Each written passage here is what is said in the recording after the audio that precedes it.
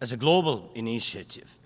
The peace formula has already existed for 2 years, and maybe somebody wants a Nobel Prize for their political biography for frozen truths instead of real peace, but the only prizes Putin will give you in return are more suffering and disasters. We must restore nuclear safety. Energy must stop being used as a weapon. We must ensure food security.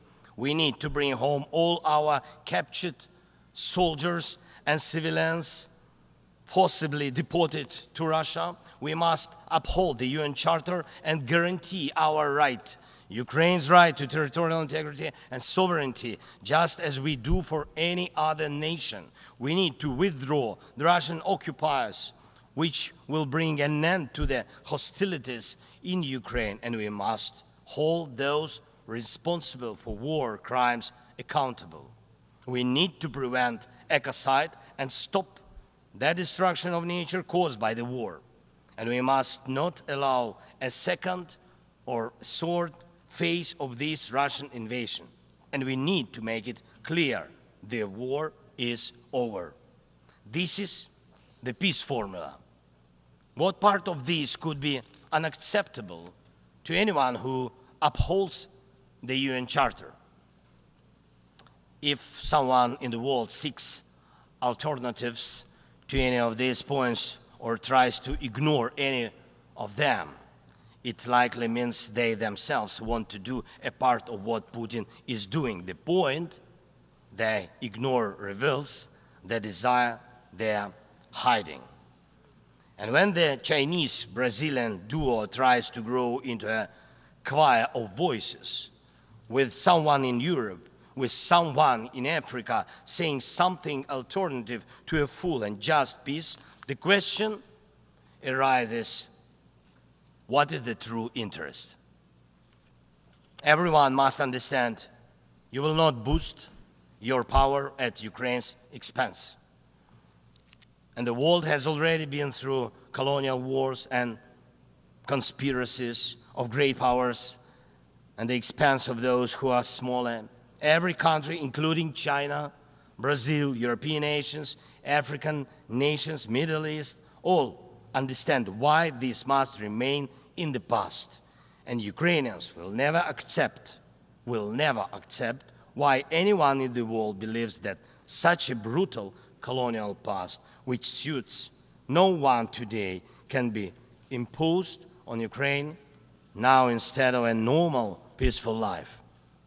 I want peace for my people, real peace and just peace. And I'm asking for your support from all nations of the world. We do not divide the world. I ask the same of you, do not divide the world. Be united nations. And that will bring us peace. Thank you. Slava Ukraini. On behalf of the Assembly, I wish to thank the President of Ukraine.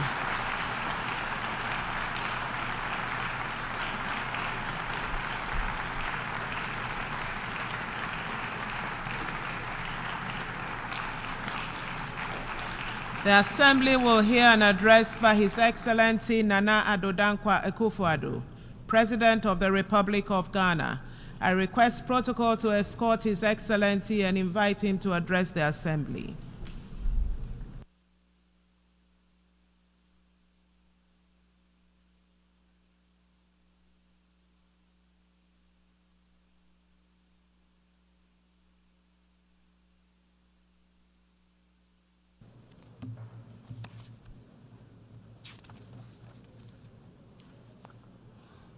Madam President, Excellencies, ladies and gentlemen, I cannot help but reflect on the significance of this moment, as this will be my final opportunity to address the United Nations General Assembly as I enter the closing months of my presidency. Over the past 8 years, I've had the privilege of speaking on several variations of the essential themes that quite properly dominate the deliberations of this global assembly: the condition of humanity and the state of the planet. Serving the people of Ghana, and by extension those of West Africa, Africa, and the world, has truly been the greatest blessing of my life. Indeed, being here this morning fills me with both pride and humility. Pride in the limited progress we have made together as nations, and humility in recognizing the challenges that still remain. My time as president has been deeply fulfilling, and I'm profoundly grateful for the trust placed in me by my fellow Ghanaians. It has been an honor to serve them and to contribute to advancing peace, security, and development on the global stage. Mr. President, Madam President, I'm here with a heart full of hope, yet mindful of the great challenges that still confront us. As President of the Republic of Ghana and as a citizen of the world, I'm acutely aware of the shared responsibility we carry.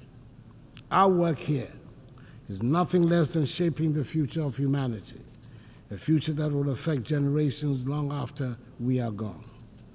Leaving no one behind, acting together for the advancement of peace, sustainable development, and human dignity for present and future generations, reminds us that the decisions we take here will define whether we rise to meet the hopes of billions or continue to let inequalities and injustice persist. We owe it to those who look to this body for leadership, to act, and not just to talk. The world we live in today is a stark, unfortunate contrast of privilege and hardship. For too long, the voices of those marginalized, those left behind, have been drowned out. They constitute the bulk of humanity. These are the voices of the poor, the displaced, the vulnerable. We cannot, in good conscience, leave them behind.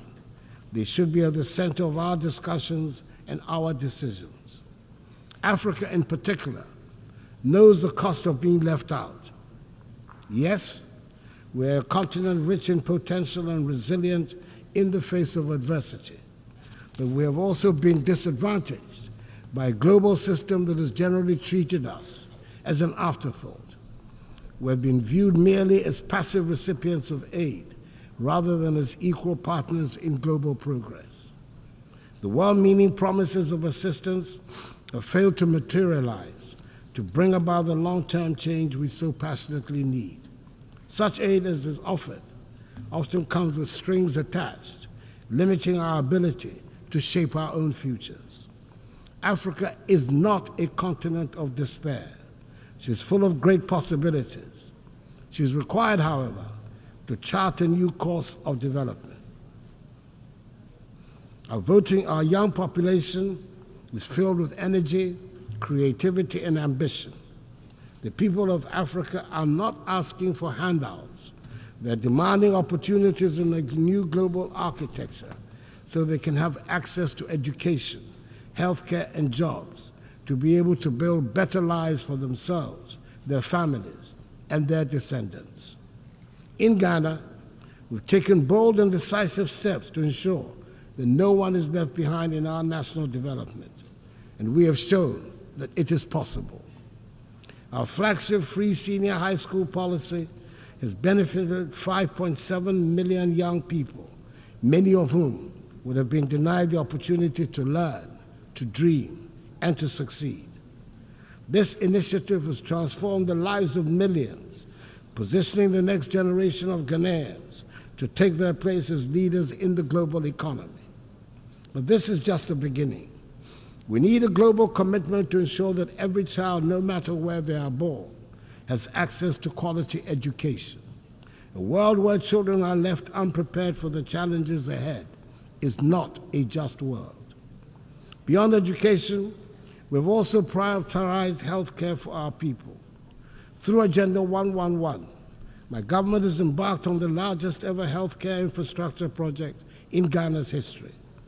This initiative is constructing 111 hospitals across the country, ensuring that even the most remote regions have access to modern healthcare facilities. This is part of our broader goal of ensuring that no one in Ghana is left without the basic right to health. We've also taken significant steps to boost food security and economic growth through the Program for Planting for Food and Jobs. This initiative has improved food production, created jobs, and enhanced incomes for millions of Ghanaians. It is a clear demonstration that with the right policies and investments, we can transform our agricultural sector and ensure that no one goes hungry. In the same vein, our one district, one factory policy is transforming the industrial landscape of the nation, generating the structural transformation of our economy, which is our major strategic objective. And in addition, Ghana has embraced in full the teachings of the Fourth Industrial Revolution and is actively pursuing an agenda of digitalization. Under my administration, we have revolutionized public service delivery by integrating technology into governance. From the introduction of the Ghana card, which has streamlined identification and access to services, to the digitalization of the country's land registry, these reforms have enhanced transparency, efficiency, and accountability. Digitalization has improved the lives of ordinary Ghanaians and has also laid the groundwork for sustainable economic growth in the digital age.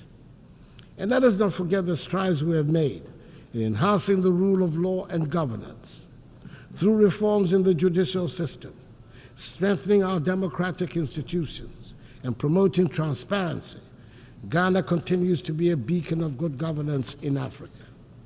We have enacted laws and implemented policies that uphold the principles of accountability and ensure that every Ghanaian, regardless of their background, is protected by the rule of law.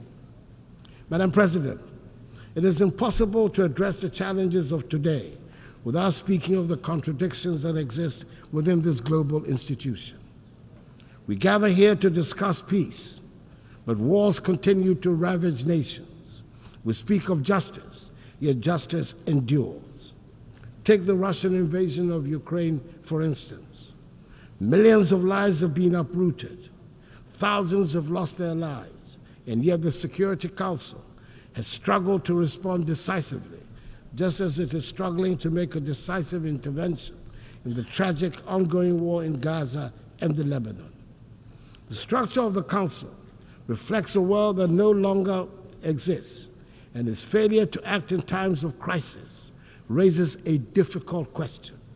What is the purpose of the Security Council if it cannot intervene when the world needs it most? Reforming the UN Security Council is a matter of fairness and necessity. The current structure, created in 1945, no longer reflects the realities of today's geopolitical and economic landscape. Africa, Latin America, and South Asia remain underrepresented despite their significant influence on global affairs. This lack of representation undermines the legitimacy of the Council's decisions, and the use of veto power by a few permanent members often paralyzes its ability to act effectively during crises. Reform is essential to ensure that the Council is more inclusive, democratic, and responsive to the complex challenges we face today. The world has changed, and the Security Council must change with it to maintain its relevance in promoting global peace and security.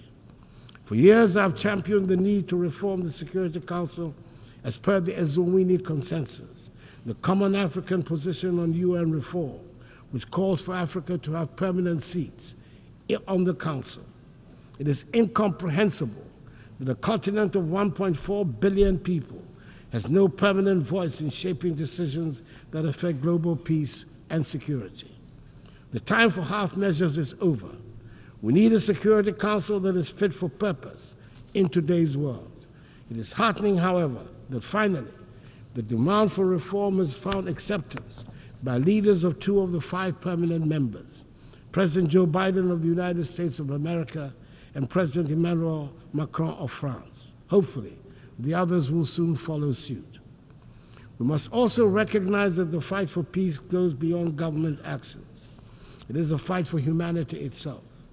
In Africa, we have often borne the brunt of conflicts, sending our troops to peacekeeping missions with limited support from the global community. While I'm pleased to see the UN now taking steps to finance peacekeeping in Africa, an outcome of Ghana's presidency of the UN Security Council, we must go further. Peacekeeping alone is not enough. We must address the potential causes of conflict, poverty, inequality, and lack of opportunity. True peace comes from investing in education, healthcare, and economic development. However, peace cannot be imposed from the outside. It must be built from within. African nations must take ownership of their security, and the African Union needs to strengthen itself to be able to respond swiftly to threats. Madam President, as I speak today, ongoing developments in West Africa are deeply troubling. Military coups in Mali, Guinea, Burkina Faso, and Niger threaten the democratic progress we have worked so hard to achieve within the ECOWAS community.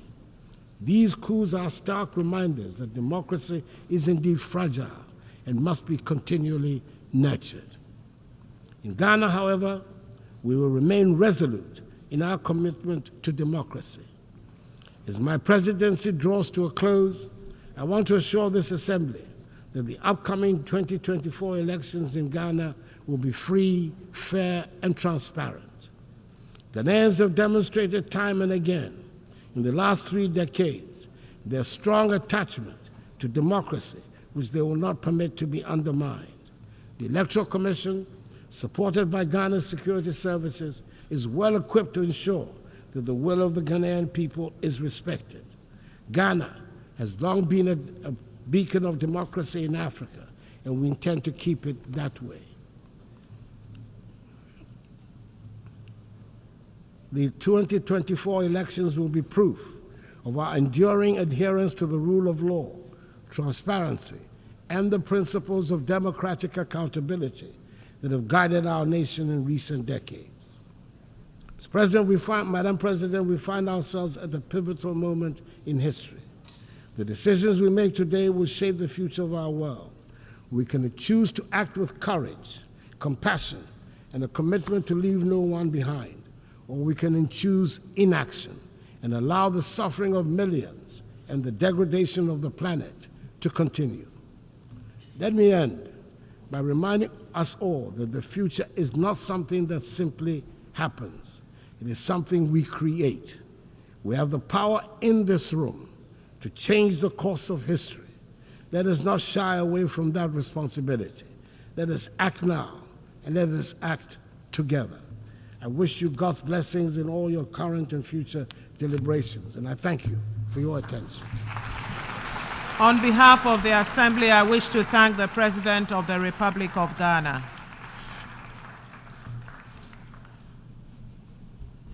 The Assembly will hear an address by His Excellency Rumen Radev, President of the Republic of Bulgaria. I request protocol to escort His Excellency and invite him to address the Assembly.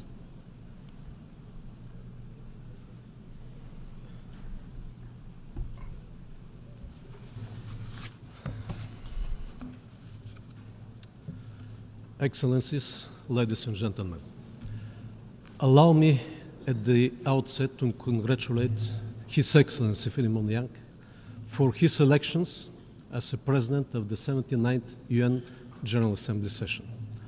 I believe that under his leadership and through his vision, the international community will move forward on the agenda of strengthening the values of the UN Charter, an effort that the humanity now needs the most. Our world faces a range of complex problems, from the unprecedented challenges to the global peace and security, to the escalating climate crisis and the persistent inequalities. We are confronted with a complex array of issues that require our immediate attention and concerted effort. We need to light the spark that ignites change. With this in mind, my country approaches the 79th session of the UN General Assembly with renewed determination to promote multilateral and workable solutions achieved through negotiations and based on the UN Charter. We must follow the path for the sake of the survival of humankind and the future generations. Taking this into consideration, we praise the Pact of the Future as a move towards a vital transformation. It becomes increasingly clear that our success hinges on a firm commitment to upholding multilateralism and the respect for international law, which are the cornerstones of our global order. This order that has been forged in UN by you and your predecessors is now under severe threat. Bulgaria has been always committed to the values of multilateralism and will continue to be, using the accumulated experience from the successful Bulgarian presidency of the UN Economic and Social Council and our current mandate as a constructive member of the Human Rights Council. Excellencies, in 2015, all UN member states adopted with unanimity 17 Sustainable Development Goals, providing a shared blueprint for peace and prosperity for the whole planet. Nowadays, they remain more than ever topical and requiring full mobilization of international efforts.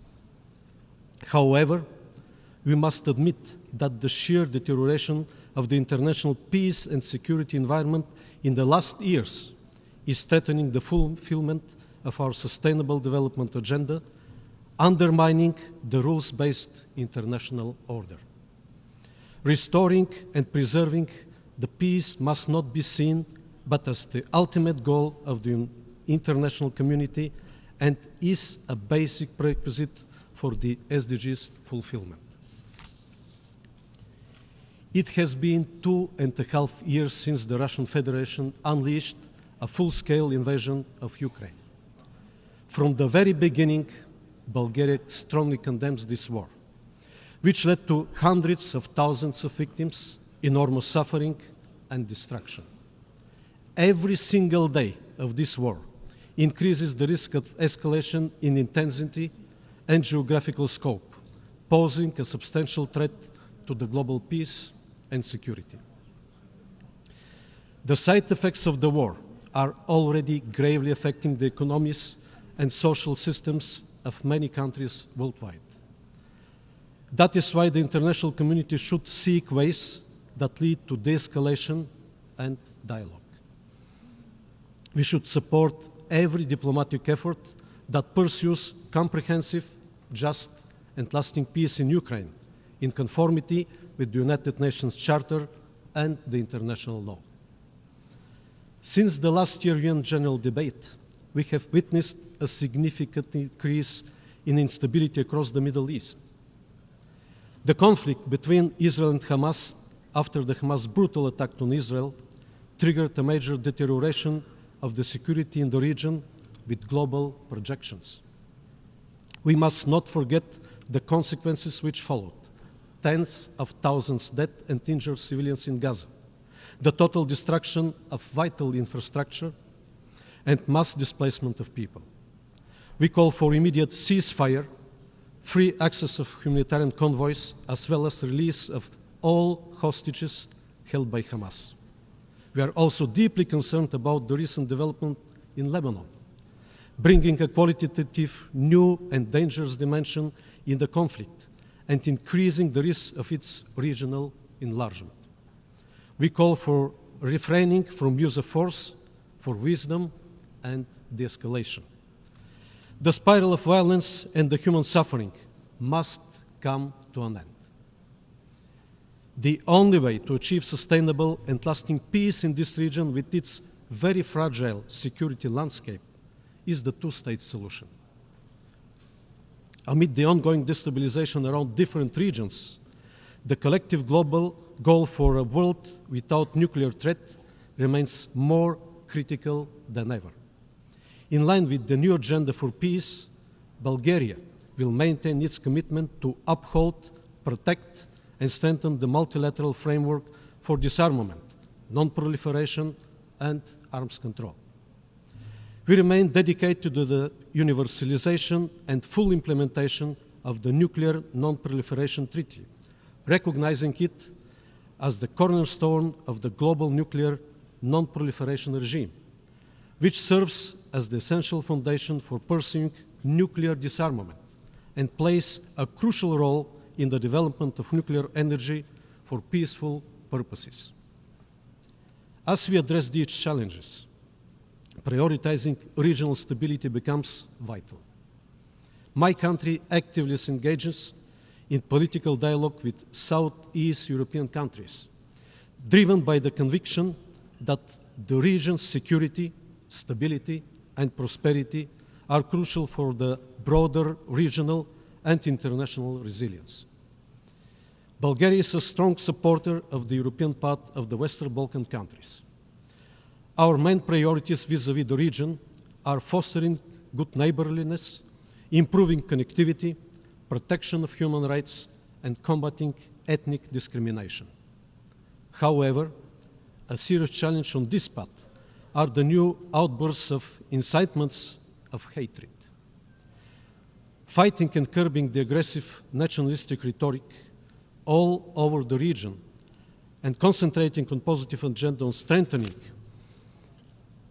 multi-ethnic societies and the rights of the constituent communities will prevent the evocation of the reminiscence of the troubled past of the region.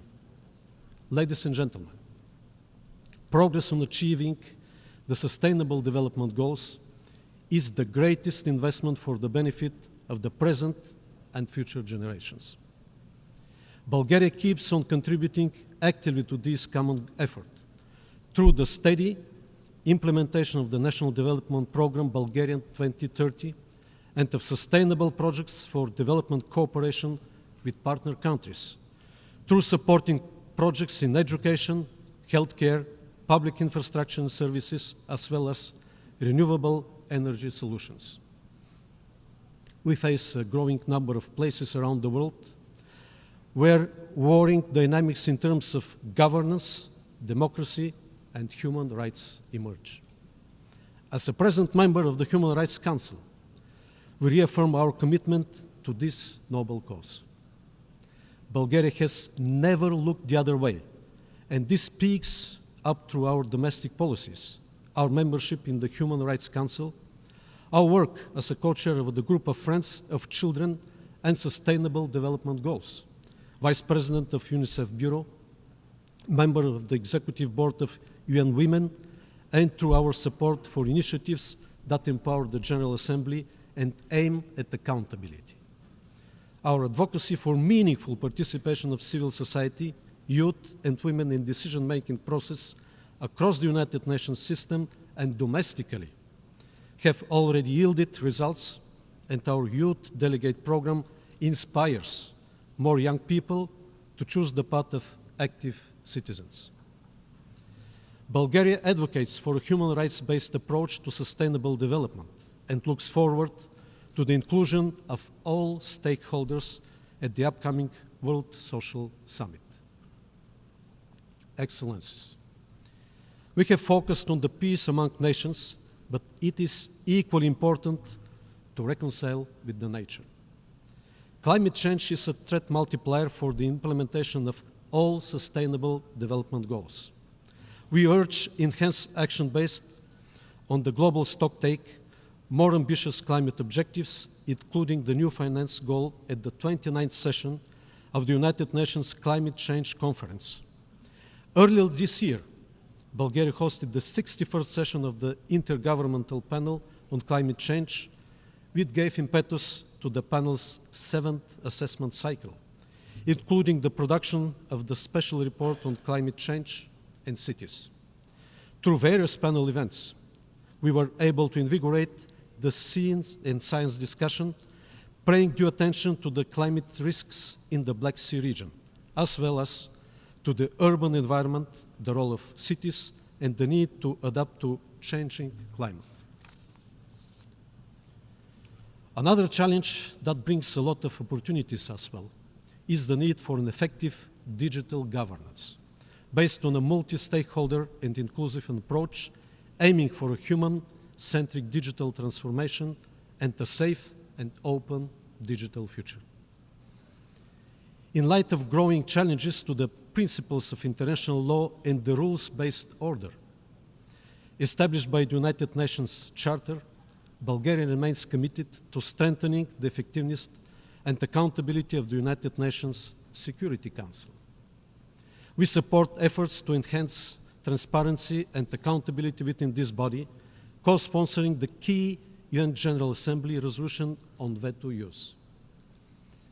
Bulgaria emphasizes the need for greater effectiveness and prioritizes securing an additional non-permanent seat for the group of Eastern European states in a reformed council. Ladies and gentlemen, let us reaffirm our commitment to addressing these global challenges with firmness and determination. The action we take today will define the future, and with courage and unity, we will rise to meet the opportunities that lie ahead. Thank you for your attention. On behalf of the Assembly, I wish to thank the President of the Republic of Bulgaria. The Assembly will hear an address by His Excellency Chandrikapersad Santokhi, President of the Republic of Suriname. I request protocol to escort His Excellency and invite him to address the Assembly.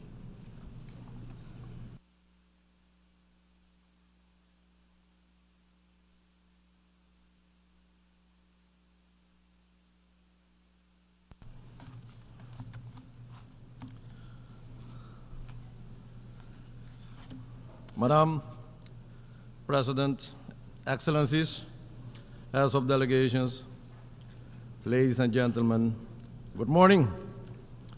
Madam President, this General Assembly is of historic significance as we embark on a process of recalibrating international relations and establishing a more effective multilateral framework.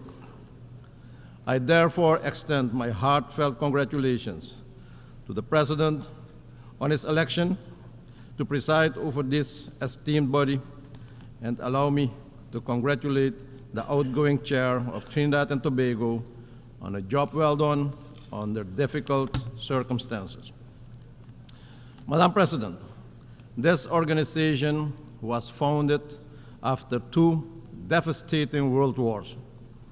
Its original purpose remains relevant today to save current and future generations from the disastrous consequences of wars and armed conflicts and foster peace and political stability for sustained prosperity for all.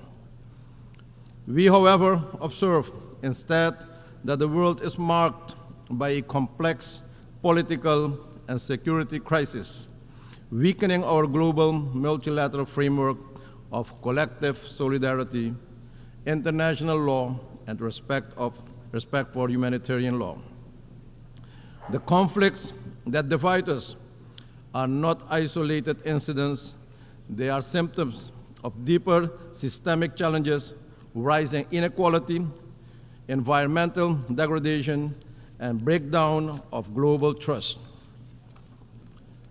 The time has come to dare to make bold decisions, revisit our global governance architecture, and to recommit to the original goals of the United Nations.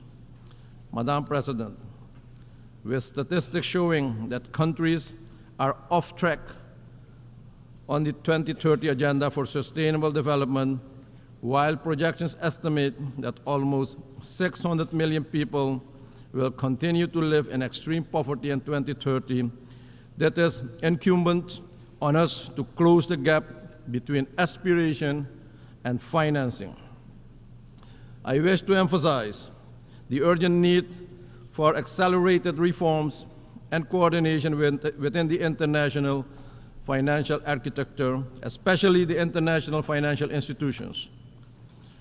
The Multidimensional Vulnerability Index, MVI, offers a comprehensive and inclusive framework that goes beyond traditional metrics to capture the true complexity of the vulnerabilities of small islands developing and low-lying coastal states.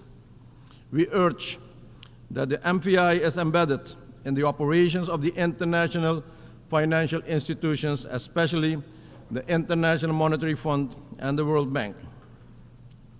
Apart from the MVI, we see other financial obstacles in place that have a major negative impact on our ability to generate development, especially de-risking measures of international banks, which are based on general assessments, do not consider the country's reality and the severe impact on development objectives of the country.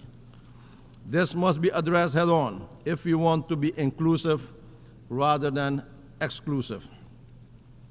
My country, Suriname, can attest to the importance of urgent need to reform the global financial and political system and to build greater trust in the multilateral system. Because of our ranking, we are not eligible for several global financial instruments to the detriment of my people.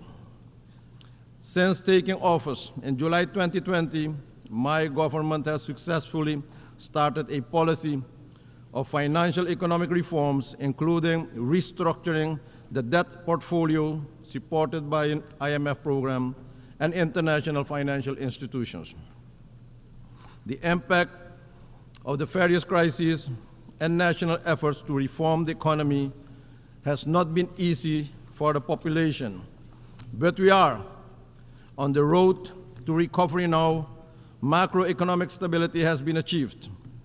We established a social safety net and increased several social benefits, all meant to make sure that we did not forget or excluded that part of our population from restoring a healthier economy.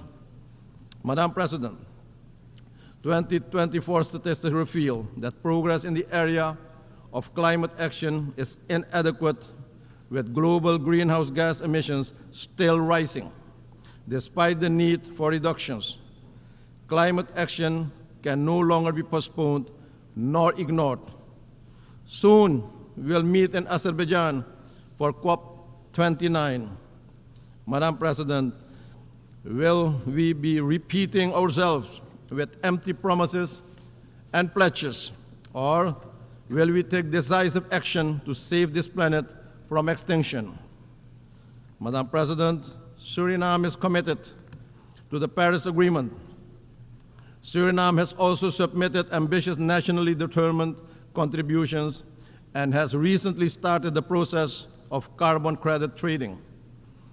Suriname aims to remain a carbon negative country with a high level of biodiversity and more than 90% forest coverage. With this conscious choice to limit deforestation, we sacrifice economic development for our people. For this, Madam President, we are not compensated while everyone benefits from our decision. Carbon negative and carbon neutral countries must be supported for maintaining that status. We are in favor of a just transition to a carbon-less economy for the coming decades, but we also expect to be allowed to develop our natural resources in an environmentally friendly and balanced manner in compliance with the international standards and practices.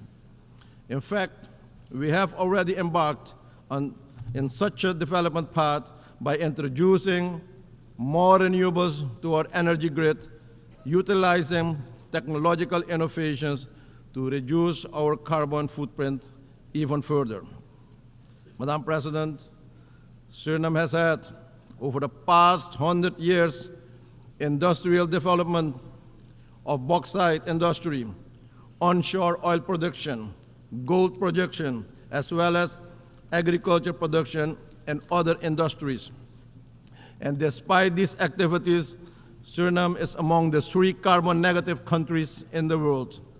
At the same time, Suriname is among the 7 most vulnerable countries with respect to the effects of rising sea levels.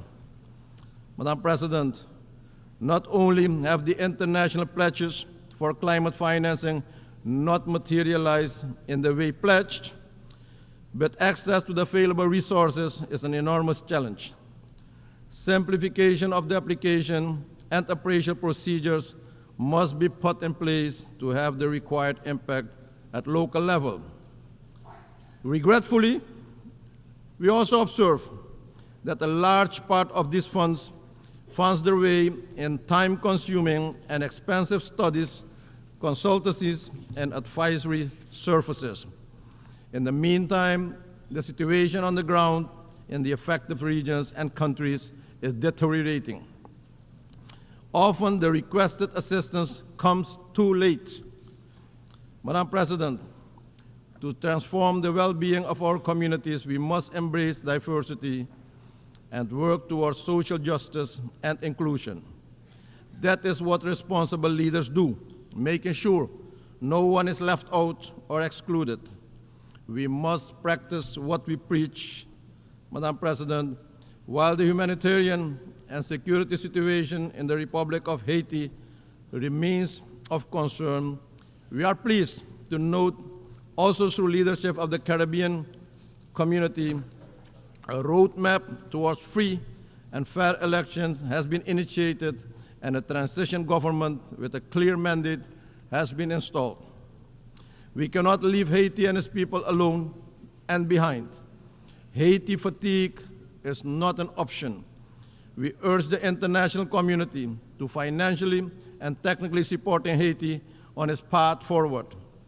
Suriname will contribute to the MSS with security personnel and remains committed to assist in whatever way we can.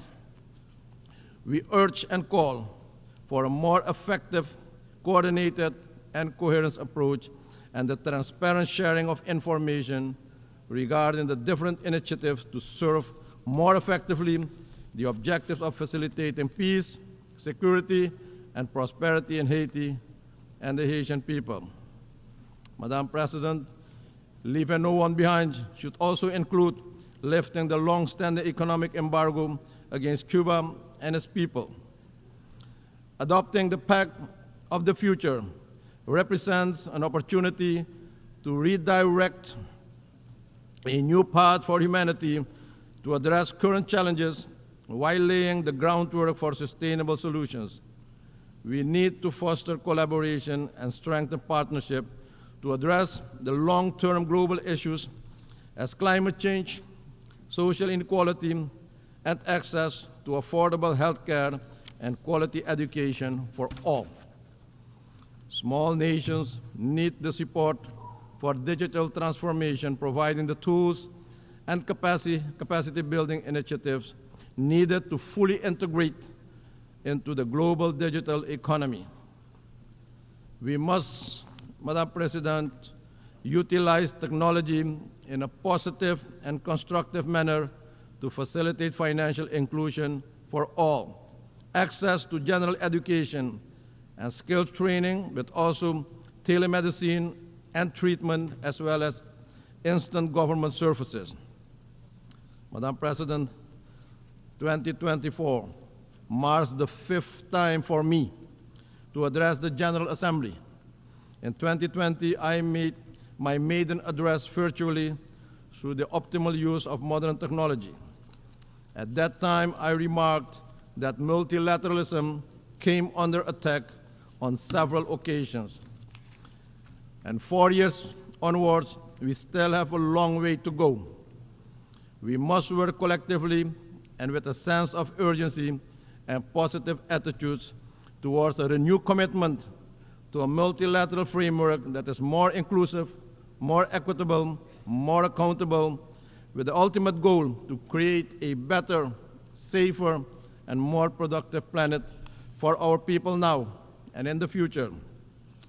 In conclusion, Madam President, the theme leave no one behind is a call to action, but is also a challenge. For smaller countries like Suriname, the global system often continues exclusion, sometimes in new version and new style.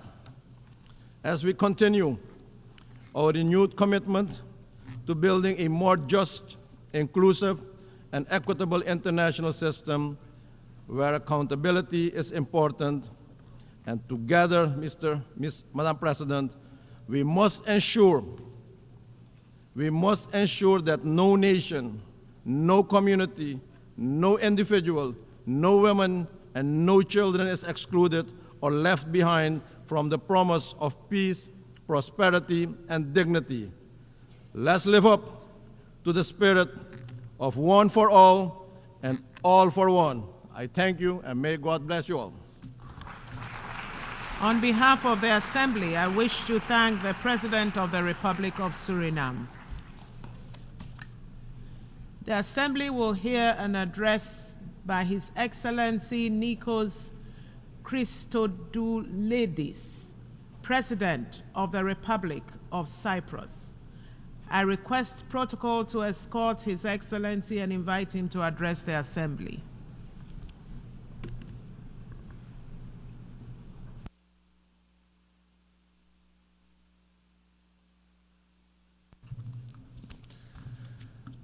Madam President, Your Excellencies, ladies and gentlemen, at the outset, I wish to congratulate His Excellency Ambassador Philemon Yang for his election as President of the 79th session of the General Assembly. Rest assured, Mr. President, of Cyprus' steadfast support for your mission. Your Excellencies, I humbly stood at this podium for the first time last year. My main premise then was that the UN Charter is not a reality. It is a promise, a sacred pledge that we inherited from our predecessors, from those who had the remarkable courage, the clarity of vision to put pen on paper, vision to action, and to solemnly declare, never again. These great visionaries who had the audacity to build peace upon still burning ashes of war assumes the tremendous responsibility to look beyond the horrors of the past, to learn from history, no matter how painful, and to lay the foundations for a world anchored on peace and stability, respect for international law, the sovereignty and territorial integrity of states. A world that leaves no one behind, that ensures prosperity and human dignity for all. Burning like a torch lit from those ashes, this promise was passed to us. Their voices are echoed in the halls of this building, which stand as a beacon and a symbol of the only path to the fulfillment of the UN Charter, which each and every state, each and every one of us undertook to uphold: multilateralism and respect for international law, diplomacy, peaceful settlement of disputes, cooperation over use of force and aggression, laying down arms. A world order that does not appease the aggressor, the violator of international legality. Ladies and gentlemen, only a few weeks after last year's General Assembly, on October 7, the world was shocked by the unimaginable, horrendous brutality of the terrorist attack against innocent civilians. No one was spared the blindness and cruelty of terror that Saturday morning. Women raped, children killed and abducted, the elderly witnessing the burning flame of their loved ones, their future extinguished before their eyes. Their screams penetrating the hearts, forever changing the landscape of their lives, penetrating the conscience of humanity. There is never, ever any justification for terror. There is never, ever any justification for such blatant disregard for human life and dignity. No matter where it comes from, no matter whom it concerns us all. when rape is used as a weapon of war against women and girls, when children are abducted, our voice needs to be loud, clear, united, and unequivocal. Those are our daughters. Those are our children, and we failed them. Let me be clear. Ours is a mission for the innocent.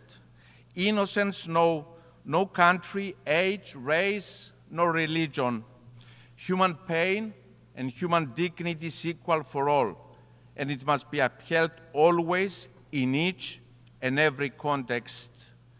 Dear friends, in the immediate aftermath of the October 7 attack, and as the humanitarian situation in Gaza deteriorated, my country, the Republic of Cyprus, acted.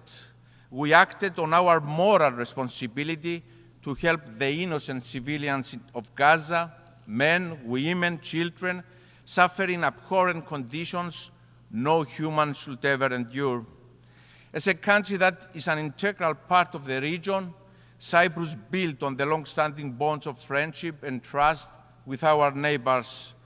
Fulfilling our duty as an anchor of stability in the turbulent sea, as the European Union's lighthouse in the Eastern Mediterranean, we delivered the Amalthea Maritime Corridor to the international community, a lifeline of hope and humanity. The Cyprus Humanitarian Corridor is a manifestation of the spirit and the letter of the UN Charter, cooperation and multilateralism.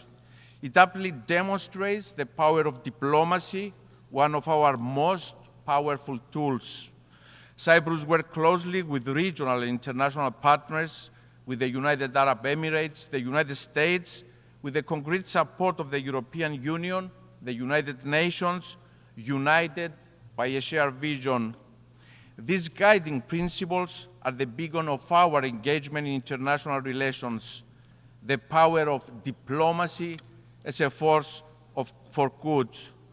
We have consistently manifested this commitment and will continue to do so. Cyprus has acted time and time again as a regional evacuation hub at time of crisis, a safe bridge, a safe haven for civilians. Dear friends, the Palestinian children that have been orphaned, forced to live in tents with no access to the most basic items of existence, food, shelter, education, safety, are also our children. No child should ever endure such nightmare. They didn't cause this war. They do not deserve it. They suffer in silence. Their cries are haunting our conscience. We have also failed them. The situation in Gaza is a desperate cry for us to act decisively. We must do all that is in our power. We must act as leaders, as states, as international and regional organizations. My country has emphatically stressed the need for the respect of international humanitarian law, the protection of civilians, the rapid, safe, and unhindered flow of humanitarian aid into Gaza, for the immediate and unconditional release of all hostages. This war must end now. The suffering must stop now. We have also consistently underlined and acted on the imperative of avoiding further escalation and destabilization in our region, and of the vital importance of preventing regional escalation. We are deeply alarmed by the recent developments in our neighboring Lebanon and stress the need for restraint. A step back must be taken from the brink. Excellencies, the wider region of the Eastern Mediterranean and the greater Middle East, our neighborhood, is no doubt a turbulent region faced with a multitude of complex challenges. And yet, this neighborhood is so much more than the prevailing narrative. I will never accept the linear narrative of a region in turmoil. It is a narrative that ignores the complexities, but also the immense promise of the region and its people, the dynamics of opportunity and change that are unfolding. I have seen this journey closely, witnessing the full cooperation in the region, experience firsthand what countries of the region can achieve when they come together behind a common vision for the future, committed to multilateralism, always in respect of international legality. And I'm convinced that the Eastern Mediterranean and the wider Middle East can move decisively beyond the prevailing narrative of being a region in turmoil and become a hub of stability, peace, and cooperation. For the region to fulfill its promise, there has to be a path for lasting peace. There is an urgent need to reinvigorate the Middle East peace process and reach a political settlement in line with the relevant UN Security Council resolutions. There is no other path to walk. Out of tragedy and suffering of the last year, let us exert every effort to ensure there is lifeline to peace. There are no shortcuts, no alternatives or substitutes to a lasting peace. There are no frozen conflicts. The vacuum created in the absence of a viable peace becomes a breeding ground for crisis and conflict. We can never be complacent. This is a painful lesson recent history teaches us over and over again. The Russian invasion of Ukraine, a sovereign nation, came as yet another stark reminder of what is at stake if we don't defend and uphold the principles enshrined in the UN Charter. Cyprus strongly condemns any breach of international peace and security effected through military action by any state against the independence, sovereignty, and territorial integrity of another state. My country has stood in an unwavering manner since the first day of the Russian invasion on the right side of the history. Cyprus, my country, itself a victim of invasion and continuing occupation, has steadfastly supported the unity, territorial integrity, and sovereignty of Ukraine. Madam President, Your Excellencies, the torch for peace in Cyprus awaits to be lit. This year, on July 20th, we mourned 50 years since the Turkish invasion of Cyprus. Through use of force, Turkey occupies a sovereign European state.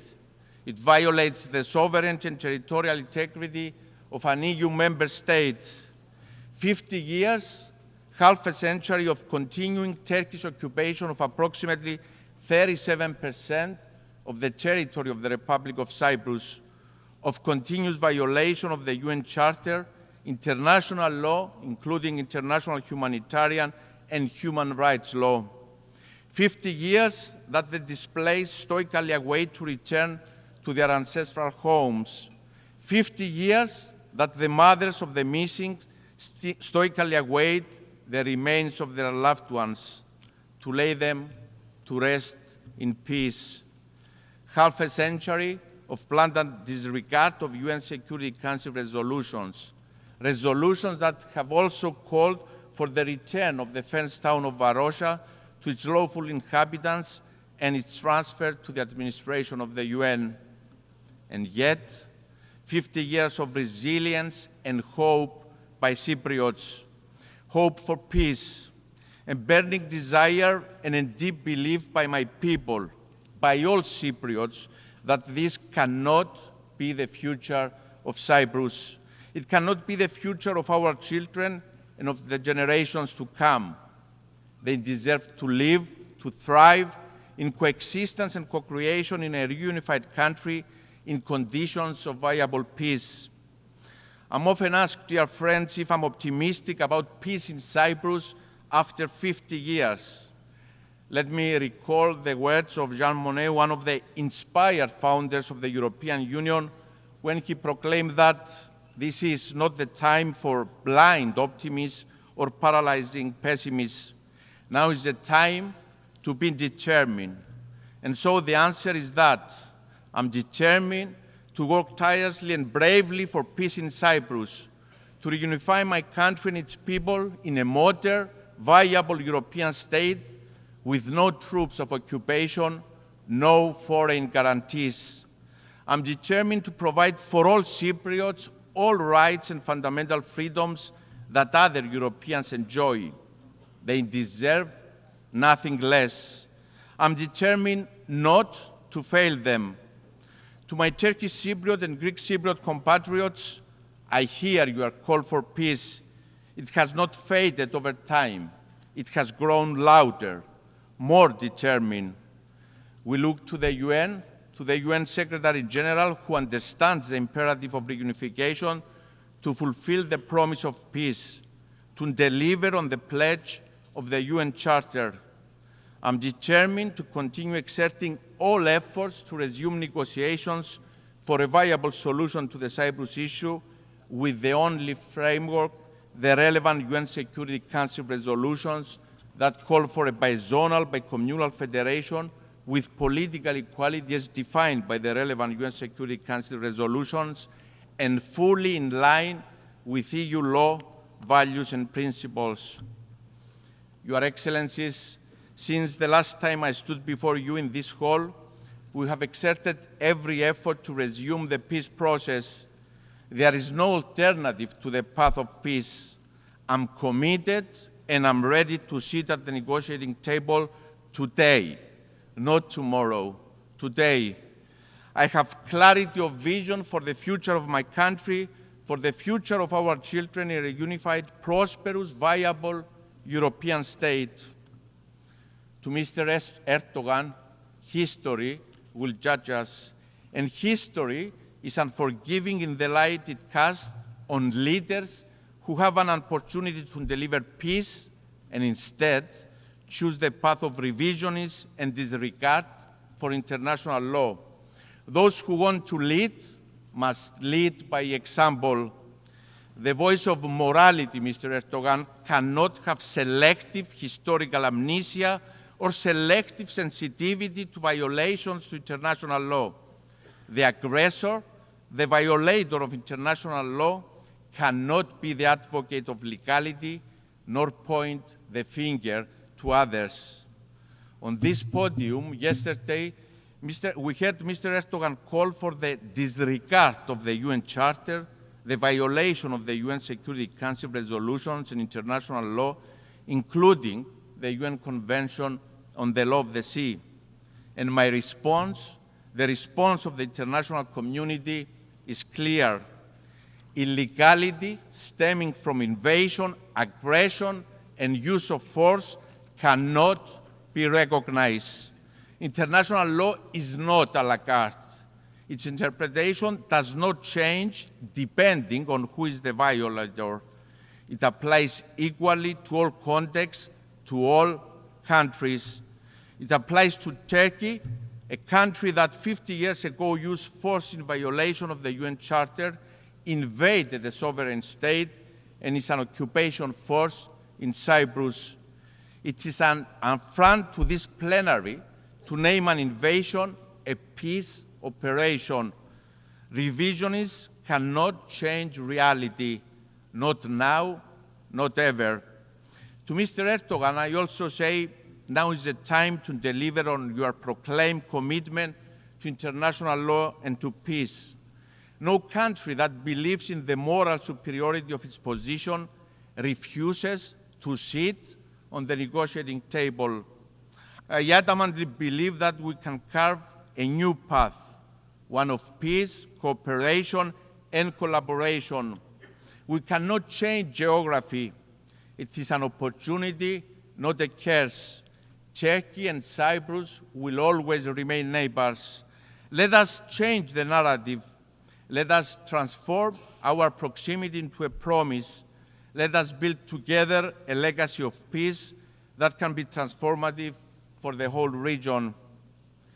Ladies and gentlemen, in our common agenda, the Secretary General remarked that humanity faces a stark and urgent choice, and break down or break through.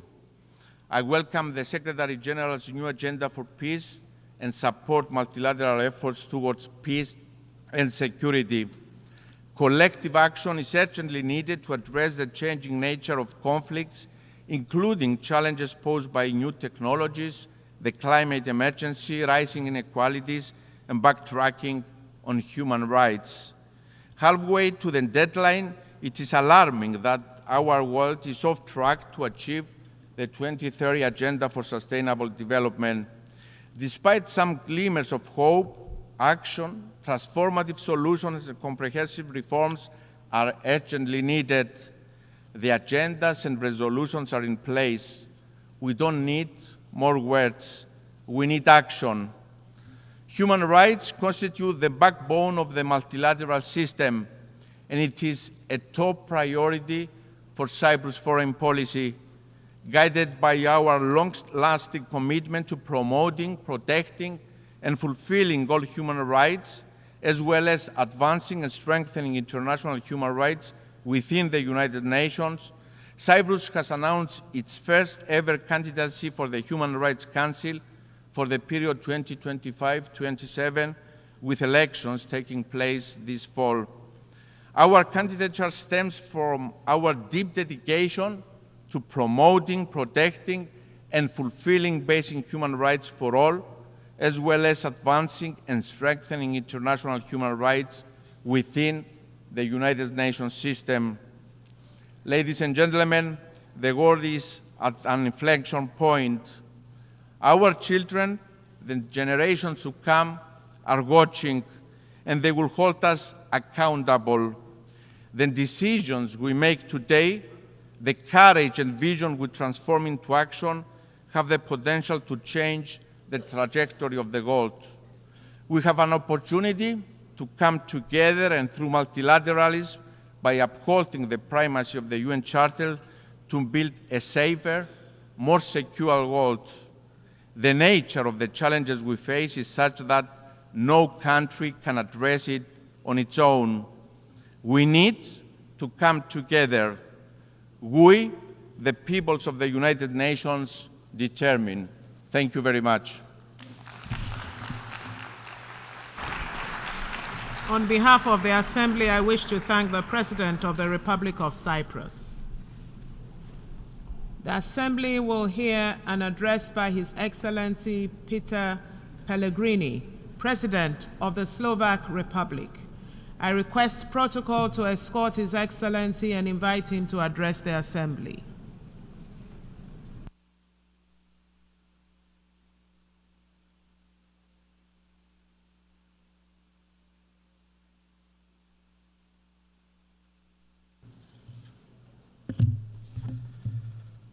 Madam President, Excellencies, ladies and gentlemen, it is an honor and privilege to address you from this place. It's the first time for me in my capacity of President of Slovakia. The United Nations organization, which we helped to found with our brotherly Czech nation under Czechoslovakia's flag, has been here for almost 8 decades. We could spend hours discussing its imperfections or flaws. We have a legitimate right to ask how the UN delivers on its core mission, and that is maintaining peace, guaranteeing international law, and protecting human rights. And most importantly, why it fails to do so quite often. Despite all its faults and failures, the UN is the only truly global forum we have. It is the backbone of the world order based on rules and international law. The cornerstone of the world as we know it. The UN is a vital international ecosystem for most countries in the world, including Slovakia. The sovereignty of the majority is, to a great extent, based on our ability to cooperate, show solidarity, and look for points where our often different interests meet. It builds on our readiness to reach a compromise and respect our diversity based on shared universal values, rules, and obligations. Especially in today's uncertain times, it is a powerful pillar of sovereignty, just like its classic features, territorial integrity or independence of action.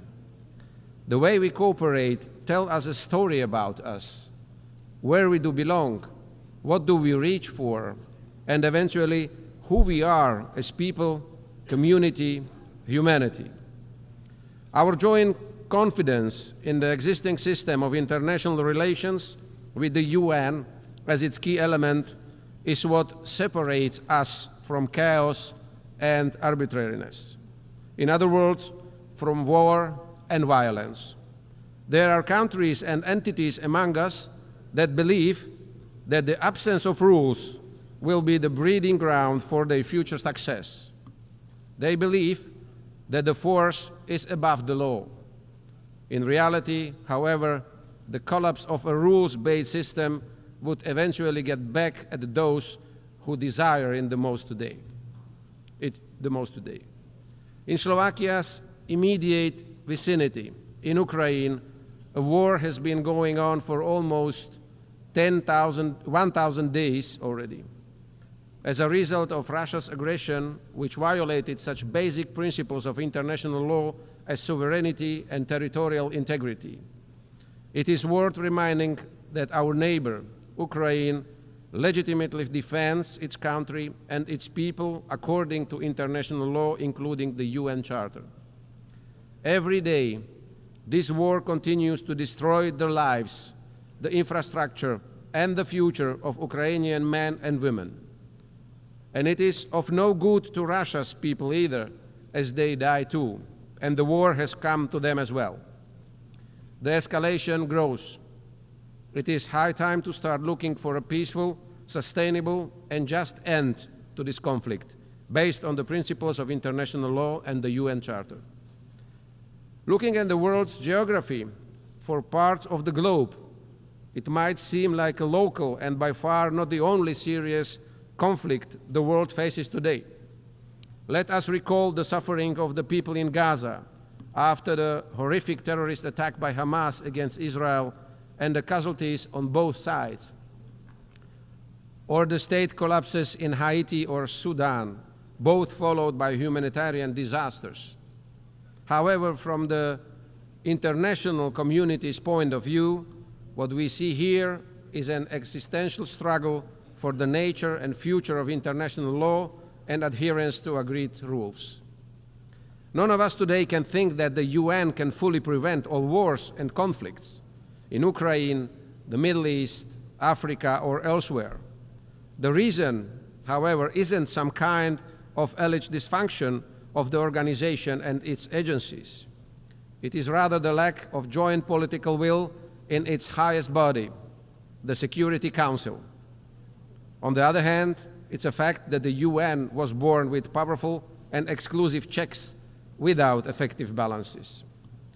For years, there has been a general understanding that the UN needs a deep reform, and Slovakia stands ready to continue assisting this legitimate effort.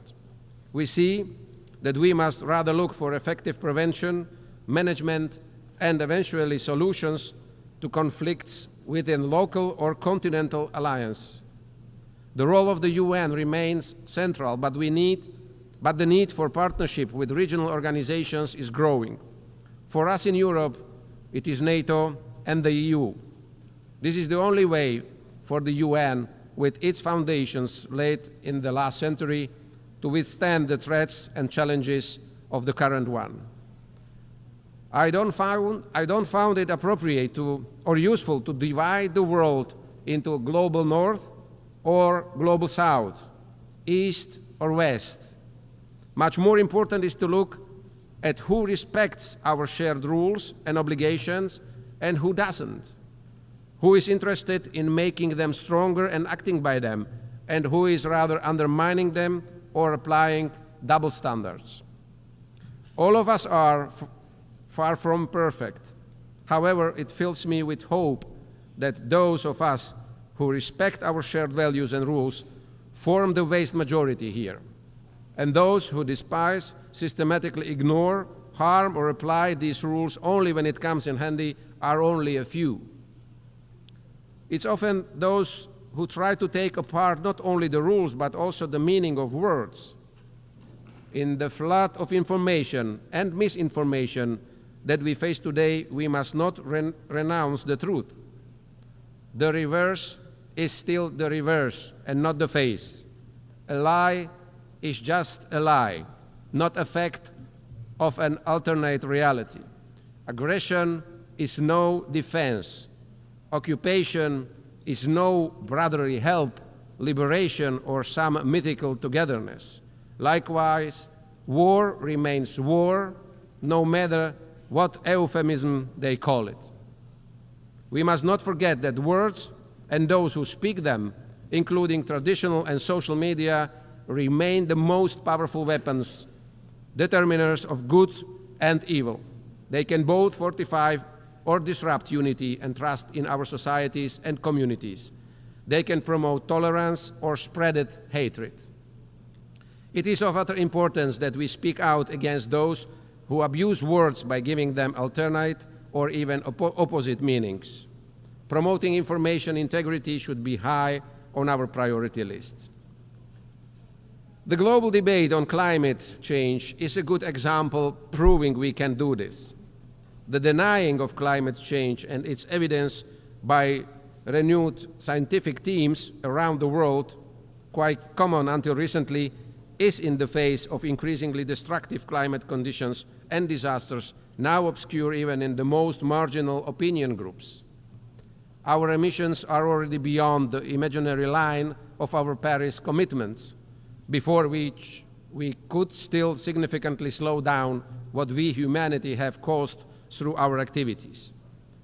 Blaming each other won't help either. We'd better do what we can. Let's invest part of our personal and political activity into what is already happening with our climate, mitigating the consequences of hurricanes, floods, and extinguishing fires, both figuratively and unfortunately also literally, is today's urgent climate agenda. Protection of freedom, human rights, and human dignity for everyone, efforts to reduce poverty, strengthening food security, upgrading health, hygiene and vaccination standards, environmental protection, preservation of ecosystems, and diversity. Here, along with the climate change mitigation, I see a huge area of action for the UN and its specialized agencies too. Practical and well-directed policies, coordination of different national development and assistance programs into regional synergies and successes, as well as comprehensive and expert evaluation of green transition efforts. That is what I expect from the UN of today.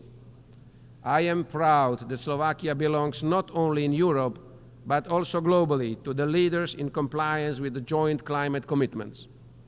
I believe the UN should also pay much more attention to the technological and digital aspects of our lives. Today, it's almost equally important as our physical identities. What I have in mind is no global regulation.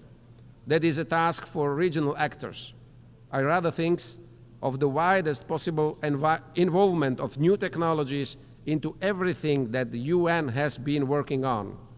My point is that the whole world should more evenly benefit from technological progress. It should become one of the main engines of social progress and a way to level differences and promote gender equality.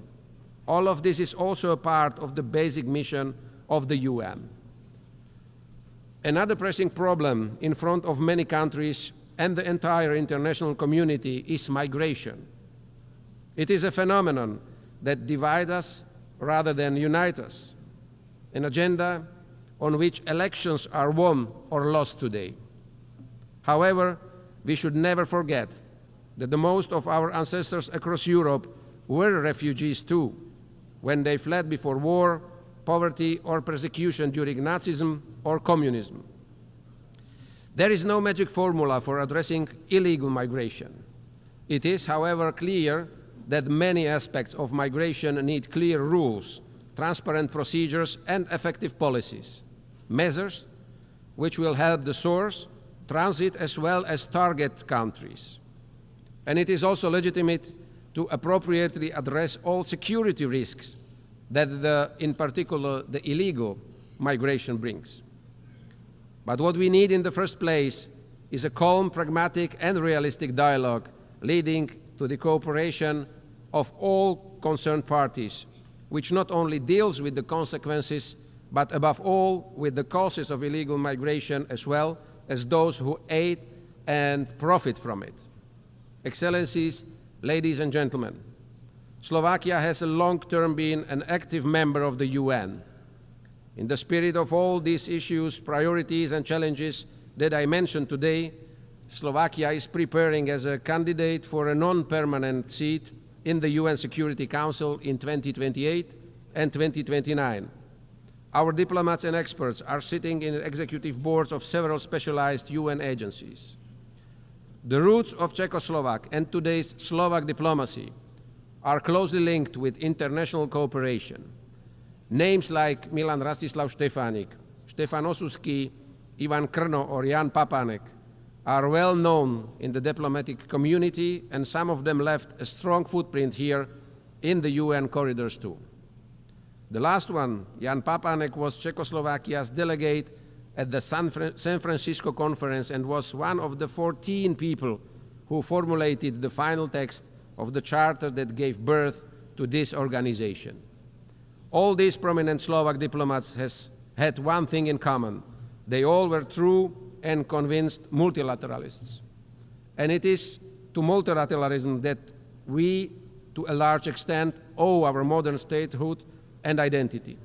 It's therefore up to us, the leaders of this world, to stress in communication to our citizens that the building blocks and rules of the international community, which we have been lying together for almost 8 decades since 1945, have no sustainable alternative.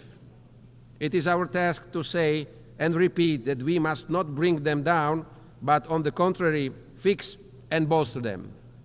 Multilateralism, just like the world around us, is complex and has many diverse and often opposing layers. It requires a lot of patience, and it often brings frustration and bitterness. However, it's also the most precious generational wealth that we can rely to our posterity. It's up to us in what condition and how well or ill prepared for the future we will jointly pass it on. Thank you very much. On behalf of the Assembly, I wish to thank the President of the Slovak Republic. The Assembly will hear an address by His Excellency Nangolo Mbumba, President of the Republic of Namibia. I request protocol to escort His Excellency and invite him to address the Assembly.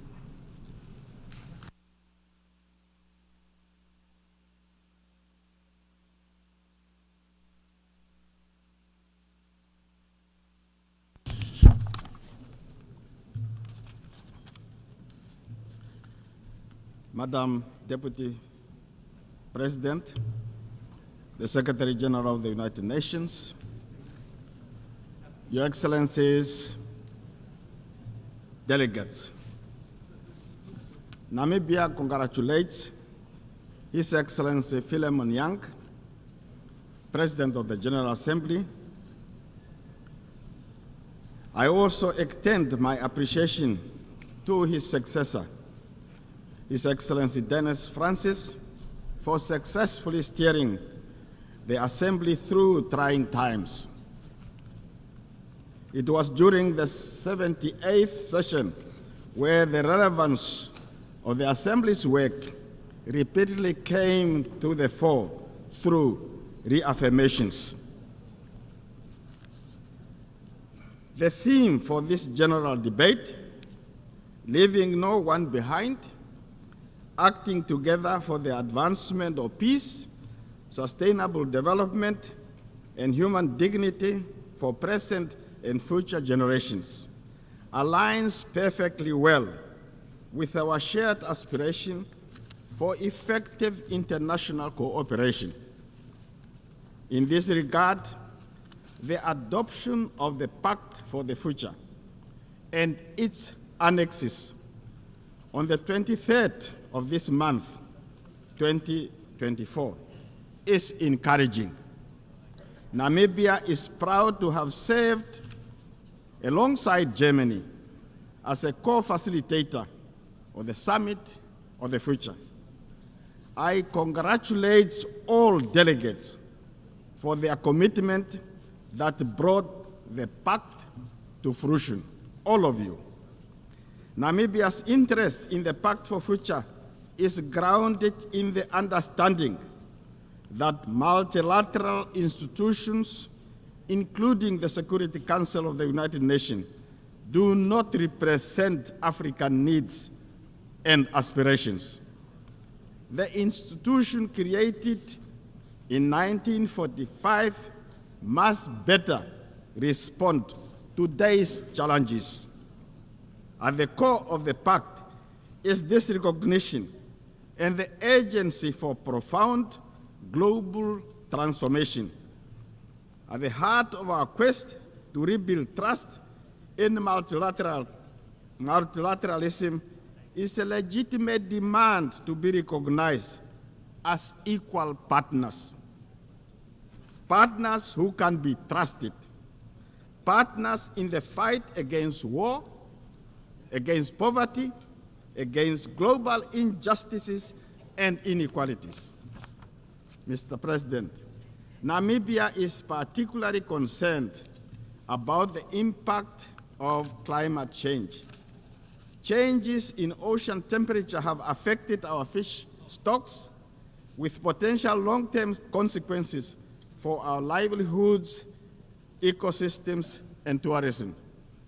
Namibia and the rest of SADC region are going through an El Niño phenomena which has adversely impacted our food security. In this regard, Namibia has to declare a state of emergency to address the severe effect of drought. As we approach the 30th anniversary of the Beijing Declaration, we are presented with a renewed opportunity to strengthen gender equality. Namibia remains among the top 9 countries globally that have close to 80% of gender gap. In the past 12 months, we have achieved perfect parity in the National Assembly, where 50% of representatives are women. Namibia is preparing for the 8th Presidential and National Assembly elections on 27 November 2024. Political parties, including the ruling party, which I represent, have nominated female candidates. We hope that the United Nations will have a female Secretary General in the near future. Namibia is working to develop a sustainable energy mix to support its ambitious industrialization agenda and to contribute to the world's efforts to combat climate change. We are establishing green industrialization ecosystem for decarbonizing industries that find it difficult to lower their greenhouse emissions. Investment in these key sectors is critical in Namibia. And Namibia is urging developed nations to scale up support for developing countries to facilitate gradual energy transition. Turning to international peace and security, there is an urgent need for this assembly to support the modalities to actualize the adversary opinion rendered by International Court of Justice regarding the ongoing conflict in Gaza. Prolonged occupation does not justify or make acceptance the hardship and injustice endured. This is particularly true for the people of Gaza, who continue to be brutally massacred. As a country that has endured genocide, Namibia believes that Israel, by intent and by action, is committing genocide. Namibia continues to call for a ceasefire and humanitarian assistance to flow unhindered into Gaza. On economic matter, economic hardship continue to affect the sister Republic of Cuba in stark contrast to the ideals of inclusivity and the goals of leaving no one behind. Namibia calls for the end of economic, financial, and commercial blockade against Cuba and calls for removal of Cuba from states that are accused of sponsoring terrorism. Namibia also reiterates its call for the immediate and unconditional lifting of illegal sanctions against our neighbor Zimbabwe, which hinders the country's capacity to achieve sustainable development goals. Further affronts to the United Nations Charter, its purpose and principle is the continued disenfranchisement of the people of Western Sahara, who are denied the right to self-determination. The 79th session of the UN General Assembly must do more to change that situation. In conclusion, Namibia is a child of international solidarity midwifed by the United Nations, and therefore remains its firmest of proponents. The United Nations system can be strengthened if we hold hands and work together as bridge builders to illustrate, as illustrated by the Summit of the Future, by choosing the way of collaboration over enmity, peaceful dialogue over war and conflict, and de-escalation instead of escalating things, we can achieve our shared goal of more peaceful, just, and prosperous world. And I thank you for your attention. On behalf of the Assembly, I wish to thank the President of the Republic of Namibia.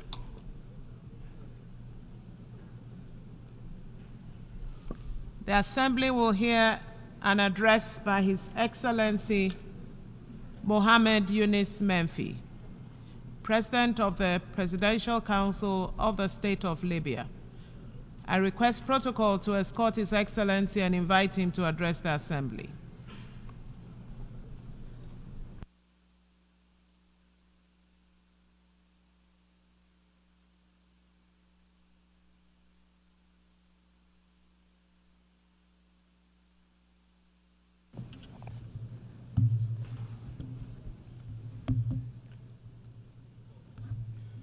السيد الرئيس،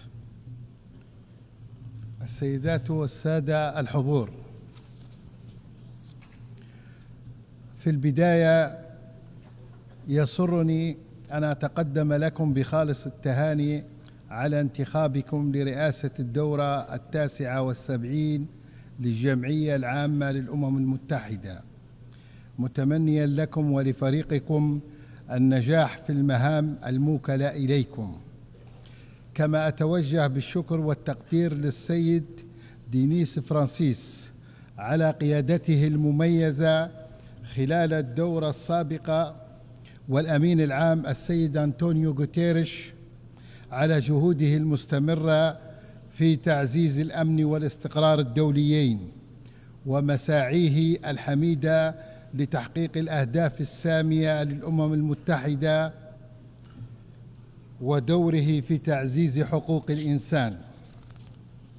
السيد الرئيس، السيدات والسادة، عانت ليبيا على مدى أكثر من عقد من الزمن مراحل انتقالية متعاقبة شابتها العديد من الصراعات والحروب غير المبررة بين الأشقاء، والتي غذتها تدخلات خارجية تسعى إلى إضعاف الدولة وتعميق الانشقاق والسيطرة على مواردها الطبيعية وقرارها السياسي والاقتصادي، وهو ما يتطلب اليوم وقفة جادة لاستعادة زمام الأمور.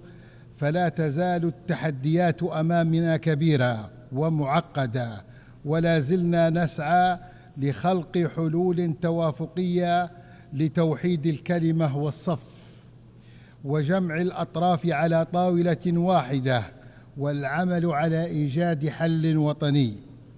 إلا أن الانقسام المؤسسي الناتج عن العرقلة الممنهجة لبعض الأطراف السياسية وما تبعها من نزاعات حول الصلاحيات والاختصاصات أدى إلى تفاقم الأزمة السياسية والمؤسسية بشكل ملحوظ، وزاد من تعقيد المشهد السياسي، بداية من خلق أجسام موازية إلى تجميد وإلغاء الالتزام بالاتفاقات السياسية المبرمة وقرارات مجلس الأمن ذات الصلة، وصولاً لاستخدام موارد الدولة كأداة للضغط السياسي، وآخرها محاولة العبث بالقضاء الليبي، الأمر الذي يجعل من واجبنا أن نتحمل المسؤولية الملقاة على عاتقنا ونتدخل عندما يتعلق الأمر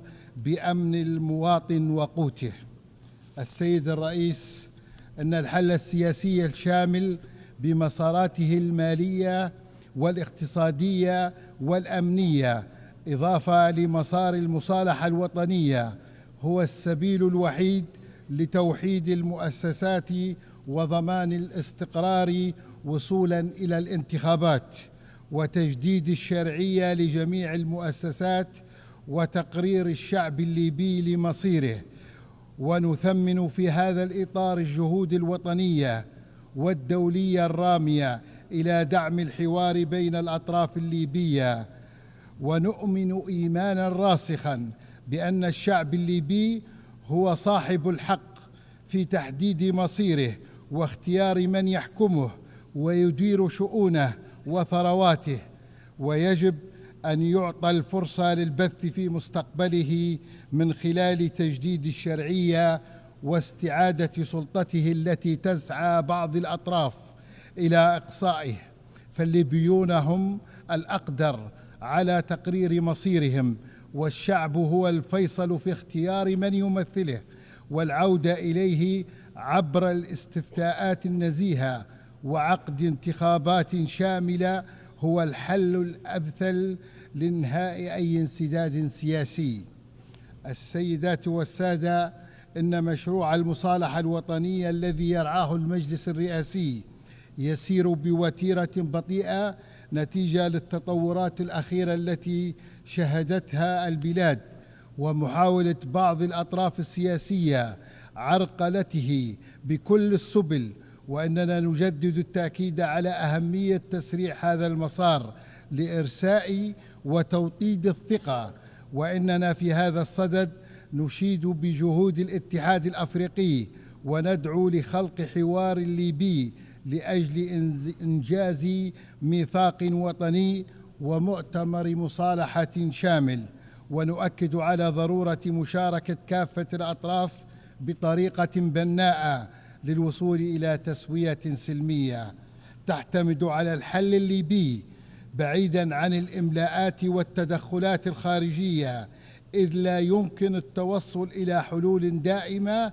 من دون حوار صريح وجاد بين الليبيين أنفسهم، ومن غير تدخلات خارجية يضمن وحدة البلاد وسلامتها المجتمعية وسيادتها. السيدات والسادة، يصادف هذا الشهر الذكرى السنوية الأولى لدمار الزائن من مدينة درنا ومحيطها بسبب إحصار دانيال، والذي يعد حدثاً مؤلماً لا ينسى، حيث ترك خلفه دماراً واسعاً وخسائر بشرية ومادية جسيمة. ورغم الآلام والحزن إلا أننا أيضاً نتذكر تضافر وتلاحم جهود الليبيين، والتي أعطت درساً حياً على قدرة الشعب الليبي للتغلب على الصعوبات والأزمات، إذ ما قرر حل مشكلاته داخلياً من غير تدخلات وإملاءات خارجية. كما نجدد الدعم للجهود الصادقة التي بذلت للتعافي تمهيداً لإعادة الإعمار في كافة ربوع البلاد. السيدات والسادة، ما يرتكبه الاحتلال الإسرائيلي من جرائم إبادة وتطهير عرقي ضد الشعب الفلسطيني واللبناني يمثل انتهاكاً صارخاً للقوانين الدولية، متمسكين بمبادئ المحاسبة وعدم الإفلات من العقاب. ونشير في هذا الصدد إلى انضمام دولة ليبيا إلى جنوب أفريقيا في القضية المرفوعة أمام محكمة الجنايات الدولية بخصوص الكيان الإسرائيلي وانتهاكاته الجسيمة للقوانين والقرارات والمواثيق الدولية، ولتعزيز المساءلة على الانتهاكات والإبادة الجماعية التي يتعرض لها الشعب الفلسطيني. كما أننا نؤكد أن إبعاد شبح نشوب حرب إقليمية في المنطقة يكون من خلال معالجة الوضع في غزة وإيقاف الانتهاكات والاعتداءات الجسيمة في فلسطين. ونؤكد على حق الشعب الفلسطيني في تقرير مصيره وإقامة دولته المستقلة وعاصمتها القدس الشريف. السيد الرئيس، السيدات والسادة، أما على صعيد القضايا الإقليمية والدولية فإننا نؤكد على ضرورة تضافر الجهود في مكافحة الهجرة غير الشرعية والإرهاب، حيث إن هذه القضية تمثل تحدياً كبيراً ليس لليبيا فحسب بل للكثير من الدول، وخاصة الدول الأفريقية ودول المنطقة وليبيا، كونها دولة عبور تتحمل عبئاً كبيراً في هذا الشأن.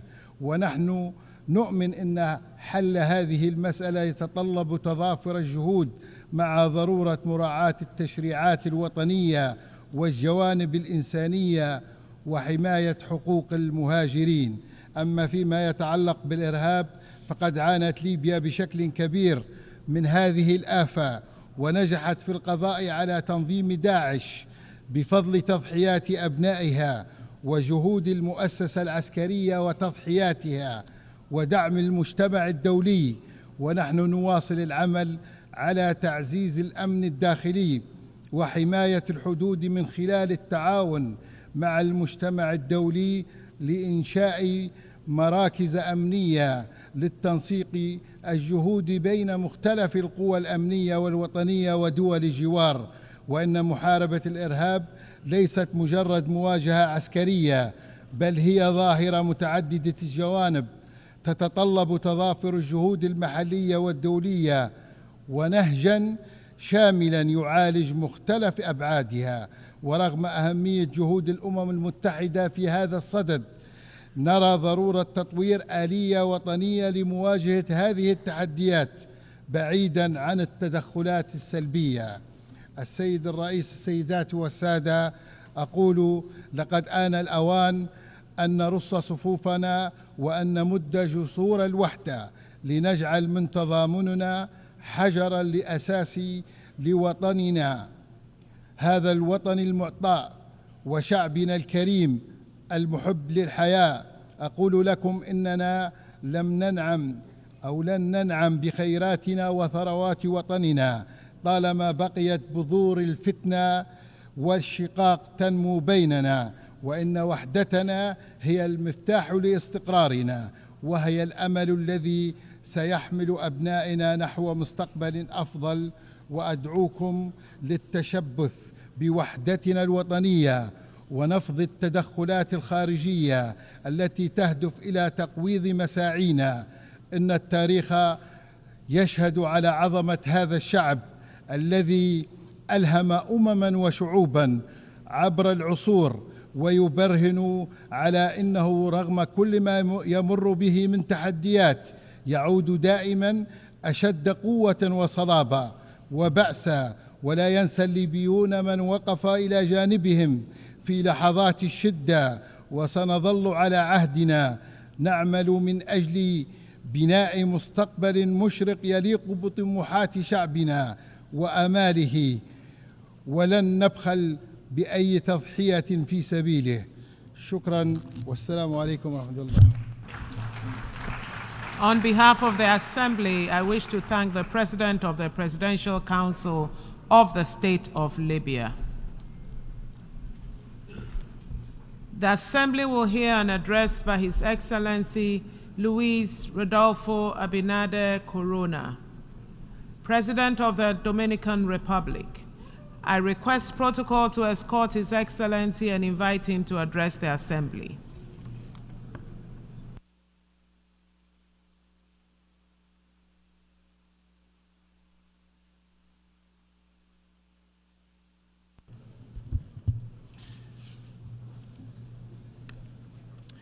Excelentísimo señor Philemon Yang, presidente de la 79ª sesión de las Naciones Unidas, excelentísimo señor Antonio Guterres, secretario general de las Naciones Unidas, excelentísimos señores jefes de Estado y de Gobiernos, honorables jefes de delegación, señoras y señores.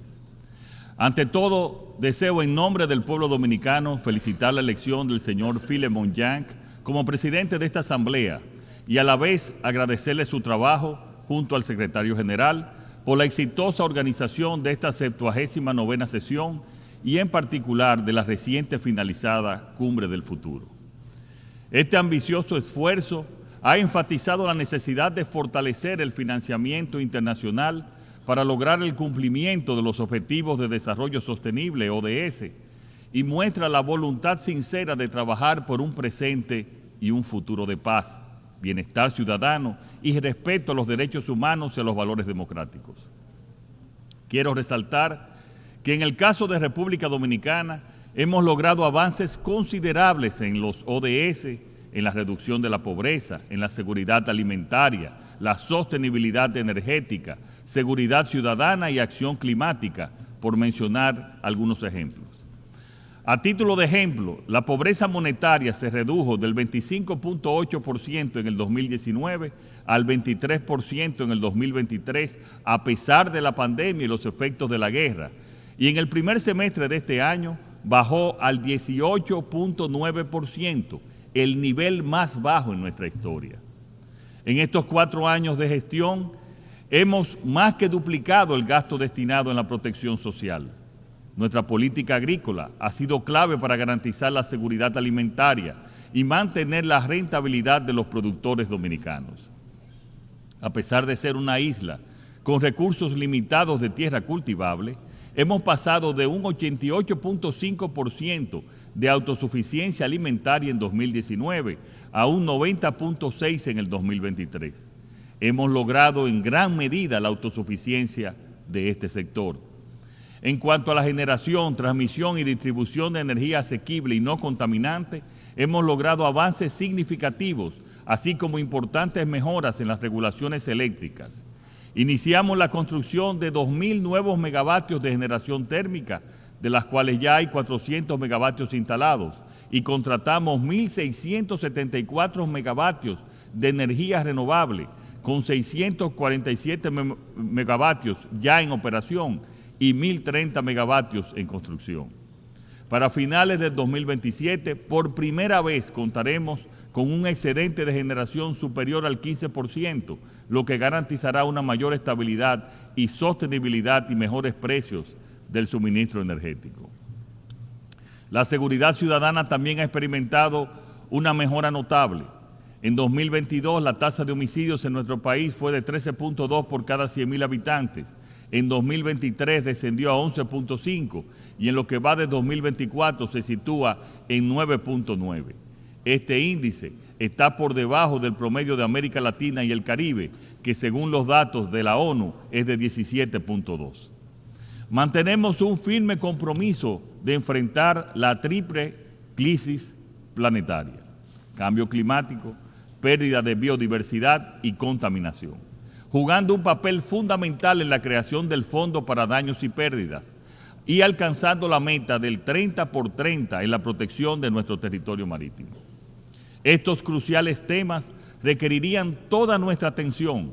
Sin embargo, el resurgimiento de la guerra y la violencia desbordada nos obligan a enfocar esta lamentable urgencia.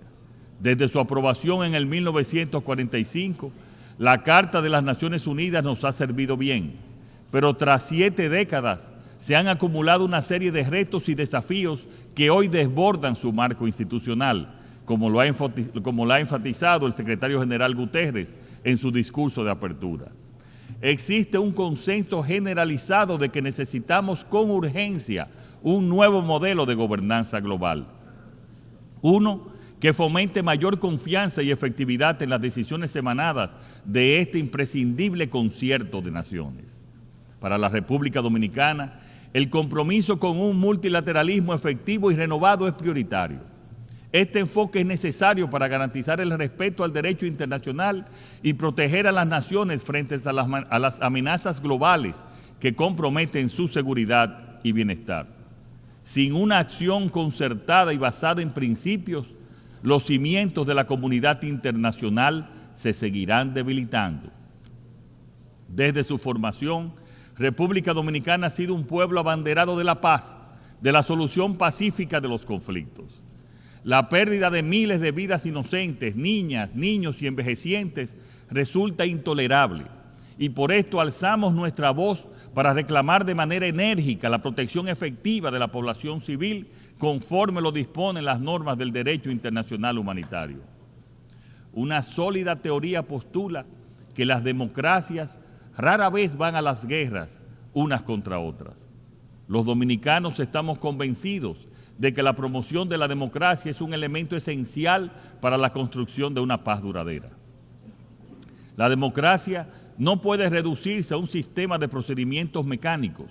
La democracia tiene que ser una realidad viva que transforme positivamente la vida de los ciudadanos. Señor presidente, nos encontramos en un momento crucial para la democracia en América Latina y el Caribe. En las últimas décadas hemos sido testigos de un preocupante deterioro en la calidad y el apoyo a los sistemas democráticos. De acuerdo con la reconocida encuestadora Latinobarómetro, el apoyo a la democracia ha tenido una considerable disminución entre el 2010 y el 2023, mientras que el apoyo al autoritarismo aumentó en el mismo periodo. Múltiples factores inciden en este declive, entre ellos las secuelas de las frecuentes crisis económicas globales que se han vuelto cíclicas desde finales de los años 90. Pero otro factor igualmente importante es que los ciudadanos no perciben los beneficios tangibles de la democracia y muestran gran preocupación por el personalismo y la corrupción, la confianza en las instituciones democráticas. Frente a ese panorama, resalta la propensión a perpetuarse en el poder, que en el caso de América Latina toma la forma de la reelección indefinida. Y en los últimos 30 años esta tendencia ha ganado fuerza, erosionando la democracia. Tenemos el ejemplo de Venezuela, que combina la concentración del poder, la persecución de la oposición y la censura a los medios de comunicación, sin la debida transparencia que requiere cualquier proceso electoral y sin sustento documental alguno, la crisis no hará más que agravarse. Seguiremos insistiendo en la publicación de todas las actas electorales, su verificación por instituciones imparciales y el respeto al resultado emanado de la voluntad del pueblo venezolano. Sin esta publicación no puede declararse un ganador legítimo. La alternancia en el poder es un elemento esencial para garantizar un ejercicio político responsable y genuinamente participativo. La democracia parte de un principio fundamental: el perdedor tiene que aceptar su derrota y ejercer una oposición leal y constructiva. Otro principio democrático esencial establece que el ganador tiene el deber de no avasallar ni doblegar al adversario. La democracia no puede ser ejercida únicamente por y para los ganadores. La mayoría debe garantizar el respeto y la inclusión de las minorías, que gozan de iguales derechos y deben ser tratados con equidad y justicia. Señor presidente, el pasado 19 de mayo el pueblo dominicano me reeligió en la primera vuelta electoral para un segundo y último mandato presidencial, logrando además una mayoría calificada en ambas cámaras del Congreso. Con la mirada puesta en el fortalecimiento de la democracia dominicana, presenté muy recientemente una reforma constitucional ante el Congreso Dominicano que busca consolidar el límite a la reelección presidencial de manera taxativa, 2 periodos consecutivos y nunca más. Esta reforma se propone dejar un legado de mayor estabilidad política y social a las futuras generaciones y buscar establecer un principio general de manera más clara y robusta. El poder es siempre transitorio y debe de estar al servicio de la gente. Señor presidente, toda democracia exige un compromiso con la defensa de los derechos humanos, fundamental para proteger la dignidad y la libertad de cada individuo y brindar legitimidad al poder político. El gobierno dominicano está profundamente comprometido con la protección de los derechos humanos a nivel nacional e internacional. Este compromiso forma parte integral de nuestra política exterior, que establece la promoción y defensa de los derechos humanos como uno de sus principales pilares. Aquí no hay cálculos ni bandos, tan solo principios. Por eso, la crisis en Haití merece una atención especial. Desde hace más de 3 años, la inestabilidad en el país vecino ha generado una presión significativa sobre nuestra seguridad. Venimos solicitando con firmeza el involucramiento de la comunidad internacional en un rol protagónico y sostenido en la estabilización de Haití. Esta es una necesidad estratégica para la seguridad en mi país y en toda la región.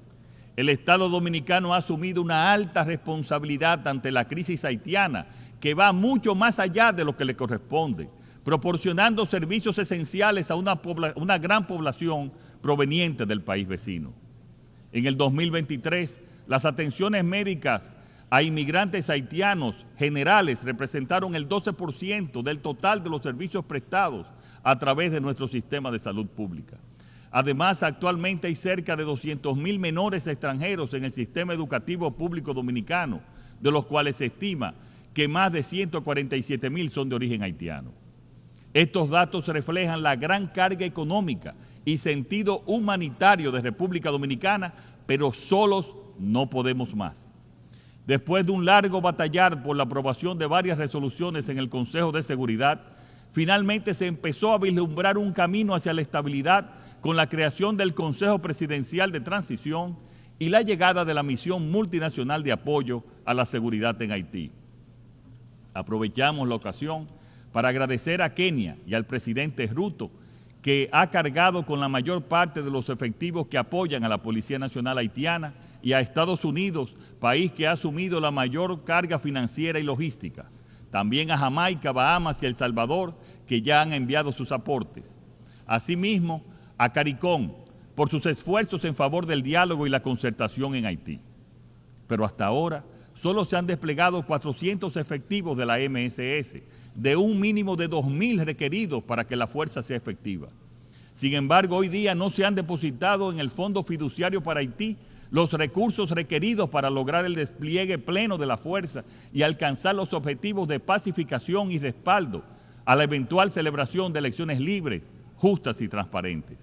Señores, hemos llegado a este punto con grandes sacrificios, pero a prácticamente un año de la celebración de las elecciones en Haití, aún no están dadas las condiciones para ello.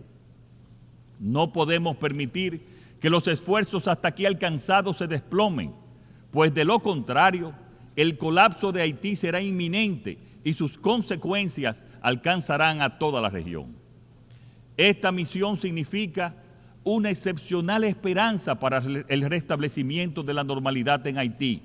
Un fracaso podría implicar la necesidad de nosotros adoptar medidas drásticas para proteger nuestra seguridad nacional. Es inaceptable que a estas alturas algunos de los países que han tenido incidencia en la situación haitiana o que se han comprometido con su solución no hayan cumplido plenamente con sus promesas. Mientras la seguridad nacional de mi país esté implicada, no cesaré de reclamar por la estabilidad de Haití. Señor presidente, República Dominicana y el gobierno que presido seguirán colaborando con la comunidad internacional de manera solidaria y comprometida para cumplir con los objetivos del desarrollo sostenible. El panorama global nos exige actuar como una comunidad cohesionada, como un verdadero concierto de naciones y con una meta común y una visión de futuro. Seremos evaluados por la historia, no solo por los discursos que pronunciemos en estos ilustres espacios, sino de manera más importante por las acciones que emprendamos en la práctica. No podemos fallarles a nuestros pueblos, no podemos fallarle a la humanidad, no podemos fallarle al futuro. Muchas gracias.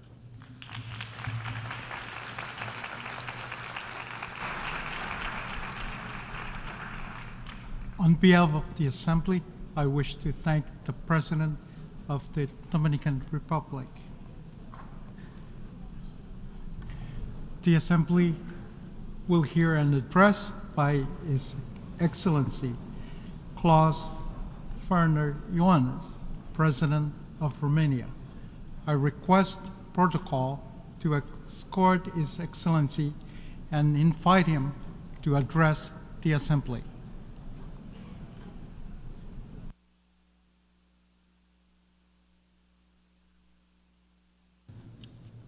Mr. President of the General Assembly, Mr. Secretary General, Excellencies, we have all gathered here, the world leaders, with the responsibility of a better global vision and the will to make it happen. There is no better and more representative framework than our 79-year-old United Nations, anchored in the UN Charter and the international law. However insecure the world is today, the answer to our problems will always be more cooperation and more solidarity. Romania will always uphold the international world order with the United Nations at its core. If we want to find the solutions, we need to have a more responsible look at our world, to understand its challenges. Let us remember what brought us here together in the first place: peace as a state of spirit, as a purpose, as a tool. Regrettably, we see around the globe that insecurity, violence, conflicts, and even war have taken a firm grip on our world. Our main challenge is finding the much-needed solutions to restore and safeguard peace. Otherwise, the international order and the international law are ours to lose. When diplomacy is the most difficult tool to use, it is precisely then when we need to use it most. Look at the dire global consequences of the Russian war against Ukraine. It has unleashed the greatest security crisis in Europe in recent history, in breach of the international law and with implications going well beyond Europe. In this context, Romania has extended a strong, multidimensional support for Ukraine and its people, and we are committed to maintain it for as long as it is needed. At the same time, Romania will continue its unwavering support to consolidate the resilience of the Republic of Moldova, the second most affected country by this war. Our security is not regional, it is global. This brutal war has already harmed nations and people across the world. Food security stands proof. My country has a crucial role in facilitating the grain exports from Ukraine through our ports on the Danube and at the Black Sea. A long-term conflict is unacceptable, and we must stay the course. Ukraine needs the resolute support of all UN member states determined to uphold the international law and the United Nations Charter. Romania fully supports the peace initiative of President Zelensky. It is the only approach to ensure a just and lasting peace in full agreement with the UN Charter and the international law. Ladies and gentlemen, protecting all civilians must remain our common objective. Almost a year ago, the heinous attack committed by Hamas against Israeli civilians has shocked the world. Against the spiral of violence that followed, our actions based on Security Council resolutions should prevail. The end of hostilities, a safe release of all hostages, and facilitation of the safe shipment of the humanitarian aid for the civilians in Gaza are imperatives no one can deny. Furthermore, we support all efforts to resume the political process based on the two-state solution, coexisting in peace and security within safe and recognized borders. More broadly, around the world, there are alarming calls to stop blatant violations of human rights under many forms and rooted in different causes. There is a sense of urgency that remains unanswered. Conflict prevention and peacekeeping are essential tools in this regard. At the same time, we must support the cooperation with regional organizations in view of their role in preventing, keeping, and enforcing peace. Distinguished audience, the impact of climate change is a growing threat to our security, and its consequences are already obvious. As these negative events increase, they impact demography, economies, energy, connectivity, and geopolitics.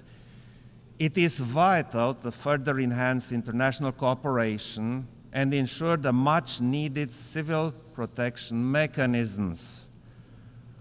Romania actively participates at the international level in the exercises, projects, and actions to provide emergency response, especially to limit the impact of wildfires. The UN system is essential to mainstream our efforts and to create synergies. We need to accelerate our work to keep the 1.5 degrees target alive. And since climate change is a threat multiplier, Romania supports an integrated approach to the climate and security nexus within the United Nations system. Green transition also includes energy transition, while ensuring energy security as an important development marker. Ladies and gentlemen, we live in an era when we could fully enjoy the opportunities offered by information, innovation, and connections. Nevertheless, instead of harnessing their potential to our common benefit, we see increased distrust and hatred. We see polarization and rise of extremism instead of coexistence and tolerance. Technology misuses, disinformation, and other hybrid tools are at the center of the problem with the aim of undermining our security. In such times, it has become way easier to destroy than to build. But it is now that we need to seek strength in global institutions, principles, and values, all of those which serve to safeguard human dignity. And human dignity cannot be secured without human rights. They are never optional and continue to stand as one of the fundamental pillars of the United Nations system. In this regard, international legal instruments have a crucial role. For example, in digital transition, we see that technology is a global amplifier of trends. It is up to us to decide whether it will contribute to a more effective and accessible public services. We also have to recognize the essential role of civil society, the human rights defenders, and the involvement of youth in advancing human rights. We are also following the situation of gender equality and the fight against gender violence. Romania is a firm supporter of gender equality, which we promote as member of the Human Rights Council and most recently of the Commission on the Status of Women. Distinguished audience, there is no viable alternative to the United Nations and the principles upon which the organization was built, which remain more valid than ever. Our focus is to continue the United Nations reform so that it will be fit to address current challenges and the ones looming, a more effective and more efficient United Nations, a more representative United Nations where trust can be fostered. Romania advocates for an extended Security Council where transparency and accountability are the norm, not the exception. A UN more accessible to the public and more meaningful, where youth can have a say on matters affecting them, where the voices of the civil society and other stakeholders are heard. This is why a pact for the future was so urgently required to give fresh shape and purpose to our vision for the next generations. Finally, the United Nations has a continuous aspiration for a better world, from those who dreamed of peace and tolerance to those who will never stop fighting for it. A world where sovereignty, territorial integrity, international law, and human rights are respected, where each country can choose its own path with dignity and free from aggression, where every citizen is safe and free. This is our credo, and this is our call for action. Thank you very much.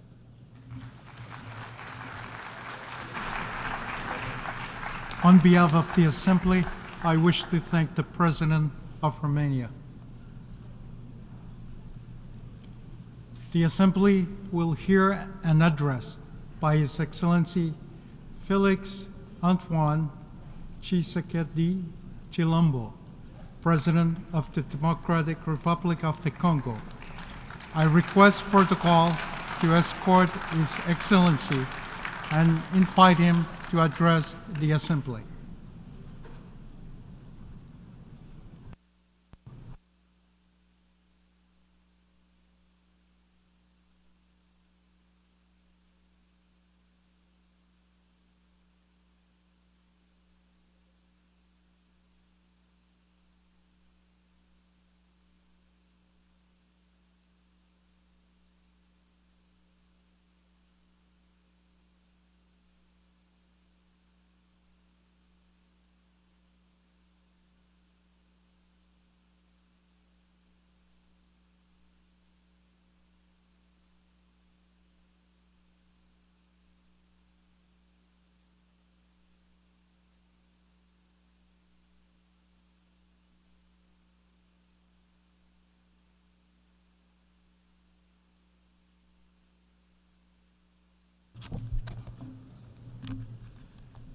Monsieur le Président de l'Assemblée générale des Nations unies ici représentée, c'est avec un immense honneur que je m'adresse à vous aujourd'hui pour la première fois depuis que le peuple congolais m'a renouvelé sa confiance en m'élisant pour un second mandat à la tête de notre nation.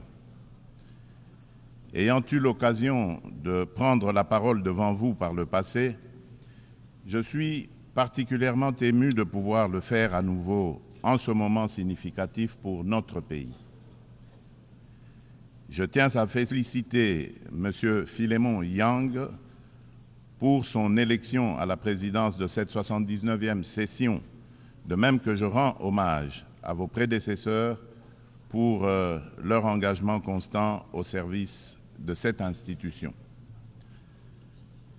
Le thème de cette session, ne laisser personne de côté, agir ensemble pour faire progresser la paix, le développement durable et la dignité humaine pour les générations futures résonne particulièrement avec nos aspirations en République démocratique du Congo. Monsieur le Président, Monsieur le Secrétaire général des Nations Unies, Mesdames et Messieurs les chefs d'État et de gouvernement, Mesdames et Messieurs les chefs de délégation, le multilatéralisme et le respect d'un système mondial basé sur des règles ont été des piliers essentiels pour soutenir la paix, la sécurité, la santé, la prospérité à travers le monde depuis près de 80 ans. Les Nations Unies incarnent ces valeurs fondamentales et demeurent un acteur incontournable face aux défis majeurs que l'humanité doit surmonter, qu'il s'agisse de garantir la sécurité, de maîtriser le changement climatique ou de lutter contre la pauvreté. Cette réalité nécessite une coopération multilatérale renforcée. Cependant, le noble idéal des rédacteurs de la Charte des Nations Unies, celui de servir d'instrument par lequel tous les pays régulent leur comportement, semble s'effacer. Le socle de la sécurité collective qu'elle a établi vacille. Nous avons la responsabilité de conjuguer nos efforts et de réaffirmer notre engagement envers le multilatéralisme, qui est la clé de solutions véritablement transformatrices face aux défis qui rongent notre monde.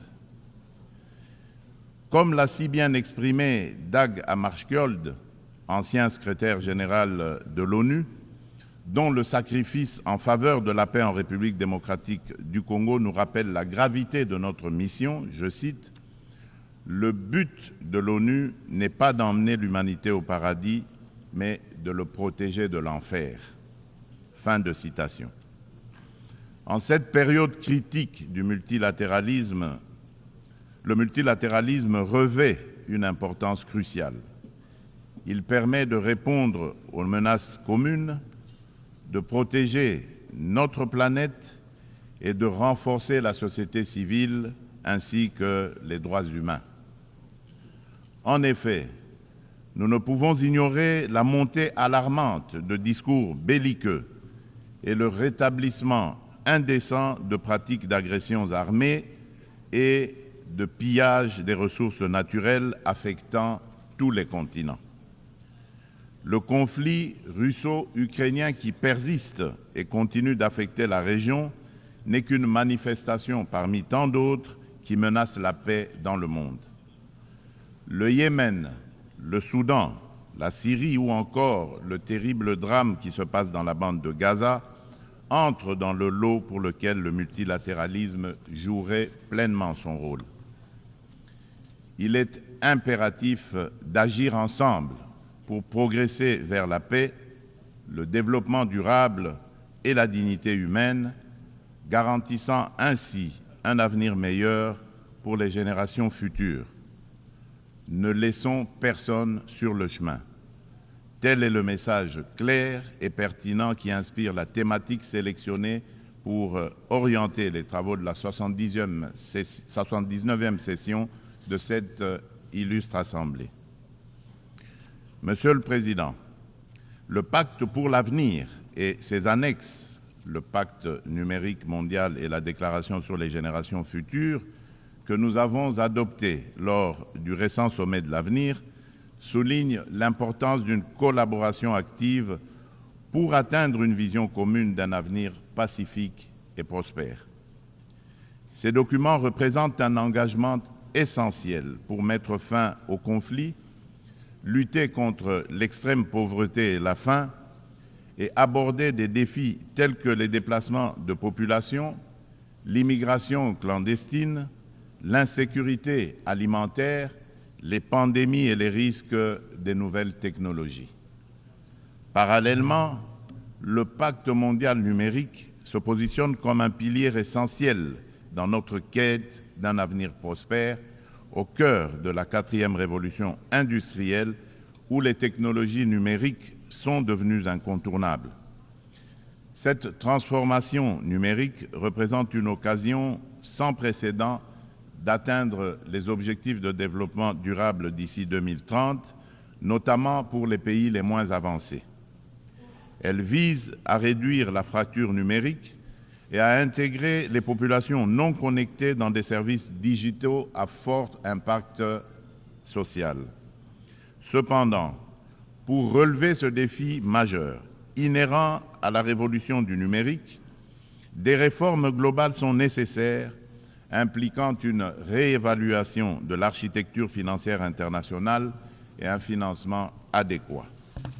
C'est pourquoi la République démocratique du Congo aspire à attirer des investissements pour développer la connectivité en Afrique et appeler à la coopération des partenaires multilatéraux et des opérateurs de télécommunications, avec à la clé un transfert de connaissances. En effet, l'accompagnement au processus de maillage du pays est une solution prometteuse pour relier le sud et le nord du continent, ainsi que relier l'océan Indien à l'océan Atlantique. Cela comprend la formation de partenariats viables autour du projet hydroélectrique du Grand Inga qui vise à répondre à la demande énergétique croissante de notre continent, exacerbée par la prolifération des objets connectés. De plus, il est essentiel de renforcer la traçabilité des minerais stratégiques, indispensables aux équipements technologiques, afin d'assurer une exploitation responsable et durable de nos ressources.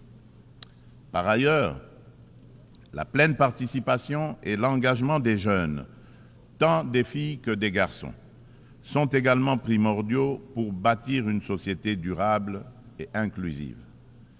Ce principe constitue le fondement de la Déclaration sur les générations futures, soulignant notre responsabilité envers les générations à venir et l'importance des décisions qui garantissent leur épanouissement. Pour l'Afrique, sa jeunesse représente un atout majeur pour sa prospérité future. Investir dans l'éducation, notamment dans les domaines STEM, sciences, technologies, ingénierie et mathématiques, et créer des environnements propices à l'innovation est crucial. Il est essentiel de remédier à la déconnexion entre une population jeune en forte croissance et le marché de l'emploi en fournissant les compétences nécessaires à leur intégration. Monsieur le Président, la situation dans l'Est de la République démocratique du Congo est particulièrement préoccupante. La résurgence du groupe terroriste du M23, soutenu par le Rwanda, a provoqué une crise humanitaire sans précédent avec près de 7 millions de déplacés internes.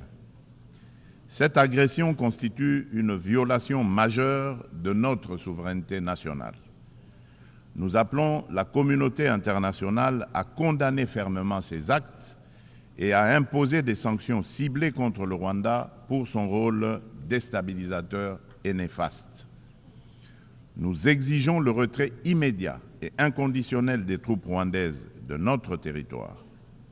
Bien que les récentes initiatives diplomatiques, telles que les pourparlers de Luanda, soient encourageantes, elles ne doivent aucunement occulter l'urgence de cette action essentielle.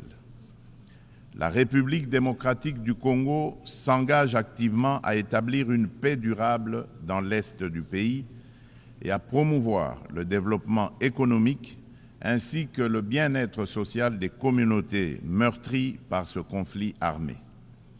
Elle ne ferme cependant pas la porte à toute opportunité qui l'amènera à cette paix tout en n'aliénant pas sa souveraineté, encore moins son intégrité territoriale. Dans cette optique, elle est résolument engagée dans la mise en œuvre de la feuille de route adoptée dans le cadre du processus de Luanda, que je soutiens fermement, qui promeut un dialogue de haut niveau visant à restaurer la confiance entre la République démocratique du Congo et le Rwanda, tout en minimisant le risque de crise sécuritaire actuelle, que la crise sécuritaire actuelle ne dégénère en conflit régional. En outre, mon pays demeure ouvert à toute autre initiative de nos partenaires qui concourrait à l'atteinte de cet objectif noble de paix. La République démocratique du Congo réaffirme sa ferme volonté de garantir une paix durable. Sous mon impulsion, nous sommes résolus à poursuivre la mise en œuvre du programme de désarmement, démobilisation, relèvement communautaire et stabilisation, le PDDRCS en sigle, clé de notre stratégie nationale pour désarmer, démobiliser et réintégrer les combattants en leur offrant des perspectives économiques viables et durables, tout en stabilisant les zones touchées par les conflits. En assurant une transition post-MONUSCO, nous priorisons essentiellement le rapatriement des combattants étrangers. Le PDDRCS est un levier crucial pour la paix en République démocratique du Congo et j'invite nos partenaires et amis à le soutenir.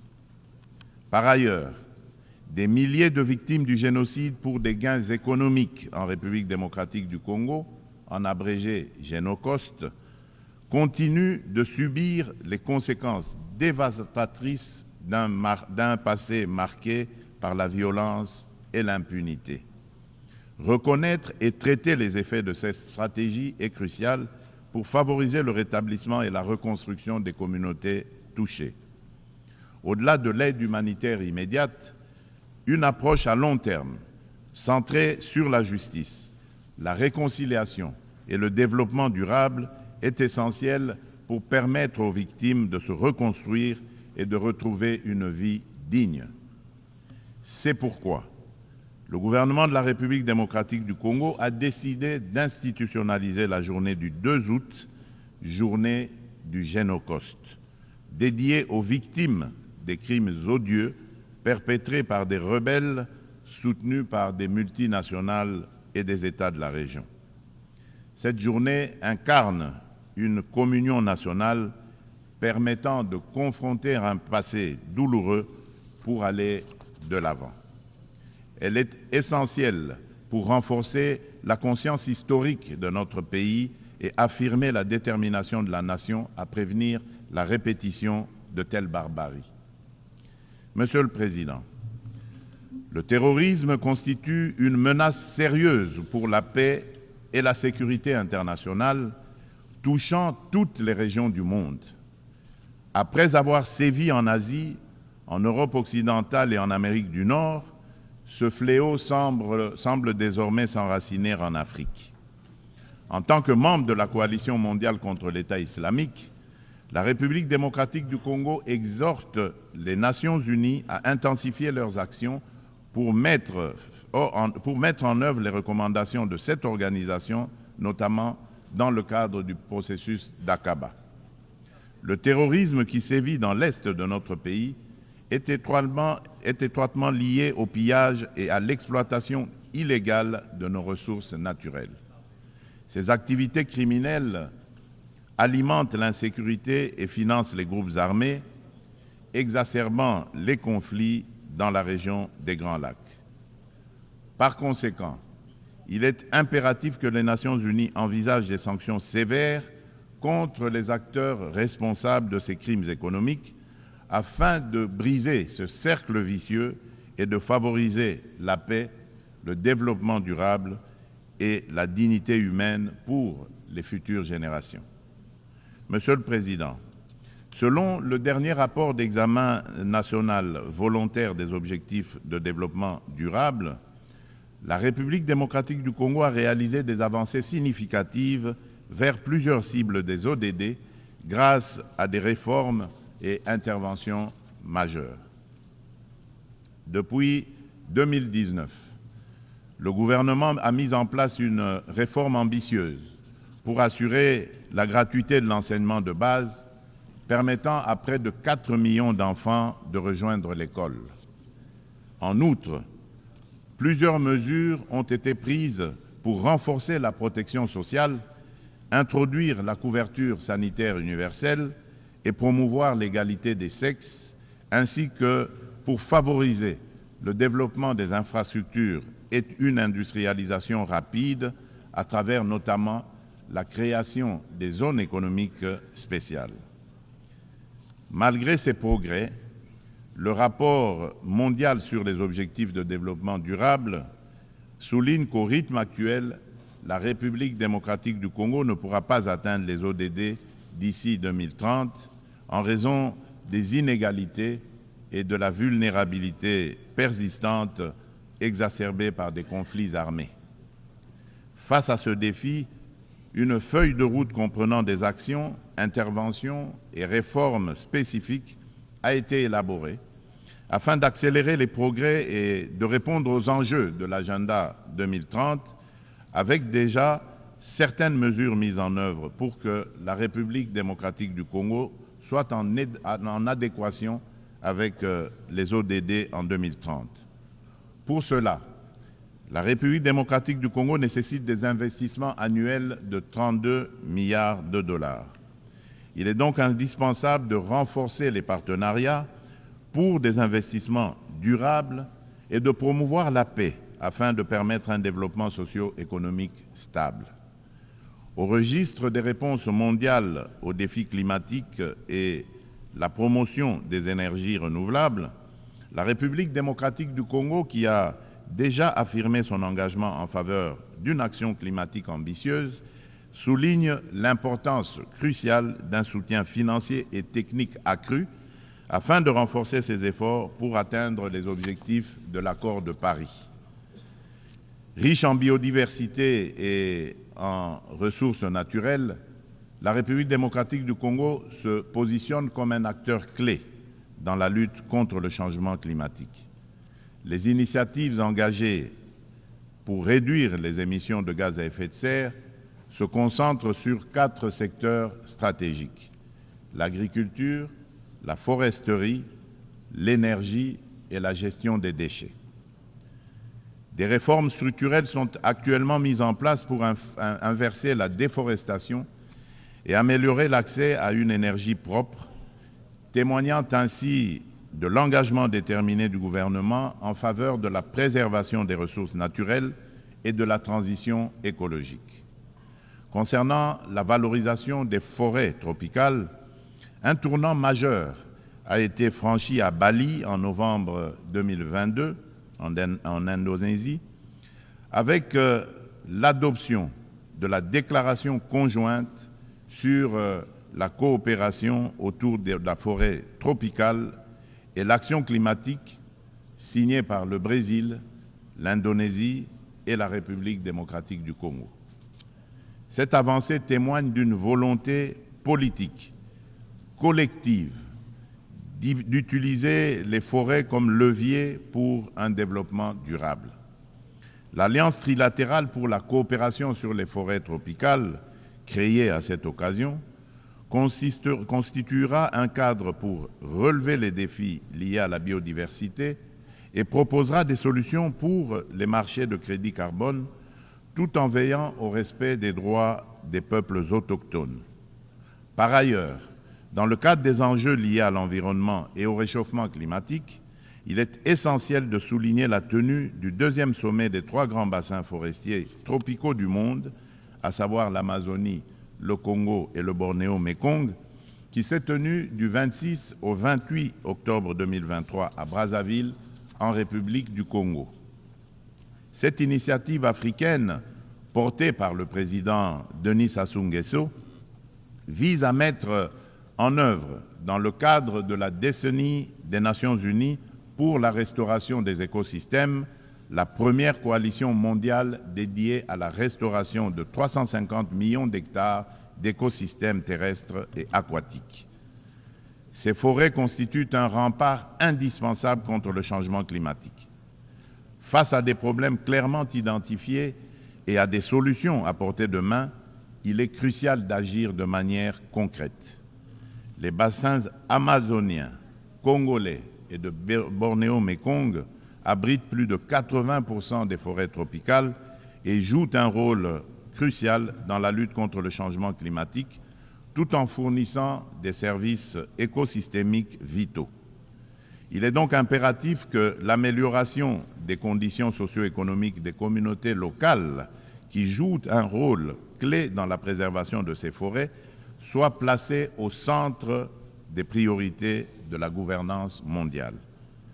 Pour sa part, la République démocratique du Congo met en place des instruments juridiques et des dispositifs institutionnels visant à renforcer sa position sur le marché mondial du carbone, tout en restant ouverte à des partenariats en conformité avec l'accord de Paris et ses lois internes. La prise de conscience croissante des défis liés à l'instabilité climatique et à l'épuisement des ressources naturelles, souvent à l'origine de conflits armés, souligne l'urgence d'agir sur ces problématiques.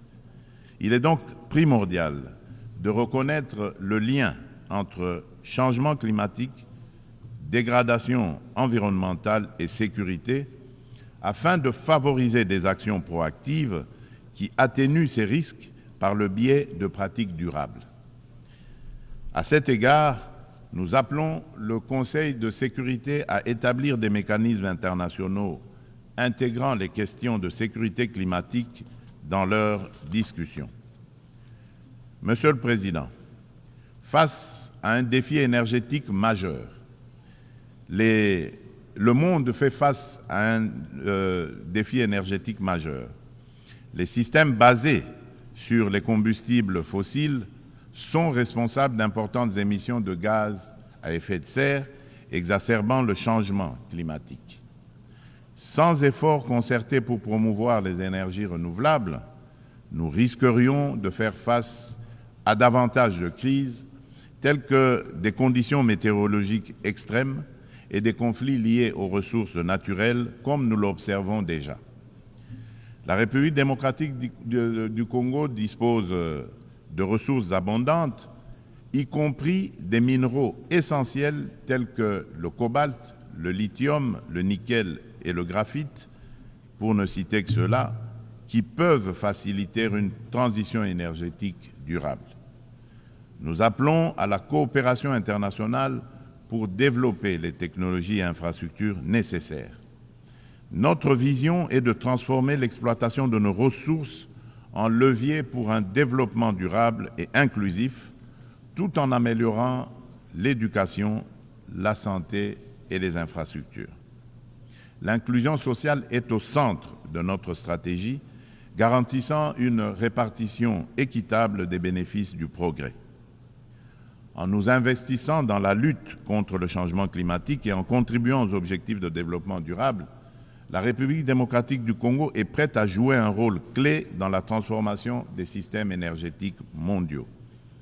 Ensemble, nous pouvons bâtir un avenir où l'énergie est propre, durable et accessible à tous. Monsieur le Président, j'aimerais également aborder la question cruciale de la parité hommes-femmes.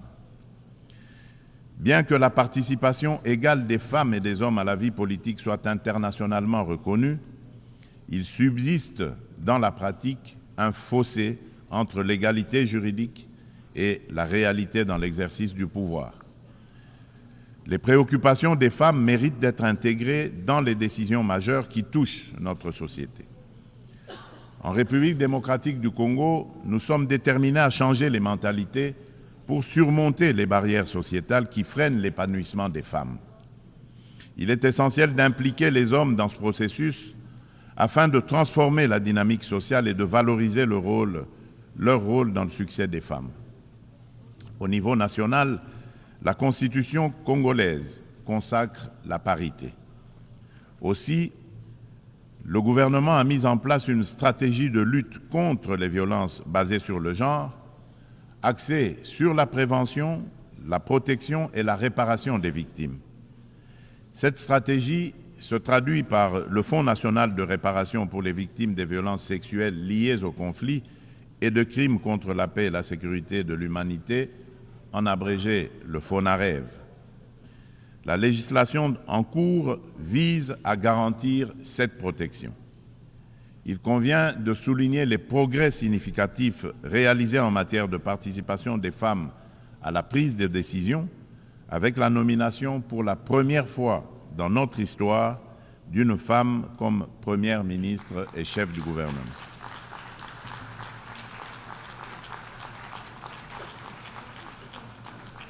Nous assistons également à une présence accrue de femmes dans les instances gouvernementales ainsi que dans le Parlement et le système judiciaire, illustrée par la nomination de femmes au poste de premier président du Conseil d'État et à la tête de la Banque centrale du Congo. Monsieur le Président de l'Assemblée générale des Nations unies, Monsieur le Secrétaire général des Nations unies, Mesdames et Messieurs les chefs d'État et de gouvernement, Mesdames et Messieurs les chefs de délégation, Monsieur le Président, dans cet élan de progrès, il est impératif que la communauté internationale, sous l'égide des Nations unies, continue d'accompagner ces dynamiques en se réinventant face aux défis du monde actuel. Pour maintenir la confiance de la communauté internationale, l'Organisation des Nations unies doit prouver sa capacité à s'adapter aux évolutions contemporaines et à les surmonter de manière efficace et responsable. Il est impératif de redynamiser le multilatéralisme par des réformes ciblées de la Charte des Nations unies, touchant des questions clés telles que le Conseil de sécurité, le droit de veto, le chapitre 7 et le recours à la force. Néanmoins, cela ne suffira pas. La coordination et la coopération entre les différentes institutions et agences des Nations unies doivent également être renforcées. De nombreux enjeux globaux sont souvent abordés de manière redondante dans différents forums, parfois sous des angles contradictoires, tandis que d'autres problématiques restent entièrement négligées, chaque bureaucratie internationale cherchant à défendre son existence propre. À cet égard, tout en saluant l'appui des États-Unis, je réitère avec fermeté, au nom de l'ensemble des pays africains, la requête de création de 2 sièges permanents au Conseil de sécurité des Nations unies pour les pays africains.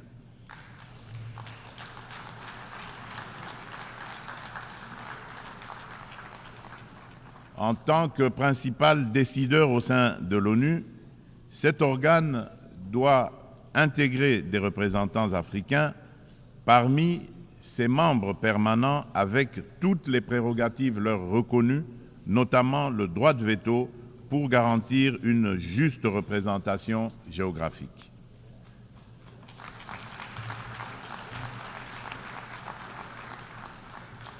Il s'agit là d'une question de justice pour un continent dont le rôle dans les affaires internationales ne cesse de croître.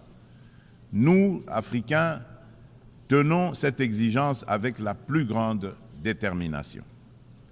Enfin, je ne saurais conclure sans rappeler qu'après plus de 3 décennies d'absence au Conseil de sécurité, la République démocratique du Congo se porte à nouveau candidate, soutenue par l'Union africaine et par la Communauté de développement de l'Afrique australe, la SADC, au poste de membre non permanent pour la période 2026-2027, lors des élections qui se tiendront à New York en juin 2025. La République démocratique du Congo a déjà occupé cette fonction entre 1982 et 1983, 1990 et 1991, période durant lesquelles elle a œuvré pour la promotion de la paix, de la sécurité et de la stabilité en Afrique et dans le monde. Une fois élue, la République démocratique du Congo entend jouer un rôle proactif au sein du Conseil de sécurité, participant à la revitalisation de la Charte des Nations unies et contribuant de manière constructive aux débats et aux actions qui en découlent. Mon pays sollicite donc le soutien de tous les États membres en vue de son élection. En ces temps où le multilatéralisme est mis à l'épreuve, la République démocratique du Congo réaffirme son engagement indéfectible envers la communauté internationale, prête à assumer avec honneur et responsabilité la mission de forger un avenir où la coopération et la paix prévalent sur le conflit et la division. Nelson Mandela a dit, je cite, « Aucun de nous agissant seul ne peut atteindre le succès ». Fin de citation. Ainsi, nous tendons la main à chacun de vous, partenaires de longue date et nouveaux alliés, pour écrire ensemble ce chapitre crucial de notre histoire collective. Ensemble, faisons de notre monde un lieu où chaque nation, grande ou petite, peut prospérer dans la dignité et dans la sécurité. Je vous remercie.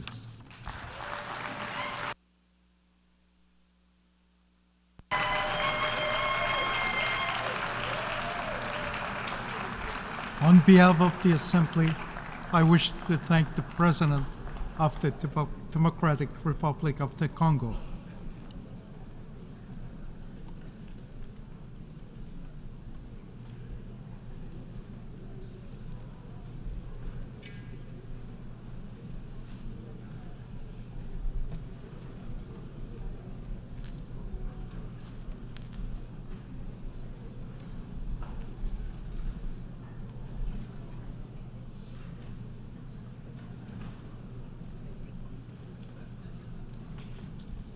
The Assembly will hear an address by His Excellency Umaro Sissoco Embalo, President of the Republic of Guinea-Bissau.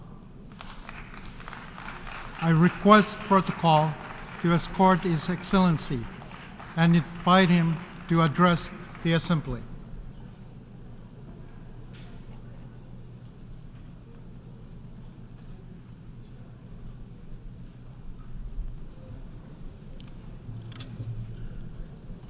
Senhor Presidente, Senhor Secretário-Geral, Senhores Chefes de Estado e de Governo, minhas senhoras e meus senhores, permitam-me endereçar as minhas felicitações ao Senhor Philomène Yang, da República de Camarões, pela sua eleição para o cargo de Presidente da 79ª Sessão da Assembleia Geral das Nações Unidas. Desejo-lhe muito sucesso num contexto internacional que é muito complicado. E felicito igualmente o seu predecessor, Sr. Denis Francis, pelos resultados obtidos durante o seu mandato. Ao Sr. Secretário-Geral António Guterres, expresso o nosso reconhecimento pelo seu grande empenhamento ao serviço dos nossos ideais e objetivos comuns, numa conjuntura internacional que é bastante difícil. O mundo está confrontado com graves desafios. A obrigação de cumprirmos os princípios e as promessas da Carta das Nações Unidas pesa sobre os ombros de cada um de nós. Assistimos às guerras devastadoras, ao agravamento de tensões regionais e outras graves ameaças à paz e à segurança internacionais. Centenas de milhões de pessoas continuam a viver na extrema pobreza, privados de meios básicos de subsistência, sem esperança num futuro melhor. Sem nenhuma dignidade humana, tornou-se mais urgente ainda implementar reformas na governação global, econômica e financeira. Para torná-lo mais justa, inclusiva e equitativa, só assim será possível articular respostas adequadas aos desafios que a humanidade enfrenta. É preciso lutar de maneira mais eficiente contra a pobreza e a exclusão social através de ações concretas, nomeadamente pelo financiamento dos programas de desenvolvimento, pela redução das desigualdades, pela proteção do meio ambiente e pela mitigação dos efeitos das alterações climáticas. Senhor Presidente, 8 décadas depois da fundação da ONU, em 1945, vivemos hoje num contexto mundial totalmente diferente, e continuamos a apelar para a reforma do Conselho de Segurança das Nações Unidas, que deve ter em conta os interesses da África nos termos do consenso de Zolwyn e da declaração de Sirte dos chefes de Estado e de Governo da União Africana. Reformar a arquitetura financeira internacional é fundamental para promover uma maior inclusão, nomeadamente da África, tendo em conta o papel e a contribuição do continente africano na economia mundial. Neste contexto, saudamos a realização da Cimeira do Futuro e esperamos que o Pacto para o Futuro possa impulsionar esforços coletivos com vista a alcançar as metas dos Objetivos do Desenvolvimento Sustentável, ODS, e a Agenda 2063, a África que queremos da União Africana. Como membro do Grupo de Trabalho Global sobre a Proteção Social para a Nutrição, Capital Humano e Desenvolvimento Econômico Local do Grupo do 7+, G7+, vamos trabalhar juntos com os outros distintos membros do grupo, com vista à erradicação da fome e à realização progressiva de todos os outros objetivos do desenvolvimento sustentável, ODS. Senhor Presidente, o Senhor Presidente da República de Guiné-Bissau, nós estamos muito empenhados na promoção do diálogo, da reconciliação nacional, da consolidação da democracia e do Estado de Direito, bem como no desenvolvimento sustentável do nosso país. Apesar do impacto negativo da difícil situação econômica e financeira mundial, a economia guinense continua a crescer como resultado de políticas públicas acertadas. A prática de prestação de contas tem garantido uma maior transparência na gestão econômica financeira do Estado. Adotamos medidas que, sendo difíceis, revelaram ser necessárias para impulsionar o setor privado e criar bases mais sólidas para uma economia dinâmica e inclusiva. Estamos a promover uma maior participação das mulheres e dos jovens empreendedores. Estamos a investir na construção e no melhoramento de infraestruturas básicas, rodoviárias e outras. Declaramos a guerra à corrupção e ao crime organizado, conseguimos restaurar a confiança nas nossas relações com instituições financeiras internacionais e com outros parceiros bilaterais e multilaterais. Continuamos a apostar no reforço das relações de amizade e de cooperação que a Guiné-Bissau mantém no mundo e prosseguimos uma política de consolidação da paz e a resolução pacífica de conflitos na África Ocidental e no continente africano e em geral, no mundo. E nesse quadro que se inseriu as visitas de amizade, de trabalho que nos últimos meses efetuei a Rússia, a Ucrânia, Israel e a Palestina, e nesse contexto reitero o meu apelo para se pôr fim ao embargo injusto e muito prejudicial a que o povo irmão de Cuba está submetido há décadas. Senhor Presidente, distintos chefes de Estado e de Governo, minhas senhoras e meus senhores, recentemente tive a honra de servir a África como presidente da Aliança Africana contra a Malária e registramos progressos significativos num contexto mundial muito difícil. Apostamos na mobilização de apoios para a posição do Fundo Global, trabalhamos com o setor privado e para promover a produção de medicamentos, vacinas e redes contra a malária, encorajamos a transferência de tecnologia para empresas africanas e lançamos conselhos de fundo para acabar com a malária e apoiamos movimentos de jovens contra a malária. Apesar dos progressos que foram alcançados, os desafios persistem. Nos próximos 3 anos, a ALMA vai registrar um déficit de 1,5 mil milhões de dólares, o aquecimento global e as precipitações associadas às alterações climáticas. Estão a expandir o alcance geográfico dos mosquitos e assim expor a ameaça da malária a mais de 170 milhões de pessoas no continente africano. Aproveito esta ocasião para felicitar o secretário executivo da ALMA pelo seu serviço louvável que realizou e agradeço ainda todos os parceiros da ALMA pelo apoio crucial que deram no combate contra a malária durante o meu mandato. Senhor Presidente, minhas senhoras e meus senhores.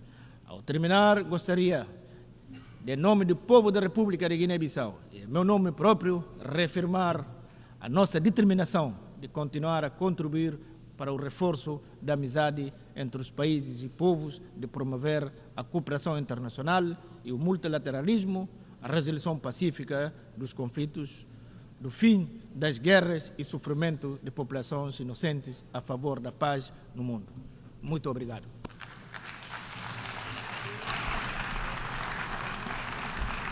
On behalf of the Assembly, I wish to thank the President of the Republic of Guinea-Bissau. The Assembly will hear an address by His Excellency José Maria Pereira Neves, President of the Republic of Cabo Verde. I request protocol to escort His Excellency and invite him to address the Assembly.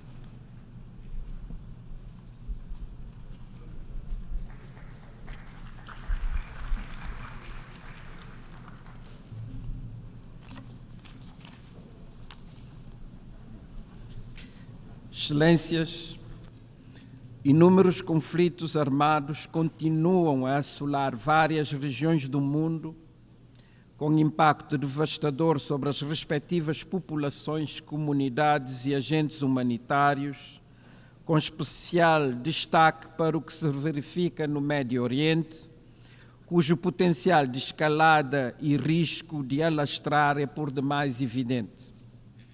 Vidas inocentes continuam a ser ceifadas diariamente, de forma implacável e desapiedada.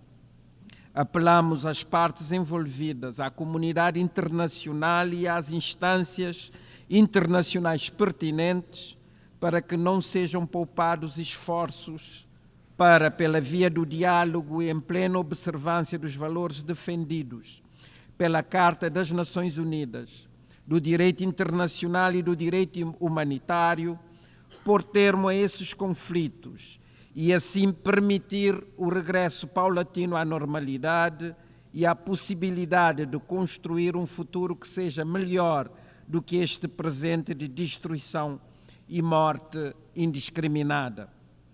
Excelências, a nível nacional continuamos a trabalhar para cumprir os objetivos do desenvolvimento sustentável, a Agenda Global 2030 e a Agenda da União Africana para o Horizonte 2063.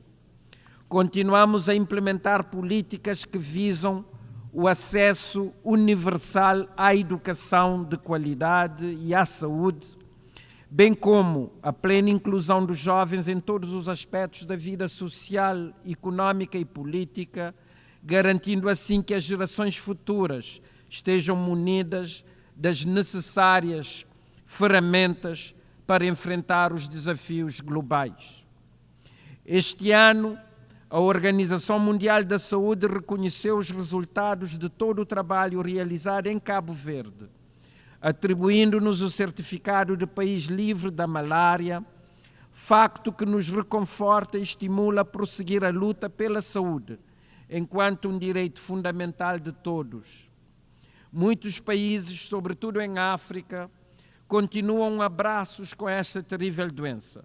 No entanto, com uma aplicação eficiente das tecnologias atuais, temos uma oportunidade única de erradicar essas doenças, evitáveis e tratáveis, que há muito atormentam a humanidade, causando sofrimento, impedindo o progresso econômico e aprisionando milhões na pobreza. Para atingir tal meta, lanço um apelo para que durante a reconstituição do Fundo Mundial IDA 21 em Paris, no próximo mês, seja incluído um fluxo de financiamento dedicado à eliminação de doenças.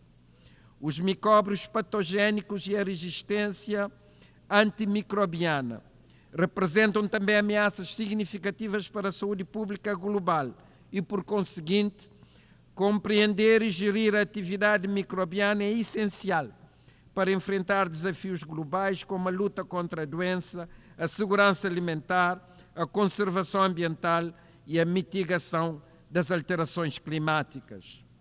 no conturbado contexto internacional em que nos encontramos, em que múltiplas crises continuam a impactar as pessoas e o planeta, reitero o firme compromisso de Cabo Verde no sentido de continuar a dar o seu contributo enquanto membro ativo e útil das Nações Unidas e paladino incansável dos valores universais contidos na sua Carta. De entre as crises mencionadas, o impacto das alterações climáticas afetando sobretudo os mais vulneráveis, dentre os quais os CIDs. É crucial que a COP29 traga progressos urgentes e tangíveis nas principais questões climáticas, especialmente à medida que se aproxima a meta de 2030 para reduções significativas das emissões.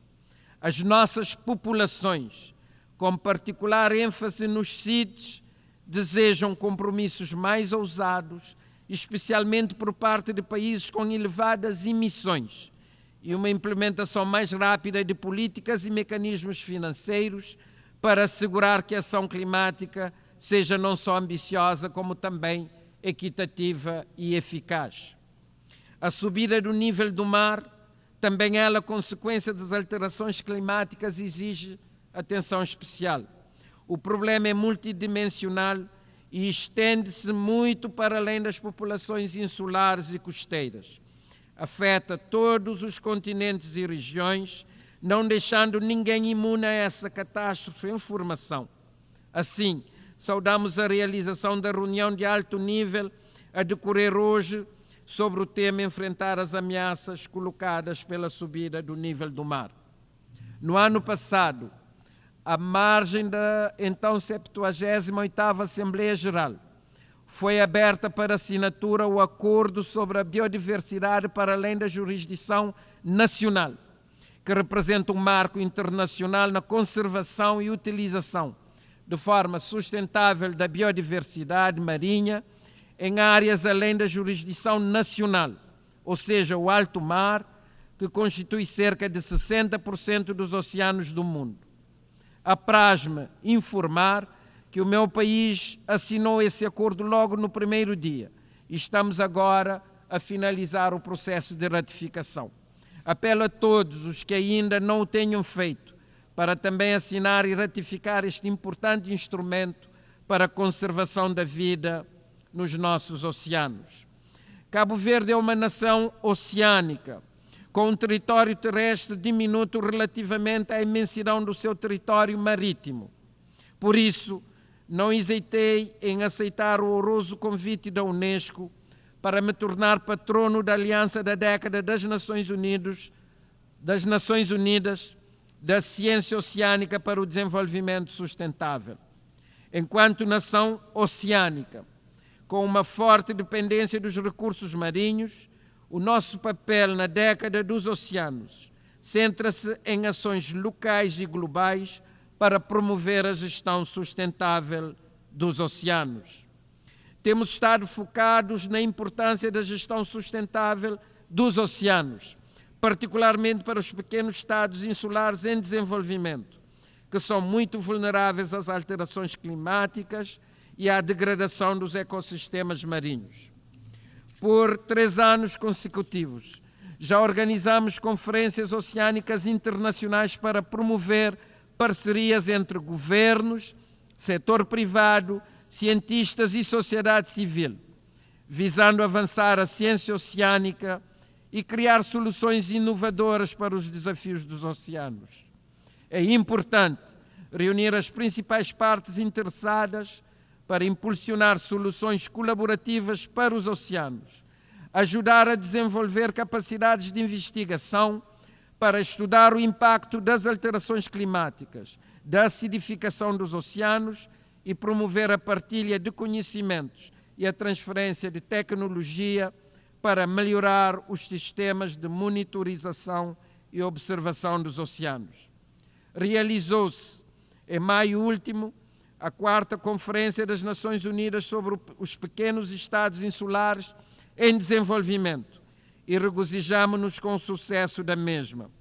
No entanto, Para assegurar maior resiliência e sustentabilidade dos CIDs, devemos com urgência começar a implementar o plano de ação de Antígua e Barbuda.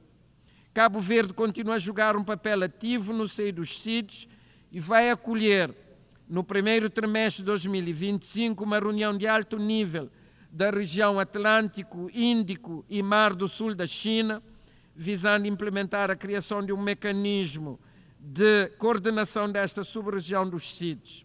A quando da CIDs 4, também manifestamos a nossa disponibilidade para acolher a 5ª Conferência das Nações Unidas sobre CIDs em 2034. Como CIDs, enfrentamos vários problemas de escala que afetam o nosso sistema macroeconômico. Mesmo que destinássemos todo o orçamento do Estado ao desenvolvimento sustentável, incluindo a ação climática, tal não seria suficiente para cumprir as metas de financiamento necessário. Na maioria dos CIDs, isso é agravado por uma grave falta de capacidade para melhorar novas ferramentas financeiras. Enquanto a reforma da arquitetura financeira global evolui muito lentamente, há também uma necessidade urgente de acelerar os processos de desenvolvimento. Precisamos aumentar rápida e significativamente a assistência técnica e a capacitação no financiamento do desenvolvimento sustentável para evitar que o Sul global seja deixado para trás.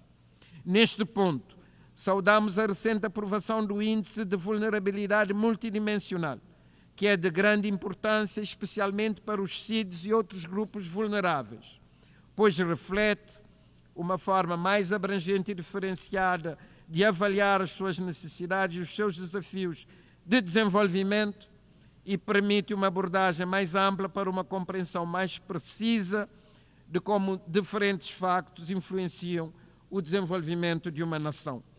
Na minha qualidade de campeão da União Africana para o Património Natural e Cultural e em alinhamento com as políticas governamentais de Cabo Verde nesses domínios, tenho sido incansável na defesa da proteção, promoção e gestão sustentável do rico património natural e cultural da África, que é muito vulnerável às alterações climáticas. É fundamental que continuemos a sensibilizar para a necessidade de proteger o nosso património natural e cultural, que inclui diversos ecossistemas, marcos históricos, conhecimentos tradicionais e práticas culturais e materiais. É urgente promover a identidade africana através da promoção das línguas africanas, artes tradicionais e toda a pluralidade de expressões culturais, reforçando a história cultural diversificada do continente e as suas contribuições para a cultura global e para o património da humanidade. Para a África, mas também para muitas outras regiões do mundo, é de vital importância a restituição de bens culturais como artefatos, obras de arte e objetos sagrados, parte integrante da identidade cultural, história e tradições das comunidades de onde são originários. A remoção desses bens interrompeu a continuidade cultural e a sua restituição permite a preservação da sua integridade cultural e espiritual à medida que são devolvidos aos seus ambientes originais, permitindo que as comunidades locais se reconectem com seu património, fortaleçam o orgulho cultural e mantenham a sua identidade para gerações futuras. Apraz-me anunciar que em 2025 realizaremos em Cabo Verde um encontro de alto nível dedicado ao tema da criolidade atlântica, com a participação de académicos, historiadores, cientistas sociais, estudiosos das línguas crioulas, artistas, escritores, cineastas, homens e mulheres da cultura, mas também líderes mundiais, todos representando uma pluralidade de espaços geográficos de afirmação da criolidade atlântica, enquanto uma construção da qual fizeram parte integrante os africanos e seus descendentes. Esse encontro de 2025 procura, aliás, potenciar os resultados de projetos como a Rota do Escravo e a Década dos Afrodescendentes, bem como a Conferência das Nações Unidas sobre o Racismo, realizada em Durban em 2001. temos em vista, pois, debater e enaltecer a criolidade, enquanto uma realidade complexa e riquíssima, resultado da relação humana tecida entre povos dos diversos continentes periatlânticos no decurso das navegações oceânicas iniciadas no século XV, visto que de tal encontro emergiram e perduraram no tempo novas formas de cultura e de organização da sociedade, representando um momento particularmente fecundo de inovação social e cultural. Serão, por conseguinte, dias intensos de reflexão académica, científica, mas também de demonstração artística, intercâmbio e reconexão culturais, desde as artes perfumativas à culinária crioula, ao artesanato, à música. Serão também, naturalmente, dias de debate político-estratégico entre decisores sobre o diálogo entre povos e culturas, sobre a paz e o futuro da humanidade. Muito obrigado a todos e a todas pela vossa atenção.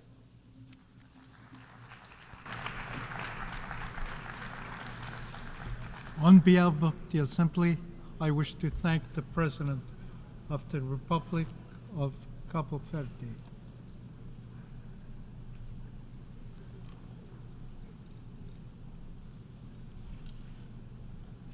The Assembly will hear an address by Her Excellency Iris Samara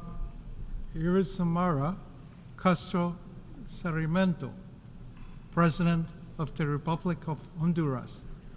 I request protocol to escort Her Excellency and invite her to address the Assembly.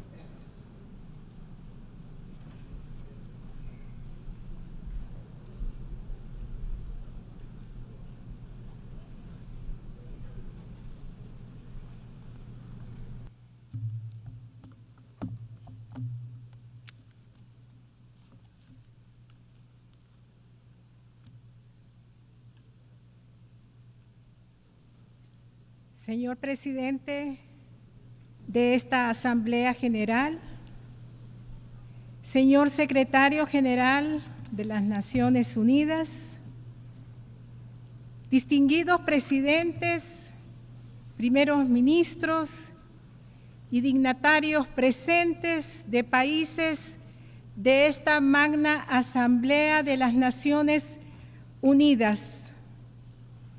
Comparezco ante esta Asamblea como la presidenta de Honduras, representante de un pueblo que ha resistido la opresión, la explotación y la violencia estructural impuesta por siglos.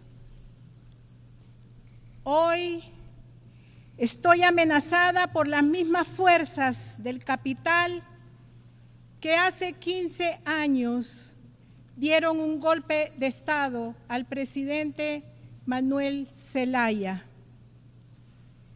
Esta nueva conspiración la denuncié en las calles, en las masivas concentraciones del pueblo, el 14 y 15 de septiembre, día de nuestra independencia de la patria.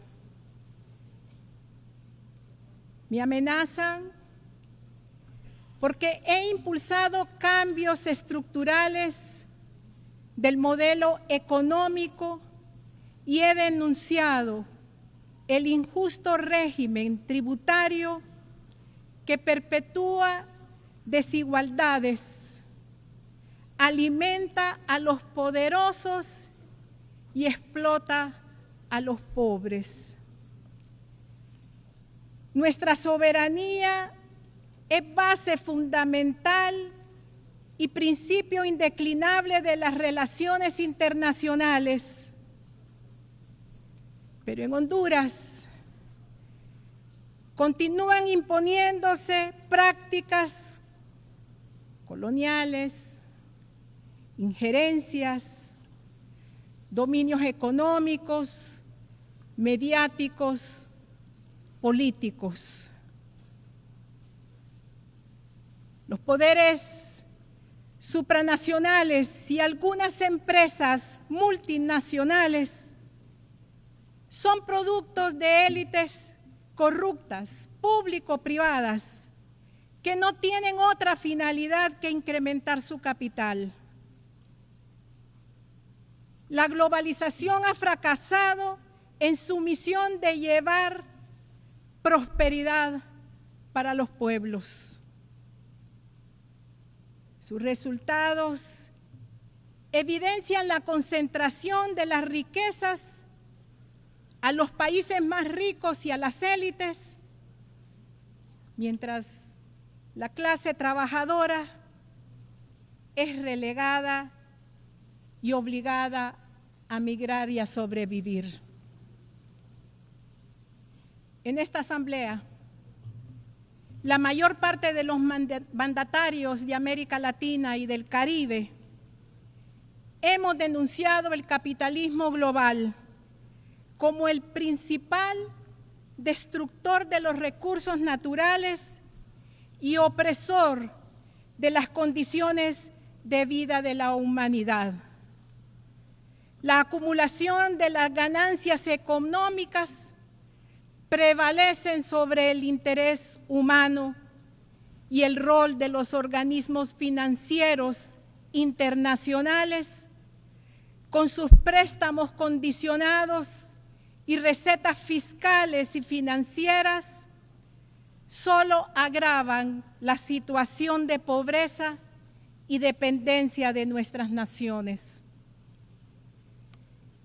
Las políticas neoliberales, privatizadoras, continúan deteriorando el acceso a los pueblos a los servicios de agua y energía, a la salud, a la educación, al trabajo, a la seguridad social. Los tratados de libre comercio impuestos a nuestros pueblos vulneran la soberanía y anulan las posibilidades a nuestros productores de competir en igualdad de condiciones, provocando cada día el encarecimiento al costo de la vida. La paz, la justicia, la libertad y la democracia continúan siendo valores fundacionales de nuestra nación y por ello no aceptamos su secuestro por parte de 10 familias más poderosas en Honduras que se han apropiado de nuestros principales recursos económicos, que se niegan a aceptar los cambios que impulso. Tenemos que profundizar nuestro sistema democrático a través de consultas populares y la participación real, directa de nuestro pueblo. El proyecto internacional de las ciudades modelo sede que vendían nuestro territorio a pedazos como un botín para el capital multinacional, aprobado por apátridas en el narcorrégimen anterior, ha sido cancelado definitivamente por mi gobierno del socialismo democrático.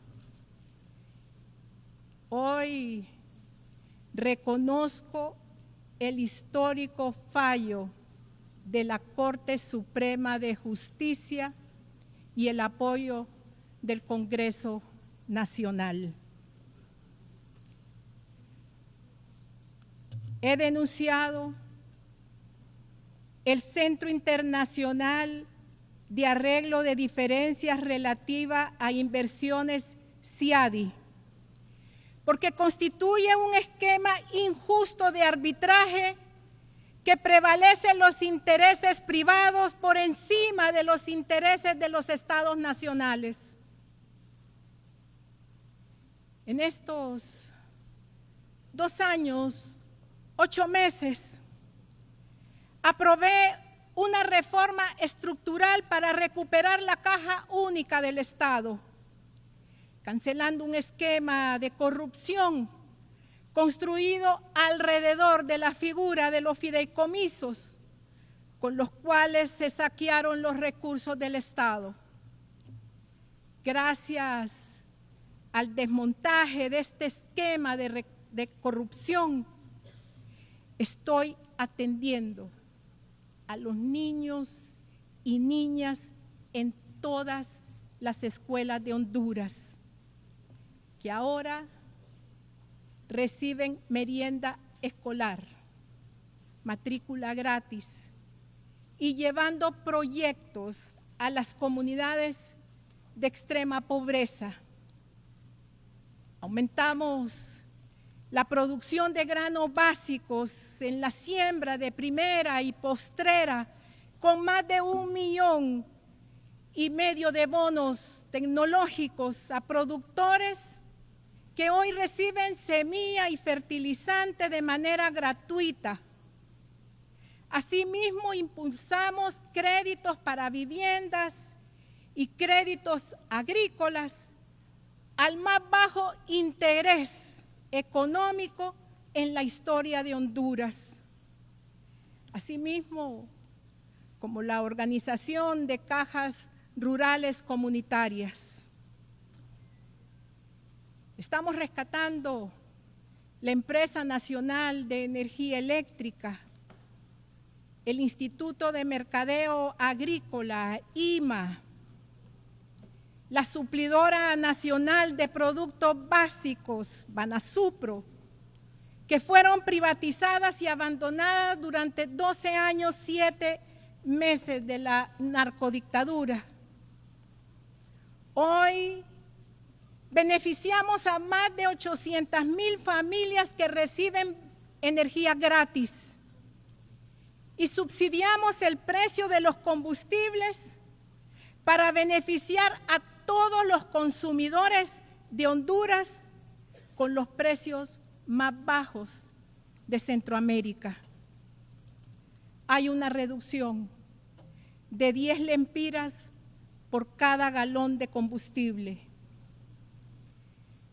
La inversión en infraestructura es la más alta en la historia de nuestro país. Rescatamos lo público con la aprobación histórica de la construcción de 8 hospitales, la reparación de miles de escuelas, 3 aeropuertos nacionales, construcción de carreteras, caminos productivos, puentes, pavimentaciones intermunicipales, canchas multideportivas para todo el país, restauración de los 12 estadios nacionales. Y no puedo dejar de mencionar el proyecto más grande y más ambicioso en la historia de Honduras, que es el plan de la construcción del ferrocarril interoceánico entre Puerto Castilla en el Atlántico y el puerto de Amapala en el Pacífico. En estos 2 años, 8 meses, hemos reducido la pobreza en 12 puntos porcentuales y con el plan de solución contra el crimen confirmado por la Secretaría de Seguridad, con la cooperación de las Fuerzas Armadas, hay una disminución histórica de 15 puntos en los homicidios, la mayor reducción en los últimos 20 años.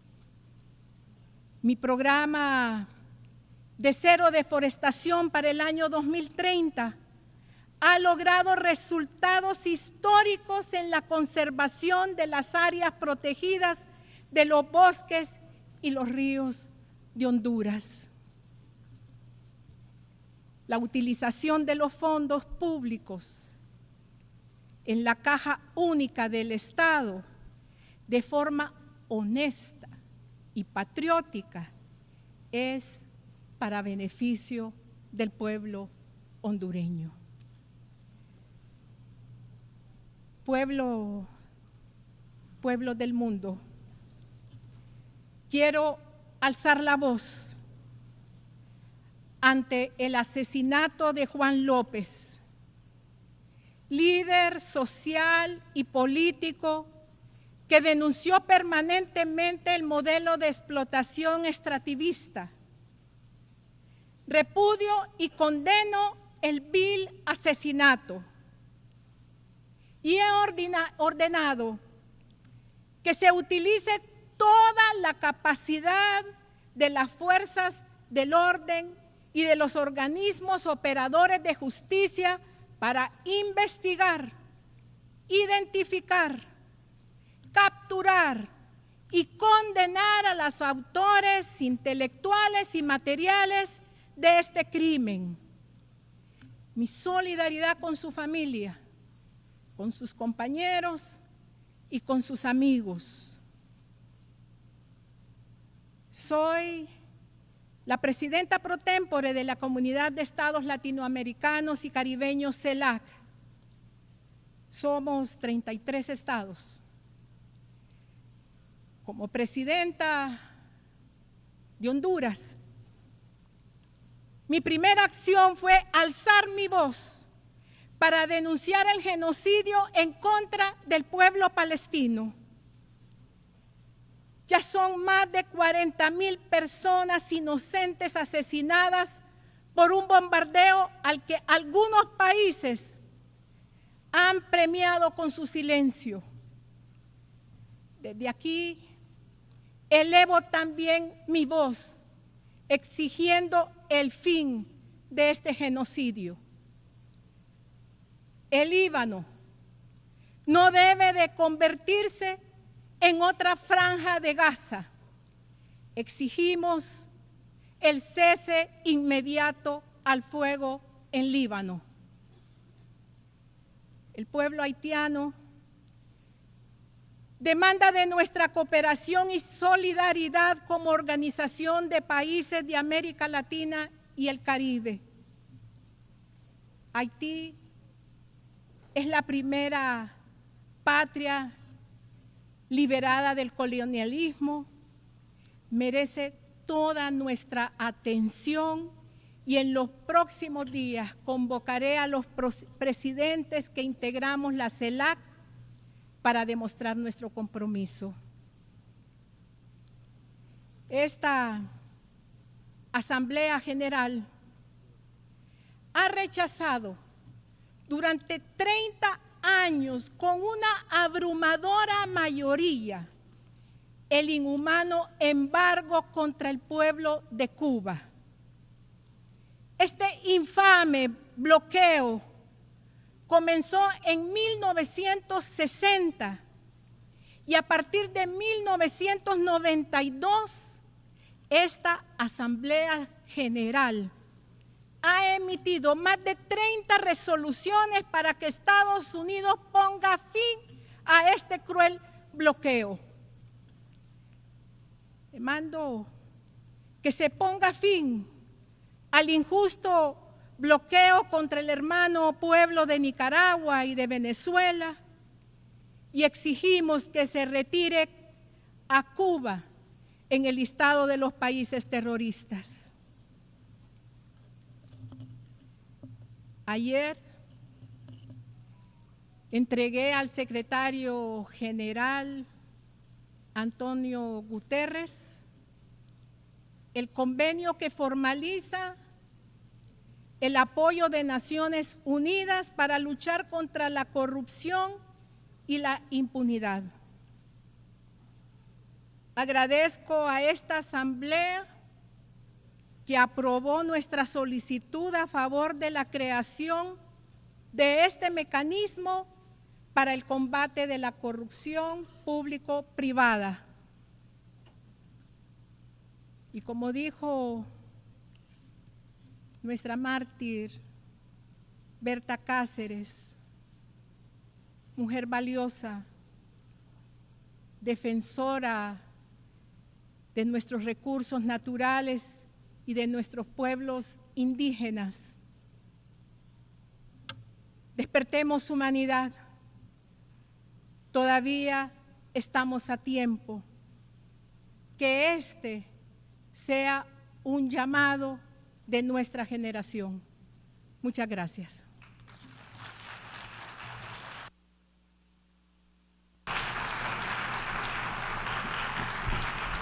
On behalf of the Assembly, I wish to thank the President of the Republic of Honduras.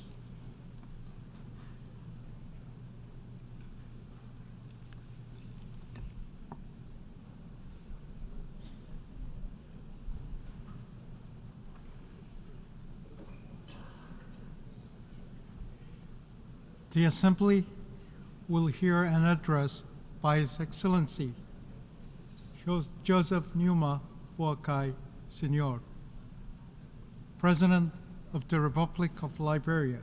I request protocol to escort His Excellency and invite him to address the Assembly.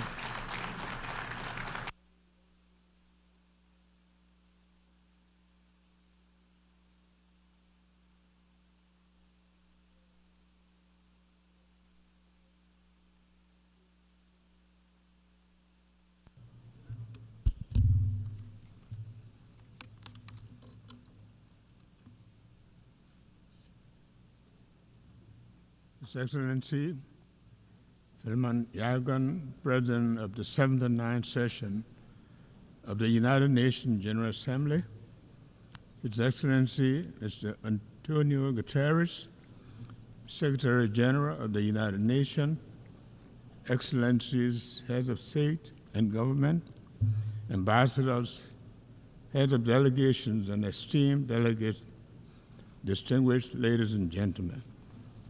I am honored to address the 79th regular session of the United Nations General Assembly for the first time as President on behalf of the government and people of Liberia after a smooth back-to-back democratic transition. Liberia congratulates His Excellency Philemon Yagan on his election as President of the 79th session of the United Nations General Assembly. You can be assured of Liberia's support as you steer the affairs of the General Assembly. I extol His Excellency Dennis Francis for his astute leadership during his presidency of the 78th session of the General Assembly and commend his determination to inspire and rekindle hope globally. I deeply thank Secretary General Antonio Guterres for the remarkable and visionary leadership he continues to provide in pursuit of our collective mandate. Mr. President, Excellencies, distinguished ladies and gentlemen, in the summer of 1945, Liberia joined other nations in San Francisco as one of the original signatories to the United Nations Charter.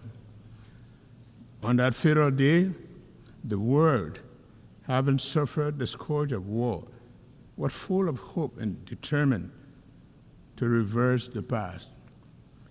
Nearly 80 years on, and reflecting on the preamble of the United Nations Charter, which declares our commitment to promote social progress and better standard of life and larger freedom, we ask the question, has our reaffirmation of faith in the dignity and worth of human person made 8 decades ago, had been realized? We must admit that the world has changed and the frontiers that we now embrace are different. In it, greed, insensitivity to the poor, the international drug epidemic, money laundering, dynamics of climate change, and the impact of social media must compel us to rethink our approach to global peace and security. Our beloved United Nations must undergo the institutional and philosophical reflections required to respond to the new age. As we assemble under this theme, Unity in Diversity for Advancement of Peace, Sustainable Development, and Human Dignity for Everyone, everywhere, it is important to recognize the shared values and collective efforts that come from our unity with diversity. We must acknowledge these as essential for the advancement of peace, sustainable development, and the inherent dignity of every human being worldwide. By doing so, we can build a better world where no one is left behind. Like many nations gathered at this assembly, Liberia recommits to the Sustainable Development Goals. Since the end of the country's conflict, we have strived to follow a development path that will lead to building a capable state. 12 years ago, we dared to dream of a future within the realm of possibility, harboring core national aspirations to transform the future. Named Liberia Rising or Vision 2030, it has been the driving force behind all of our planning efforts. The building of blocks and the tenets of Vision 2030 are significantly aligned with the Sustainable Development Goals. Our government's arrest agenda is a comprehensive approach developed to address the economic and social needs of millions of Liberians, especially the youth, who account for 60% of our population. With emphasis on agriculture, roads, infrastructure, development, justice, and the rule of law, education, sanitation, health, and tourism, the agenda had mainstreamed the SDGs as is designed to take Liberia to the finish line of the 2030 Sustainable Development Goals. The fight against poverty, the promotion of human dignity, a steadfast commitment. Despite our progress, poverty remains a significant challenge, with over half of our population living below the poverty line. The Sustainable Development Goals aim to eradicate poverty in all forms by 2030, ensure social protection for the poor and vulnerable, improve the access to essential services. Liberia is dedicated to assessing the levels and the causes of poverty and implementing strategies to reduce it and promote shared prosperity. My government also acknowledges pressing need to address maternal and newborn mortality by implementing robust monitoring and evaluation of health services in the country to accelerate the reduction of maternal and newborn mortality.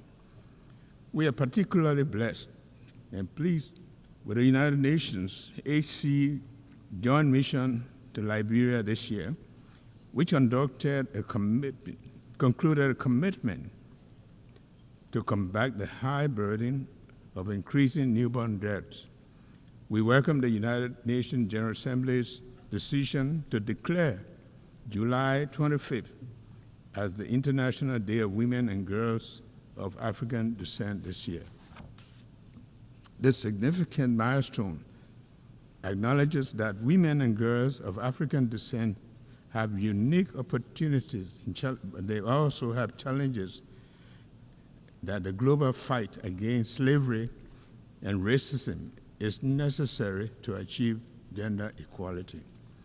Liberia credits its credentials by producing the first woman president of the United Nations General Assembly, Angie Brooks Randall, and first female president of Africa, President Ellen Johnson Sirleaf. Liberia has witnessed and continues to witness the immense contribution of women and girls of African descent in politics, culture, and every area of societal development. Excellencies, distinguished ladies and gentlemen, Liberia has enjoyed uninterrupted peace for almost 2 decades following the 14 years of civil conflict. During this time, we have held 4 democratic elections, with last year's election marking the 4th since the return to democratic order in 2006.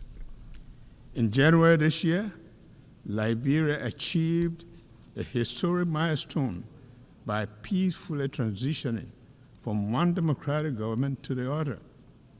This progress is significant because before the 2018 transition, the last democratic transition occurred in 1944, about 74 years earlier.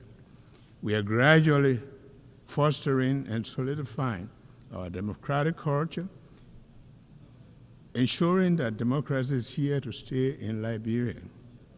Now it is time for our people to reap the democratic dividends. The rule of law is fundamental for peace, justice, strong institution, and dignity for human person. Liberia is taking significant strides towards openness, transparency, and accountability by empowering and supporting transparent institutions.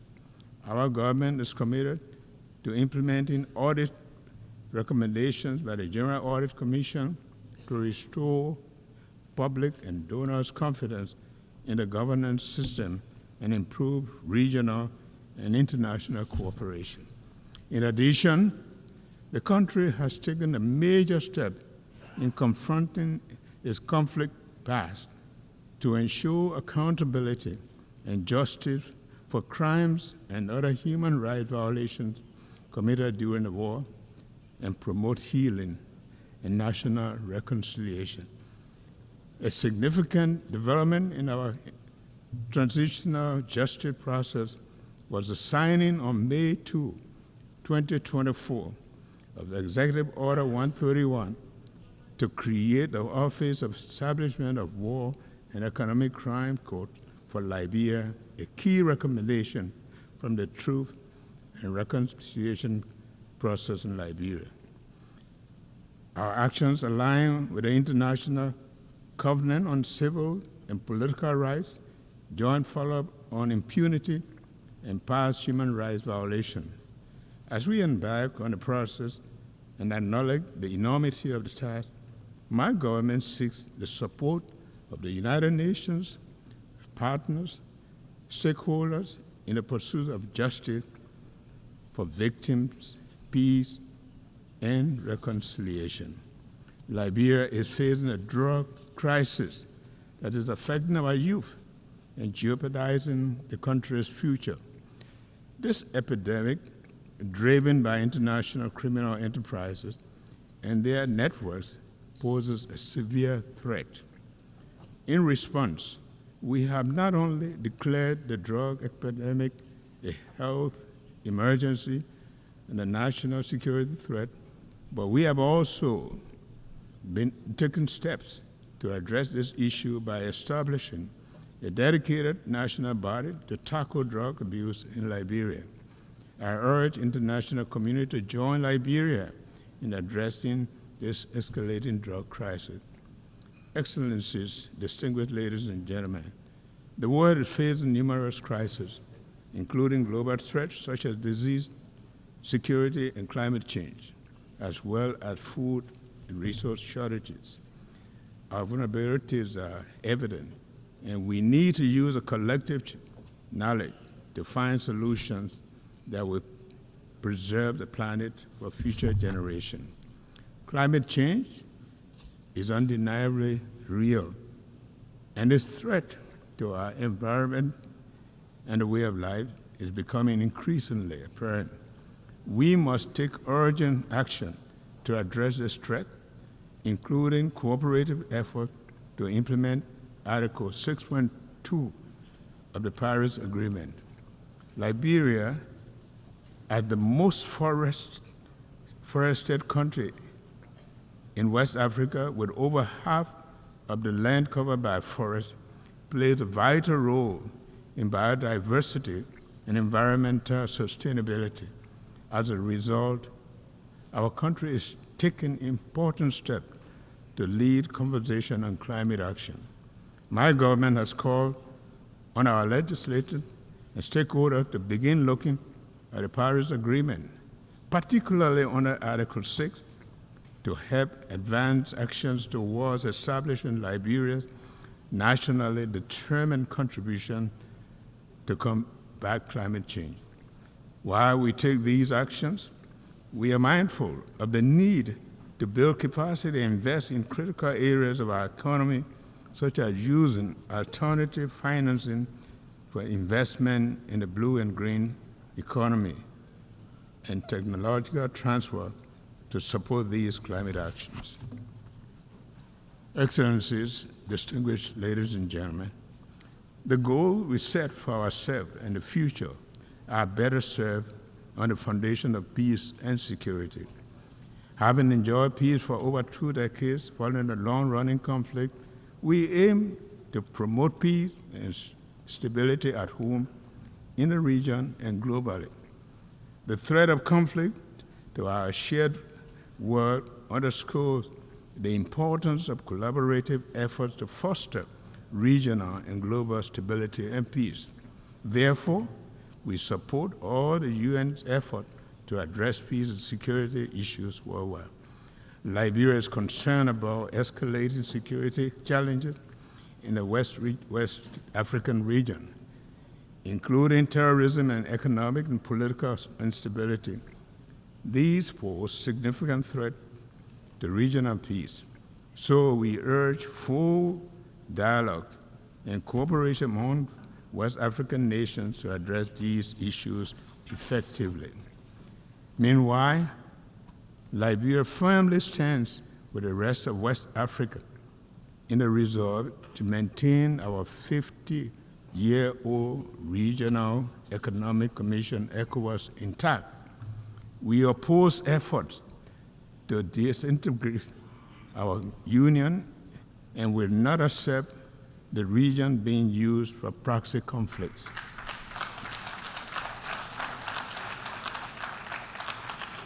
We look at the AU and the UN to support us in keeping the regional body united. Similarly, at a global level, we call for an immediate ceasefire in the Middle East to provide civilians an essential humanitarian relief.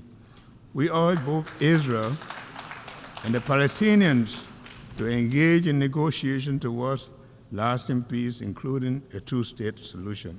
Additionally, we see the ongoing conflict in the Ukraine as a threat to global peace and security. Therefore, there is an urgent need for a peaceful resolution that also respects Ukraine's territorial integrity. Mr. President, Excellencies, distinguished ladies and gentlemen, this year's Assembly is a pivotal moment for Liberia's bid to ascend to the African non-permanent seat of the United Nations Security Council 2026. We have proudly announced our candidacy.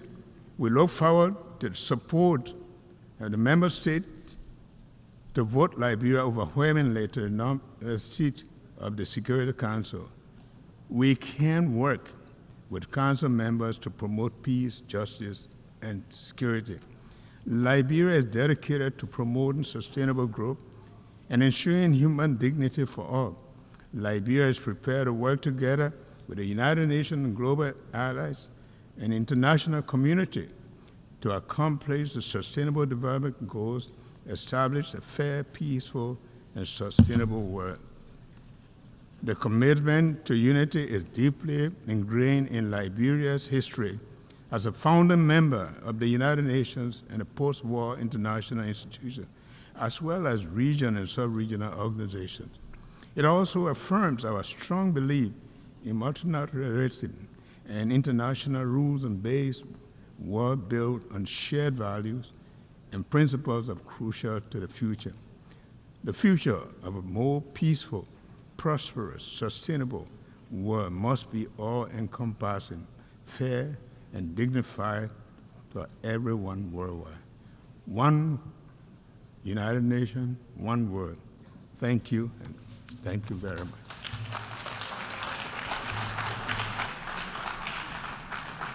On behalf of the Assembly, I wish to thank the President of the Republic of Liberia.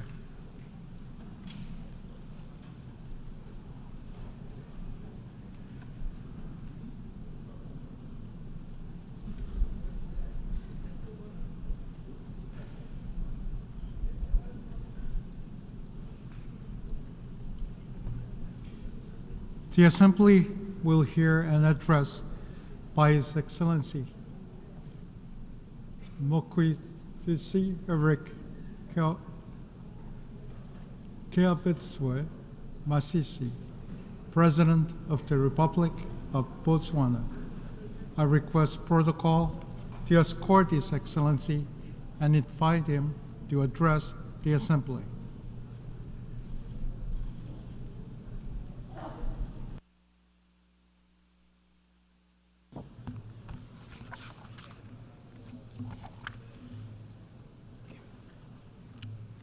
Mr. President, Excellencies, distinguished ladies and gentlemen, I wish to start by extending my congratulations to you on your election as President of the General Assembly at its 79th session.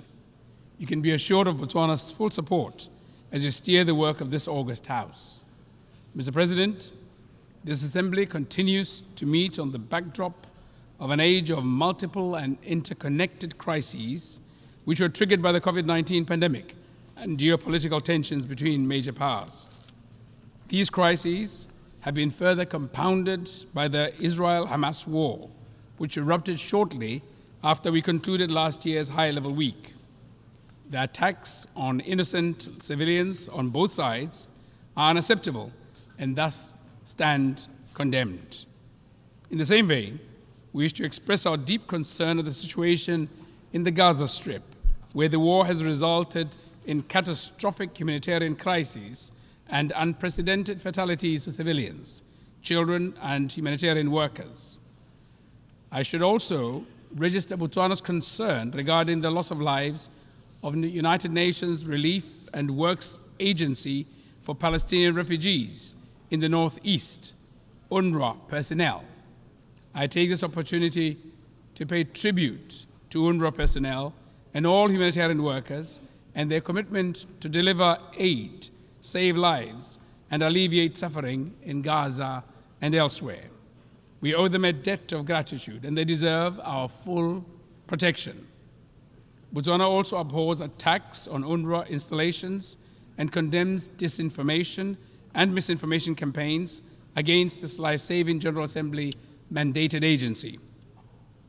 Botswana firmly supports the work of UNRWA, which entails providing humanitarian and development assistance and protection to Palestine refugees pending the just resolution of the question of the Palestinian question. In this regard, Botswana is proud to be among the countries that joined the Statement of Shared Commitments on UNRWA, which reaffirms support for the agency, its mandate, its staff, and highlights its indispensable role during this difficult time. Mr. President, we wish to reiterate the centrality of the two-state solution in resolving the Israeli-Palestinian conflict and the attainment of a just, comprehensive, and lasting peace.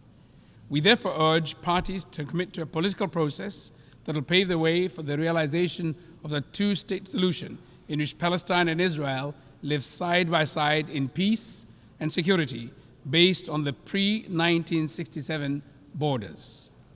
Mr. President, the war in Ukraine also rages on, with no indication of an end in sight.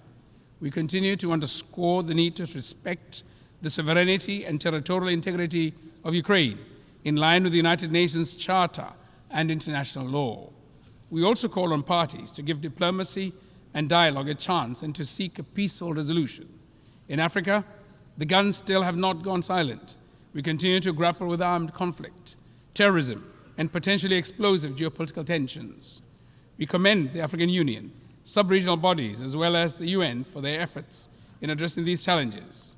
In this vein, we welcome the adoption of United Nations Security Council Resolution 2719 of 2023 on the provision of support by the United Nations to AU-led peace support operations on a case-by-case basis and look forward to its operationalization.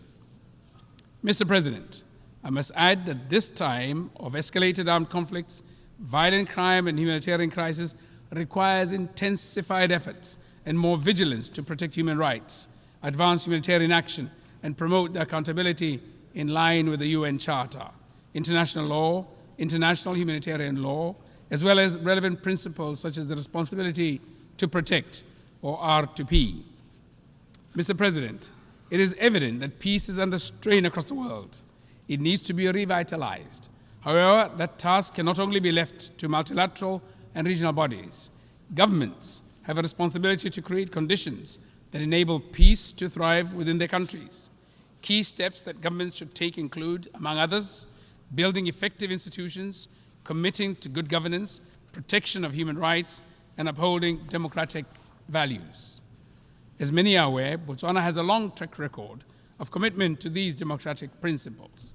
The implementation of recommendations from our recently concluded constitutional review process, as well as our upcoming general elections on the 30th of October 2024, provide opportunities to deepen our democracy and strengthen our good governance credentials. Mr. President, regrettably, while on the one hand, the scourge of war rages on the other hand, the promises of sustainable development is in great peril. It is deeply concerning that with only 6 years before the 2030 deadline, sustainable development goals are way off track. We learned from the latest Sustainable Development Goals report that only 17% of the goals are on track, while the rest range from moderate progress to stagnation and even regression. There's a lot of work to do.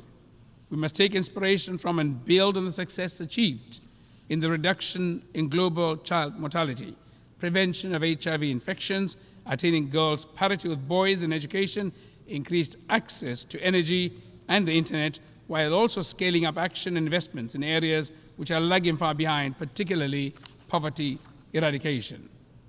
The levels of extreme poverty remain disturbingly high, but we cannot attain sustainable development without eradicating poverty in all its forms and manifestations. Poverty eradication is the sine qua non of sustainable development. A comprehensive approach will be required to move the needle in the fight against poverty. We therefore endorse the call for comprehensive social protection systems and inclusive economic policies. Pro-poor policies should also be complemented and reinforced by policies which spur inclusive economic growth and create sustainable employment. Policy interventions that aim to leave no one behind ought to be matched by adequate SDG financing. In this vein, my delegation reiterates the call for predictable, sustainable, and sufficient development finance to developing countries from all funding sources. In addition to livelihood issues, progress should also be accelerated in addressing other forms of inequality within countries, especially gender inequality. Meaningful action is needed to empower women and girls in areas where they are left behind and to combat harmful cultural practices and gender-based violence. Mr. President, extreme weather events and related natural disasters continue to remind us of the severity of climate crisis and the urgency of mitigation and adaptation. In our sub-region, Southern Africa, the El Niño phenomena induced drought and floods, which resulted in devastating consequences on livelihoods and a humanitarian situation that affected over 61 million people.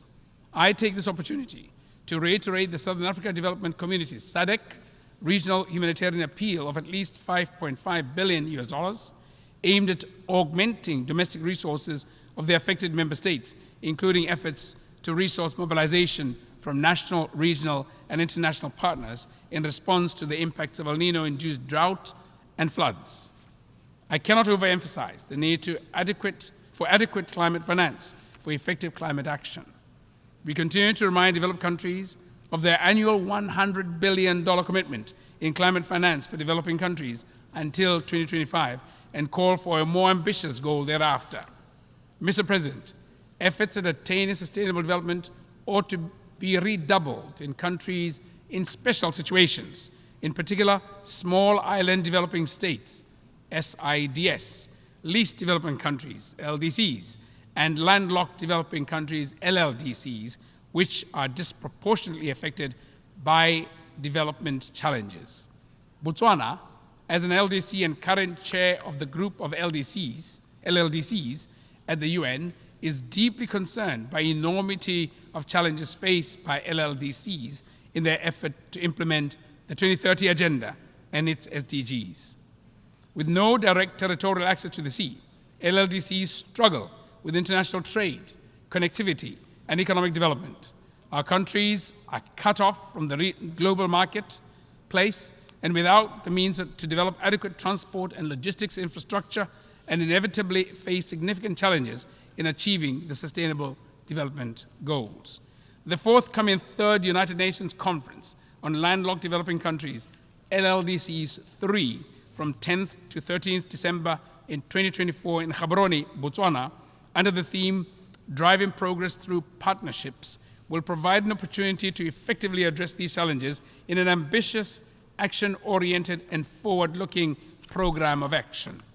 I therefore invite transit countries, development partners, and other stakeholders to join us in the beautiful and vibrant Gaborone as we shape the future for our 32 member countries. Mr. President, as you rightly observe, it is only when we act together that we can effectively deliver meaningful progress for people, planet, prosperity, and peace while leaving no one behind.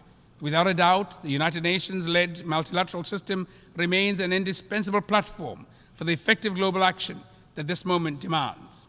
It is therefore of paramount importance that the multilateral framework remains fit for purpose. The onus is on us as member states to ensure that our intergovernmental processes enable rather than stifle effective multinational action and international cooperation. We must not allow the current geopolitical tensions and great power rivalries to get in the way of progress. Our shared values, norms, and interests, as expressed in the UN Charter, the 2030 Agenda, and other relevant frameworks, should remain the North Star that guides our engagements. The spirit of consensus and solidarity ought to be at the front and center of our actions. Mr. President, allow me to conclude by reaffirming Botswana's commitment to working constructively on all agenda items before the General Assembly during this session.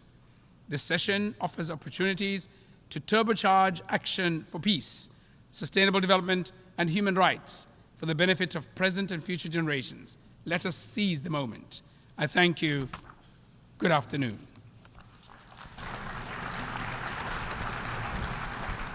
On behalf of the Assembly, I wish to thank the President of the Republic of Botswana.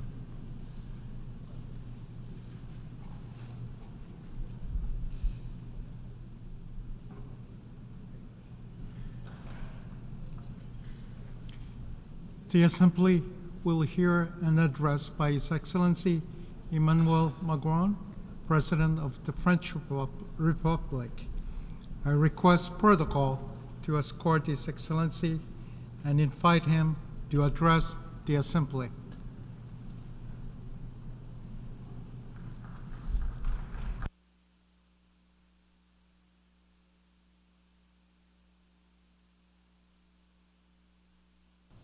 Monsieur le Président de l'Assemblée générale, Mesdames et Messieurs les chefs d'État et de gouvernement, Mesdames et Messieurs les ministres, Mesdames et Messieurs les ambassadeurs, je m'exprime ici au nom d'un pays qui n'oubliera jamais ce dont les nations sont capables quand elles sont unies.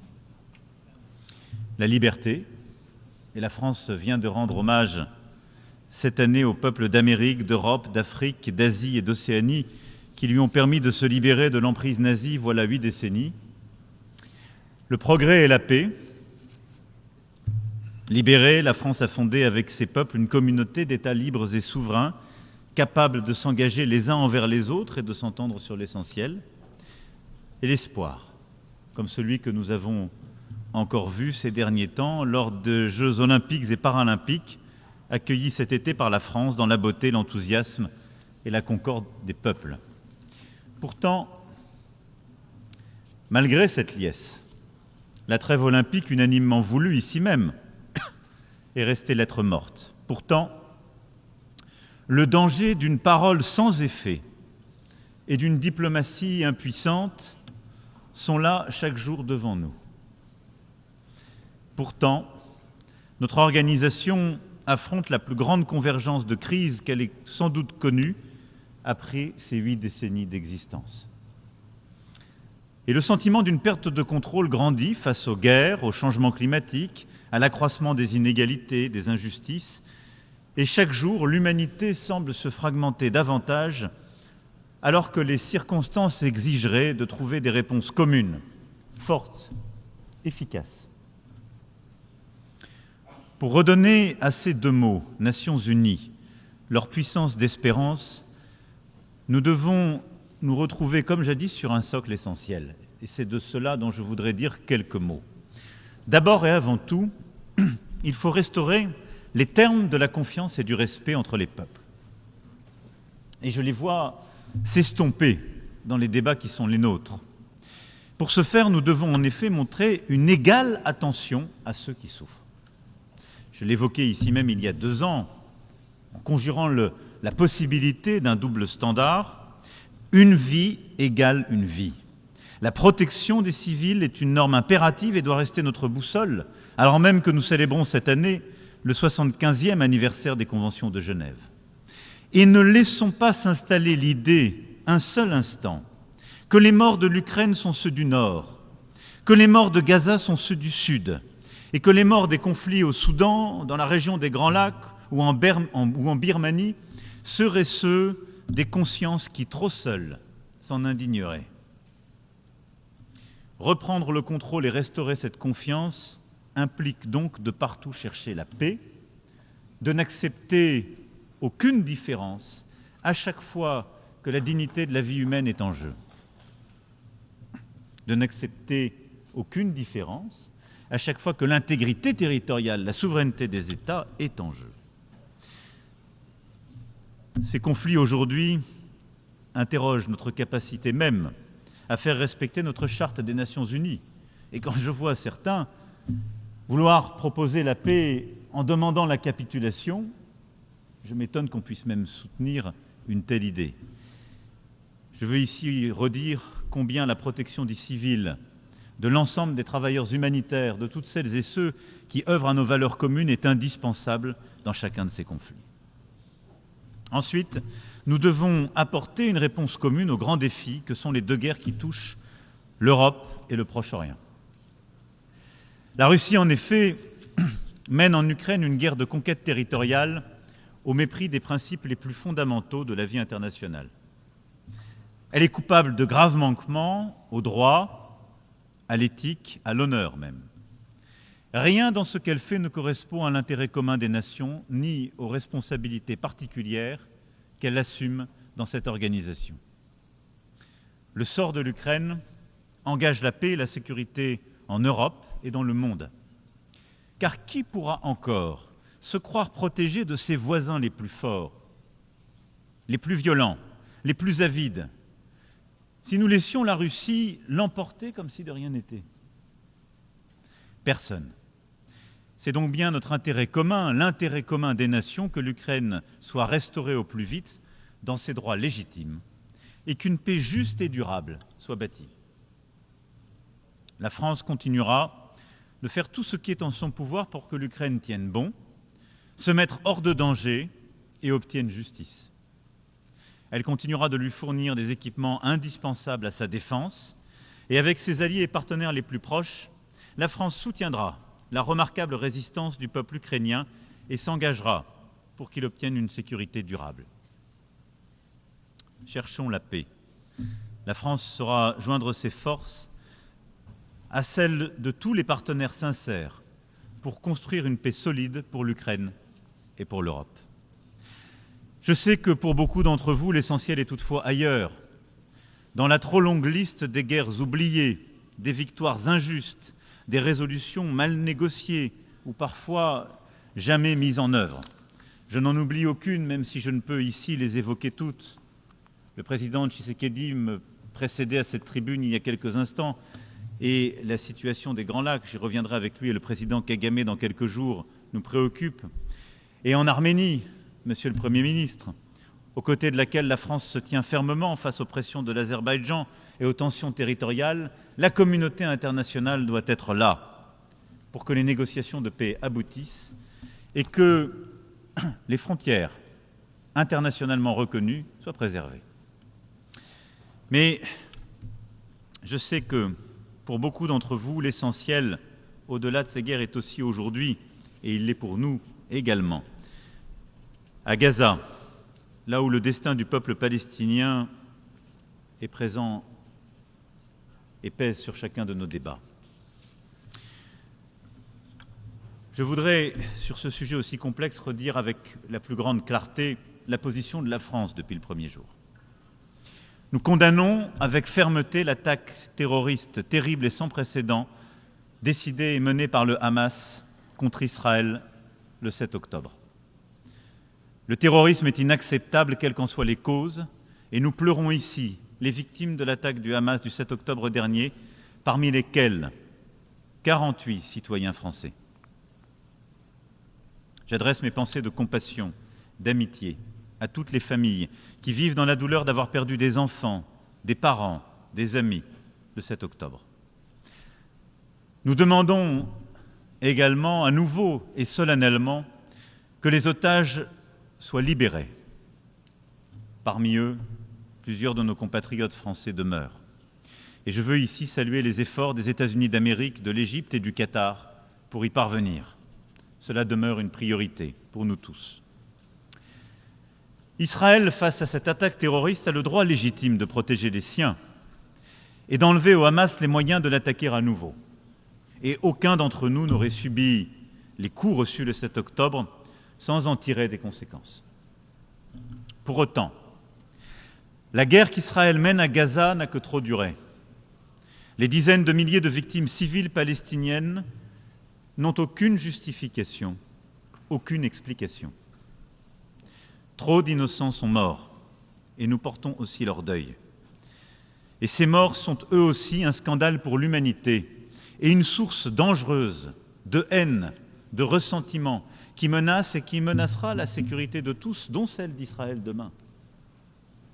Il faut donc que cette guerre cesse et que le cessez-le-feu intervienne au plus vite, en même temps que les otages soient libérés et que l'aide humanitaire arrive massivement à Gaza. Cette position, nous la tenons depuis octobre 2023. Poussant des résolutions avec nombre d'entre vous, tenant la première conférence humanitaire pour Gaza dès novembre 2023 à Paris.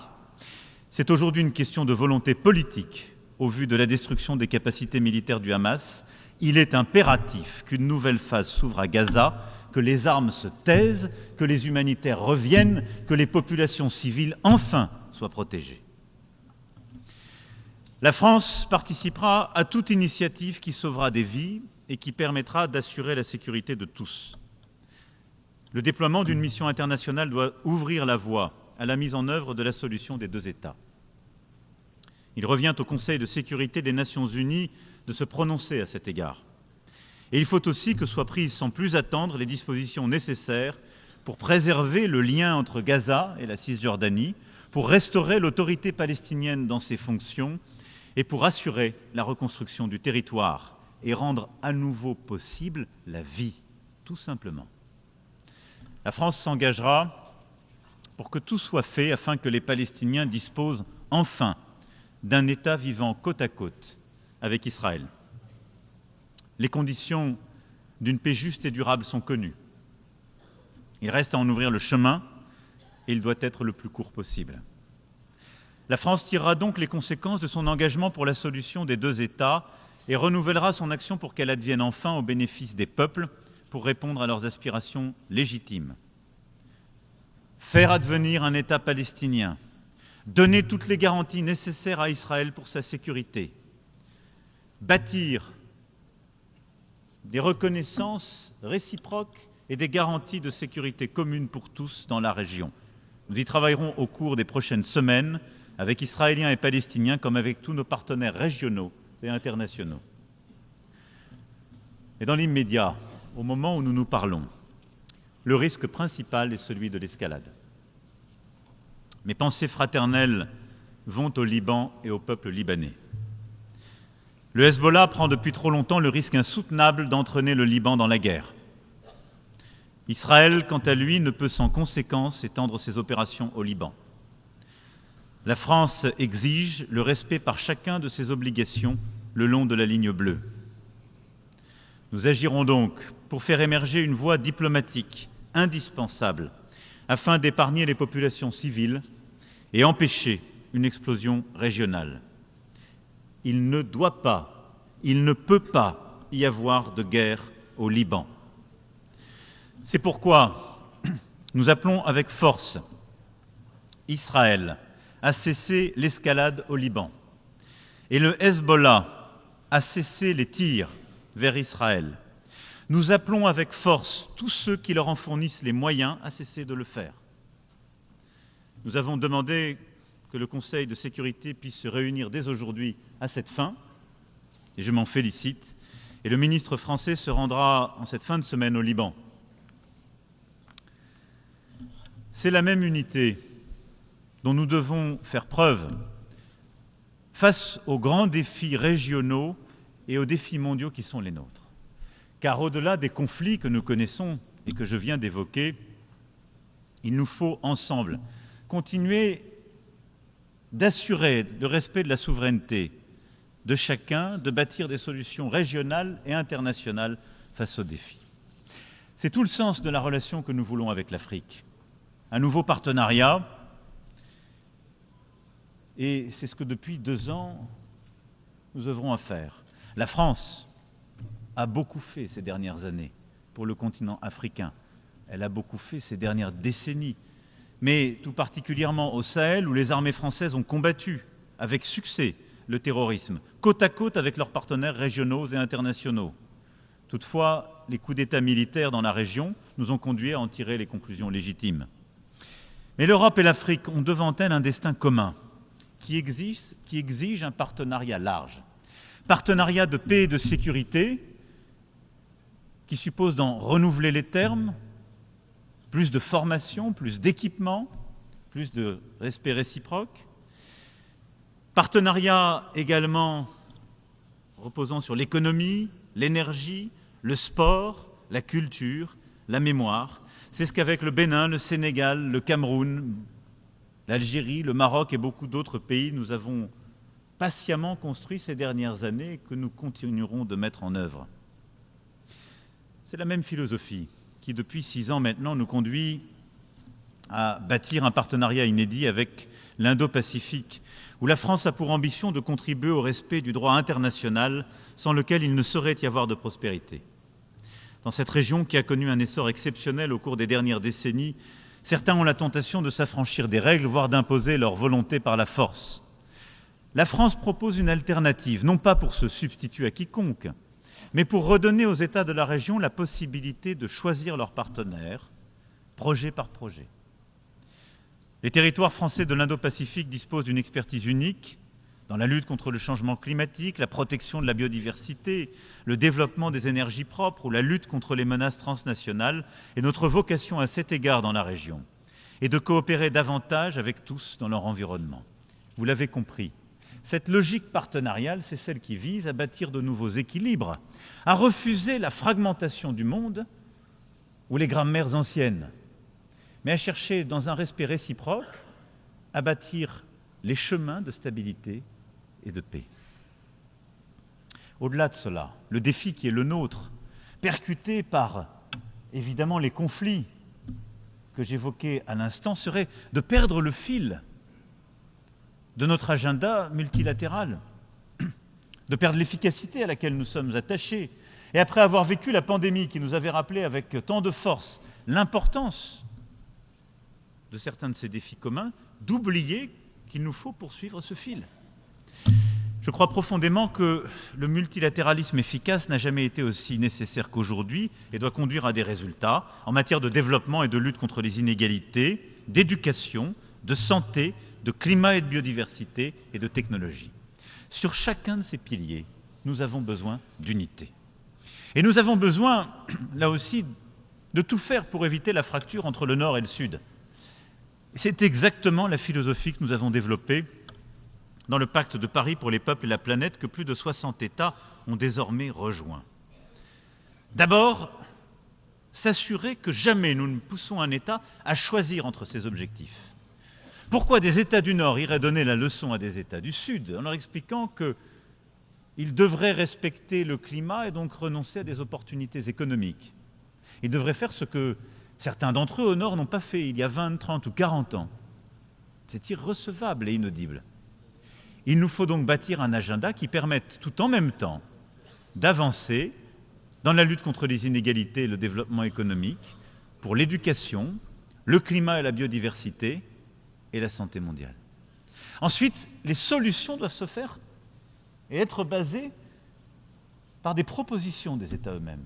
C'est ce que nous avons, par exemple, commencé à bâtir avec nos partenariats pour les transitions énergétiques justes. Ne pas avoir une seule solution pour tous ou des leçons données depuis nos capitales où, en quelque sorte, on vient inspecter des pays en leur demandant de tous suivre la même recette. Il y a un chemin singulier pour chaque pays. C'est la clé de la souveraineté. Et ensuite, il faut un choc financier public et un effet de levier privé supplémentaire. C'est ce qui nous a ainsi permis, il y a 3 ans, de soutenir, d'œuvrer à l'augmentation des droits de tirage spéciaux du FMI et d'obtenir la réallocation effective de près de 100 milliards de droits de tirage spéciaux au profit des pays qui en ont le plus besoin, tout particulièrement en Afrique. Révolution silencieuse, mais indispensable. C'est pourquoi aussi, fort de ce pacte, et nous étions avec plusieurs des membres à l'instant, sous l'autorité efficace du président Macky Sall et avec le concours des Nations Unies, de l'OCDE et des organisations concernées, nous voulons poursuivre ce cycle de réformes et mener une réforme profonde des banques multilatérales, de nos institutions financières. Nous avons lancé cet objectif de finance en commun, réunissant les banques de développement de toute la planète, y compris de ceux dont les agendas ne sont pas alignés. Il nous faut œuvrer sur cet agenda de finance en commun pour pouvoir tenir les objectifs que j'évoquais. Et il nous faut ensemble, je l'espère dès les mois qui viennent, réformer en profondeur la Banque mondiale et le Fonds monétaire international, d'abord pour en renouveler les membres, ces institutions ayant été conçues à une époque où tant d'entre vous ici n'étiez pas indépendants. Il faut en renouveler la structure du capital pour lui donner plus de force. La Banque mondiale et le Fonds monétaire international ont été conçus, pensés, calibrés à une époque où les défis n'étaient pas les mêmes, où l'économie mondiale n'avait pas cette taille, où la démographie n'avait rien à voir. Il nous faut lever les tabous absurdes, des blocages posés parfois par les plus grands qui empêchent les autres de remettre de l'argent de peur d'être dilués. Il nous faut donner les capacités d'agir à ces institutions pour financer les projets dont les pays du Sud ont besoin. Et cette réforme est impérieuse pour notre crédibilité collective. Et je le dis aux États les plus riches et à ceux qui, aux côtés de la France, sont autour de la table, décidez de ne pas le faire. Et vous verrez dans les années qui viennent émerger un ordre alternatif. Et il viendra d'autres qui n'ont pas votre agenda. Décidez de ne pas le faire. Et vous serez voués aux gémonies, accusés de cynisme, et peut-être pas à tort.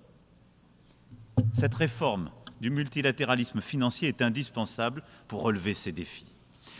Il nous faut aussi poursuivre notre agenda en matière de climat, de biodiversité. Les COP à venir sont des rendez-vous importants et la France y jouera tout son rôle, en particulier en organisant avec le Costa Rica pour les Nations Unies une réunion importante pour les océans. Nice, en effet, en juin 2025, accueillera la conférence des Nations Unies sur l'océan et nous poursuivrons ce faisant notre travail et j'espère que nombre d'entre vous pourront ratifier à cet égard les acquis des derniers mois, en particulier le traité sur la protection de la haute mer, indispensable. Et nous continuons à avancer aussi sur la question de l'eau, si indispensable, avec le nouveau sommet One Planet sur l'eau, aux côtés du Kazakhstan et de l'Arabie saoudite. Je ne grainerai pas ici tous les sujets nécessaires, indispensables, mais je veux aussi rappeler combien l'intelligence artificielle suppose que dans notre enceinte, tous les États ici présents se coordonnent. Nous avons besoin de favoriser l'innovation. Nous avons besoin de nous assurer que l'innovation de l'intelligence artificielle sera accessible à tous les pays et les peuples de la planète et qu'elle ne vienne pas nourrir de nouvelles fractures et de nouvelles inégalités. Mais nous avons besoin que tout ceci se développe dans un cadre éthique, démocratique, pensé par les peuples de la planète et concerté. Et nous ne pouvons pas laisser quelques-uns, a fortiori des acteurs privés qui sont aujourd'hui à la pointe de ces innovations, penser pour nous et pour nos peuples l'avenir de celles-ci. C'est pourquoi la France organisera en février 2025 le prochain sommet d'action pour l'intelligence artificielle, mais vous l'avez compris, l'objectif est de construire ce cadre commun et je me félicite des travaux qui ont été conduits et coordonnés par le secrétaire général et du pacte numérique mondial bâti avec les meilleurs experts qui portent totalement cette philosophie dans laquelle nous nous inscrivons. Pour finir mon propos, mesdames et messieurs, et ayant conscience que j'ai oublié là tant de situations difficiles, du Venezuela au cœur de l'Afrique en passant par tant de tensions océaniennes, je voudrais conclure en parlant de nos institutions. J'entends beaucoup de voix s'élever pour dire qu'au fond, les Nations Unies seraient à mettre à la poubelle. Ça ne sert plus à rien, vous voyez bien, on n'arrive pas à régler les conflits. Ayons en la matière une impatience constructive. Ayons de l'impatience, je l'ai avec vous, on ne peut pas se satisfaire de ne pas savoir régler les choses. Mais soyons clairs, les responsables sont là. Tant que nous aurons un Conseil de sécurité qui est bloqué, je dirais de manière réciproque selon les intérêts par les uns et les autres, on aura du mal à avancer. Est-ce qu'il y a un meilleur système? Je ne le crois pas. Et donc rendons simplement ces Nations Unies plus efficaces, d'abord en les rendant peut-être plus représentatifs. C'est pourquoi la France, et je le redis ici, est favorable à ce que le Conseil de sécurité soit élargi. L'Allemagne, le Japon, l'Inde, le Brésil devraient en être des membres permanents, de même que 2 pays que l'Afrique désignerait pour la représenter. De nouveaux membres élus devraient aussi être admis en son sein. Mais la réforme de la composition du Conseil de sécurité ne suffirait pas à elle seule à lui rendre son efficacité. Et je souhaite donc que cette réforme permette aussi de changer les méthodes de travail, de limiter le droit de veto en cas de crime de masse et de se concentrer sur les décisions opérationnelles que nécessite le maintien de la paix et de la sécurité internationale. C'est cela que nous devons avoir le courage et l'audace de faire et qu'avec les membres permanents actuels, nous devons porter. Près de 25 ans après le sommet du millénaire, le moment est venu de retrouver de l'efficacité pour mieux agir sur le terrain, auprès des États comme de la société civile. Et au-delà des Nations Unies, nous devons ouvrir une nouvelle ère dans chacune de nos institutions multilatérales, comme je viens de l'évoquer. Voilà, mesdames et messieurs, les quelques mots que je voulais avoir ici devant vous aujourd'hui. Dans un moment grave de notre ordre international, là où tant de conflits semblent ne pas se résoudre, je veux dire que la France continuera d'essayer de porter cette voix exigeante, fidèle à ses valeurs, qui refuse les simplifications du moment et qui continuera de se battre pour les principes simples qui nous ont toujours portés. La dignité humaine, le respect des principes de la Charte, et qui, au-delà de conflits et de l'actualité, a vocation à continuer à bâtir avec vous un ordre international plus juste et plus efficace. Telle sera notre voie, toujours singulière, aux côtés de nos amis, nos alliés, mais libres aussi, parfois de dire non, quelquefois de refuser le cynisme du moment ou les évidences qui n'en sont pas. Je vous remercie pour votre attention.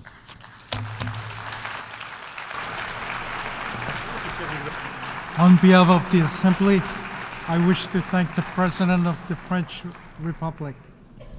We have heard the last speaker in the general debate for this meeting. The 10th plenary meeting to continue with the general debate will begin at 3 p.m. The meeting is adjourned.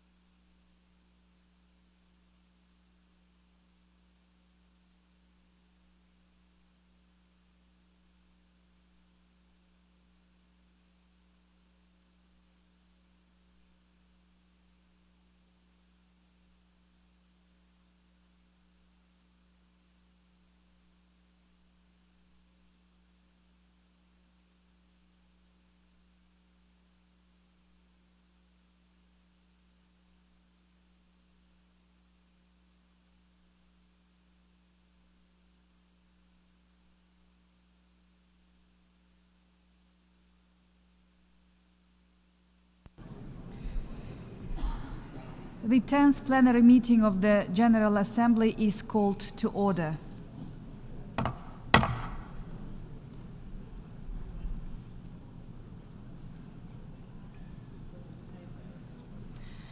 The Assembly will hear an address by His Excellency Denis Bechirovich, Chairman of the Presidency of Bosnia and Herzegovina. I request protocol to escort His Excellency and invite him to address the Assembly.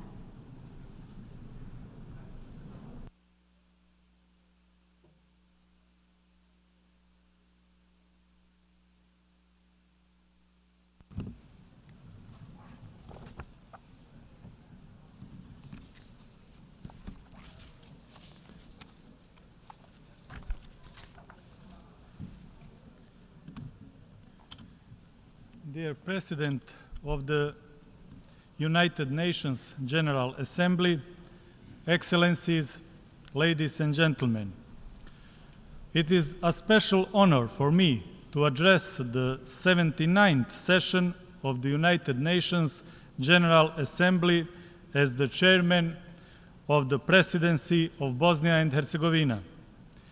Allow me, Mr. President, to wish you every success in the complex and challenging times of today. Also, I congratulate former President Mr. Denis Francis for successfully presiding over the 78th UN General Assembly session. Esteemed President, it is a great honor to serve the invincible state of Bosnia and Herzegovina, one of the oldest countries of Europe.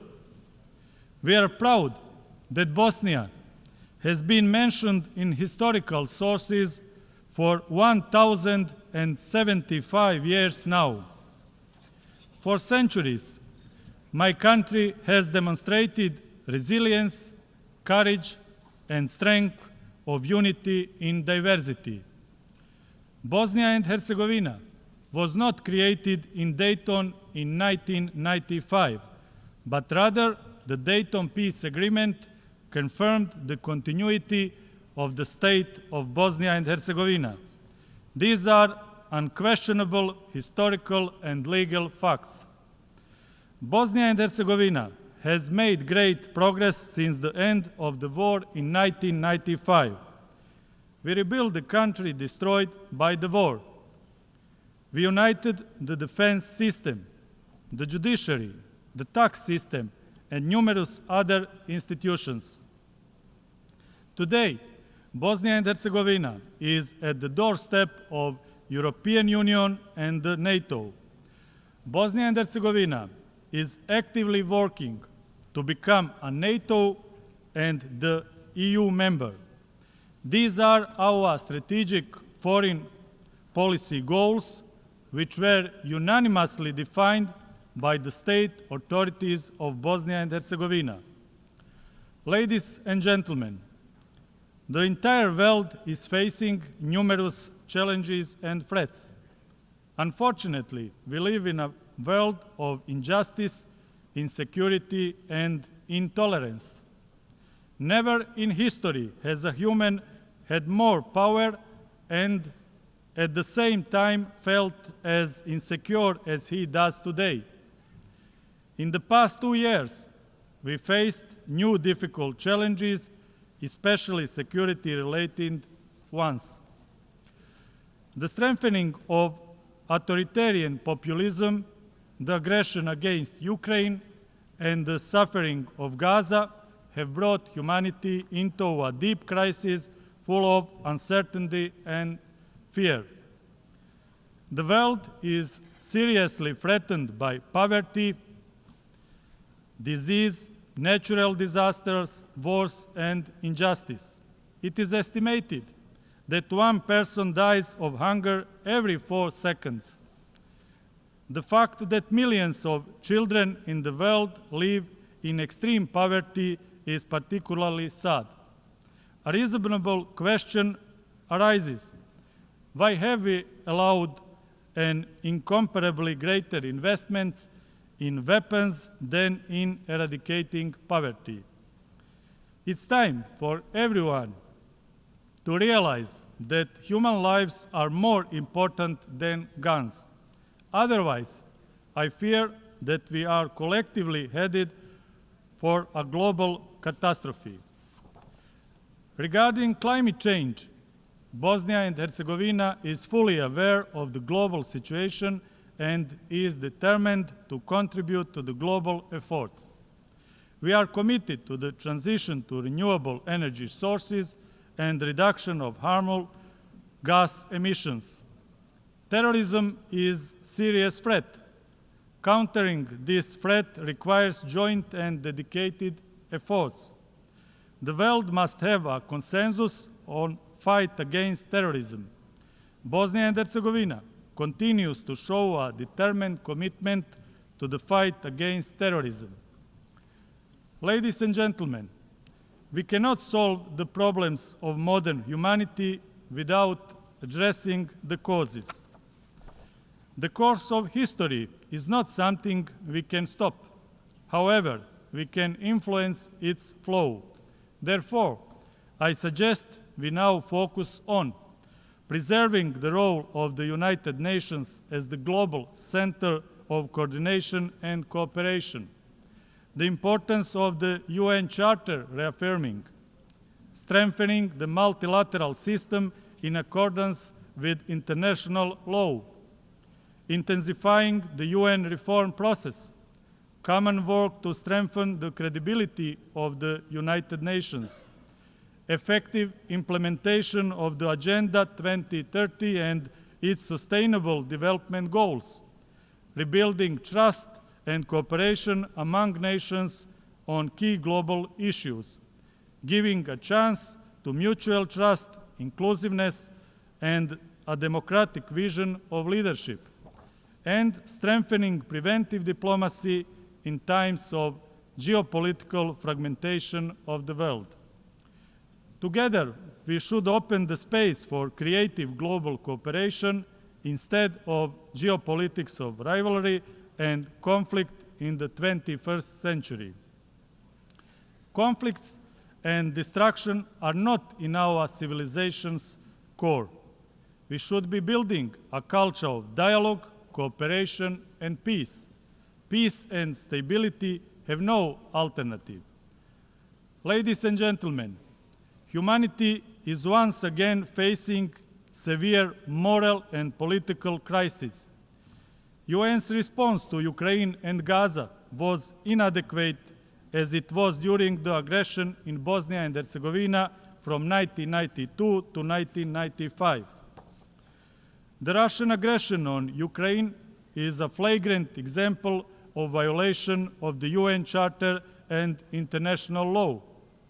That is why we reiterate our firm condemnation of Russian aggression and the support to the independence, sovereignty, and territorial integrity of Ukraine.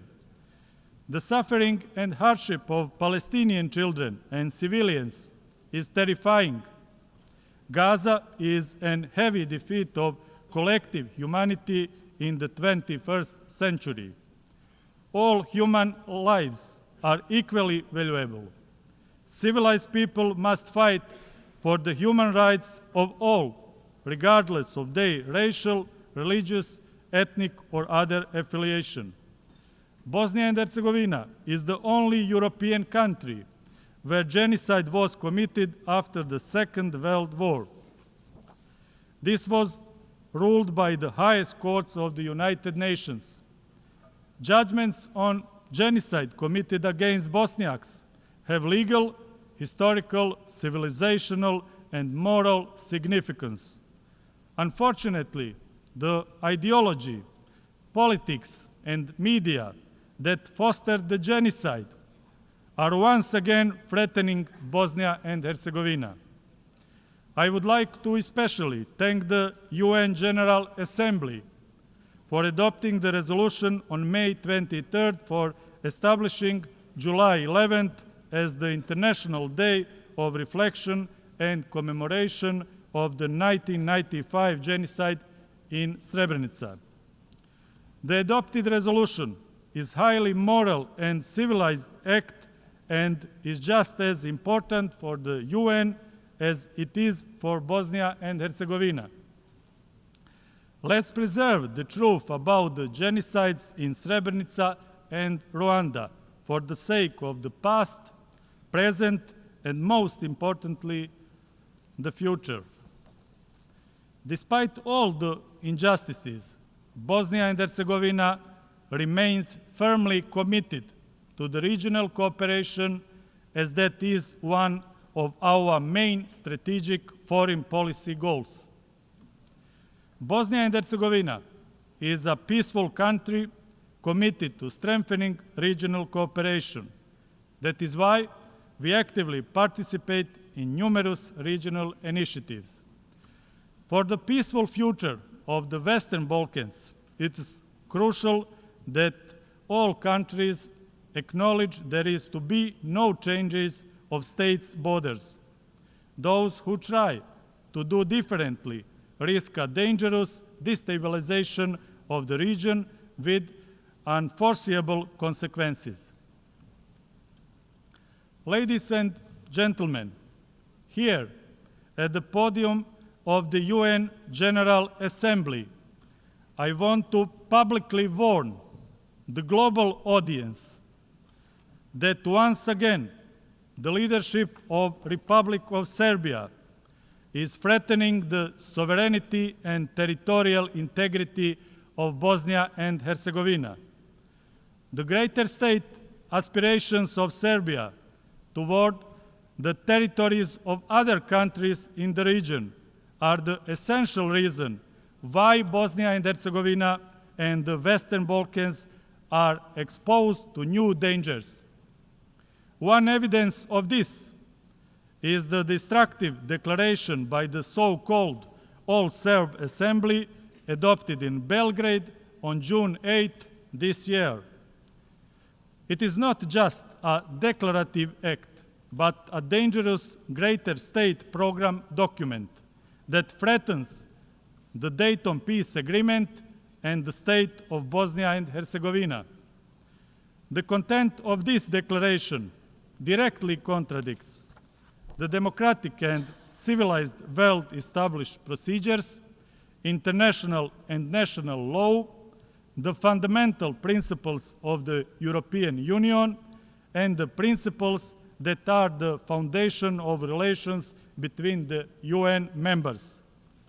This declaration is a threat to regional peace and to the independence, sovereignty, and territorial integrity of Bosnia and Herzegovina.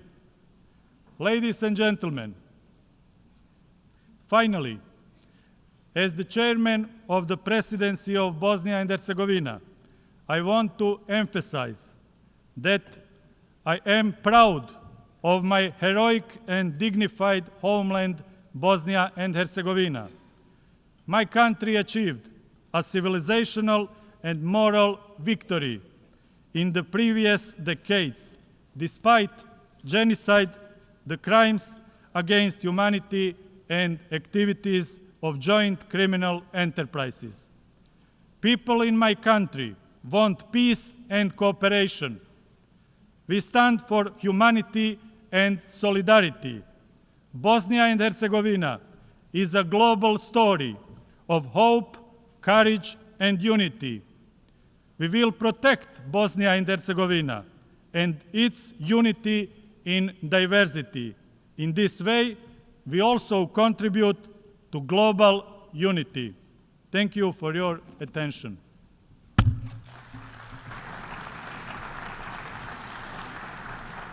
On behalf of the Assembly, I wish to thank the Chairman of the Presidency of Bosnia and Herzegovina. The Assembly will hear an address by His Excellency Alexander Stubb, President of the Republic of Finland. I request protocol to escort His Excellency and invite him to address the Assembly.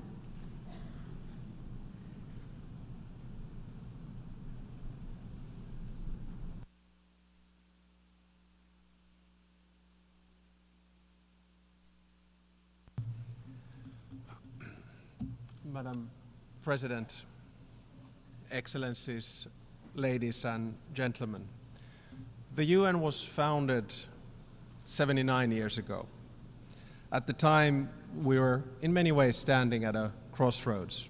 The world had been torn apart by 2 world wars.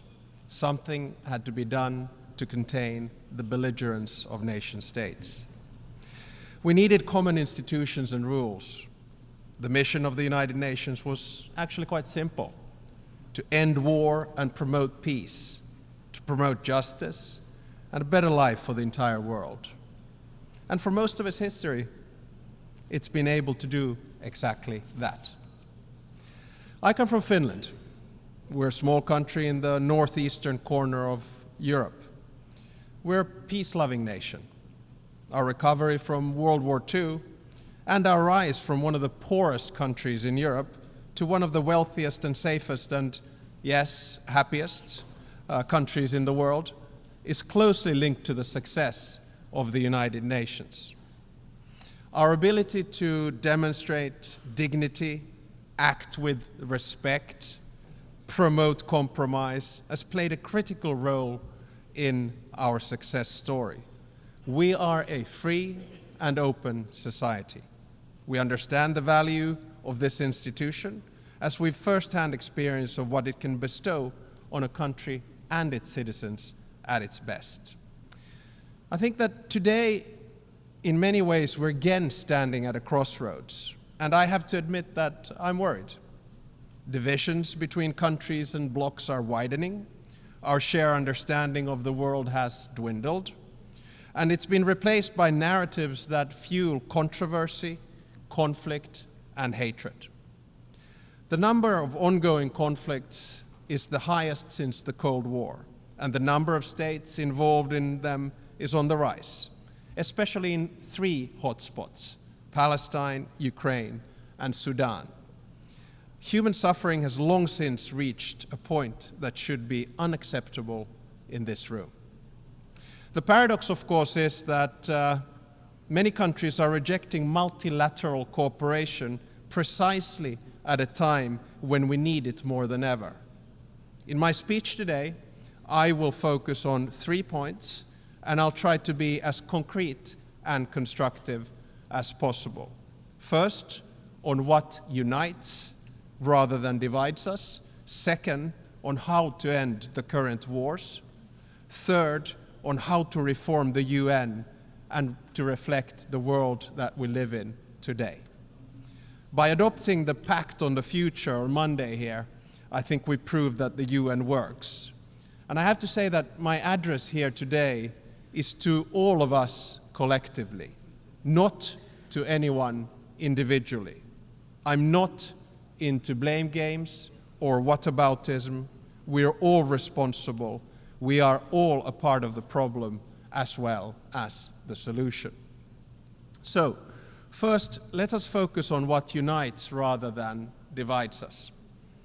When the Cold War ended, many of us, myself included, believed in the thesis of the end of history, namely that most of the world's roughly 200 nation states would revert towards some kind of form of peace, prosperity, and harmonious coexistence.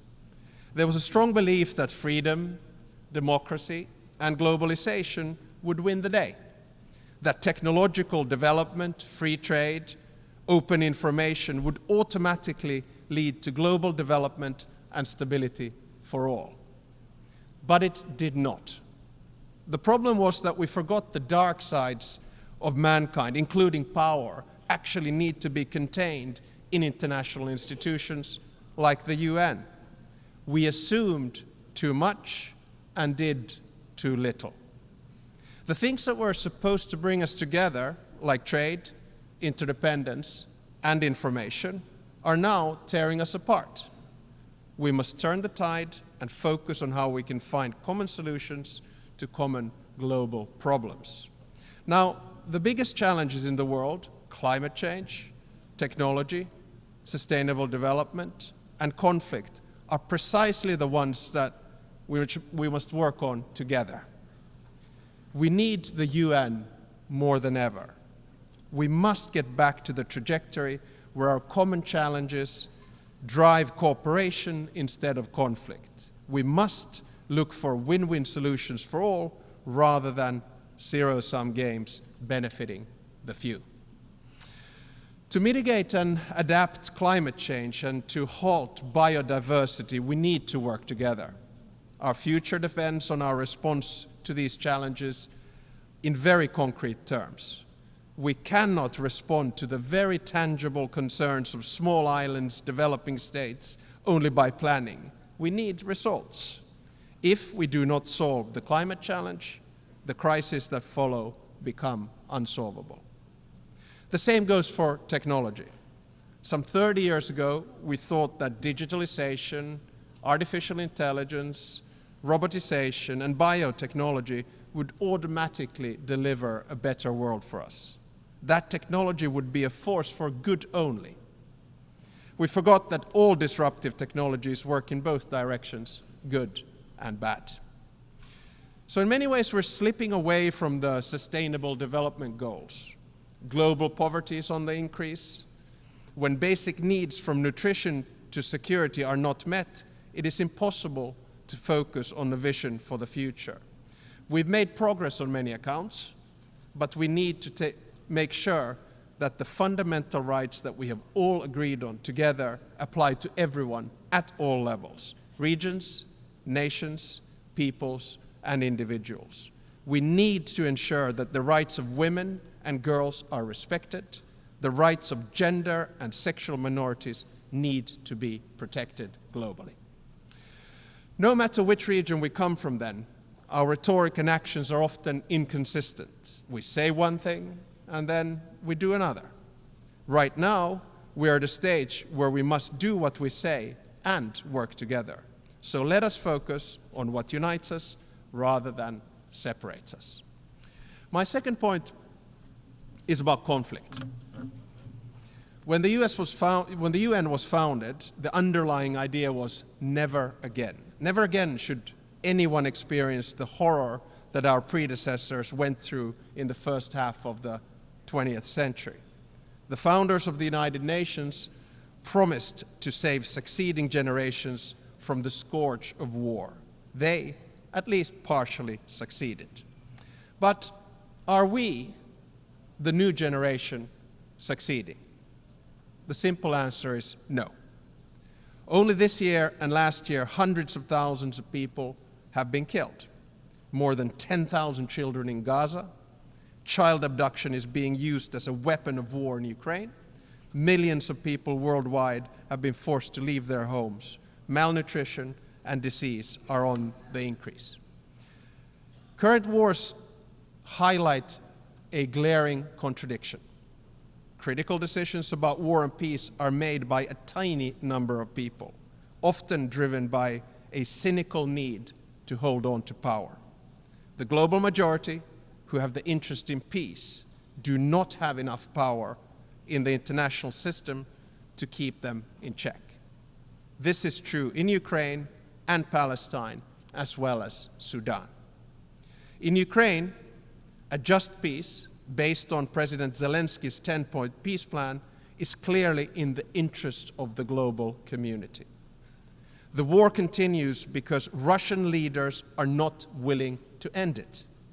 While Russia is doing its best to blame others for its own aggression, we systematically revert to the principles of international law and the UN Charter. Neither Russia nor any other country has a historical right to anyone else's region or people.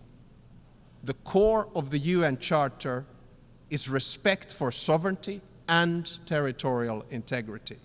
Finland condemns, in the strongest possible terms, the Russian aggression in Ukraine.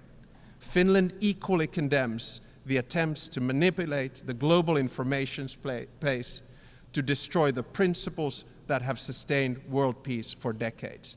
I call on President Putin to end this war and end it now.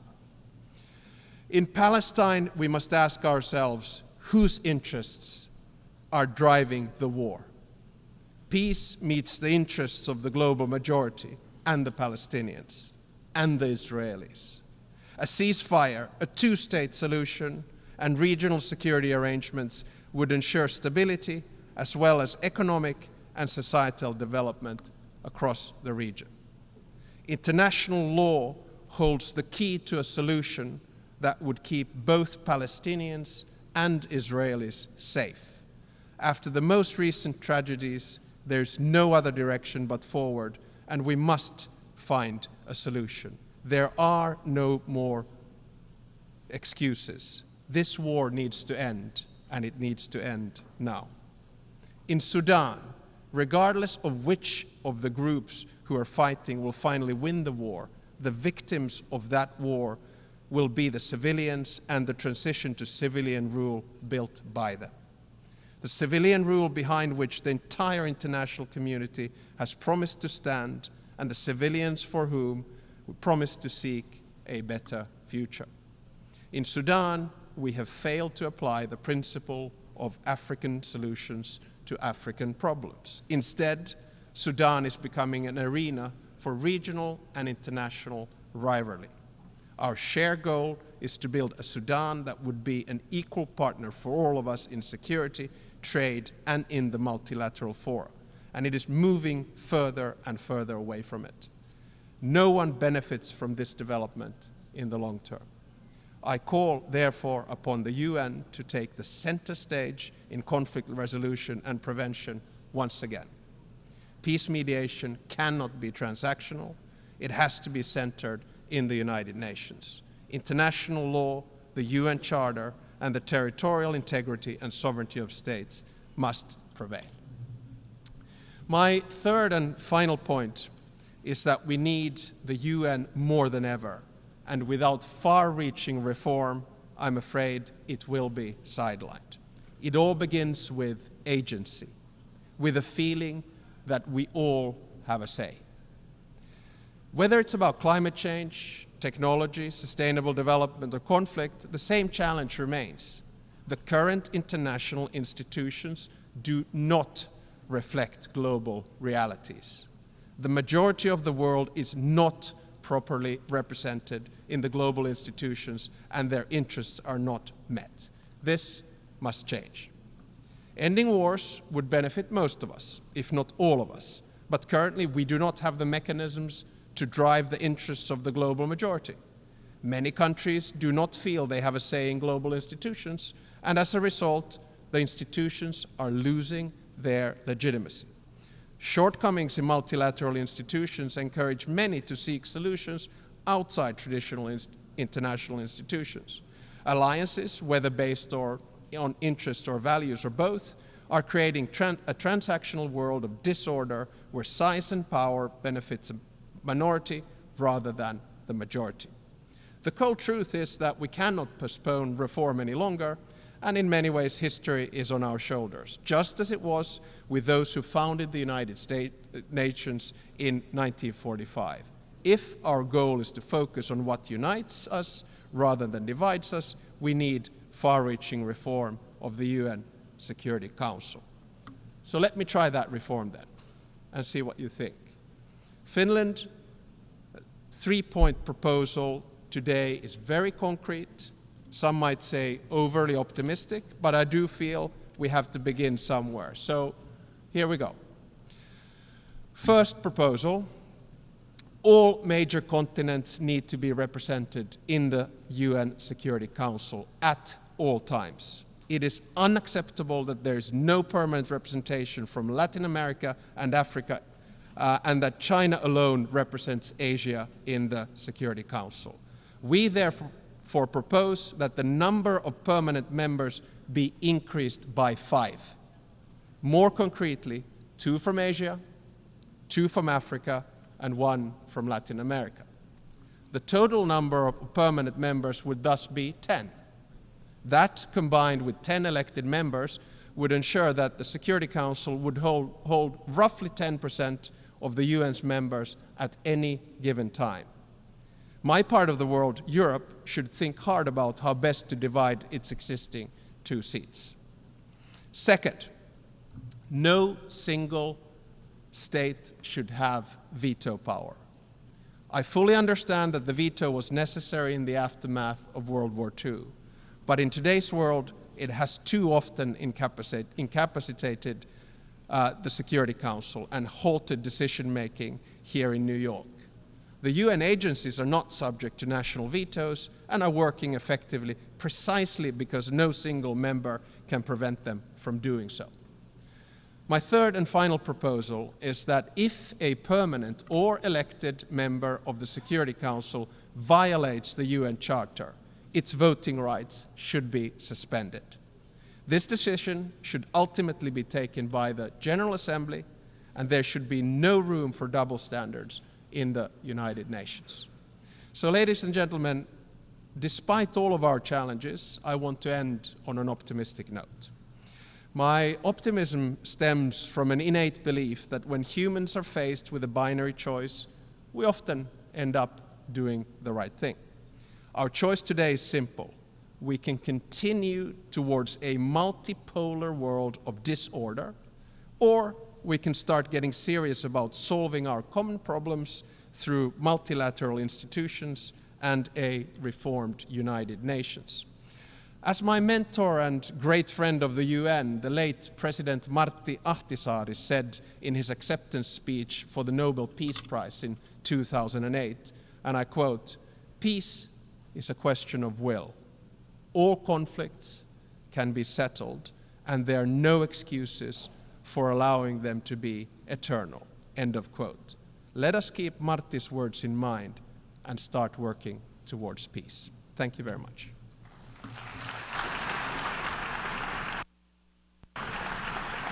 On behalf of the Assembly, I wish to thank the President of the Republic of Finland. The Assembly will hear an address by His Excellency Mohamed Irfan Ali, President of the Cooperative Republic of Guyana. I request protocol to escort His Excellency and invite him to address the Assembly.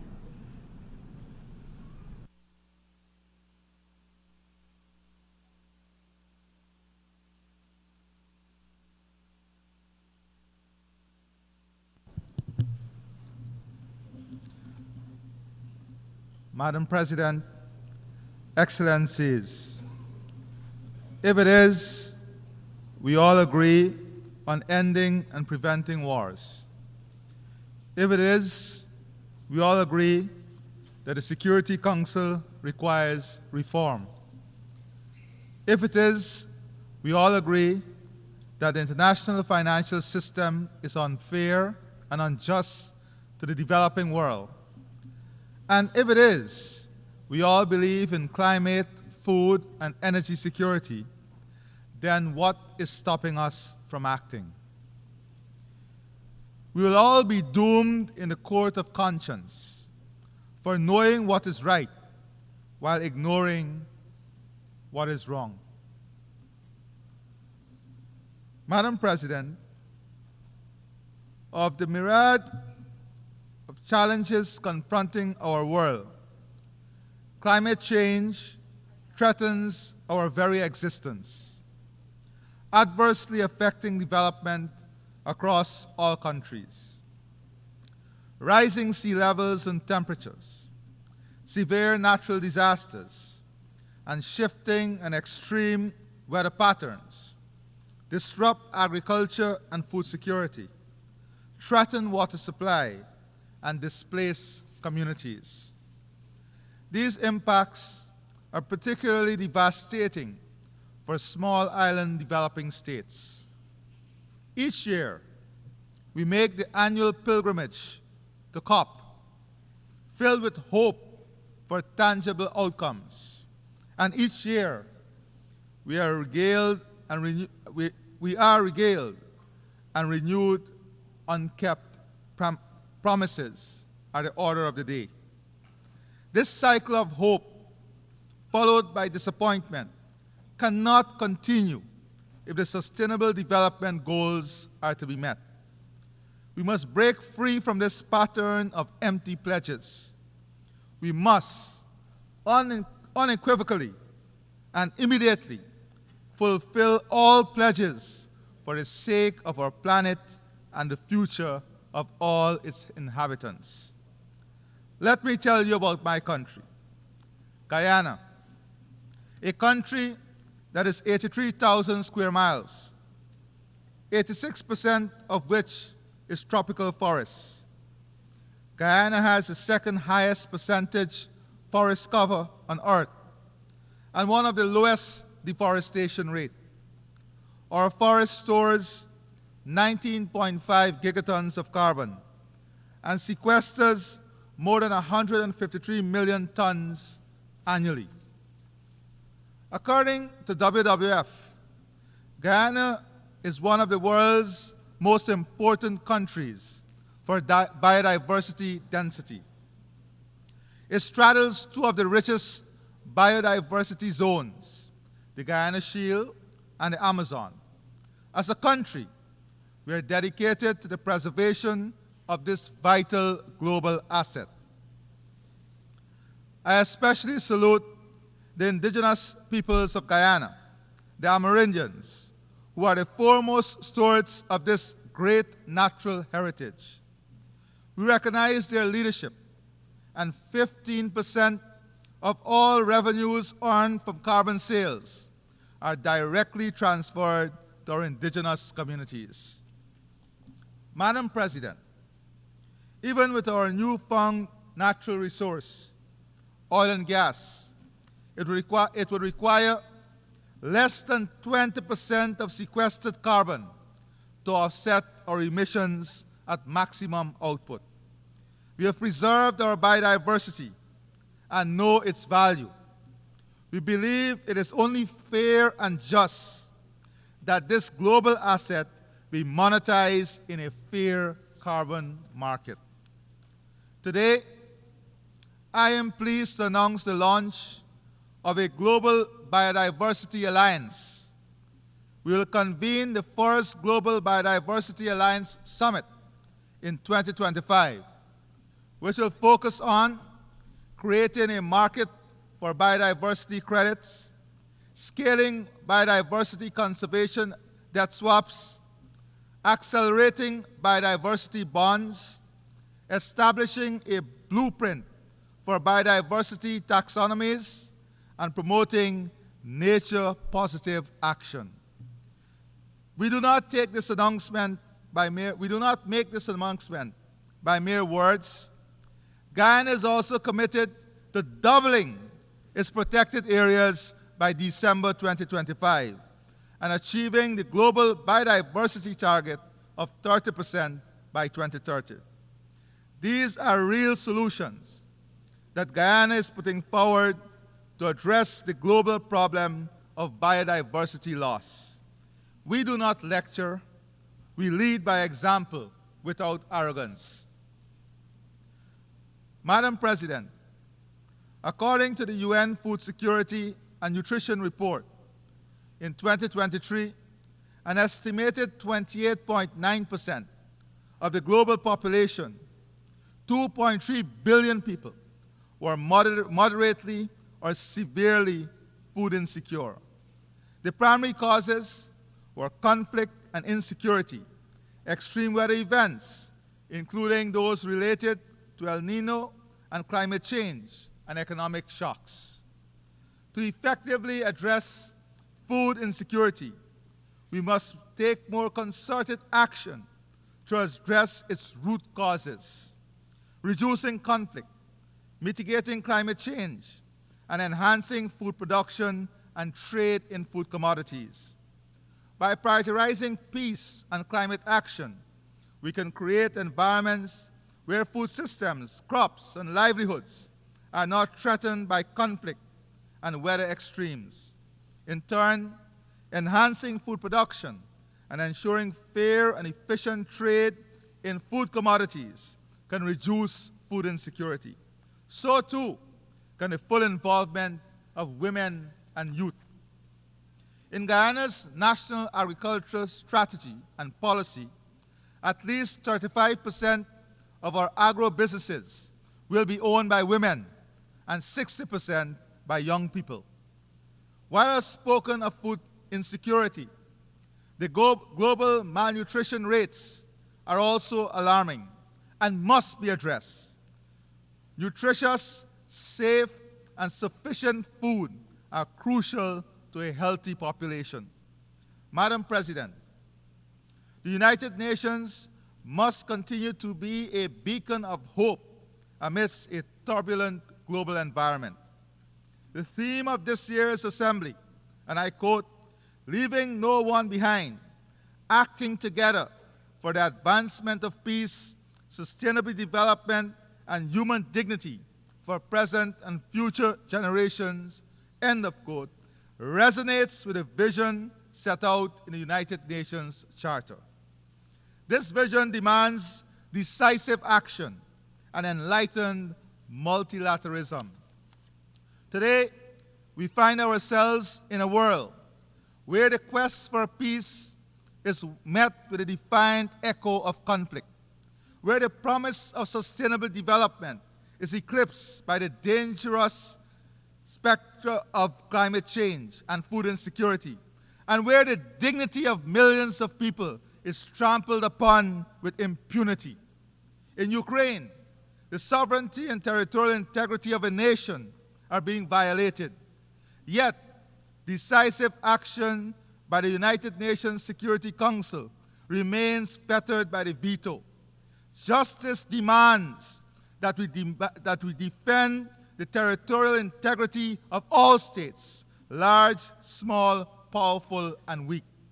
Equally concerning is the conflict in Sudan, which rages on with devastating consequences for the people of that country, including famine and mass displacement. This conflict will continue to undermine efforts to achieve lasting peace and sustainable development. This assembly must also condemn the continued oppression and persecution by the Taliban of women and girls in Afghanistan, who face not just lack of access to education and restrictions on their movements, but now even their voices cannot be heard in public. Closer to my home, CARICOM has been actively supporting a Haitian-led process for the restoration of democracy, peace, and stability in Haiti. We welcome the deployment of the UN-authorized multinational security support mission led by Kenya as a crucial step towards stabilizing the security situation. We call on the international community to urgently scale up financing for the MSS and secure its renewed authorization so that the mission can succeed. We must also address the dire humanitarian situation where almost half of Haiti's population suffer from acute hunger, mass displacement, and women and girls are enduring brutal violence, including sexual violence. Guyana is leading CARICOM's effort in mobilizing humanitarian effort and support for Haiti. Excellencies, I'll be reaching out to you for your support. We must stay the course with our Haitian brothers and sisters in their quest for durable peace and sustainable development. The people of Haiti deserve nothing less. Madam President, peace, stability, and safety are no more imperiled than in Gaza. Guyana reiterates its strong condemnation of the October 7 attacks by Hamas on Israel. However, the collective punishment of an entire population, including the indiscriminate slaughter of civilians, most of whom are women and children, has long gone beyond the realm of self-defense. As the world watches on helplessly, Israel continues to flout its international obligations, including the orders of the ICJ and successive Security Council resolutions. Instead, the right of self-defense is being used as a weapon of mass extermination, stoking legitimate fears of genocide. No state, large or small, should feel comfortable and safe when such atrocities are allowed to continue with impunity. The war in Gaza must end now. We reiterate our demand for an immediate ceasefire and the release of all hostages and Palestinians illegally detained.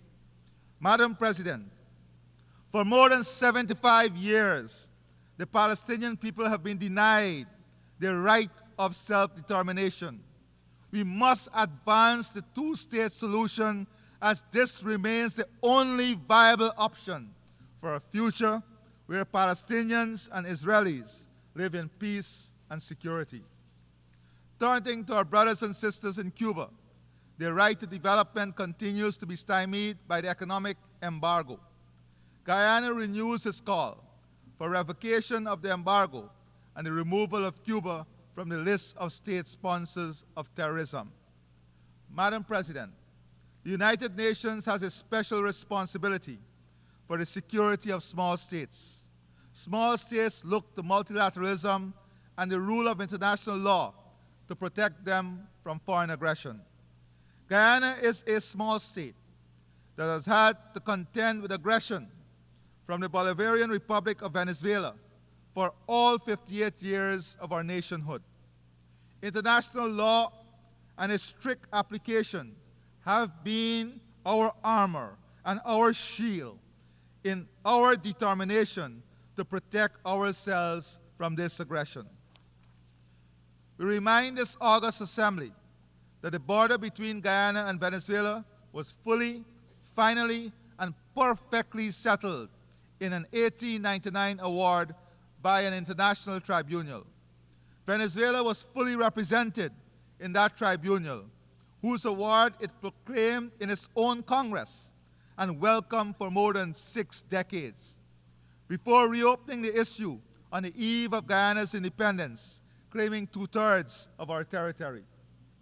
This controversy, initiated by Venezuela, was submitted by Guyana to the International Court of Justice in accordance with the decision of the United Nations Secretary General and consistent with our position to settle this matter by legal and peaceful means. In 2023, in light of intensified acts of aggression by Venezuela, the ICJ issued provisional measures stating that, and I quote, pending a final decision in the case, the Bolivarian Republic of Venezuela shall refrain from taking any action which would modify the situation that currently prevails in the territory in dispute, whereby the Cooperative Republic of Guyana administers and exercises control over the area, end of quote. After years of refusing to participate in the proceedings of the ICJ and stating that it does not recognize the jurisdiction of the court, the Venezuelan government has now submitted a counter memorial to Guyana's submission. We welcome Venezuela's decision to participate in the court's proceedings and express the hope that Venezuela will accept the decision of the court, as Guyana has long pledged to do. I reaffirm Guyana's unwavering commitment to a peaceful resolution of this long-standing controversy in full conformity with international law and the principles set forth in the United Nations Charter. Madam President, peace, development, and human rights are pillars of the United Nations. We all aspire for a form of multilateralism that is equitable, inclusive, and ensures that no one is left behind. Women's participation in leadership in private and public sectors are integral to this. There is a growing movement in the developing world calling for the democratization of global political and economic relations. The disproportionate concentration of power favors a few powerful nations, whilst marginalizing the voices and concern of the broader international community. Developing countries are justly demanding more inclusive and representative decision-making processes in institutions and organs such as the UN Security Council, the World Bank, and the IMF. The World Trade Organization must also be reformed to ensure fairer trade for developing countries. These reforms must go beyond fair representation and ensure that the policies and practices of these institutions align with the developmental needs and aspirations of all countries. In the emerging global order, we must ensure the United Nations remains at the forefront of global governance. If multilateralism is to trump unilateralism, the UN's role as the world's foremost multilateral organization is pivotal. With the necessary resources and resolve, the UN can ensure a future of peace, sustainable development, and human dignity. The future we seek, a future where no one is left behind, demands courageous action.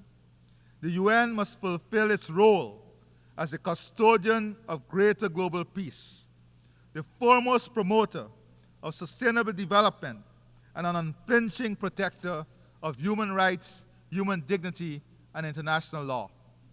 And since the UN is all of us, this body of nations, this is a collective responsibility for us all. Let us not be found wanting. Let us act together for the advancement of peace, for the achievement of sustainable development, and the preservation of human dignity, now and for generations to come. I thank you.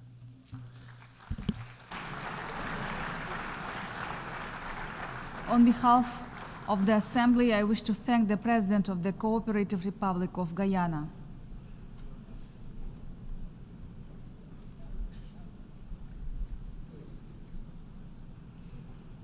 The Assembly will hear an address by His Excellency José Raúl Molina Quintero, President of the Republic of Panama.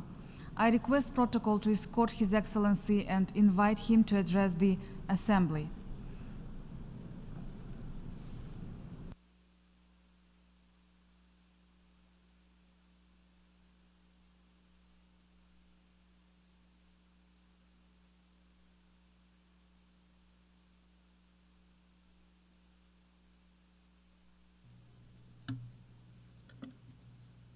Muy buenas tardes. Señora Presidenta, honorables jefes de delegación presentes, damas y caballeros. Hace poco más de 2 meses asumí la presidencia de la República de Panamá. En los 5 años que durará mi mandato tendré que afrontar, en nombre de todos los panameños, grandes retos, varios de ellos que atañen no solo a mi país, sino al hemisferio. Nuestra privilegiada posición geográfica nos convirtió en el punto de paso y encuentro de las Américas. Tuvimos el primer ferrocarril que une el Atlántico y el Pacífico en nuestro continente, la primera aduana del continente y la primera en tierra firme. Nuestro canal y el hub aeroportuario nos convierten en socios estratégicos para todos los países del mundo. En la actualidad, nuestro canal sirve a 180 rutas marítimas que conectan 1.920 puertos en 170 países, constituyéndose en un gran valor agregado para productos de todo el mundo. Conscientes de nuestra importancia como lugar de convergencia, nuestras puertas siempre han estado abiertas a todas las nacionalidades que en buena lid quieren aprovechar las ventajas competitivas de ser, como dice nuestro escudo, Promundi y beneficio.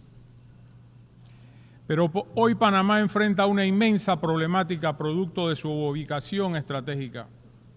La inmigración ilegal por la selva del Darién, que está siendo utilizada como llave de paso por cientos de miles de migrantes desde hace tiempo, que huyen de los graves problemas económicos, políticos y sociales en búsqueda del llamado sueño americano. Conozco ese territorio muy bien, pues hace poco más de una década, cuando fui ministro de Seguridad de Panamá, lideré las fuerzas que recuperaron el Darién de la narcoguerrilla. Hoy genera un dolor inmenso ver el drama social que significa este camino improvisado, que es recorrido por mujeres, niños y personas mayores que inician una travesía inhumana a través de ríos, selvas y lugares inhóspitos, a merced de cualquier tipo de riesgo para su integridad. Ese tránsito de personas es liderado por organizaciones criminales, con base en países vecinos que reciben dinero maldito para lucrar con la necesidad y la esperanza de miles de seres humanos.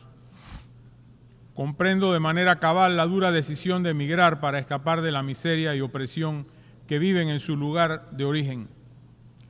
La gran mayoría de las personas quieren vivir, desarrollarse y presentarse en el progreso de la tierra donde nacieron. Reitero, las causas son conocidas, pero solo no podemos atenderlas. Ya son demasiados los problemas sociales y financieros que enfrentamos como nación. No disponemos de recursos ni de posibilidades materiales para darle una solución a la crisis migratoria por nuestra propia cuenta. La inmigración ilegal por Panamá es parte de un problema global inmenso y debe ser aquí, en Naciones Unidas, que debe ocupar un lugar importante de su agenda.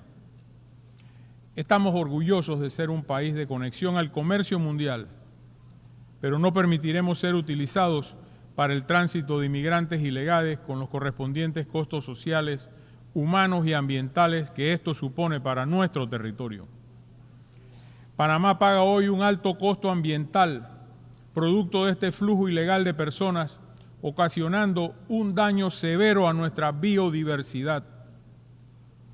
Quiero decirles que existe una inmensa diferencia entre analizar esta problemática desde recintos como este, en pleno Manhattan, a ser testigo presencial del drama como yo lo he sido.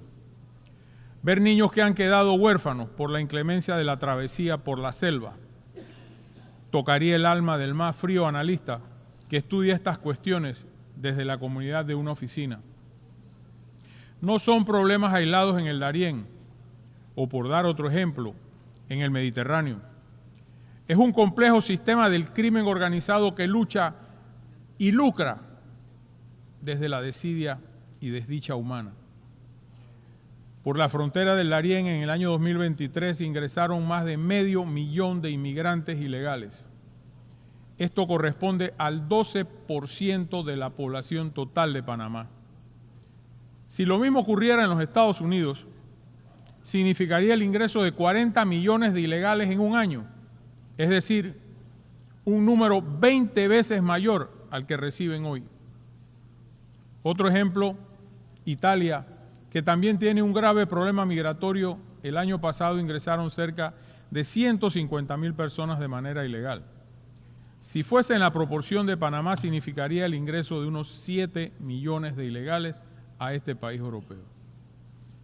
Señoras y señores, les pido que vean la magnitud de lo que está sucediendo, porque sentimos que no contamos con todo el apoyo internacional que corresponde para hacerle frente a una situación tan angustiante desde el punto de vista humanitario, tan costosa en lo financiero, tan riesgosa para nuestra seguridad y tan alarmante por la devastación ambiental que nos dejan.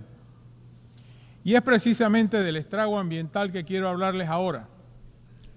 Darién es una de las selvas neotropicales más grandes del mundo.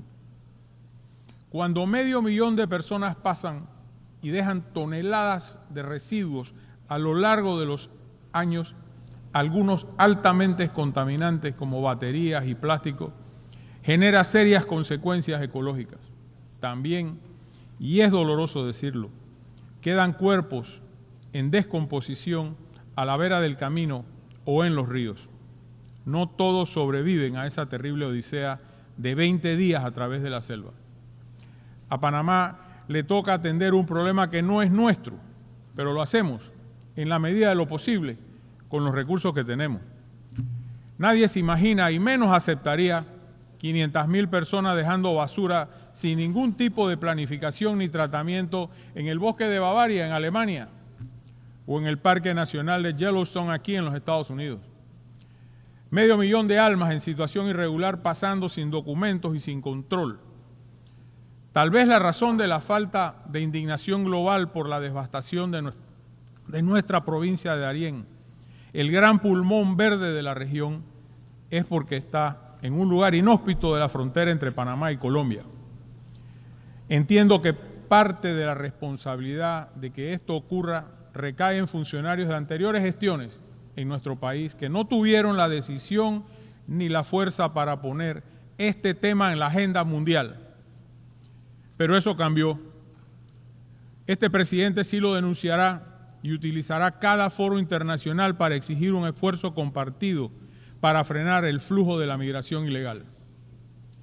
Señora Presidenta, en Panamá hoy está la nueva frontera de los Estados Unidos, porque el Darién y por el Darién pasan los que buscan aquí en este país una mejor vida. Panamá, que siempre ha estado del lado de la paz y del progreso de las naciones, hoy necesita ayuda y apoyo de esos países a los que ha ayudado históricamente en este y en otros recintos. Cooperación concreta y un trabajo frontal para evitar que usen nuestro territorio como el inicio de un sueño que gran parte de las veces es generado por organizaciones criminales vinculadas al narcotráfico y a la trata de personas. La inestabilidad política es una de las causas generadoras de la migración masiva. Cuando existen casos graves de crisis institucional a lo largo del tiempo, tienen como consecuencia inmediata la deserción de sus ciudadanos. Venezuela es un ejemplo concreto. Es por eso que quiero hablarles de nuestra situación política regional, que casualmente es el hilo conductor de la crisis migratoria que vivimos. La creciente degradación de su sistema institucional ha ocasionado la desbandada de casi 8 millones de venezolanos, según datos de la Agencia de las Naciones Unidas para los Refugiados. Esta cifra representa una verdadera tragedia migratoria a la que los organismos internacionales no le han dado una respuesta contundente y creíble a lo largo de estos años. Los últimos acontecimientos en Venezuela han minado aún más la mancillada institucionalidad del país. Seamos claros, adjudicarse un triunfo sin mostrar las actas es como querer ganar un juicio sin presentar pruebas. Querer ganar sin mostrar las actas es lo mismo que perder y no aceptar los resultados. De hecho, el régimen actual ha perdido el sustento de sus más fervientes defensores en la región o, en el mejor de los casos, ha recibido el frágil apoyo del silencio. Es más que evidente que el actual régimen no dejará el poder ni reconocerá su derrota. Es por eso que hago un llamado a las organizaciones correspondientes a que actúen de forma enérgica contra las actitudes y comportamientos manifiestamente antidemocráticos. Quiero ser enfático en que esto no es un tema ideológico o de diferencia de pensamientos, es sobre la obediencia estricta de la voluntad popular, que es la madre de todas las voluntades. Panamá está abierto al diálogo con el resto de los países donde se respete el sistema político y representativo que emana de las distintas constituciones nacionales de cada territorio. Traigo a colación el tema Venezuela porque se me hace muy difícil hablar de salud y medio ambiente cuando 8 millones de nuestros vecinos se vieron obligados a salir de su territorio huyéndole a la miseria que vive un país que debería ser una potencia económica. ¿De qué desarrollo sostenible regional podemos hablar ante esta interminable crisis política que afecta a todo el continente? No pretendo disfrazar de verde natural mi discurso cuando hay sangre derramada de inmigrantes que arriesgan su vida en nuestra selva buscando un sueño de libertad. Cuando a su paso contaminan el Darién, dejando una estela de destrucción y desolación que a los panameños nos toca recoger, reparar y costear. Si realmente hay una preocupación por el desarrollo sostenible, le pido a los países miembros hacer una defensa férrea y establecer mecanismos precisos para revertir el daño producido en el Darién. Me refiero no solo a los daños medioambientales, sino a las causas que lo originan, como el autoproclamado triunfo del actual régimen de Venezuela. Como tercer punto, quiero avanzar en mi ponencia refiriéndome a las injustas listas discriminatorias en las que ha sido incluido nuestro país. Listas que nos ponen junto a tiranías que han cometido las peores atrocidades, con países que no abren sus puertas al mundo, no respetan la democracia o que fomentan el terrorismo. No aceptamos ser parte de estas listas elaboradas por intereses particulares de naciones que no logran ser competitivas ni atractivas para sus conciudadanos. Panamá no puede ni debe permitir esta afrenta, menos después de todos los esfuerzos realizados. Hemos implementado reformas significativas en nuestro sistema financiero y legal a través de los últimos años para cumplir con estándares internacionales de transparencia y prevención de lavado de dinero y otros delitos del crimen organizado. Pero eso no ha sido suficiente. Nuestra nación ha mostrado disposición para colaborar con organismos internacionales y hemos firmado muchos tratados de intercambio de información fiscal con muchos países. Tampoco ha sido suficiente. Como consecuencia, las recetas impuestas bajo la falsa promesa de descalificarnos han sido catastróficas para nuestra economía y aún así no logramos librarnos de esos temerarios señalamientos. Panamá no es un paraíso fiscal, ni nada parecido, como sí lo son las otras jurisdicciones afines a muchos países promotores de estas listas que son analizados y se miden con otra regla diferente a la que miden a mi país. Es paradójico, pero las naciones que aprueban la inclusión de Panamá en esas listas usan nuestro canal, participan en licitaciones públicas, lucran con consultorías pagas y hacen lobby a favor de sus empresas para lograr contratos en nuestro país. Este presidente ha tomado la firme decisión de no permitir que las empresas de los países que avalan y acompañan esas listas participen en licitaciones internacionales. Tampoco contarán con nuestro voto en los organismos internacionales.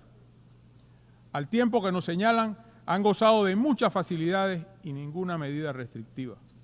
Su visión sesgada pretende mantener un estigma infame sobre Panamá, que es un país responsable en materia de cumplimiento financiero. Quiero lo mejor para mi amada Panamá. No llegué a la presidencia para congraciar a otros países, sino para atender las demandas de mi patria. Hablando de listas, quiero contarles que Panamá es uno de los poquísimos países en el mundo carbono negativo, es decir, que eliminamos más dióxido de carbono de la atmósfera de lo que emitimos. Pero tener esa deslumbrante condición ambiental no nos ha traído ningún beneficio. Tener gran parte de nuestro territorio protegido implica desafíos mayores para poder lograr un auténtico desarrollo. Hoy, países que acabaron con su biodiversidad para desarrollarse imponen a otros en vías de desarrollo el cuidado ambiental que ellos no tuvieron. Esto supone una asimetría en cuanto a las oportunidades para el progreso. Por un lado, debemos mantener nuestras selvas en estado primario y por otros, nos señalan en listas que complican la llegada de inversiones y truncan el desarrollo de un sistema financiero mundialmente competitivo. Panamá no acepta estas reglas del juego. Quiero reiterar en este recinto el mensaje a la nación panameña cuando asumí el cargo de presidente de la República. Panamá es un país amigo de las buenas causas y no permitiremos más señalamientos injustos que perjudiquen nuestra capacidad económica, nuestro prestigio y socavan la imagen de nuestro país. Finalizando, quiero expresar nuestra honra como panameños, pues en enero del próximo año seremos miembros no permanentes del Consejo de Seguridad de esta organización por sexta vez en la historia. Esto es un fruto de un trabajo sostenido en el tiempo. Es por la conducta de nuestro país en la lucha contra el terrorismo, contra la trata de personas y contra el narcotráfico. Panamá contribuye a la paz y la concordia entre todos los pueblos. Todo esto es contradictorio a las listas antes mencionadas. Perdón por mi insistencia, pero es inaceptable que a un país con una conducta íntegra y coherente a favor de la libertad, la paz y la seguridad internacional se le asocie con quienes hicieron todo lo contrario a esto, colocándonos en arbitrarias listas que no coinciden con la realidad. Verdaderamente inaceptable. Continuaremos luchando de forma pacífica y sostenida para que se termine con este hostigamiento innecesario y sobre todo discriminatorio en manos de países que jamás aplicarían en sus territorios las condiciones que ellos nos exigen. Para finalizar, quiero expresar que seguiremos construyendo un país al servicio de la humanidad, cuidando nuestra biodiversidad, a pesar de las adversidades, defendiendo la democracia, a pesar de las amenazas concretas que hoy existen en nuestra región. Panamá seguirá conectando el comercio mundial, luchando por la libertad, integrándose al mundo y exigiendo el respeto que damos y que nos merecemos como una nación íntegra, con un pueblo noble, trabajador y que lucha todos los días para hacer de este mundo un lugar mejor para vivir. Distinguidos miembros de esta organización, señora Presidenta, en nombre de Panamá y de todo el pueblo panameño, muchas gracias por esta oportunidad que me brindan. Muchas gracias.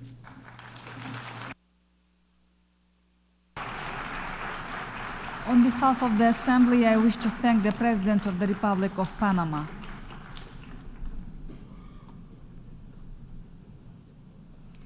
The Assembly will hear an address by His Excellency Faure Essazimna Nasingbe, President of the Togolese Republic. I request protocol to escort His Excellency and invite him to address the Assembly.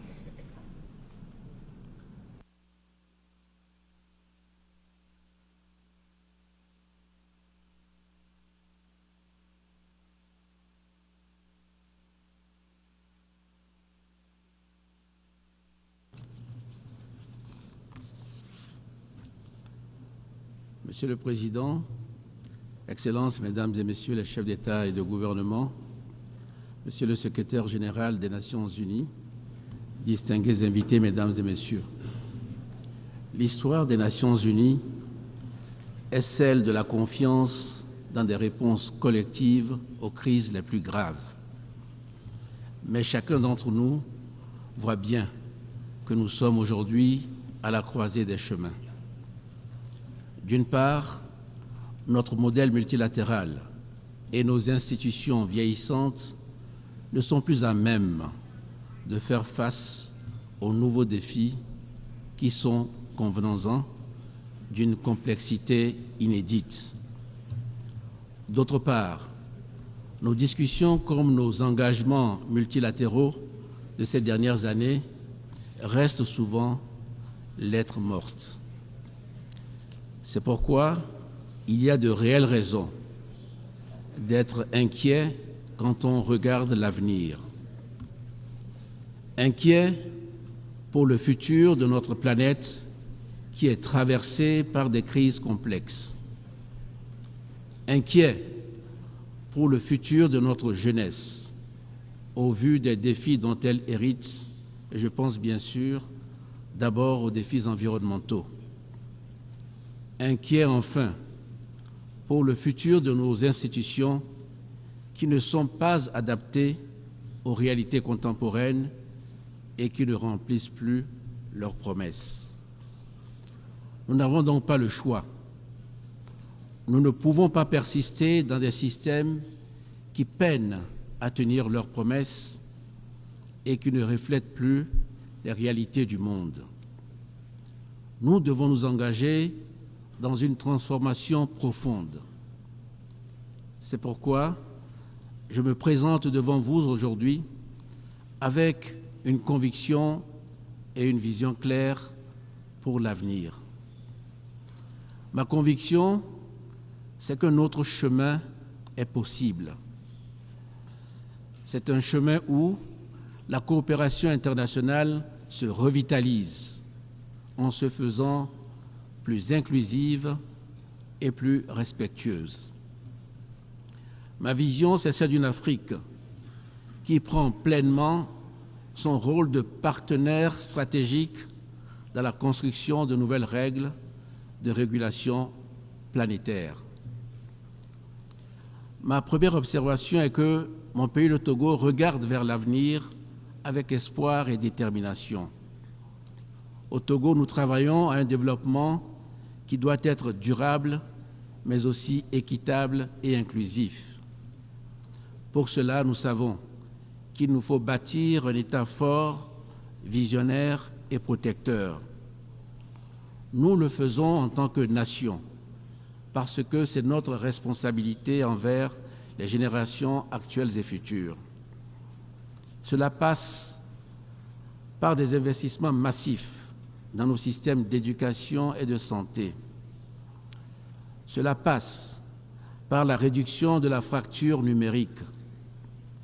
Cela passe aussi par notre engagement dans la transition écologique comme par notre action en faveur de l'égalité de genre. Ma deuxième observation, c'est que regarder vers l'avenir aujourd'hui, c'est regarder vers l'Afrique. Notre continent n'est plus seulement une région en développement, c'est tout simplement le prochain moteur de la croissance mondiale. Car c'est en Afrique que se trouve et se trouvera encore pour longtemps la jeunesse mondiale. C'est là que se trouvera le potentiel de développement le plus fort pour les marchés émergents liés à l'innovation technologique et à l'entrepreneuriat. C'est notamment en Afrique que l'économie verte et bleue offre des opportunités considérables pour un développement durable. Notre continent est riche en ressources naturelles. Correctement exploitées, elles peuvent transformer l'Afrique en un pôle mondial d'énergie propre et renouvelable. C'est aussi là que nous devons expérimenter les nouveaux modèles de partenariat dont nous avons besoin, notamment entre le secteur privé et le secteur public. Ma troisième observation, c'est que la réponse aux défis de notre temps suppose une coopération multilatérale efficace. Les défis alimentaires, sécuritaires ou écologiques dépassent ce que chaque pays est capable de gérer efficacement à lui seul. De plus, il s'agit de crises fondamentalement asymétriques. Ces crises qui impactent rapidement et durement des régions du monde qui ne sont pas directement responsables de leurs causes. C'est pourquoi je redis ici ma conviction profonde. D'abord, face à ces menaces globales, il n'y a d'avenir meilleur pour les générations actuelles et futures que dans l'action collective et coordonnée de nos États. Et ensuite, cette action collective doit se mener à l'intérieur de cadres politiques mondiaux rénovés. Ceci est vrai, en particulier pour nos efforts d'adaptation et de résilience climatique. L'Afrique est l'une des régions les plus vulnérables aux effets du changement climatique. Et cela, bien que nous contribuions le moins aux émissions de gaz à effet de serre. Les effets délétères en Afrique du changement climatique en termes de sécurité alimentaire et ses conséquences migratoires ne peuvent plus être sous-estimés. Si nous n'y veillons pas, la question environnementale sera à l'origine de grandes vagues de migration vers le nord, ce qui, à l'évidence, en fait un sujet commun. Mais ce besoin d'action collective est vrai aussi du défi de la paix et de la sécurité.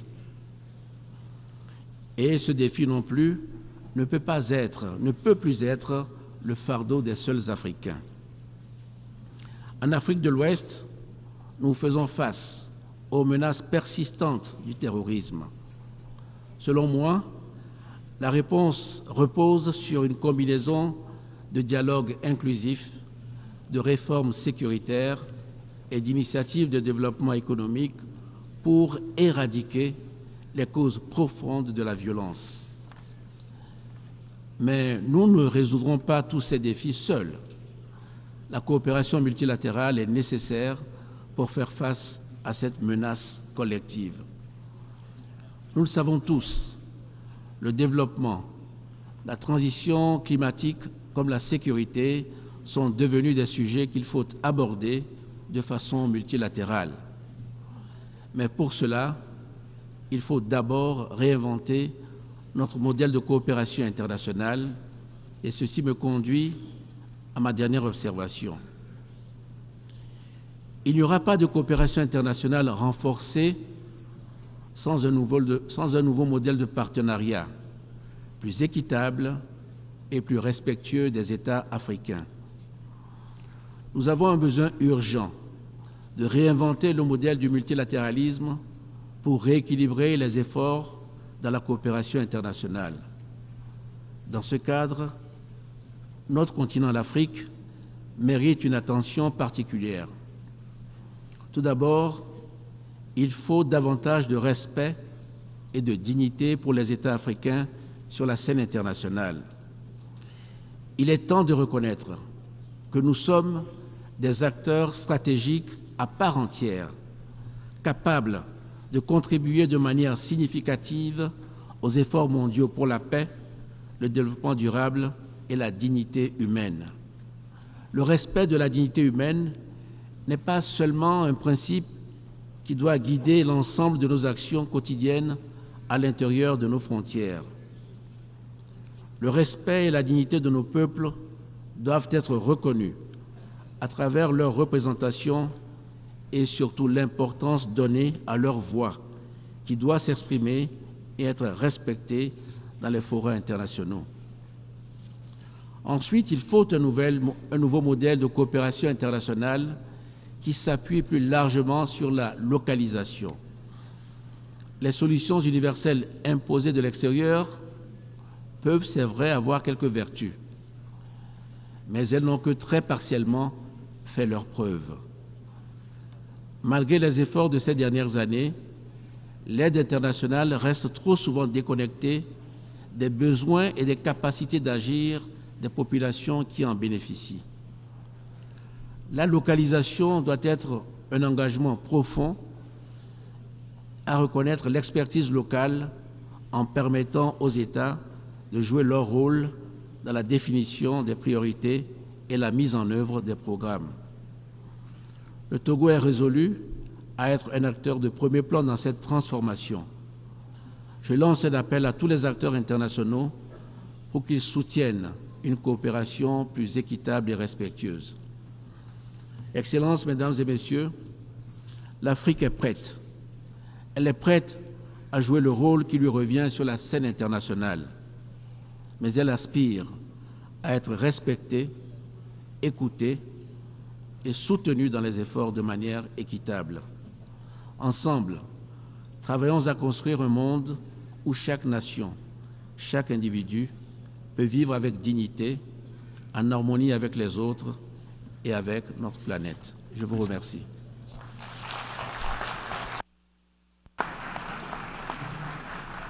On behalf of the Assembly, I wish to thank the President of the Togolese Republic. The Assembly will hear an address by His Excellency Bassirou Diomaye Diakhar Faye, President of the Republic of Senegal. I request protocol to escort His Excellency and invite him to address the Assembly.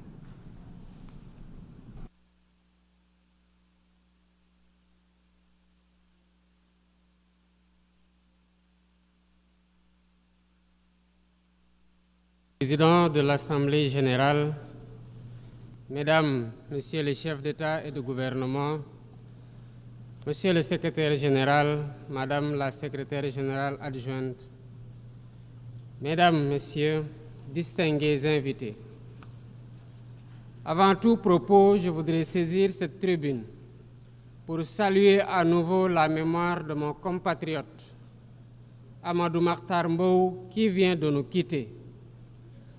Ancien directeur général de l'UNESCO de 1974 à 1987, il fut un homme d'État émérite et un fervent acteur panafricain de la lutte pour les indépendances. Je félicite M. Philomène Yang pour son élection à la présidence de cette Assemblée générale des Nations unies, ainsi que son prédécesseur pour sa contribution à la mise en œuvre de notre agenda commun. À travers vous, je formule mes vœux de succès dans la conduite de nos travaux. Je salue également l'engagement constant du secrétaire général Antonio Guterres, dont les efforts pour promouvoir la paix, la dignité humaine et le multilatéralisme sont plus que jamais nécessaires. Le Sénégal renouvelle son plein soutien à sa mission en ces temps de turbulence mondiale. En prenant la parole aujourd'hui, je suis habité d'une conviction profonde: l'unité dans la diversité est la clé pour garantir le développement durable et la dignité humaine pour tous, partout dans le monde. Ce thème de la présente session, qui guide nos discussions, nous invite à repenser nos responsabilités collectives et à nous assurer que les principes fondamentaux des Nations Unies, définis il y a près de 8 décennies, continuent de porter la promesse d'un monde plus juste et plus équitable. Mesdames, Messieurs, nous vivons dans un monde troublé, où les principes de la Charte des Nations Unies, qui prônent l'égalité, la justice et le respect des droits humains, sont chaque jour mis en mal. Les conflits s'étendent, les inégalités se creusent et les crises climatiques aggravent la vulnérabilité de millions de personnes à travers le monde. De surcroît, nous assistons à une remise en cause inquiétante du multilatéralisme, à un moment où l'humanité en a le plus besoin. Le monde doit se regarder en face, sans complaisance. Les valeurs que nous avons juré de défendre sont piétinées dans plusieurs régions du globe. Que l'on soit à Gaza, à Tel Aviv, à Dakar ou ailleurs, chaque être humain est porteur de cette égale dignité, une dignité qui transcende les frontières, les cultures et les appartenances religieuses. C'est notre devoir à tous de veiller à ce que cette dignité soit protégée et respectée pour chaque être humain, sans exception. Ce devoir est l'essence même des Nations Unies. Pourtant, nous constatons chaque jour que le droit international, ciment de la paix mondiale, est souvent violé. Des résolutions adoptées par cette Assemblée sont ignorées. En tolérant ces violences répétées, nous foulons aux pieds les principes de la Charte des Nations Unies et sapons les fondements même de cette maison de la paix.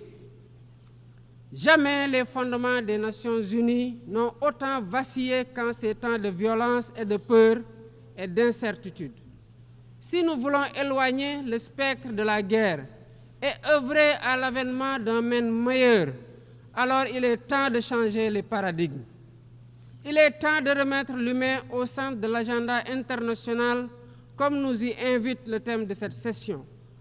Monsieur le Président, Mesdames, Messieurs, nous ne voulons plus fermer les yeux sur la tragédie qui se déroule dans le Sahel. Des groupes terroristes sèment la terreur, pillent, tuent les populations civiles innocentes. Cette région, autrefois stable, est désormais en proie à une violence quotidienne, tandis que les Nations Unies, particulièrement le Conseil de sécurité, restent trop souvent inertes. De même, nous ne pouvons pas accepter que le Sahel devienne le théâtre de rivalités de puissances étrangères dont les affrontements ne font qu'aggraver la déstabilisation de la région.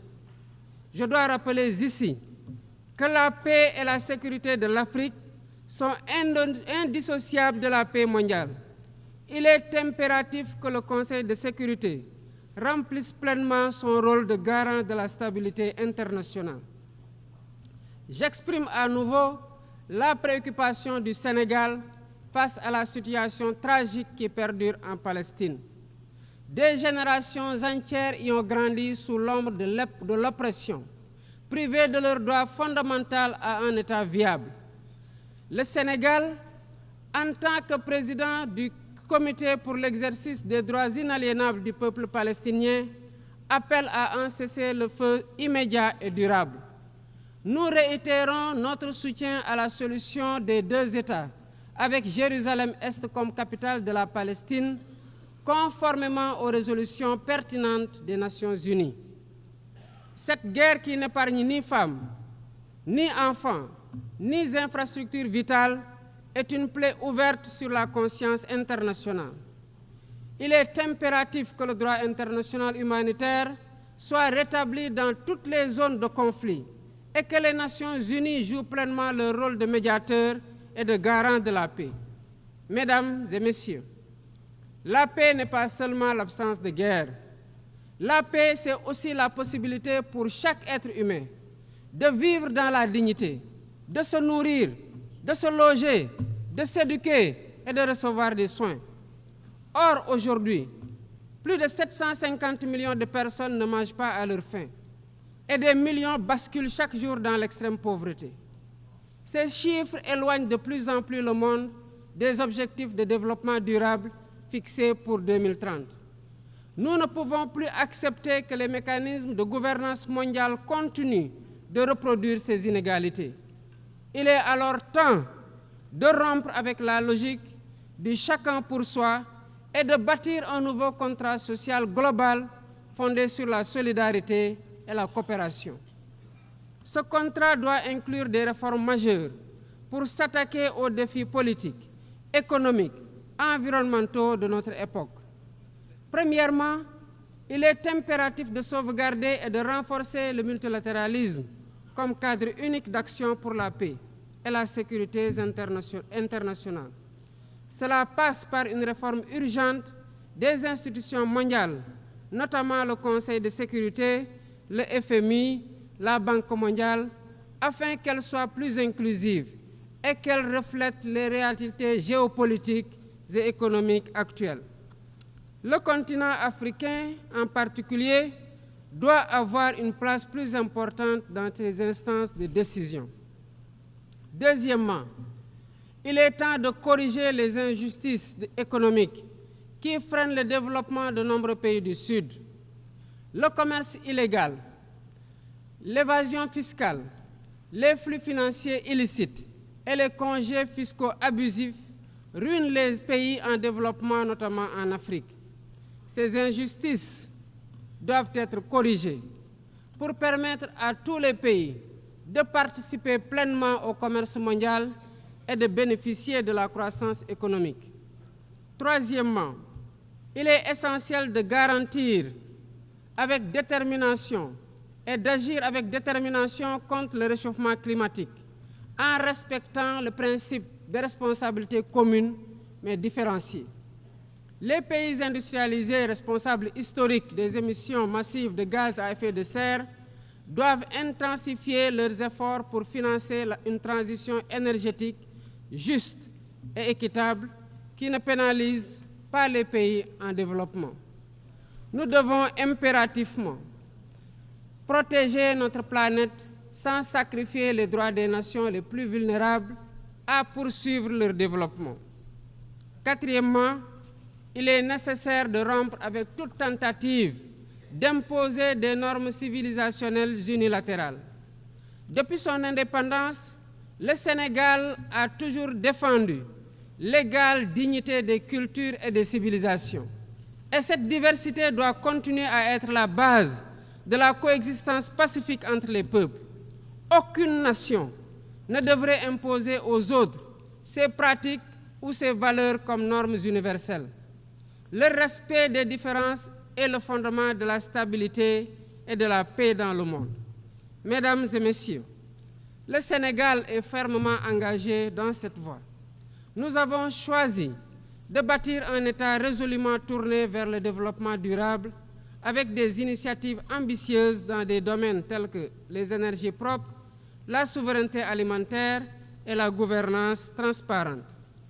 Mais nous savons que pour réussir, nous avons besoin de l'action collective et de la solidarité internationale. Aucun pays, aussi puissant soit-il, ne peut relever seuls les défis qui menacent l'humanité. Il nous faut donc agir ensemble, unis dans la diversité, pour construire un avenir où la dignité humaine est respectée, où la justice prévaut et où la prospérité est partagée. C'est par la coopération et le respect mutuel que nous surmonterons les crises qui secouent notre monde. Je vous remercie de votre aimable attention. On behalf of the Assembly, I wish to thank the President of the Republic of Senegal.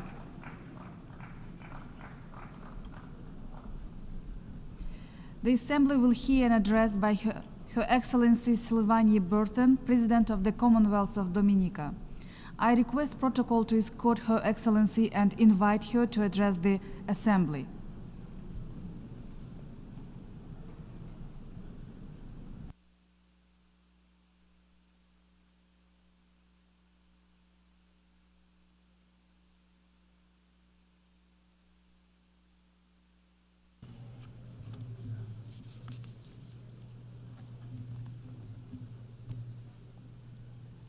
Madam President, Mabrika Mabrika, I greet you in the language of my Kalinago people, the first people of the Caribbean, of whom I am proud to call my ancestors.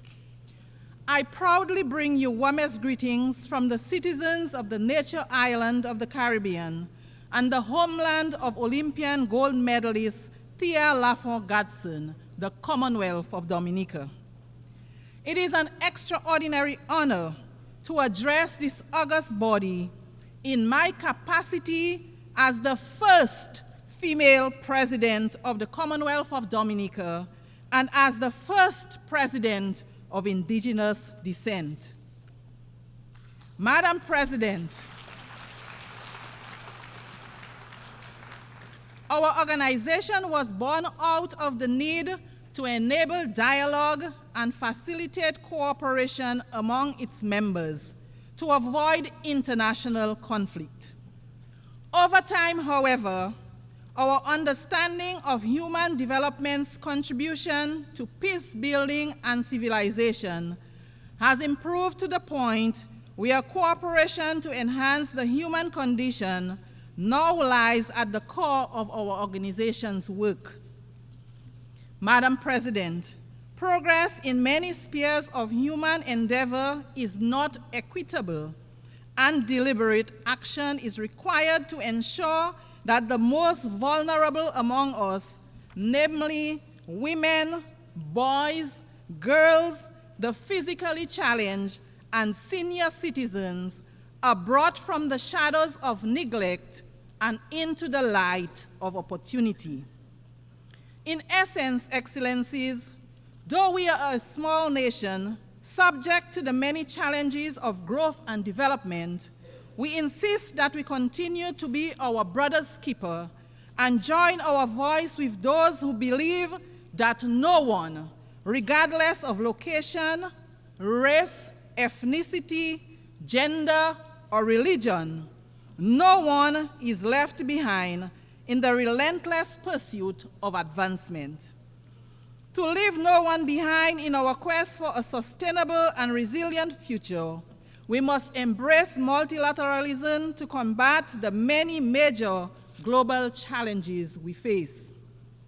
Madam President, we remain concerned that despite the resources and publicity given to UN Agenda 30, its outputs so far do not inspire confidence that we are on track to realize the much heralded goals. Alarmingly, the 2024 Sustainable Development Goals report indicates that far from building on the progress achieved during the first 5 years, and I quote, fully half of the 17 targets are showing minimal or moderate progress, while over 1/3 appear stalled or going in reverse. It is therefore the hope of my government and the Caribbean community, of which we are proud members, that this assembly will be known as the forum at which the United Nations family rededicated itself to ensuring that the SDGs remain central to our claim, that our civilizations are caring and progressive, and that our collective management, scientific and diplomatic capabilities will be assigned to ensuring that the well-being of the present and future generations is guaranteed. Madam President, for example, despite SDG 3, good health and well-being, The growing burden of non-communicable diseases, NCDs, is an urgent crisis that calls for unified and aggressive approach by all global leaders.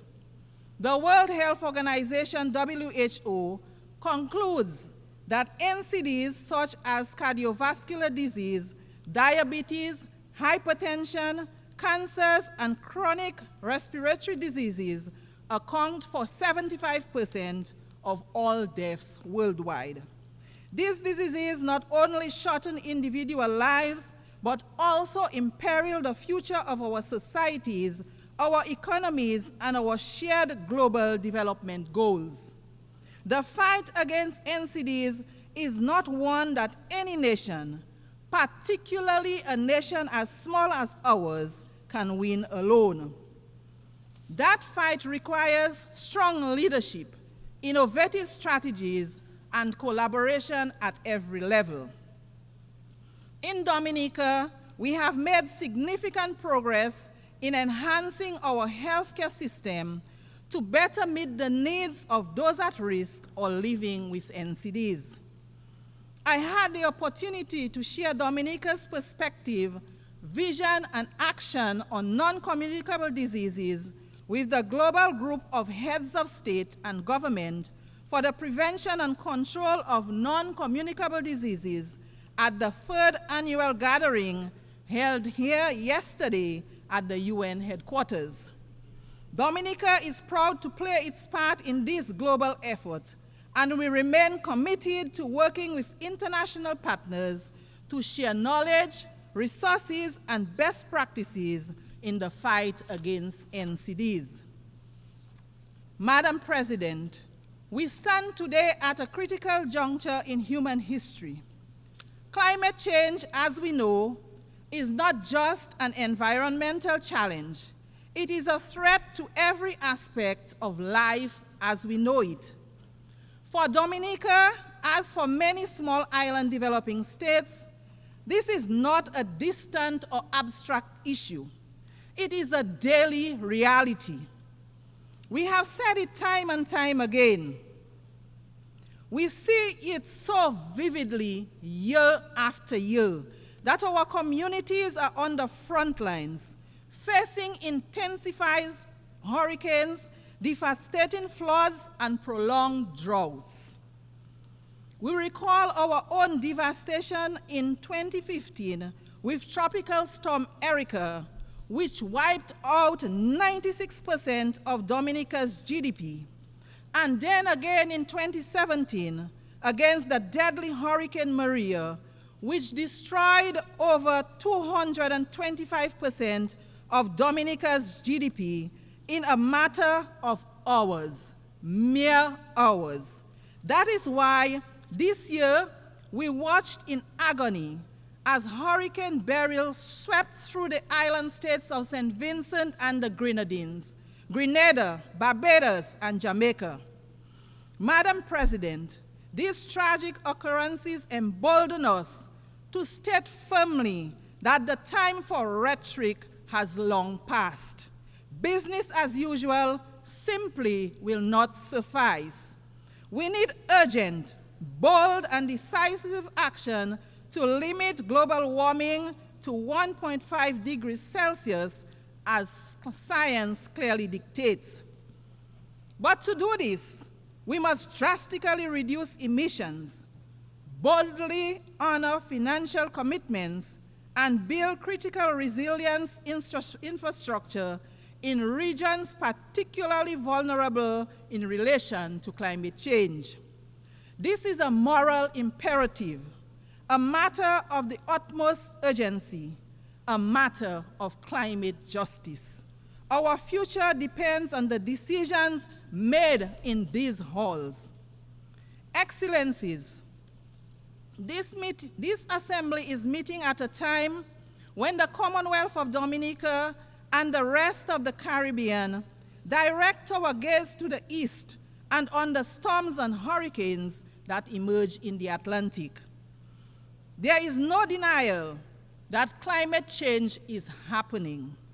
We see, indeed, we feel its disastrous impacts on a daily basis. Already, the warnings of weather scientists regarding global warming and the consequent increase in frequency and severity of storms have proved to be accurate.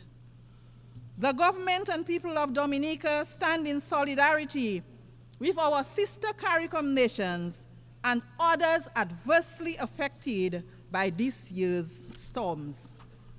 Dominica, along with other Caribbean states, have already prioritized the development of national climate adaptation strategies, invested in resilient infrastructure and agriculture, invested in community education and in renewable energy. Still, the reality is that, as important as our interventions in this crucial space are, they will remain ineffective if our friends and partners in the industrialized world do not honor their commitments to reduce global warming and provide the funding that is required to enable our low-emitting states to become resilient. We therefore seize this opportunity to urge that the ethical pledges made via the Kyoto Protocol, the Paris Agreement, the Climate Action Summit, and within the framework of the Green Climate Fund be honored in the interest of the global community.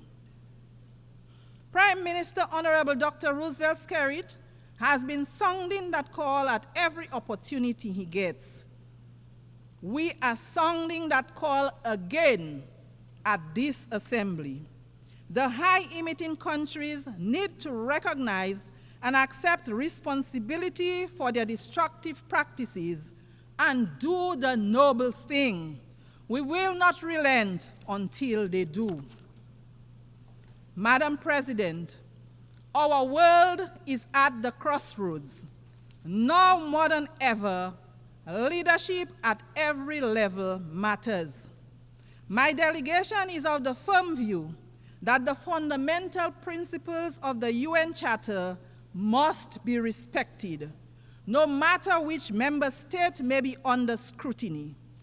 Madam President, this is no source of joy to my delegation, but these critical times demand that important truths be spoken frankly. Madam President, a glaring hypocrisy clouds this august body.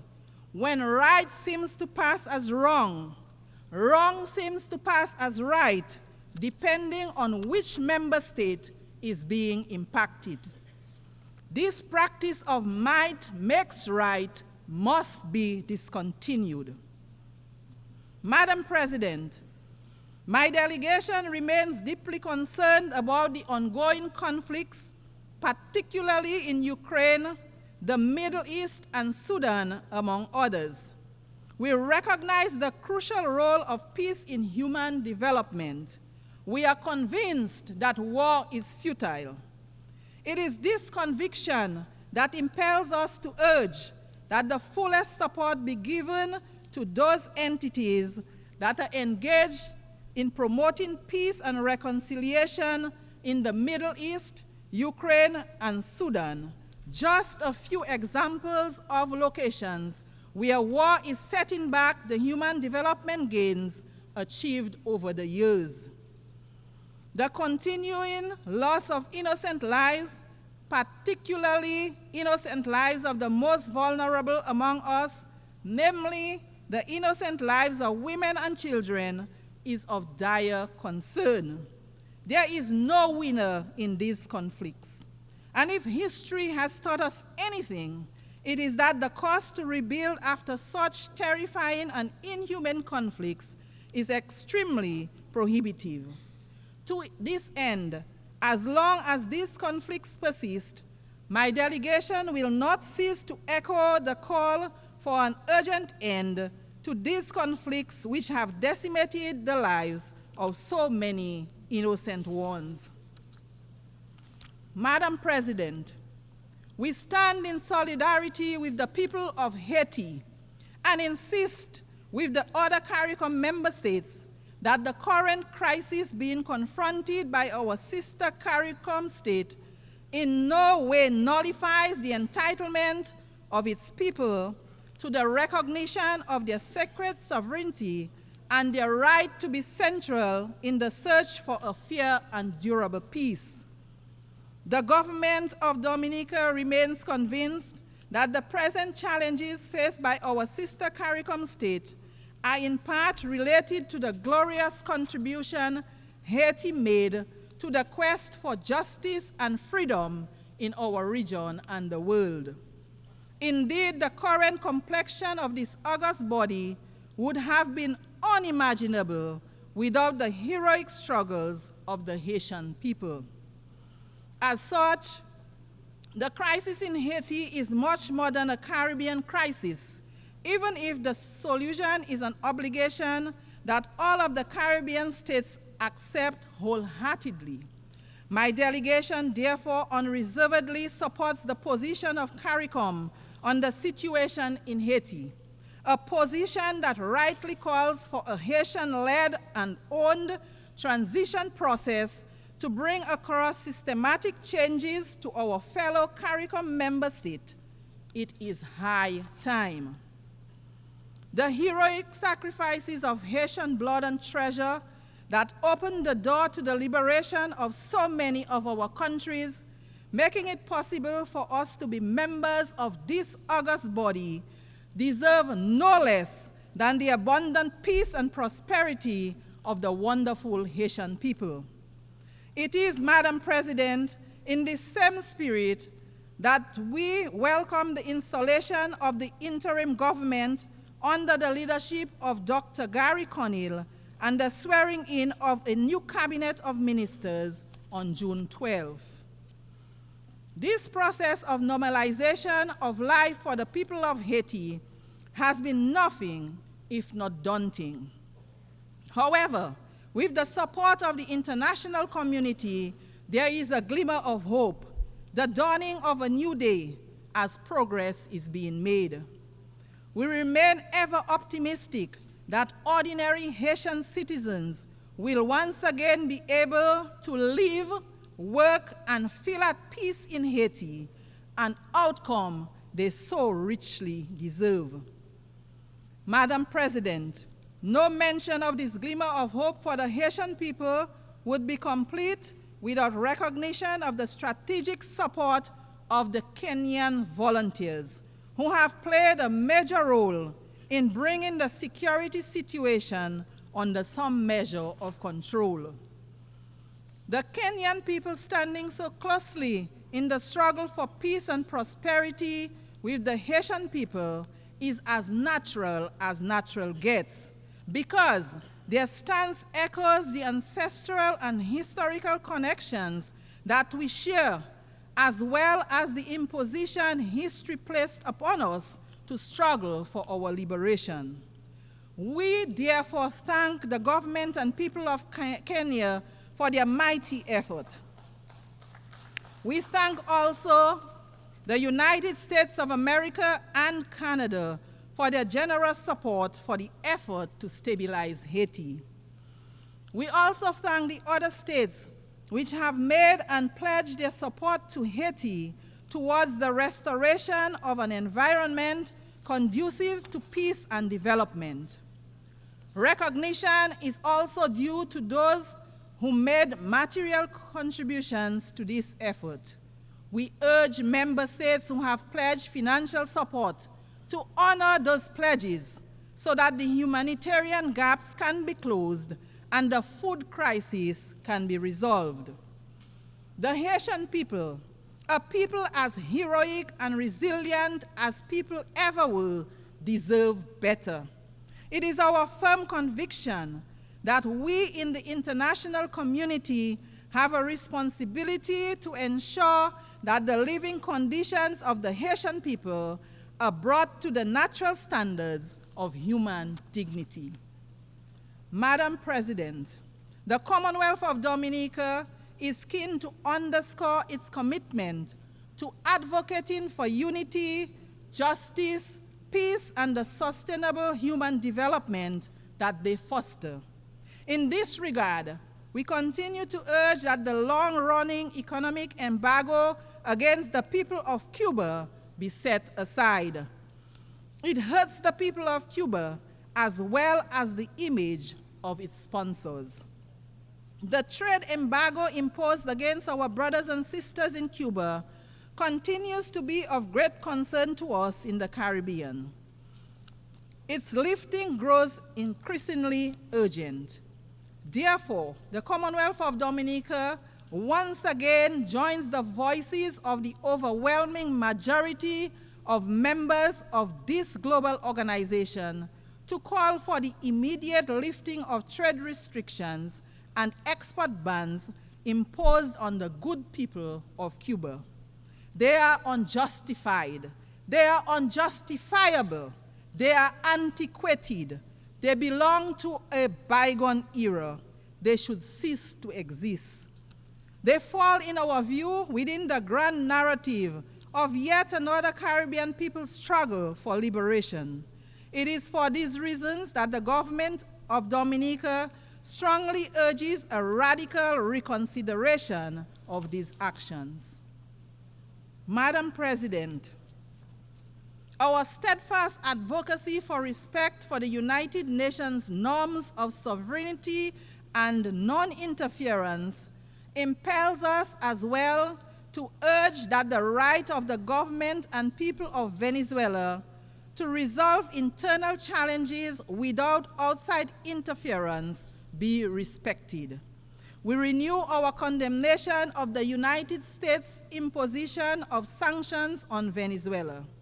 The resulting hardship forced upon the people of Venezuela needs an immediate and complete end. Madam President, in closing, my delegation is pleased to leave this august body with reference to a most valuable and appropriate gift for this forum at this point in time. My ancestors, the Kalinago people, lived in harmony with Mother Nature, drawing on nature for food and general well-being, including medicinal plants. The benefits to a life in harmony with Mother Nature are many. Their impact on the environment was minimal. The benefits to human health were long, active lives with minimal burden of chronic diseases. My ancestors also lived a communal life marked by social cohesion. My delegation recommends this way of life of our Kalinago people to this body. Madam President, I wish Your Excellency and all the delegations participating in the 79th session every success in their deliberations. In the language of my Kalinago people, Ayahora, which means thank you. I thank you for the courtesy of your attention.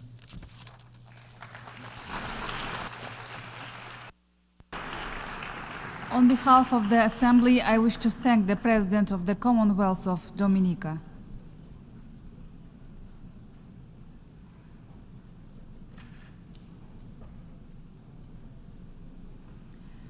The Assembly will hear an address by Her Excellency Hilda Heine, President of the Republic of the Marshall Islands. I request protocol to escort Her Excellency and invite her to address the Assembly.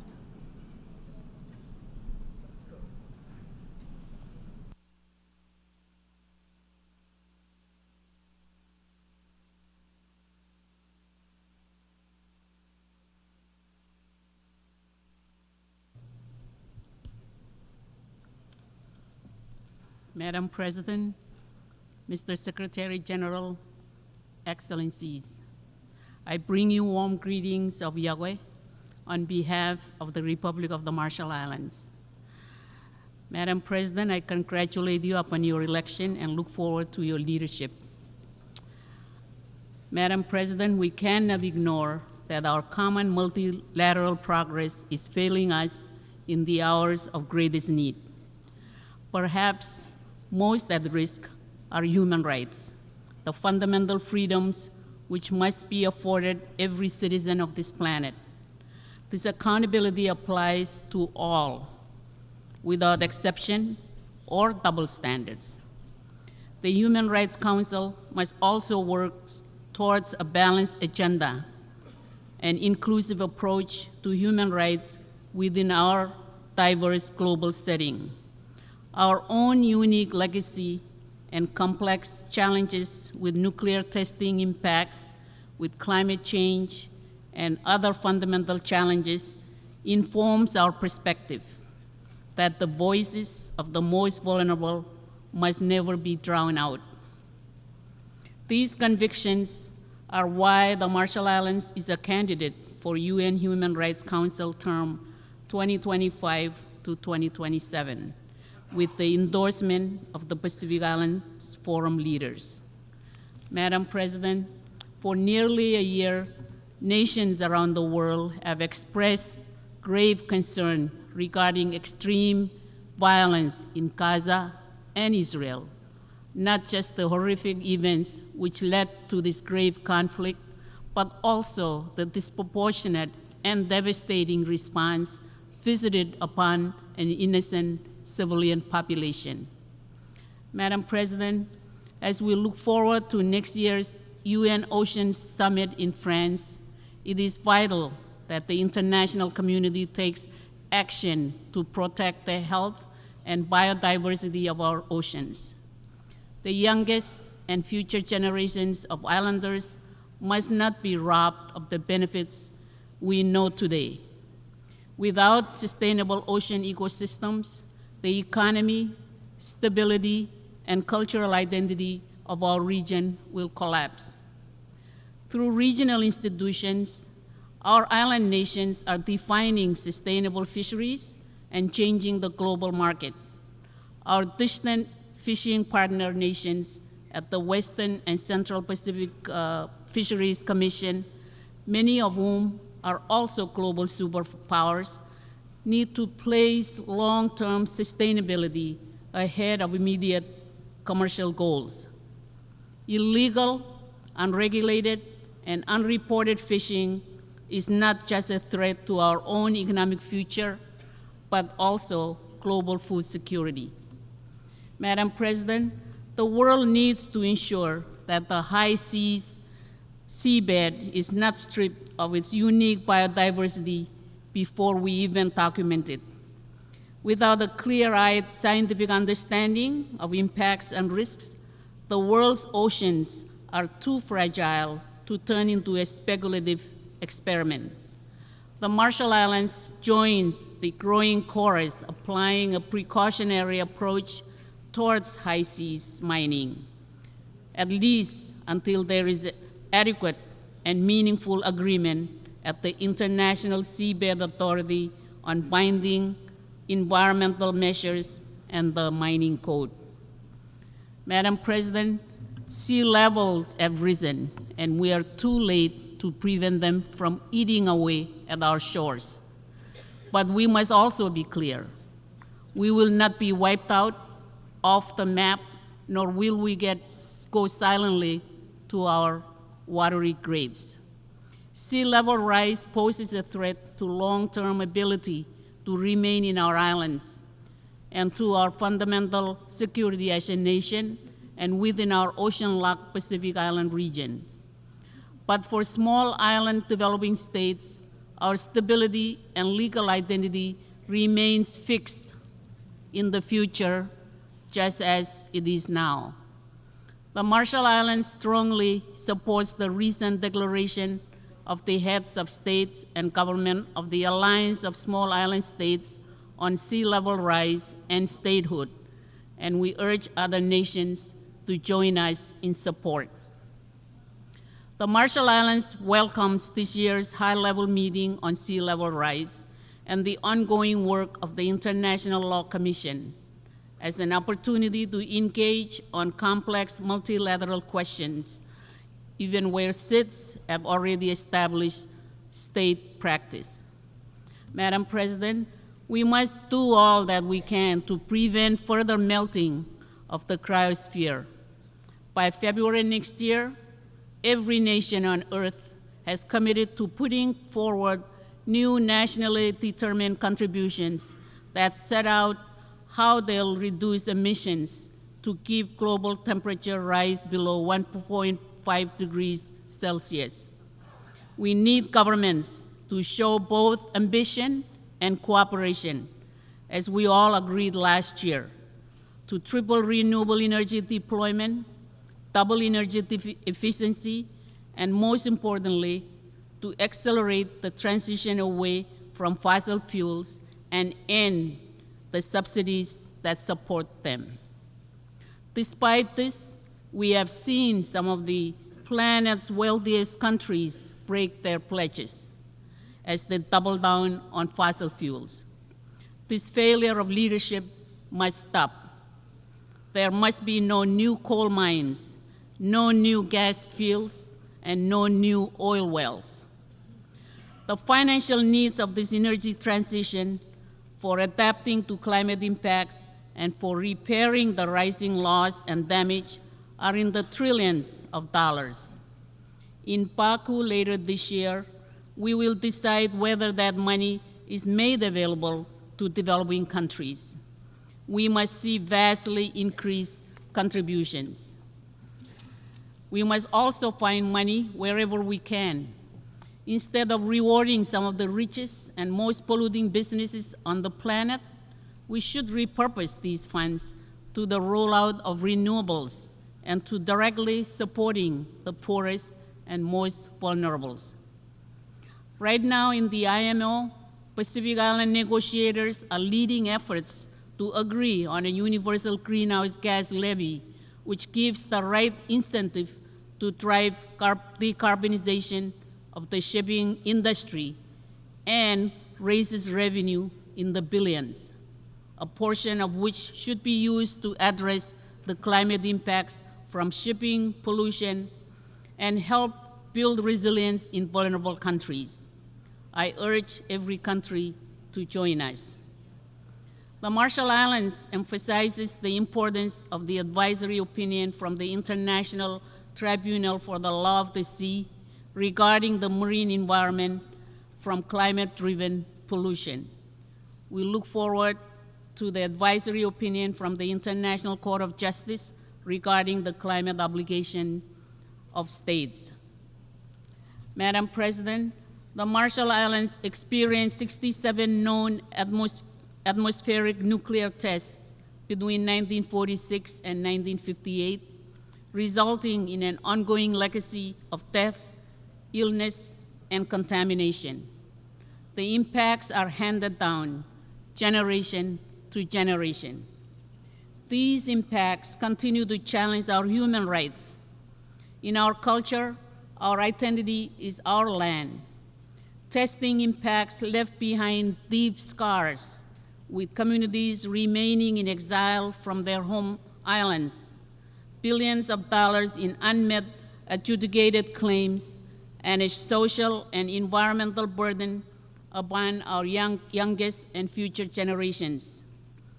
To help ensure nuclear risk is eliminated, the Marshall Islands is working towards accession to the 1963 Partial Test Ban Treaty, as well as the Treaty of Rarotonga and its nuclear-free zone. Madam President, we did not choose this nuclear fate. It was chosen for us. UN Trusteeship Resolution 1082 and 1493 were adopted in 1954 and 1956 respectively, despite petitions to the contrary by our Marshallese leaders. These tests were undertaken by the United States, acting as the United Nations administering authority. These resolutions remain the only time in which any UN organ has ever explicitly authorized the detonation of nuclear weapons.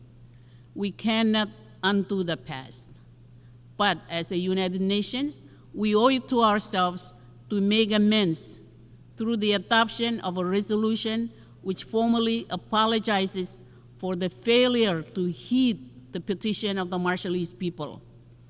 By doing so, all of us will begin the process of healing and to reestablish faith and trust in this institution. Madam President, our strong work on human rights and nuclear testing impacts is a fundamental and foundational effort to address transitional human rights, and we call attention to document HRC/57/77, the report of the UN High Commissioner for Human Rights on the nuclear legacy in the Marshall Islands and its human rights impacts. In particular, I emphasize my nation's unequivocal support for the High Commissioner's important conclusions and recommendations on further action for my own government, for the United States, and for the United Nations. Madam President, as a nuclear-affected state, we seek to work with other affected nations and peoples, including Kiribati, French Polynesia, Australia, Algeria, Kazakhstan, North Korea, and the Xinjiang province of mainland China, and within the United States. All should realize that the responsibility to fully address the harms resulting from the use, detonation, or testing of nuclear weapons lies, respectively, with the member states that have done so.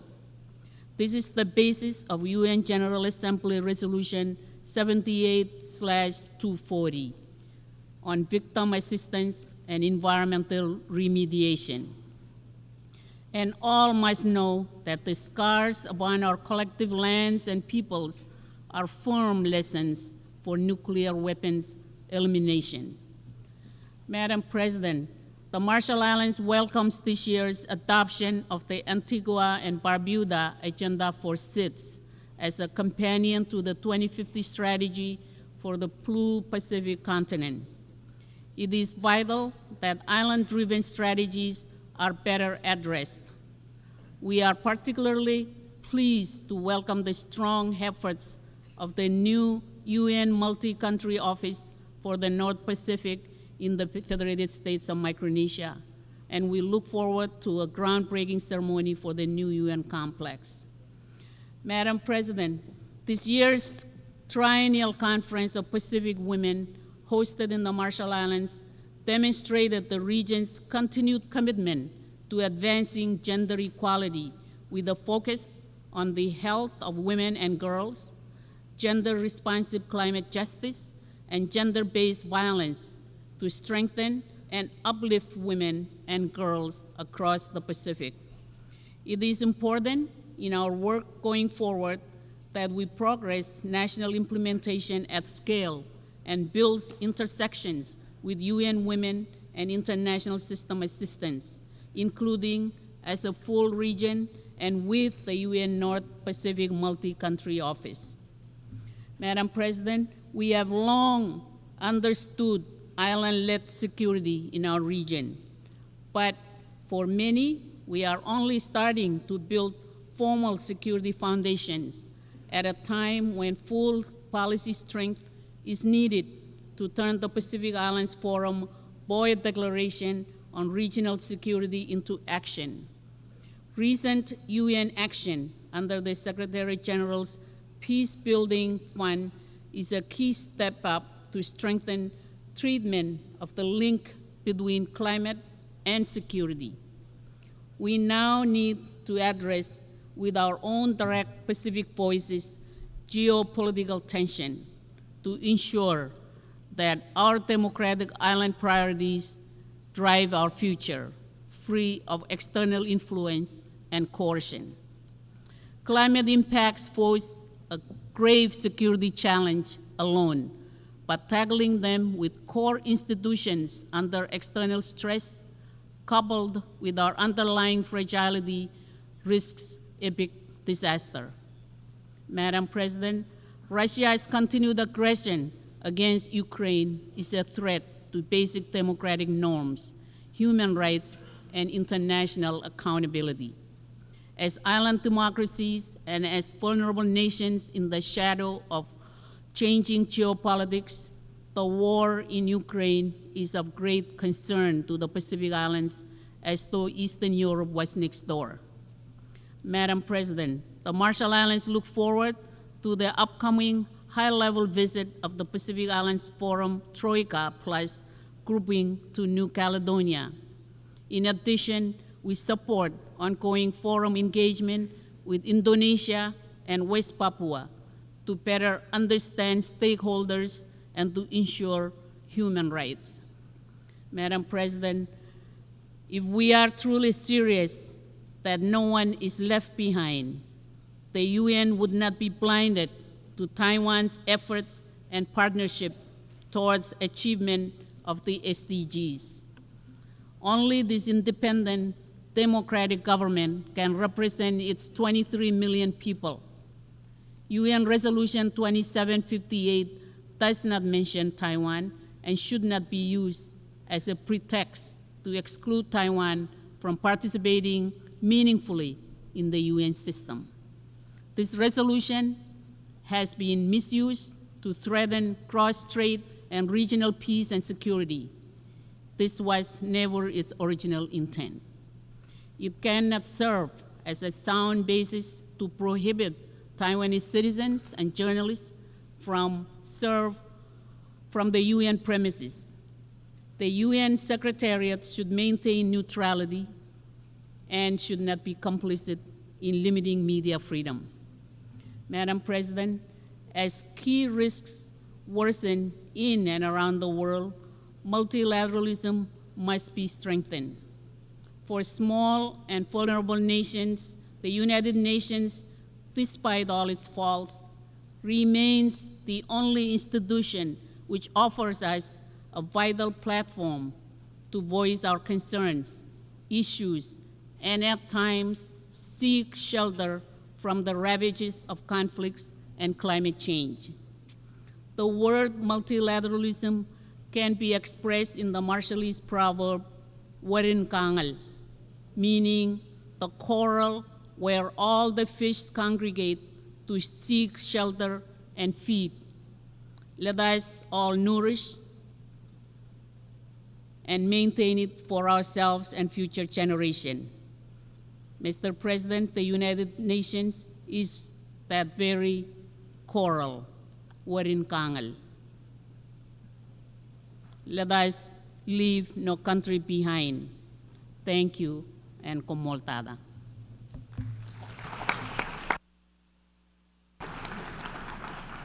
On behalf of the Assembly, I wish to thank the President of the Republic of the Marshall Islands.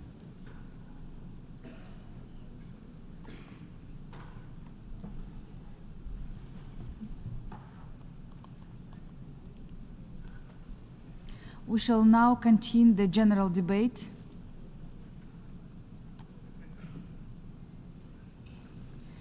The Assembly will hear an address by His Excellency Irakli Kabahidze, Prime Minister of Georgia. I request protocol to escort His Excellency and invite him to address the Assembly.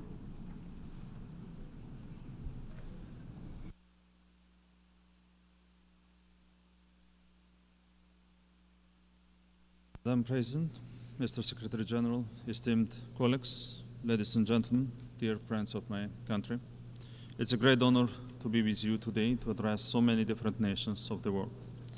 We are a government that believes Georgia inherently deserves to be a peaceful, stable, and developed country. With this in mind, over the last decade, we have ensured that Georgia develops along this trajectory. We have made some tough choices and were never afraid of the challenge. We never chose an easy path, and we always prioritized our nation and our people. As a result, we are reclaiming our nation's pride, the pride and dignity that a country with 3,000 years of history deserves. We gather here in times of unprecedented global challenges, when interlinking crises of escalating conflicts, climate change, and rising humanitarian needs remain complex. These challenges require bold actions. Georgia has never been afraid of bold actions. The last couple of years have been difficult for our region. While we should be concentrating on global challenges, such as development and problem solving, the ongoing war in Ukraine has caused an unprecedented level of uncertainty and a humanitarian crisis. I would like to underline once again Georgia's support for the sovereignty and territorial integrity of Ukraine within its internationally recognized borders remains firm and unwavering. Understanding the first-hand importance of peace, we have led the effort to transform our immediate South Caucasus region from a region of conflicts into a region of opportunities. We welcome the process of peaceful settlement between Armenia and Azerbaijan, and in particular, the efforts aimed at normalizing relations with neighboring countries. We have been and are willing to provide a regional cooperation format that will support collaboration and trust building between countries to make sure differences are left in the past and that we move forward together to capitalize on all the resources and advantages our region has to offer the world. Georgia's strategic location, serving as a natural bridge between Europe and Asia, makes Georgia the shortest route between East and West. With our sea access and strong relations with China, as well as Central Asian countries, Georgia is a key player in the regional and broader Eurasian context.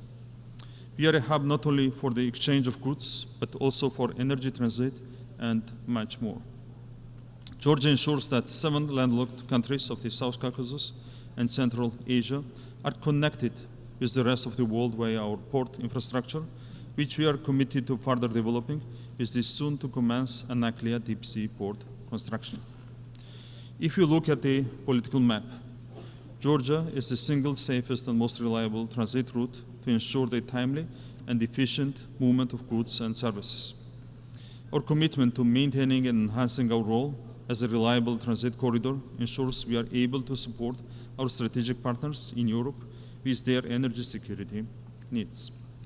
By diversifying supply routes and investing in robust infrastructure, Georgia can offer additional predictability in east-west connectivity, especially within the framework of the Middle Corridor initiative. As we all know, the last couple of years have brought significant challenges. Despite these multiple tests, Georgia has demonstrated a remarkable resilience to such external shocks. Our average annual economic growth since 2021 has been 9.7%. Thanks to strong macroeconomic fundamentals and fiscal discipline, the government debt and the fiscal deficit declined to 39.3% and 2.5% respectively. Additionally, Georgia has maintained one of the lowest regional inflation rates, further showcasing its economic stability. Despite significant economic improvement and cutting the poverty rate in half over the last 10 years, further reducing poverty and inequality is at the heart of Georgia's socioeconomic development agenda. In 2023, the employment rate showed significant improvement, coinciding with an increase in the labor force participation rate.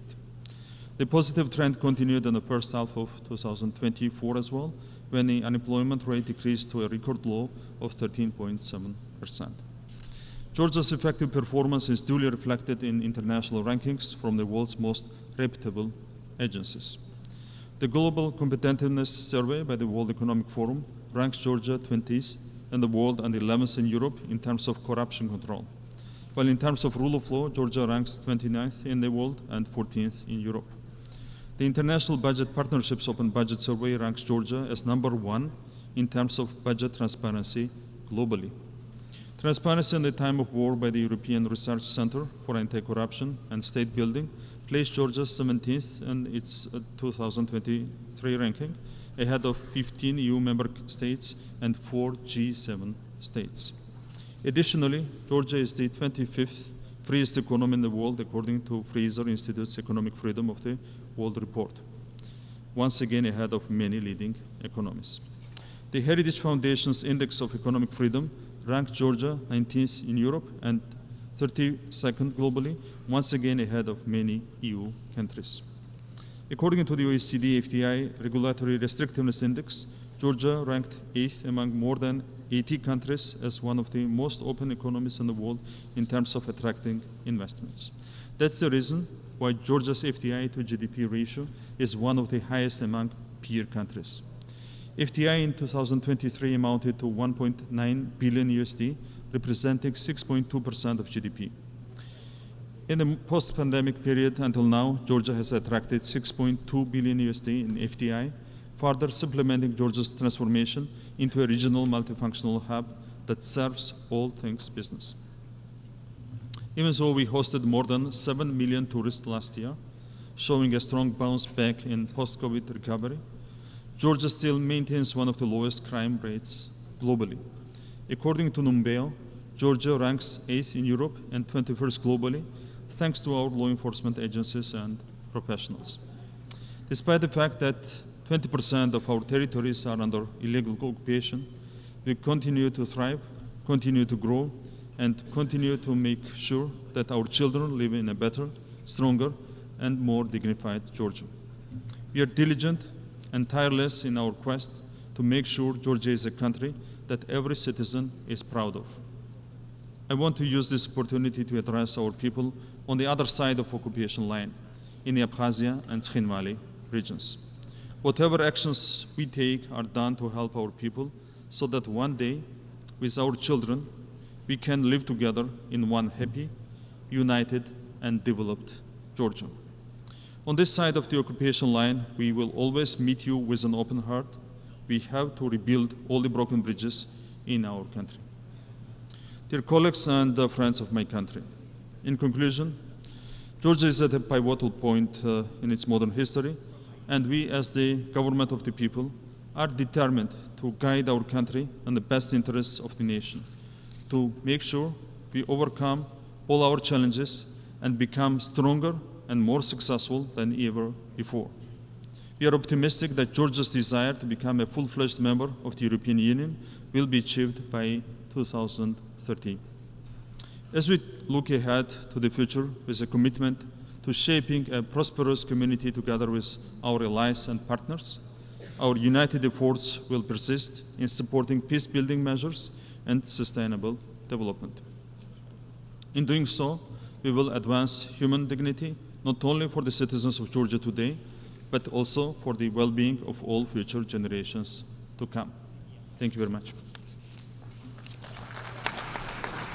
On behalf of the Assembly, I wish to thank the Prime Minister of Georgia.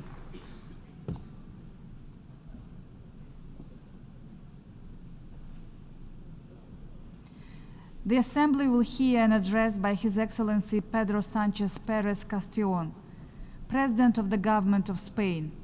I request protocol to escort His Excellency and invite him to address the Assembly.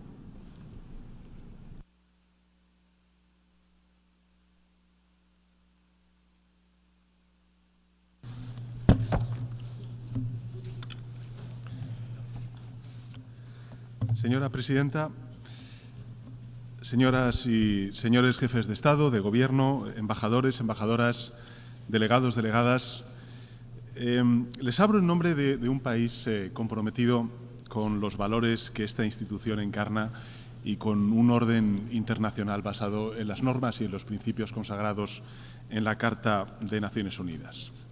Un país, España, que cree en los mecanismos internacionales de rendición de cuentas, que lucha contra la impunidad desde el valor de la experiencia y la memoria histórica, un país defensor de instituciones como la Corte Internacional de Justicia, la Corte Penal Internacional, fundamentales para garantizar la paz, la seguridad y la justicia y la reparación de las víctimas. Un país, en definitiva, que practica y se conduce desde una máxima fundamental y es el valor de la coherencia, la que nos ha llevado a decir lo mismo en Ucrania, en Gaza y en cualquier otro lugar. Defensa de la paz, de los derechos humanos y de un orden internacional basado en reglas. Y que, ante las dudas de otros, responde con más confianza en el multilateralismo. Ese mismo sistema multilateral, el que el mundo levantó pieza a pieza de las cenizas de la barbarie, se encuentra hoy bajo una enorme presión. Una presión que impacta de lleno en tres aspiraciones esenciales para el progreso de las naciones: la paz, la democracia y el desarrollo. Tres aspiraciones inalcanzables por separado, la una sin las otras. La paz es incompatible con la tiranía. La democracia, a su vez, necesita proveer bienestar y desarrollo para legitimarse como lo que es, la forma de organización social y política más avanzada que el hombre ha creado en la historia. La paz sin democracia es la paz de las cárceles. La democracia sin desarrollo ni progreso es la antesala de la autocracia, como atestigua un pasado rico en enseñanzas que nunca deberíamos olvidar. Por tanto, trabajar activamente por la paz, la primera de esas tres aspiraciones, es hoy mucho más que una exigencia moral, es una necesidad existencial. Por primera vez, señoras y señores, en 2 décadas, crece el número de conflictos en el mundo. Crece el número de países involucrados en guerras fuera de sus fronteras, a niveles sin precedentes desde 1945. Aumenta el número de víctimas, de heridos, de heridas, de mutilados, de personas desplazadas. Y lo hace también el impacto económico de la violencia, hasta el 13% de todo el producto mundial, según algunos estudios. Es decir, el equivalente a toda la riqueza creada en un año por 180 países juntos.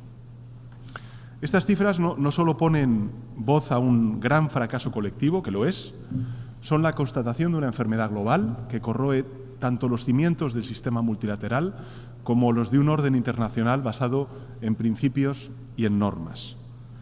Principios que hasta hace poco parecían inviolables, el respeto a la soberanía, la independencia política, la integridad territorial de los países, como ocurre, por ejemplo, en Ucrania. A esta hora, mientras estamos aquí, se cumplen 31 meses del inicio de una agresión que la Rusia de Putin dirige no solo contra el pueblo ucraniano, sino contra el conjunto de la comunidad internacional. Una agresión que no debería prolongarse ni un día más. La reciente conferencia de paz en Ucrania, celebrada en Suiza, a mi juicio ha sentado las bases para construir una paz justa y duradera, respetuosa con el derecho internacional y con la Carta de Naciones Unidas, tal y como proclama la fórmula de paz del presidente Zelensky. Invito, por tanto, a todos los países que aún no lo han hecho a sumarse a esta iniciativa, así como trabajar también en el siguiente paso, que es la recuperación y la reconstrucción de Ucrania. Este año España aumentará su financiación humanitaria y para el desminado en Ucrania hasta 14 millones de euros y en el año 2025 la cooperación española incorporará una línea de trabajo específica sobre la recuperación y la reconstrucción centrada en la salud, en la energía y en el agua en Ucrania. Ocurre en Ucrania, pero ocurre también en Palestina, donde desde hace casi un año asistimos a una insoportable espiral de muerte y de devastación que ya se extiende, desgraciadamente, al Líbano. Esto supone una escalada del conflicto de la máxima gravedad y, por tanto, desde España condenamos con rotundidad la muerte de civiles inocentes, una vez más, y por ello quiero hacer un nuevo llamamiento a la desescalada, a la distensión y a la vía diplomática. El derecho internacional humanitario debe ser respetado, no solo poniendo fin a la guerra en Gaza, abordando las causas profundas del conflicto israelí-palestino. Podremos resolver con éxito el resto de focos de inestabilidad en esa región tan importante para la estabilidad del mundo. Todo lo que vemos a diario en Gaza y ahora, por desgracia, en el Líbano, nos hace reflexionar sobre la vigencia misma del derecho internacional humanitario, precisamente cuando celebramos el 75 aniversario de los convenios de Ginebra. España va a seguir volcando todos sus esfuerzos en la ayuda humanitaria a la población gazatí, con la UNRWA como actor clave sobre el terreno. Y, sin embargo, todo será insuficiente sin un alto el fuego. Y, por tanto, hacemos de nuevo un llamamiento a alcanzar un alto el fuego, a la liberación de todos los rehenes y al acceso a la ayuda humanitaria. Y, en todo caso, las evidencias son ya rotundas. No podemos volver a la situación anterior. Es imperativo, es urgente aplicar la solución de los dos estados, de Israel y de Palestina, conviviendo uno junto a otro en paz y en seguridad. Es la única solución posible a un conflicto que dura ya décadas y que tantas vidas inocentes se ha cobrado.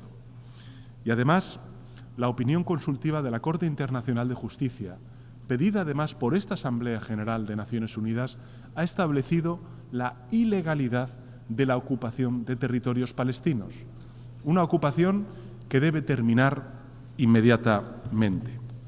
Es el momento de trabajar en la fase de estabilización, que solo puede recaer en el gobierno de la Autoridad Palestina, a la que España está comprometida y determinada a apoyar y reforzar. Señoras y señores, como sabrán, España tomó la decisión de reconocer al Estado de Palestina el pasado 28 de mayo. Esta es una decisión compartida por la inmensa mayoría de la sociedad española y que solo persigue contribuir a la búsqueda de la paz en la región. Un anhelo que viene de muy lejos. Nada más y nada menos que en 1949, un español, Pablo de Azcárate, ejerció como primer representante del mediador de Naciones Unidas en Palestina. Todavía hoy emociona leer sus notas sobre aquella misión, llenas de amargura ante la catástrofe que se intuía. Azcárate era un español exiliado, un republicano español al que una dictadura impedía regresar a su patria y quizá por ello empatizó como nadie con el sufrimiento de aquella tierra. Su figura hoy cobra aún más valor, es más reivindicada en esta casa 75 años después de aquellos hechos. Y antes de que acabe este año, España y Palestina vamos a celebrar la primera reunión intergubernamental para ampliar y profundizar nuestra relación bilateral.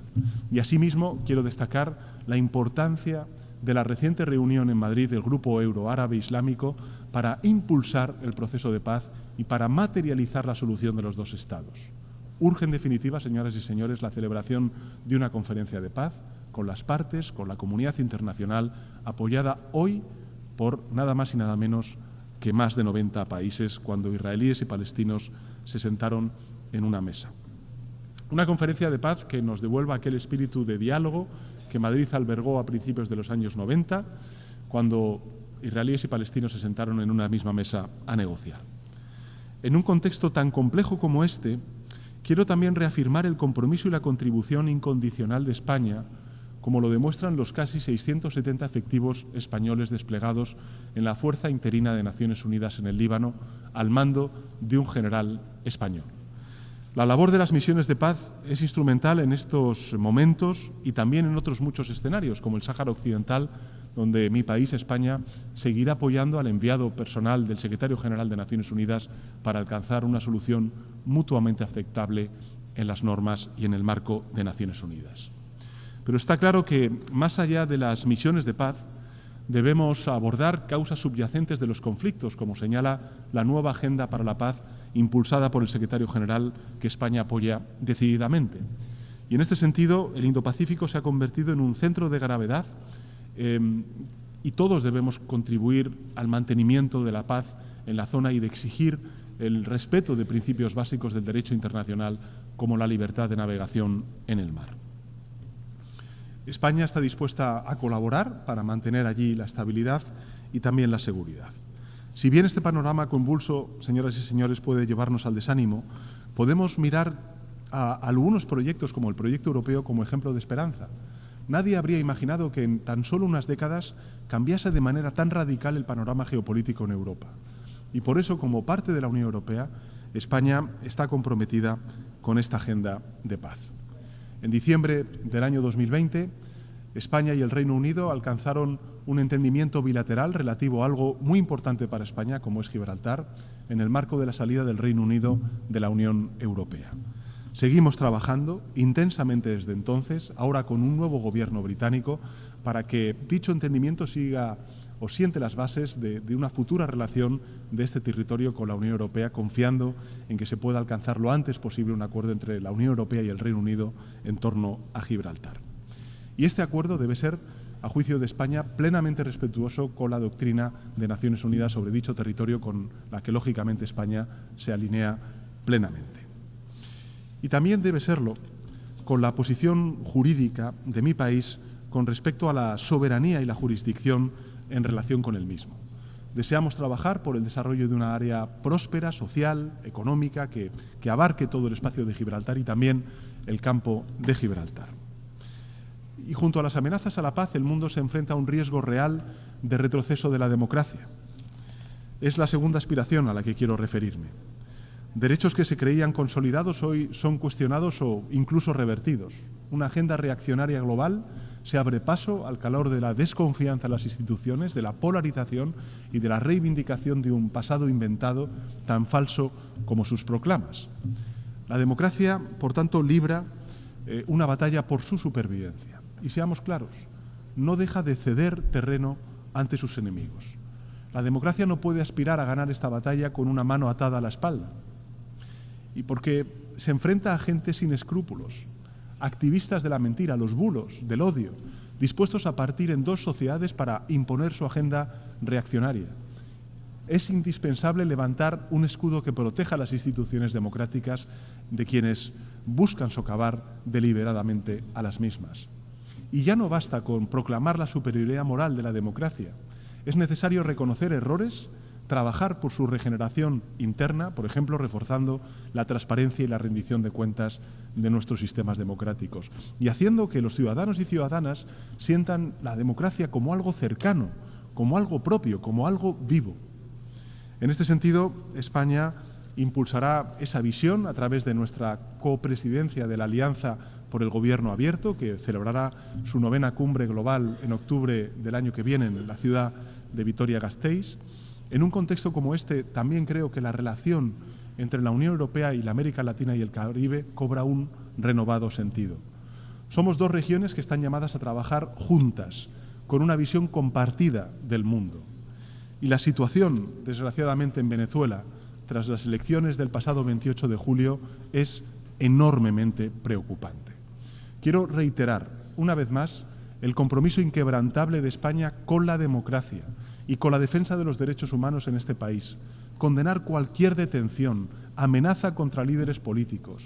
Es imperativo el respeto de la voluntad del pueblo venezolano, con un recuento de los resultados electorales en condiciones de total transparencia y verificación. Estoy convencido de que necesitamos más espacios comunes de diálogo. Y por eso España apoya la celebración de la próxima cumbre iberoamericana en noviembre en Cuenca, en Ecuador, y acogeremos la 30ª cumbre iberoamericana en el año 2026. Vamos a seguir practicando también una política exterior feminista. Lo vamos a hacer por coherencia, porque por encima de todo hablar de feminismo es hacerlo sobre derechos humanos. Y hoy, en ese sentido, quiero decir alto y claro que es el momento, que el momento es ahora. Tanto la Secretaría General como la presidencia de esta Asamblea, en la próxima renovación de estos cargos, deben recaer finalmente, ya por fin, en mujeres. España apoya y apoyará con firmeza la alternancia de género en esta organización y trabajará para poner fin a una situación sencillamente inaceptable. Para que la paz y la democracia prevalezcan, es imprescindible, señoras y señores, impulsar la tercera aspiración a la que quiero hacer referencia, y es la agenda de un desarrollo sostenible. La democracia como la paz se legitiman por el resultado, por su capacidad para proveer bienestar, seguridad, combatir las desigualdades en todas sus formas, de impulsar una agenda de justicia social, de promover la dignidad del ser humano. Pero no solo se trata de cubrir necesidades materiales en el presente, que también se trata de hacerlo sin comprometer la capacidad de las generaciones futuras para satisfacer las suyas propias. Se trata de que nuestros hijos, nuestras hijas, nuestros nietos, nuestras nietas puedan vincularse a eso que hemos llamado el desarrollo sostenible como una necesidad existencial, no solo como una exigencia moral. No voy a hacer un discurso fatalista sobre la emergencia climática. De sobra conocen su impacto, por ejemplo, en el aumento de los flujos migratorios, el precio de no actuar. Pero me niego a caer en la melancolía o en la resignación de quien da la batalla por perdida. Yo no lo voy a hacer. La ciencia, sin duda alguna, es la respuesta. Una ciencia que pone al ser humano en el centro de sus preocupaciones. Una ciencia que nos recuerda que solo hay una alternativa, y es eliminar los combustibles fósiles, que haya más energías renovables y que haya más eficiencia energética. Si seguimos esa hoja de ruta, no solo hay luz al final del túnel, hay grandes oportunidades de desarrollo y mejoras sustanciales de la competitividad global. Lo sé por experiencia. Más de la mitad de la energía eléctrica que produjo España el año pasado venía de fuentes renovables. Y a estas alturas del año, ese volumen ya supera el 60%. Detrás de esas cifras hay mucho más que energía limpia, barata y accesible para millones de hogares. Hay más y mejores empleos en sectores emergentes y hay más oportunidades en territorios que hasta ahora no contaban con industria. Por eso es tan importante reforzar la financiación internacional al desarrollo, para convertirla en una auténtica palanca de prosperidad para los países que la necesitan. Y en ese sentido, España es un país que sabe que para que sus 48 millones de habitantes puedan aspirar a un futuro mejor, tenemos que trabajar para que los 8.000 millones de habitantes de nuestro planeta tengan también una vida digna y un futuro mejor. Tenemos espacios desde los que actuar para lograr una profunda reforma y actualización de las instituciones financieras internacionales y de los bancos multilaterales de desarrollo. Pero creo, señoras y señores, que hay que ir más lejos. Es imperativo avanzar hacia mecanismos más justos e inclusivos, abordar el problema de la deuda, movilizar más fuentes de financiación y, en definitiva, garantizar más ayuda a quien más lo necesite. Debemos implementar políticas tributarias más eficaces, transparentes, justas, que impulsen la movilización de recursos domésticos, incluido el impuesto mínimo global sobre las grandes fortunas y la plena implementación de los 2 pilares de la OCDE y el G20 sobre la fiscalidad de las multinacionales como base para una futura convención marco de cooperación tributaria. Tendremos ocasión de avanzar en la 4ª Conferencia Internacional sobre Financiación al Desarrollo, que va a albergar, tenemos el inmenso honor y el orgullo de albergarla el próximo año, el mes de junio del año 2025, en la ciudad de Sevilla. Están todos ustedes invitados. Una cita clave para demostrar que somos capaces de actualizar nuestro sistema multilateral a las exigencias y los desafíos de hoy. Creo que es una oportunidad única para acelerar la consecución de los objetivos de desarrollo sostenible con los cuales España está comprometido, combatir la pobreza, acabar con el hambre, erradicar el SIDA, terminar con la discriminación contra mujeres y niñas, entre otros muchos objetivos. Señoras y señores, cuesta creerlo, pero aún hoy escuchamos delirantes discursos que critican fines tan nobles y ven imposiciones ideológicas allí donde lo que hay es sentido común y humanidad. Discursos que tachan esta agenda, la Agenda 2030, tan nítidamente humana como una construcción de supuestas élites globalistas. Es la locura de los tiempos que vivimos. Y España, lógicamente, será una voz de sentido común y trabajará para que el proceso de negociación sea transparente, inclusivo, favoreciendo el consenso para alcanzar resultados tangibles. Pondremos sobre la mesa el valor de nuestra experiencia reciente en la reforma del sistema de cooperación al desarrollo en España y con el objetivo que hoy quiero hacer público de incrementar nuestra contribución al sistema de Naciones Unidas en al menos un 25% de cara al año 2025 y del año 2025 al año 2027.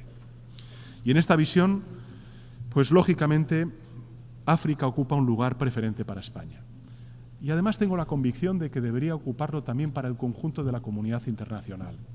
No solo por su condición de socio imprescindible para hacer frente a los grandes desafíos, sino porque ya no caben más excusas. Ya ha llegado la hora de que el continente africano ocupe el lugar que merece. Y ese es el espíritu que impulsa nuestra agenda estratégica para África. Se trata no solo de fortalecer vínculos con los países de la zona, sino de asumir que nuestra prosperidad, que nuestra seguridad, que nuestro progreso están intensamente unidos a la prosperidad, a la seguridad y al progreso inclusivo de todo el continente africano. Señoras y señores, termino con 2 reflexiones. La primera es que la humanidad se enfrenta a viejos desafíos como los que he mencionado someramente, pero también emergen algunos nuevos, como el que representa la expansión de la inteligencia artificial. Como tantas veces en el pasado, el surgimiento de un avance disruptivo genera miedo y desconfianza. Y si miramos al pasado, no es la primera vez. El descubrimiento, por ejemplo, de la escritura, dijeron algunos, liquidaría conocimiento a través de la memoria. La imprenta, dijeron otros, limitaría la profundidad en los pensamientos. Hasta la electricidad fue vista como un asesino silencioso en la paz del hogar por muchos otros. Toda disrupción abruma. Lo que marca la diferencia es nuestra capacidad para embridar las riendas del progreso, para conjugar el progreso con una ética imprescindible en este gran salto que sin duda alguna va a cambiar el mundo. Hace pocos días conocimos las 7 recomendaciones clave del órgano consultivo del Secretario General para la gobernanza global de la inteligencia artificial. Debemos apoyar estas recomendaciones, seguir adelante con ese esfuerzo común para asegurarnos de que las decisiones sobre inteligencia artificial no queden en manos de unos pocos y que su desarrollo se realice de manera ética y responsable en beneficio del conjunto de la humanidad. Y frente a los apóstoles del desastre, que siempre los hay, los datos nos dicen que sabemos cómo hacerlo. Y esta es la última reflexión que querría hacer ante esta Asamblea, señora Presidenta. En poco más de medio siglo, la mortalidad infantil se ha reducido del 50% al 4% en el planeta. El número de estudiantes universitarios se ha duplicado en tan solo 2 décadas. La presencia de las mujeres con escaño en parlamentos alcanza el 27%, es decir, el doble que en el año 1990. Y el mundo ha doblado la potencia solar instalada en tan solo 4 años, mientras la energía producida por los combustibles fósiles se reduce drásticamente año a año. Por tanto, no aceptemos como inevitable el inicio de una nueva era de violencia y de guerras. El futuro es una conquista relativamente reciente para la humanidad. Tener la capacidad de mirar hacia adelante, de ordenar prioridades, de pensar en el porvenir, es un privilegio que nos ha dado la modernidad. Honremos, por tanto, esa tarea mirando al horizonte sin miedo y con esperanza. Apostemos por la refundación del multilateralismo que nos permita dejar un futuro mucho mejor que el actual presente a nuestros hijos y a nuestras hijas. Hagámoslo con creatividad, con audacia, con ilusión y con la ambición que nuestro tiempo demanda. Nada más y muchas gracias, señora Presidenta. On behalf of the Assembly, I wish to thank the President of the Government of Spain. The Assembly will hear an address by His Excellency Allah Maye Khalina, Prime Minister, Head of Government of the Republic of Chad. I request protocol to escort His Excellency and invite him to address the Assembly.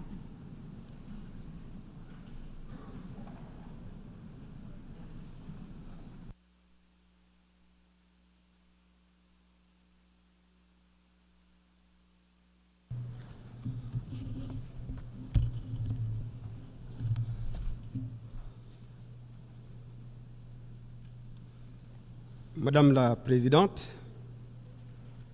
Mesdames et Messieurs les chefs d'État et de délégation, Mesdames et Messieurs, avant tout propos, au nom du Président de la République du Tchad, de ma délégation et en mon nom propre, je tiens à adresser mes chaleureuses félicitations à M. Filmo Yang, ancien Premier ministre de la République du Cameroun, pour sa brillante élection à la présidence de la 79e session de l'Assemblée générale.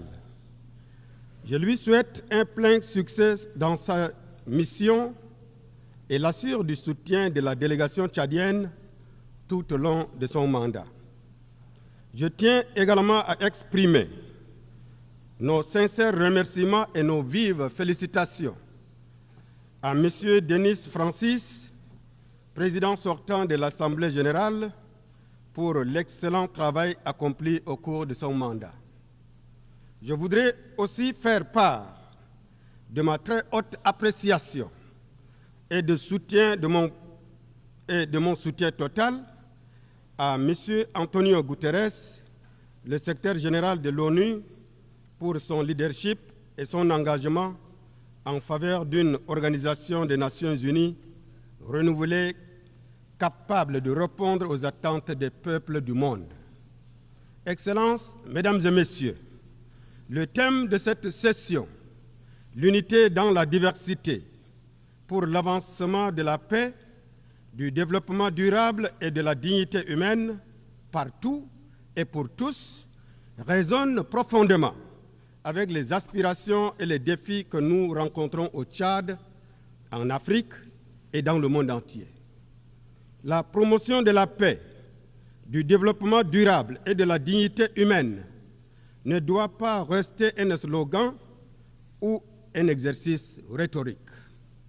Cette session doit nous inciter à agir avec détermination et compassion pour construire ensemble un monde juste et pacifique où chaque individu et chaque communauté peut prospérer dans la dignité. Pour ce qui concerne le Tchad, mon pays, comme de nombreux pays du Sahel, la paix demeure un enjeu crucial. Bien que nous soyons confrontés à des défis, il est essentiel de reconnaître les efforts déployés par nos États face aux groupes terroristes dont les origines et les ressources restent obscures et qui menacent nos institutions, entravent nos efforts de développement et exacerbent la misère des populations. Le manque d'une réelle volonté de la communauté internationale à éradiquer le désastre terroriste dans le Sahel risquerait de faire passer l'Afrique tout entière sous le giron des groupes terroristes. Nous sommes convaincus qu'un engagement ferme de la communauté internationale est nécessaire pour faire face à ce défi. Ensemble, nous devons gagner cette lutte contre le terrorisme en renforçant notre coopération pour promouvoir la stabilité de notre continent et partant celle du destin commun de l'humanité. Excellences, Mesdames et Messieurs, à l'échéance 2030, nous évaluerons ensemble l'agenda des Nations Unies sur le développement durable. Le Tchad, comme de nombreux pays africains, se trouve à un carrefour où convergent des défis multiples, notamment les changements climatiques qui menacent notre sécurité alimentaire, les sécheresses prolongées, la désertification et les inondations imprévisibles mettent à mal nos économies et les populations vulnérables. Nous appelons donc la communauté internationale à honorer ses engagements en matière de financement et de justice climatique, ainsi qu'au transfert des technologies vertes. Le Tchad, sous la conduite du président Mohamed Idriss Déby Itno, élu démocratiquement sur la base d'un programme politique structuré, ambitieux et que j'ai l'insigne honneur de représenter à cette 79e session, travaille sans relâche pour améliorer l'accès à l'éducation, à l'eau potable, à l'énergie, aux soins de santé et aux opportunités économiques. Nous devons combattre la pauvreté et les inégalités, surtout celles basées sur le genre, en construisant un partenariat mondial renouvelé qui reconnaît les besoins spécifiques des pays les moins avancés et qui engage une inclusion totale. Nous demandons un accès équitable aux vaccins ainsi qu'aux technologies médicales de pointe, car la santé et l'éducation sont les fondements de la dignité humaine. Nous sommes également déterminés à promouvoir l'inclusion sociale, l'autonomisation des femmes et des jeunes et la protection des droits humains. À cet égard, le soutien de la communauté internationale est crucial.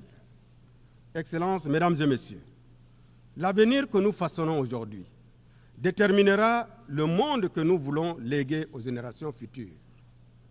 Au Tchad, notre jeunesse, représentant plus de 65% de la population, est notre plus grande richesse. Nous investissons dans son éducation et sa participation à la vie politique pour éviter son instrumentalisation par le radicalisme et l'extrémisme violent. Par ailleurs, nous appelons l'Organisation des Nations Unies à soutenir un marché de travail ouvert et à garantir un environnement propice à l'épanouissement de la jeunesse. L'immigration de la jeunesse africaine trouve ses explications dans le grand fossé qui sépare nos États, alors que nous avons un destin commun. Mesdames et Messieurs, dans le cadre de notre politique intérieure, Nous sommes fiers de notre transition politique couronnée par les élections libres, démocratiques et transparentes qui ont consacré l'élection du président de la République, Mohamed Idriss Déby Itno, à la magistrature suprême de notre pays pour un mandat de 5 ans le 6 mai dernier. Ce tournant témoigne de notre engagement envers une gestion pacifique, démocratique et inclusive du pays, renforçant ainsi notre démocratie. Excellences, Mesdames et Messieurs, le changement climatique représente également un défi mondial majeur, avec des conséquences dévastatrices dans les régions vulnérables comme le Sahel. Les récentes inondations dans mon pays, avec plus de 1,5 million de personnes affectées, illustrent cette réalité.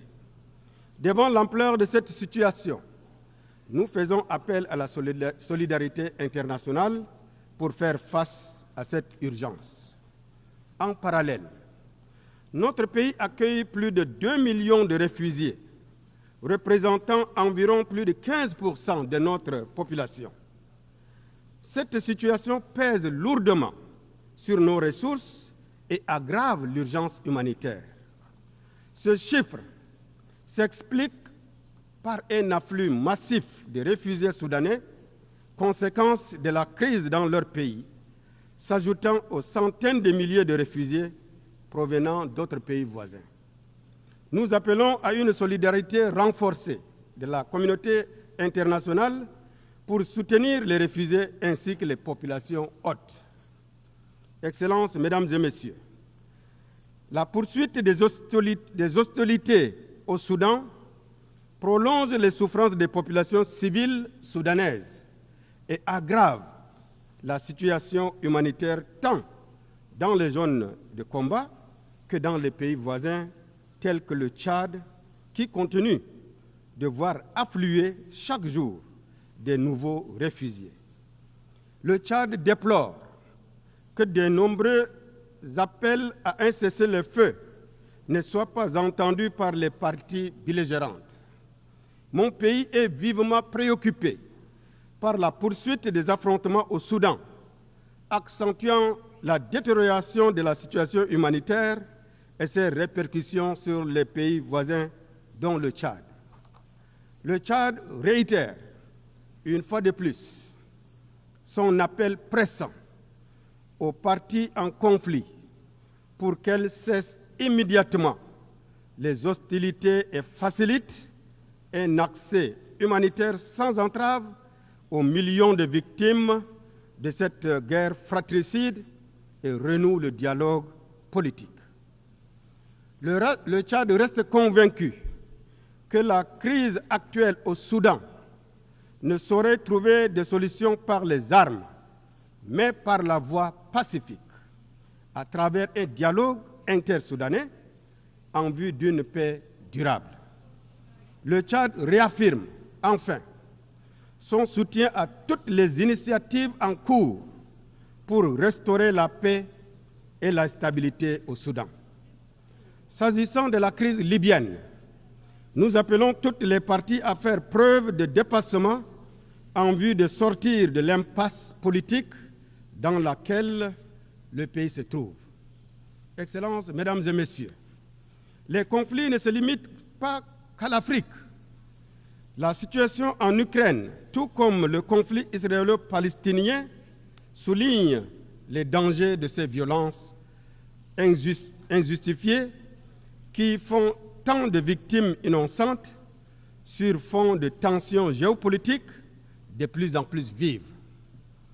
En ce qui concerne le conflit israélo-palestinien, nous condamnons fermement les violences et exactions commises contre des civils innocents et réaffirmons notre engagement en faveur de la solution à 2 États ainsi que le droit inaliénable du peuple palestinien à l'autodétermination, tout en appelant à une solution pacifique et négociée de ce conflit. Le monde ne peut rester insensible et avoir la conscience tranquille face aux images insoutenables qui nous proviennent de la bande de Gaza et d'autres localités palestiniennes.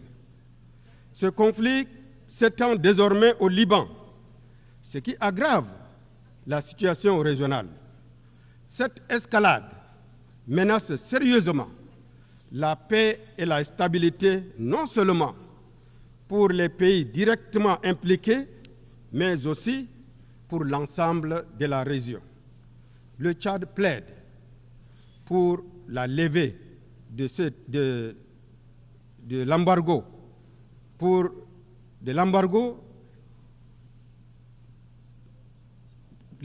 sur le Cuba, qui nuit à son peuple et entrave son développement. Excellences, Mesdames et Messieurs, je réaffirme l'attachement du Tchad à la position commune africaine sur la réforme du Conseil de sécurité tel qu'exprimé dans le consensus des Ulvini et la déclaration de Sirte, et en appel au sens de justice et de solidarité de toutes les nations pour accélérer cette réforme tant souhaitée et attendue. L'Afrique ne demande pas autre chose que la réparation d'une flagrante injustice causée à tout un continent qui compte plus de 1 milliard d'âmes, privées injustement de sa place légitime dans la gouvernance mondiale. Madame la Présidente, Excellences, Mesdames et Messieurs, le chemin vers un avenir de paix, de développement et de dignité humaine est semé d'embûches. Mais il est de notre responsabilité collective de le tracer. Pour conclure, le Tchad réitère son attachement aux idéaux et aux principes fondateurs de la Charte des Nations Unies et exhorte la communauté internationale à renforcer le multilatéralisme afin de bâtir un monde pacifique, plus juste, plus équitable et plus solidaire. Je vous remercie pour votre bien aimable attention.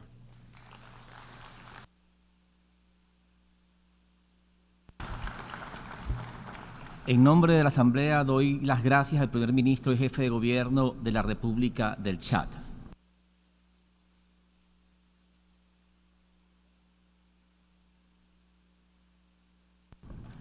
Doy ahora la palabra al excelentísimo señor Péter Szijjártó, ministro de Relaciones Exteriores y Comercio de Hungría.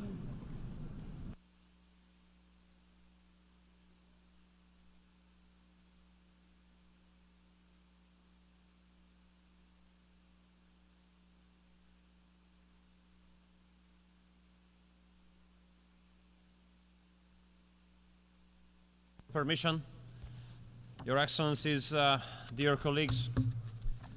Unfortunately, I have to start by saying that we are living in the age of dangers.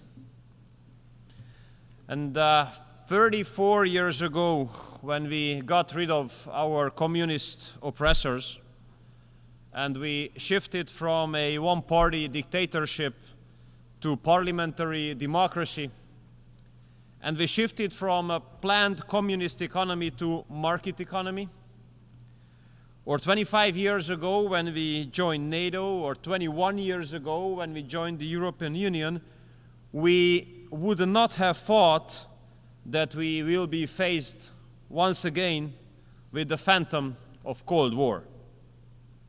And similarly, a couple of years ago, we would not have thought that war would return to Europe. And dear colleagues, Your Excellencies, nowadays this is the reality. We are faced with the phantom of the Cold War, and war returned to Europe. I'm representing Hungary, a country which is a neighboring country to Ukraine. That means that for the last 2.5 years, we have been living in the shadow of a war. 2.5 years, almost 1,000 days. And we have been confronted with the consequences. 1.3 million refugees. Even nowadays, there are several hundreds of schools and kindergartens in Hungary which enroll the children of the refugee families. And we have been paying a price of a war which is not our war, and for the outbreak of which we do not bear any kind of responsibility. So I do believe that almost after 1,000 days, the real question is not what we do think about the war, but the real question is how peace could be made. Or even more precisely, Mr. President, the question is, which is the fastest way to peace? Because we have to pick that one, the fastest one. Because the later peace will be reached, the more people will die, the more destruction will take place, and more families will be torn apart. And we Hungarians don't want more destruction. We don't want more families to be torn apart. We don't want to see more videos about violent conscription. We don't want more people to die, especially putting into consideration the 150,000 Hungarians living in Ukraine, a community members of which have been mobilized to the Ukrainian army. Many of them have been deployed to the front line, and unfortunately, many of them have died already. And I think that after almost 1,000 days, this is high time to make an honest stock-taking and to analyze what has worked out and what has not worked out, what the international community or Europe has made as a reaction to the war. And if we are honest to ourselves, we have to say that practically nothing has worked out what international community and Europe has done as a reaction to this war. Nothing has worked out what was based on an assumption that there might be a solution at the battlefield. We have to raise the question honestly whether weapon deliveries have made any sense. And obviously they have made no sense. No sense because weapon deliveries have not changed the situation at the battlefield, and they have not brought us closer to peace either.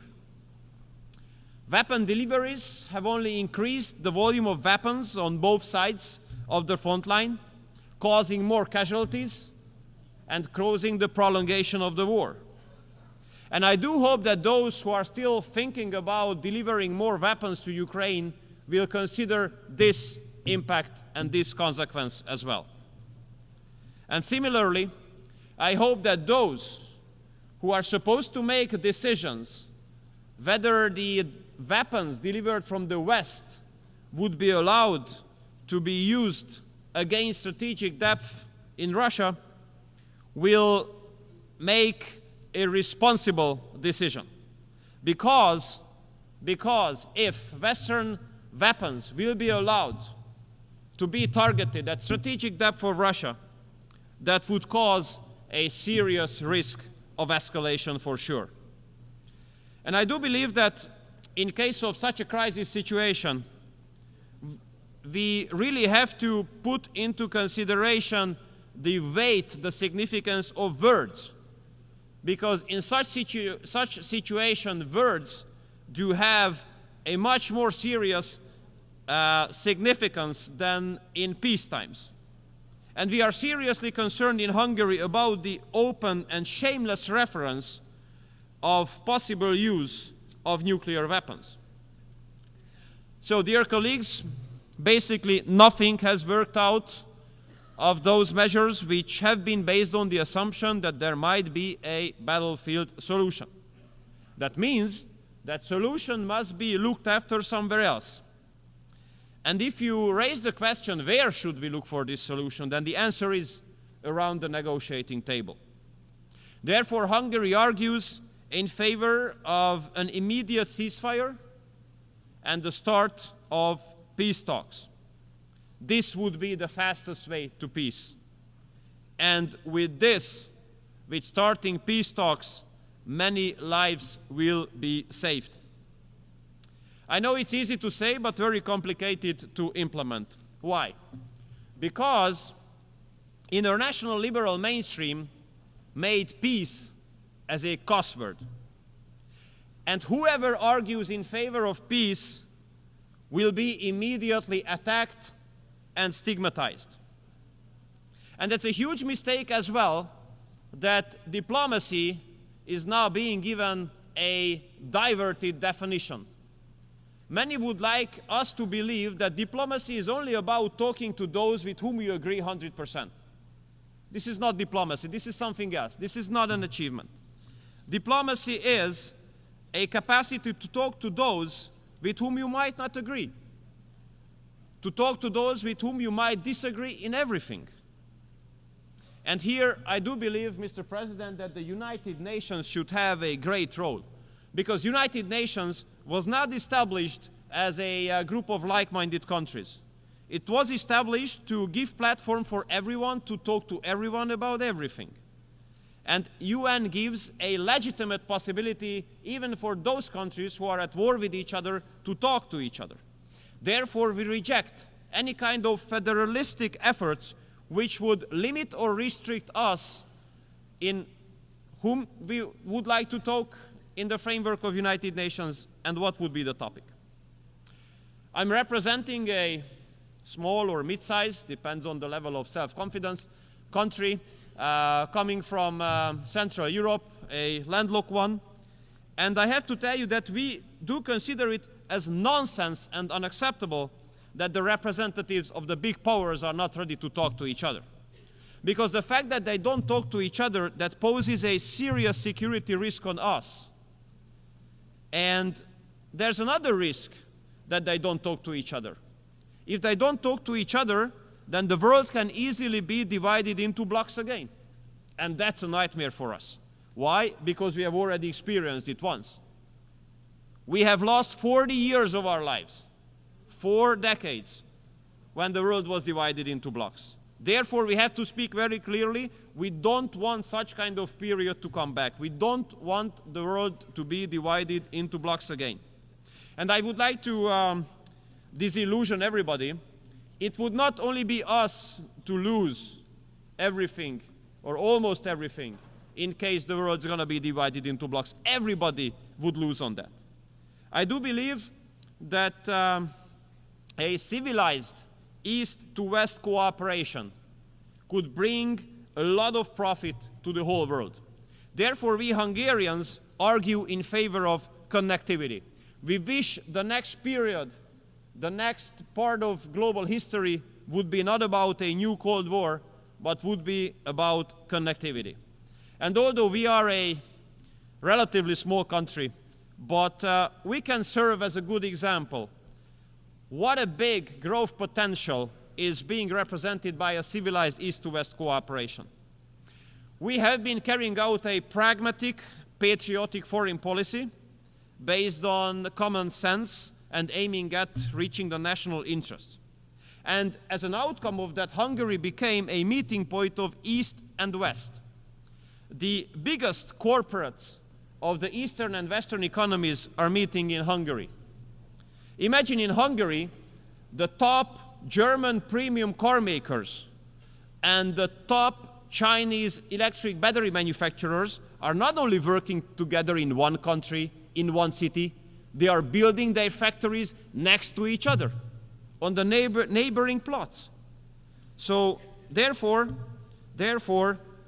I have to underline that the strategies of those corporates which have a determining impact on continental economies cannot be successful without free global economic cooperation. Dear colleagues, it has not been a long time ago that that time Federal Chancellor of Germany was speaking about a economic and trade cooperation zone starting from Lisbon, ending at Vladivostok. And it has not been a long time ago that European political leaders spoke about Eurasian cooperation. Unfortunately, nowadays, we are far away. But it's not impossible to return there. But there's one very important major precondition. Global politics must change fundamentally. What would that mean? It means, in our reading, that global politics must come back to the basis of mutual respect. And dialogue and diplomacy must return as the major tools here.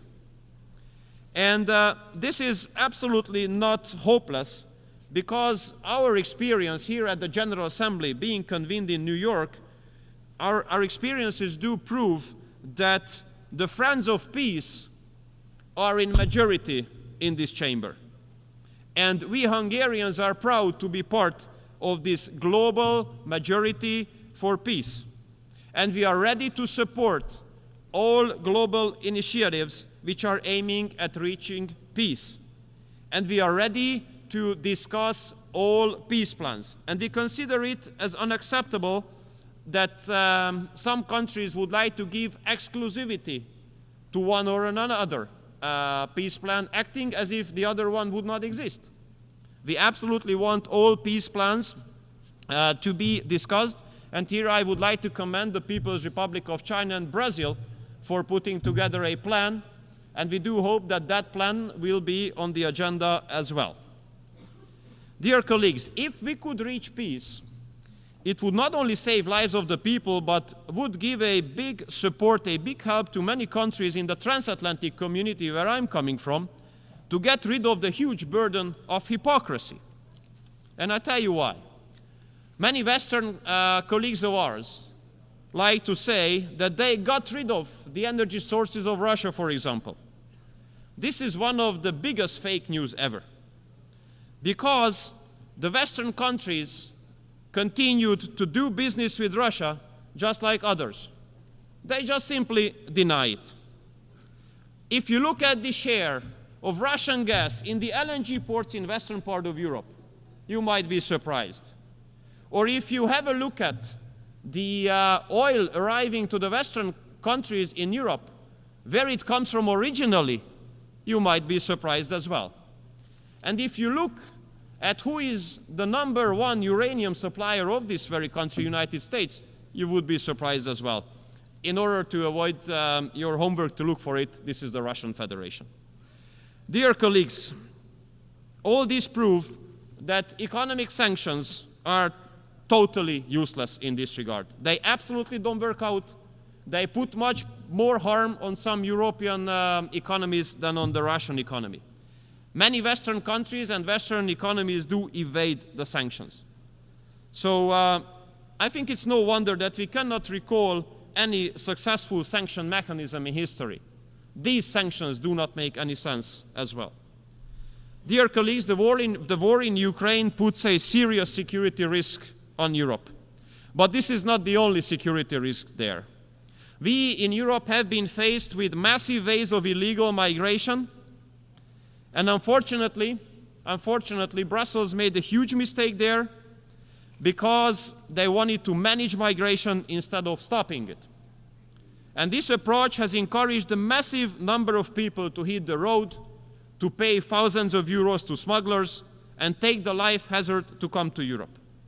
But we Hungarians, we do stick to our own right to make a decision on our own, whom we allow to enter the territory of our country and whom we are ready to live together. And I think, Mr. President, that UN is the best place to recall international law.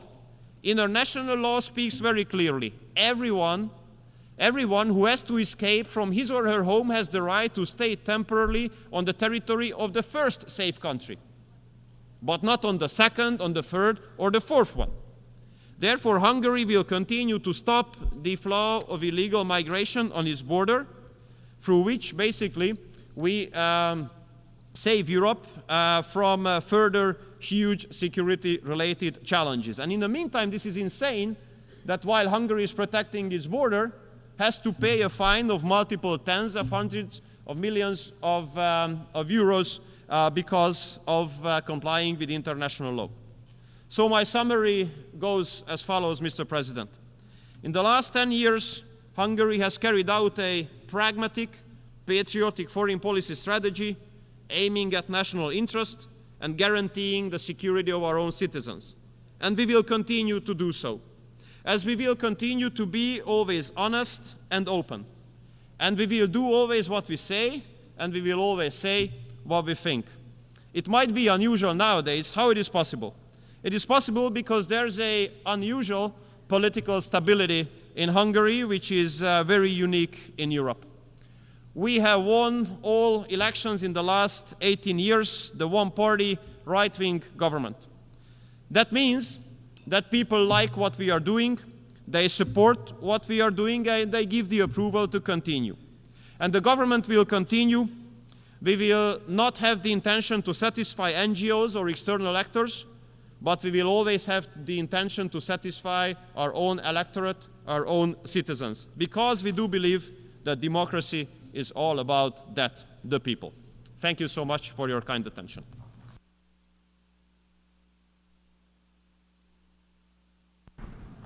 Doy las gracias al Ministro de Relaciones Exteriores y Comercio de Hungría.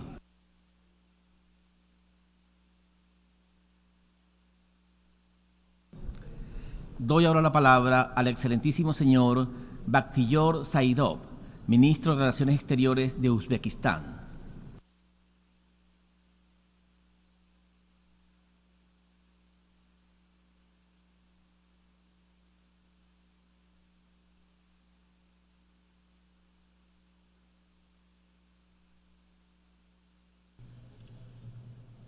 Dear Mr. President, Your Excellencies, ladies and gentlemen.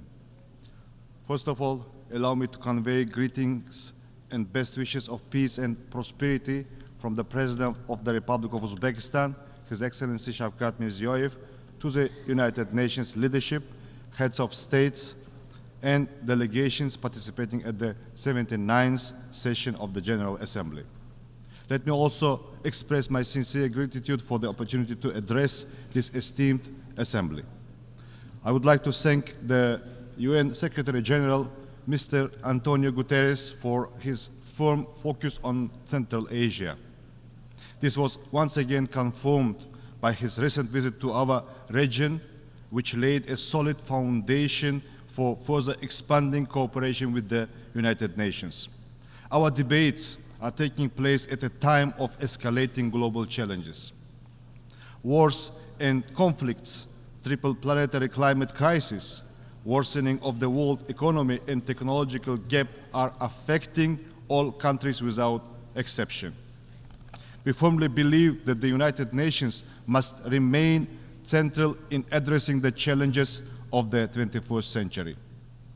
Resolving global issues at the national level is crucial for maintaining stability and the well-being and prosperity of our people.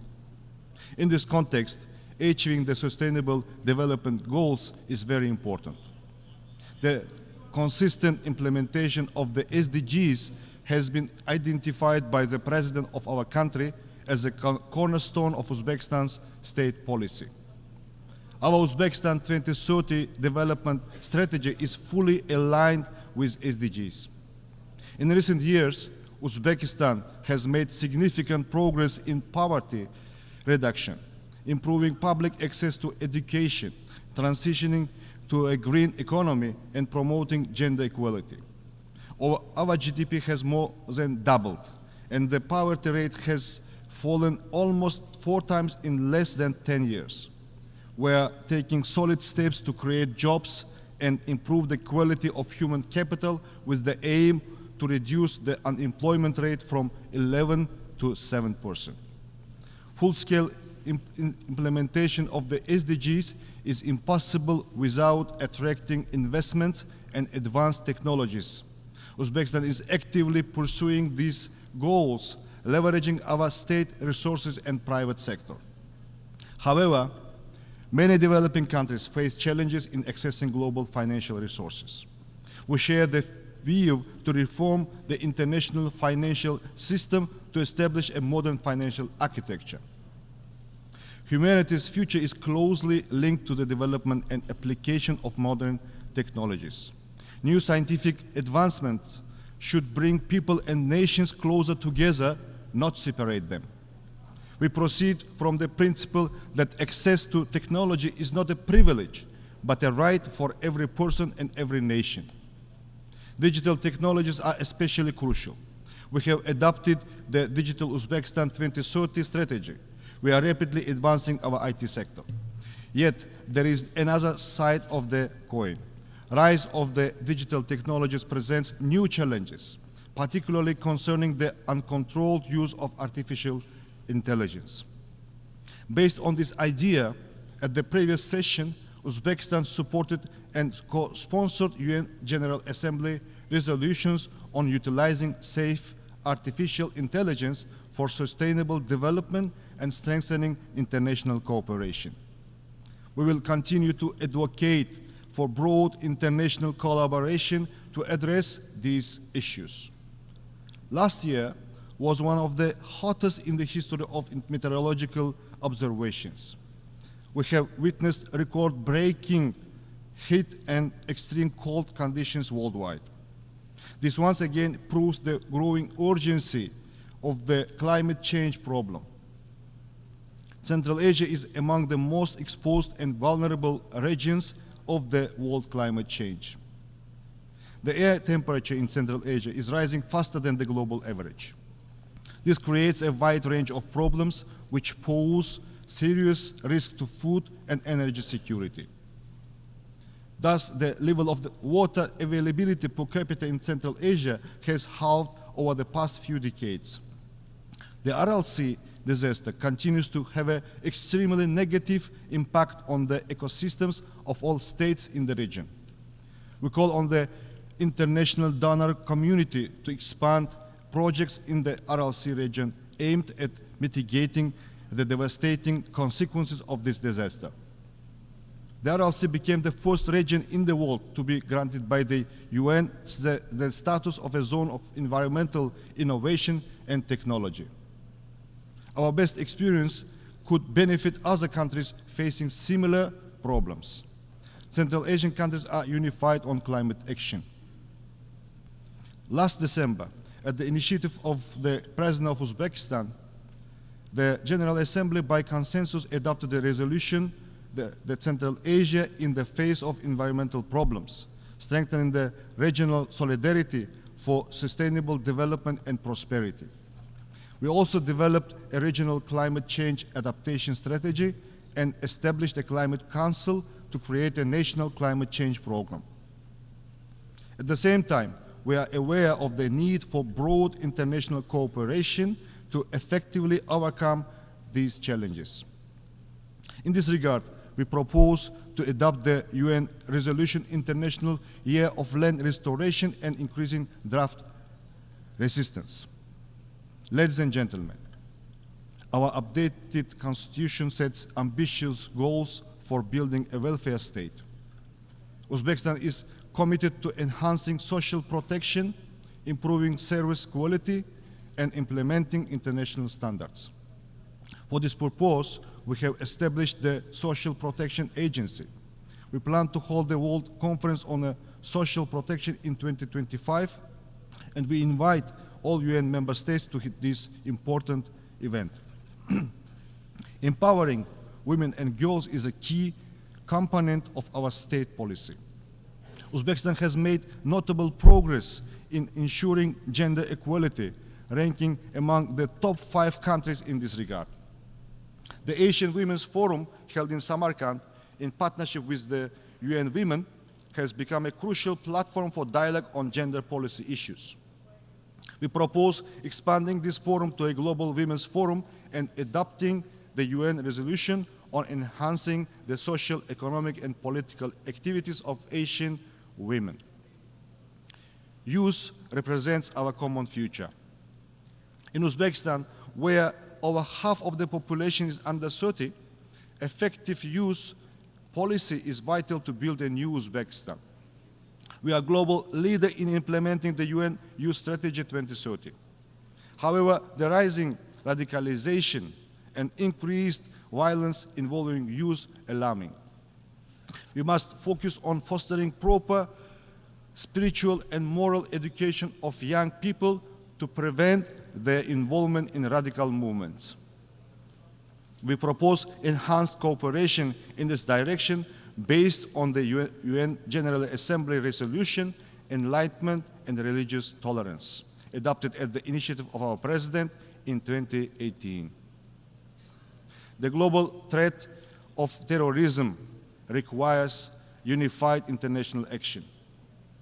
In the fight against this evil, there should be no place for selective approach and double standards. The Central Asian states maintain close cooperation in ensuring regional security. Together with the UN Counterterrorism Office, we have successfully launched the Regional Expert Council in Central Asia on rehabilitation and reintegration. We appreciate the UN's assistance in developing the national strategy of Uzbekistan to combat drug trafficking and drug abuse for 2024-28. As a state party to the United Nations Convention Against Corruption, Uzbekistan welcomes anti-corruption efforts. We support enhancing the role of the UN in fostering international cooperation against corruption. In December last year, together with the State of Qatar and support of the UN ODC, we have hosted the high-level International Anti-Corruption Award ceremony in Tashkent.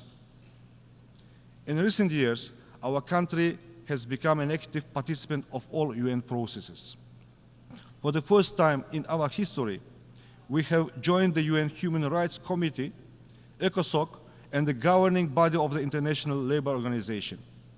In 2025, we will host the 43rd session of the UNESCO General Conference in Samarkand, an event that will be held outside of Paris for the first time since 1985. We invite all UNESCO member states to actively participate in this event. We have decided to run for the non-permanent membership of the UN Security Council for the 2035-2036. We count on your support of our candidacy.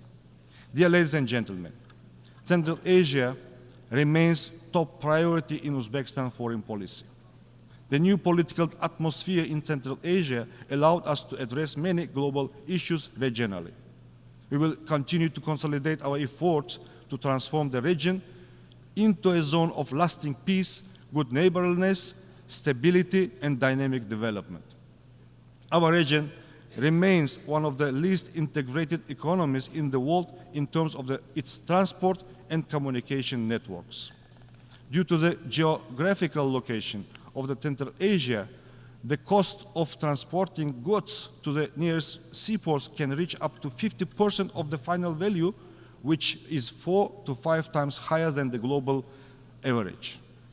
Today, our region is firmly focused on connecting to major global markets and revitalizing the Great Silk Road. Uzbekistan is taking strong steps to establish effective transport corridors leading to international markets.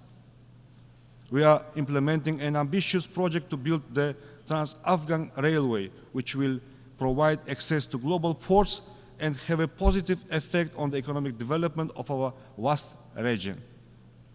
The key to ensuring the stability and sustainable development in our region lies in addressing the Afghan problem. Afghanistan is an integral part of Central Asia.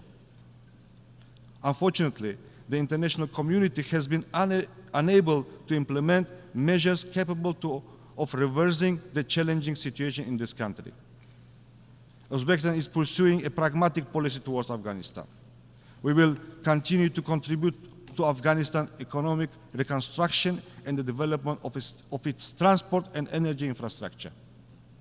We are ready to expand the educational center for Afghan citizens in the Uzbek city of Termez into the Global Training Center. Recently, we have established the Termez International Trade Center designed to foster a favorable business environment and enhance logistics. In order to achieve stability, it's crucial to uphold the UN's central role in resolving the Afghan issue and developing coordinated strategies to ensure sustainable development. Your Excellencies, In conclusion, I would like to once again emphasize that the challenges and threats we face today can only be addressed through comprehensive international efforts. Uzbekistan remains committed to actively participating in shaping the agenda for multilateral cooperation, achieving common goals, and supporting measures to reinforce the Central Asia role of the United Nations. I thank you for your attention.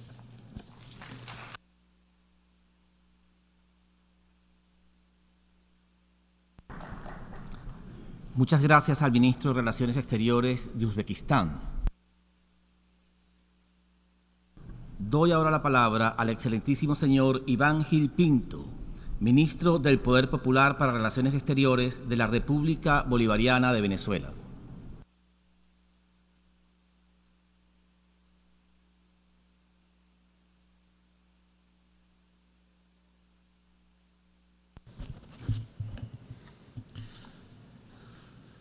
Distinguidas jefas y jefes de delegación, ministras y ministros, embajadoras y embajadores, señor presidente, a lo largo de estos últimos días hemos escuchado en esta Asamblea General dos narrativas.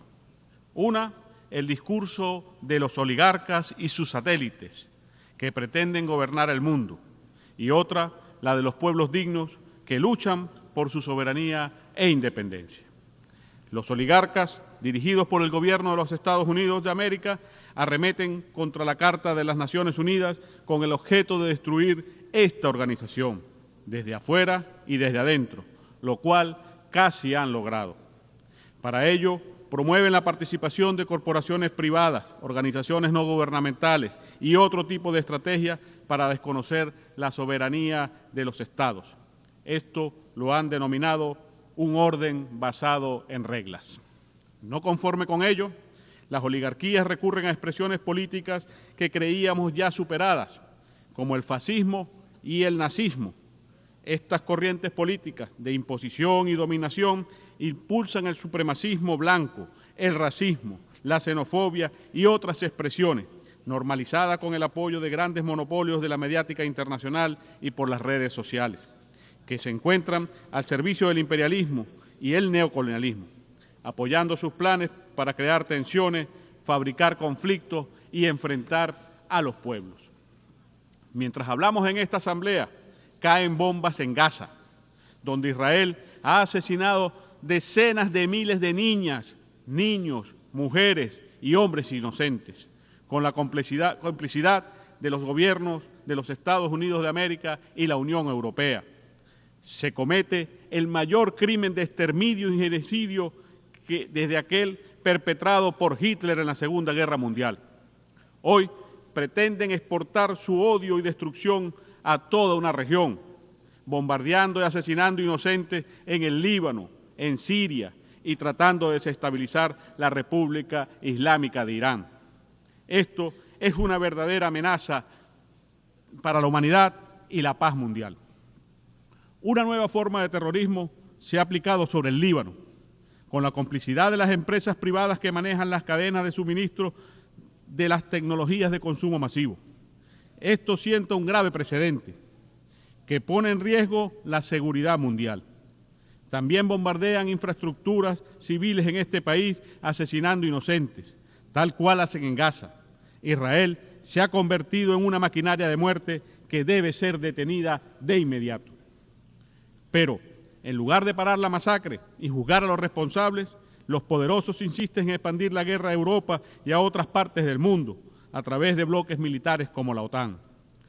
Después de la derrota de Ucrania en su aventura nazi, pretenden ahora llevar la guerra y el terrorismo a la gran Rusia, la cual, como nos ha enseñado la historia, siempre saldrá victoriosa.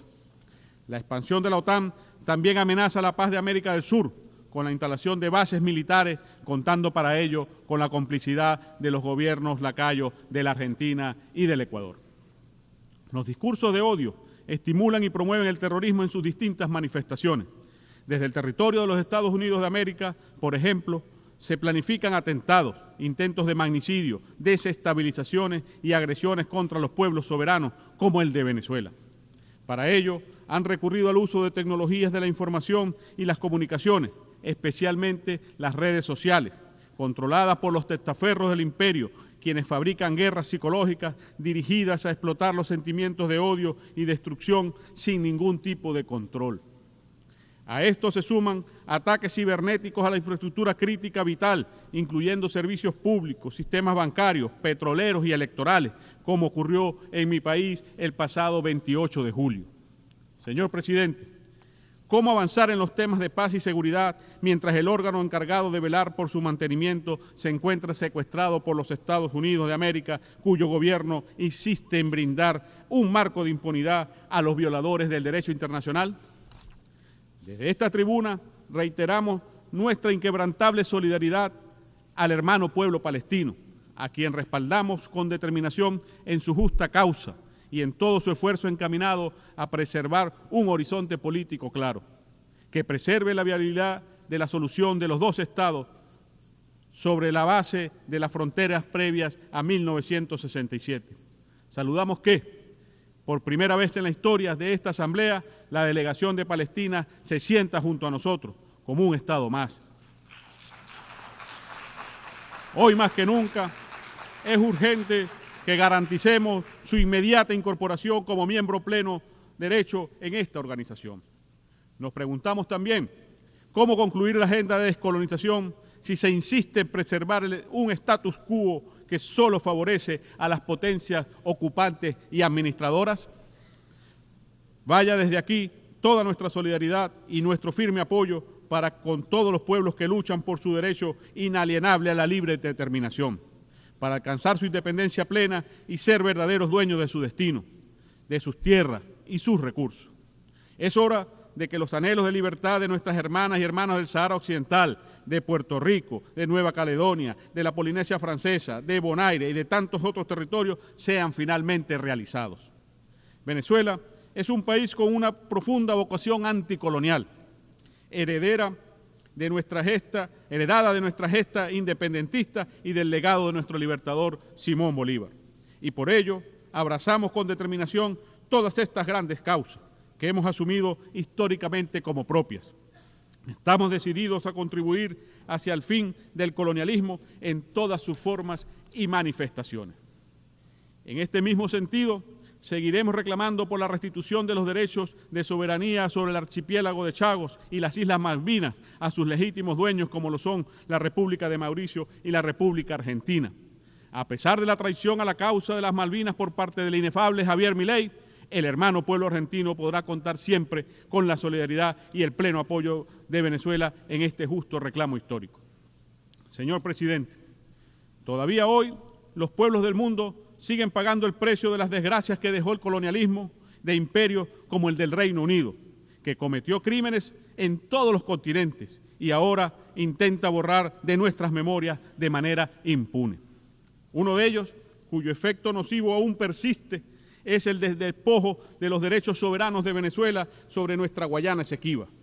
Ese robo tuvo su origen en la política expansionista y violenta ejercida por el Imperio Británico en el territorio venezolano durante todo el siglo XIX, la cual buscó imponerse de manera fraudulenta en 1899 mediante un arbitraje amañado entre las potencias de la época. El pasado 3 de diciembre de 2023, el pueblo venezolano se expresó con claridad y contundencia en un referéndum consultivo, mediante el cual otorgó un mandato ineludible al Estado venezolano para recuperar la Guayana Esequiba, territorio que representa una herencia sagrada de la lucha de nuestros libertadores.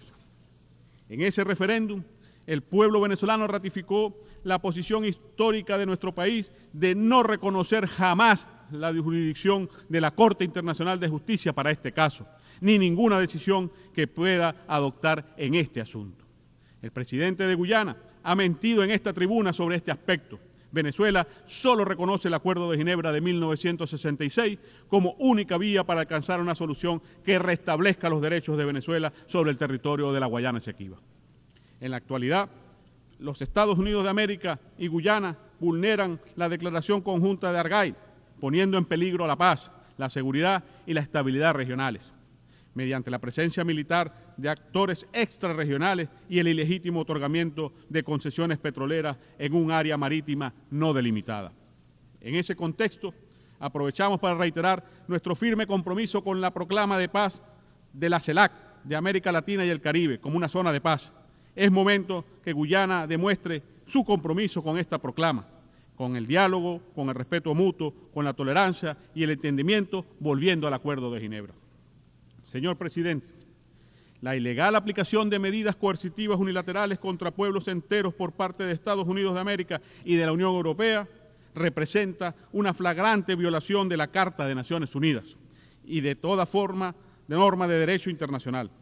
Estas medidas se constituyen en violaciones en masa de los derechos humanos, incluyendo el derecho al desarrollo, así como en verdaderos crímenes de lesa humanidad. Reiteramos nuestro llamado al levantamiento completo, inmediato e incondicional de todos los regímenes de mal llamadas sanciones y bloqueos que hoy son aplicados contra más de un tercio de la humanidad, incluyendo 30 millones de venezolanas y venezolanos. Nuestra solidaridad con las hermanas y hermanos de Belarus, de la República Popular Democrática de Corea, de Cuba, Eritrea, Irán, Nicaragua, Zimbabue y a tantos otros que sufren día a día los efectos de estas políticas criminales. Señor Presidente, los pueblos dignos que luchan por su soberanía e independencia también han levantado su voz en estos espacios y deben ser escuchados. Venezuela enfrenta hoy los embates de novedosas formas de colonialismo y es desde hace varios años que el gobierno de Washington ha puesto en marcha un experimento neocolonial que busca destruir por todas las vías posibles nuestro sistema democrático, nuestras instituciones, nuestra soberanía, nuestra independencia y el derecho inalienable de nuestro pueblo a la libre determinación. Se trata de un gran plan de recolonización que busca, a partir de un golpe de Estado continuado, destruir nuestra república. Para la ejecución de ese plan, todas las opciones han estado y siguen estando sobre la mesa.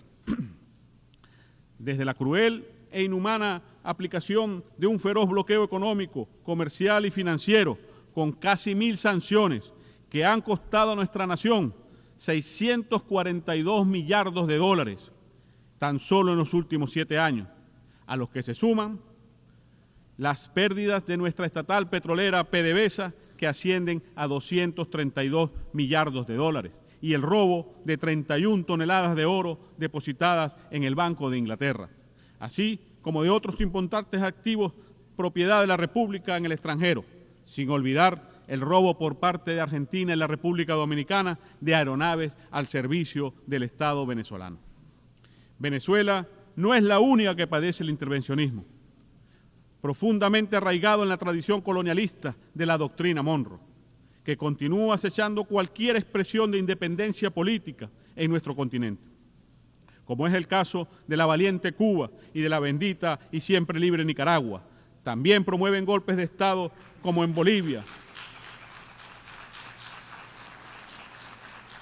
También promueven golpes de Estado como en Bolivia en el año 2019 y en el año 2024. Y atacan sin clemencia, con el apoyo de las oligarquías locales, al gobierno del presidente Gustavo Petro en Colombia y de la presidenta Xiomara Castro en Honduras. Todo nuestro apoyo y solidaridad. Señor presidente, el pasado 28 de julio, tal como es costumbre en nuestra democracia revolucionaria, el pueblo venezolano se expresó de forma consciente, pacífica y masiva para elegir con plenas garantías, transparencias y libertades al jefe de Estado del gobierno venezolano para el periodo 2025-2031. El presidente Nicolás Maduro resultó reelecto con un apoyo claro y contundente. Luego de esa gran victoria popular, la oligarquía de mi país apeló una vez más al desconocimiento de las leyes y de las instituciones, generando una violencia criminal que dejó como consecuencia 27 muertos, cientos de heridos y la destrucción de propiedades públicas y privadas. Con el uso de bandas criminales instalaron barricadas, quemaron escuelas, hospitales y sedes de instituciones públicas y asesinaron a ciudadanos comunes solo por sus afiliaciones políticas. Nada de esto lo verán en los grandes medios. Peor aún, tampoco habla de ello el alto comisionado de los derechos humanos de las Naciones Unidas, quien, a pesar de haber recibido toda la información sobre estos hechos criminales y sobre la responsable actuación del Estado venezolano, ha preferido convertir las víctimas en victimarios y a los victimarios en víctimas. A lo largo de estos últimos días se han alimentado desde esta tribuna esa campaña fascista y de desinformación contra nuestro país. El gobierno de los Estados Unidos de América y sus gobiernos satélites y serviles se han dedicado a mentir, a atacar y a amenazar nuestro pueblo, desde este recinto que es símbolo de paz y entendimiento, intentando imponer una falsa narrativa. Pero aquí venimos una vez más a presentar la verdad de Venezuela y de nuestro pueblo. Hoy venimos a desenmascarar a todos esos farsantes. Señor presidente, al frente de esta gigantesca operación se encuentra, como ya de costumbre, el gobierno de los Estados Unidos de América y sus agencias, como parte de su fracasada política de golpe de Estado continuado contra la revolución bolivariana, iniciada ya hace más de 25 años. Desde su territorio, específicamente desde el estado de la Florida, se planifican ataques terroristas contra funcionarios e instalaciones públicas.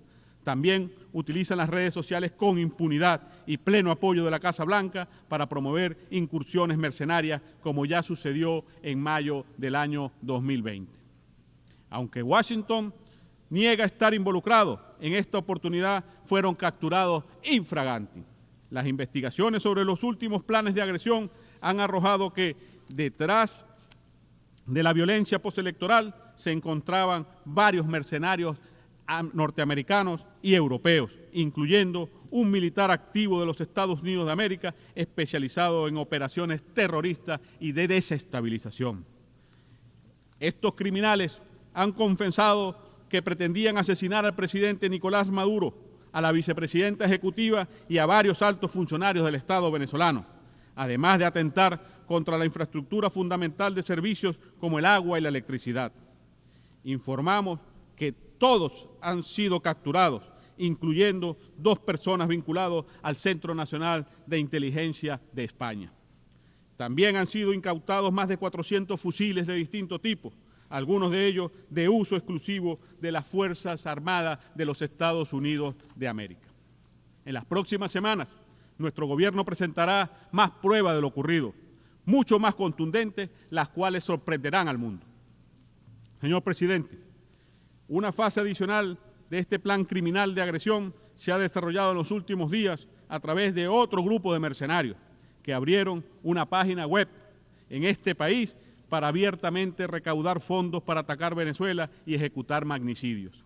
Esta iniciativa cuenta con el respaldo público de agencias gubernamentales y parlamentarios de los senadores estadounidenses. La hipócrita narrativa oligarca no condena tal aberración. En este orden, es pertinente subrayar la obligación que tienen los estados de garantizar que su territorio no sea utilizado para financiar, planificar, facilitar o cometer actos de desestabilización a través del recurso a mercenarios y terroristas. Y, en este sentido, exigimos al gobierno estadounidense que cumpla sus obligaciones internacionales en esta materia. Asimismo, tenemos que enfatizar que estos planes terroristas, planificados durante meses, ocurrieron en simultáneo a las negociaciones y la firma de acuerdos entre Venezuela y los Estados Unidos de América, en Doha, en septiembre del año pasado, a través de los cuales se buscaba avanzar hacia la normalización de las relaciones entre ambas naciones. Una prueba más de que no se puede confiar en la palabra y la supuesta voluntad del imperio. El pueblo venezolano exige el inmediato cumplimiento de todos los acuerdos, todos los compromisos acordados en Doha, de levantar todas las sanciones, todas las medidas coercitivas unilaterales que ilegalmente pesan hoy sobre nuestro país, y agradecemos al gobierno del Estado de Qatar por sus buenos oficios como facilitador en estas negociaciones.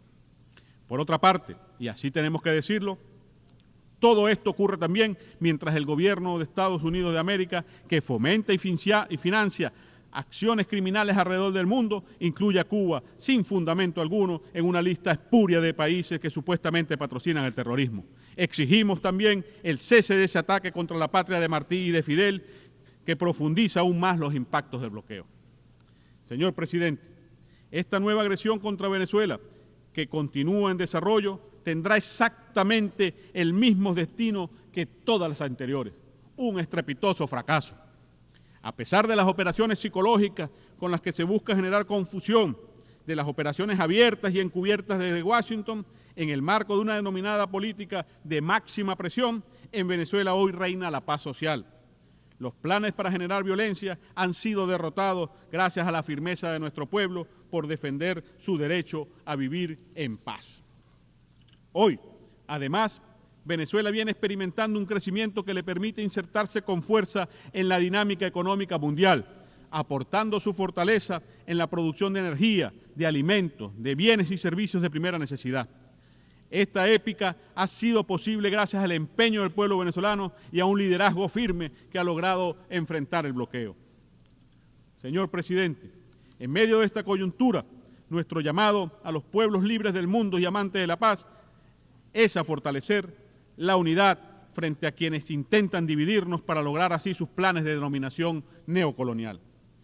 Es la hora del sur global, es la hora de ese anhelado nuevo orden mundial, es la hora de consolidar este nuevo mundo pluripolar y multicéntrico de paz y prosperidad económica, libre de hegemonías. Es la hora de rescatar los principios fundacionales expresados en la Carta de las Naciones Unidas y hacer honor a que esta organización esté al servicio de nosotros los pueblos, como reza su preámbulo.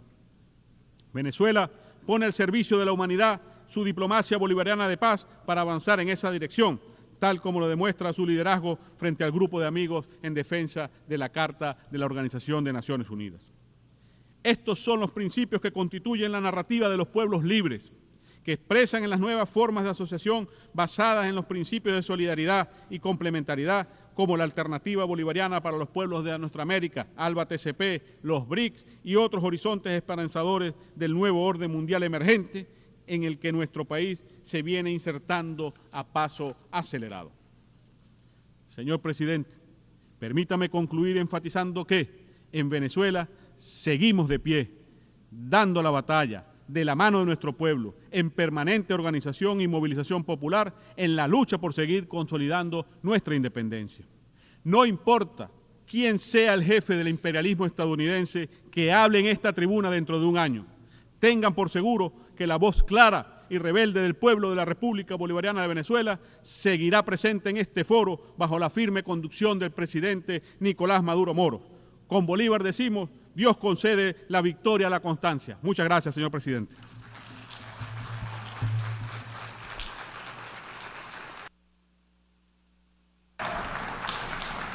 Muchas gracias al ministro del Poder Popular para Relaciones Exteriores de la República Bolivariana de Venezuela.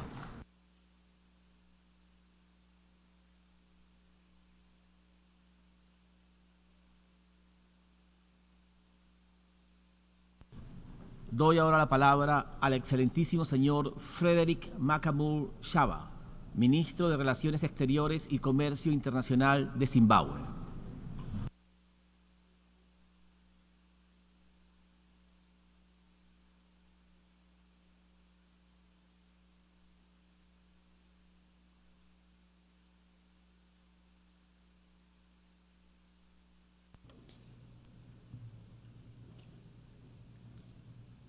Your Excellency, Mr. Philemon Yang, President of the 79th session of the General Assembly, Your Excellency, Mr. Antonio Guterres, Secretary General of the United Nations, Your Majesties, Your Excellencies, Heads of State and Government, distinguished delegates.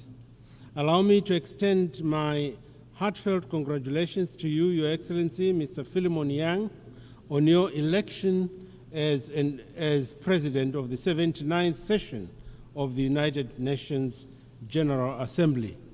We are confident that under your astute leadership, significant progress will be made on the critical global agenda that is before us. Please be assured of Zimbabwe's unwavering support throughout your tenure. I would also like to pay tribute to your predecessor, Ambassador Dennis Francis, for his exemplary stewardship of the 78th session of the General Assembly. As the General Assembly had to contend with a number of delicate issues, Ambassador Francis worked hard so hard to promote compromise and the collective resolution of issues anchored on the principle of multilateralism, understanding, and mutual respect. Mr. President, in an increasingly polarized and insecure world, dialogue and diplomacy are indispensable.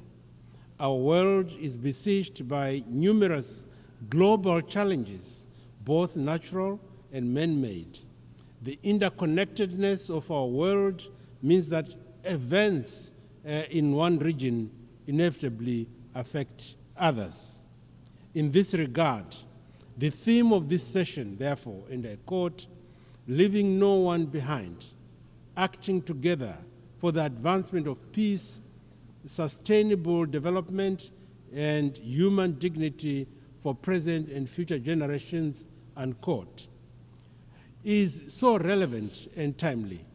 The theme is a reminder of our shared responsibility to build a world that is inclusive, a world that is just and sustainable. It is through collective action, grounded in solidarity and mutual respect, that we can advance peace, foster sustainability, and strengthen multilateralism, as well as uphold human dignity.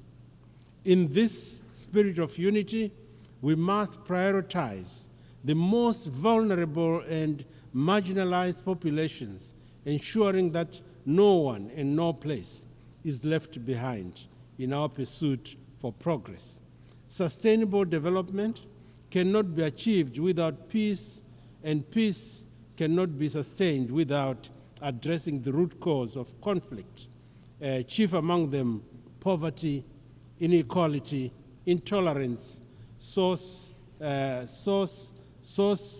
scarcity exacerbated by climate change, and unwanted and unwarranted external interference in internal affairs of some states. By investing in education, healthcare, and sustainable economic opportunities, we can create resilient societies that empower individuals and communities to thrive. To attain this, we should commit to a renewed sense of global partnership, where every nation, large and small, continues to and benefits from our collective efforts. Mr. President, as the 2030 deadline for the Sustainable Development Agenda goals, SDGs, approaches, the global community is at a crossroads and needs to make a critical choice on how to advance these ambitions and ambitious targets. Climate change, geopolitical conflicts, and economic disparities continue to pose substantial barriers to the achievement of the 2030 agenda. It is therefore essential to accelerate action, enhance funding, and foster innovative solutions. The next 6 years are pivotal if achieving the SDGs is to remain within reach. Zimbabwe fully supports the proposed SDG stimulus so as to reinvigorate the implementation of these crucial goals that we set for ourselves. In this regard, the just held summit of the future was an opportunity and indeed an opportune moment for the international community to come together to forge robust frameworks and innovative strategies to address the complex and interwoven challenges we face. We must leverage this moment to reaffirm our commitment to multilateralism, sustainable development, and the principles enshrined in the United Nations Charter. It is imperative, therefore, that we adopt a holistic approach that integrates economic, social, and environmental dimensions, ensuring that we are all inclusive as we navigate the path towards a more resilient and equitable world. The devastating impact of climate change is our common challenge that requires collective action to enable vulnerable communities to adapt while at the same time mitigating the impact. Our SADC region has been affected by the El Nino-induced drought that has created a serious food and nutrition security. In that context, the SADC heads of states and government launched an international humanitarian appeal amounting to US $5.8 billion at the end of May 2024. That figure will go up as more countries of the region complete their own national assessments.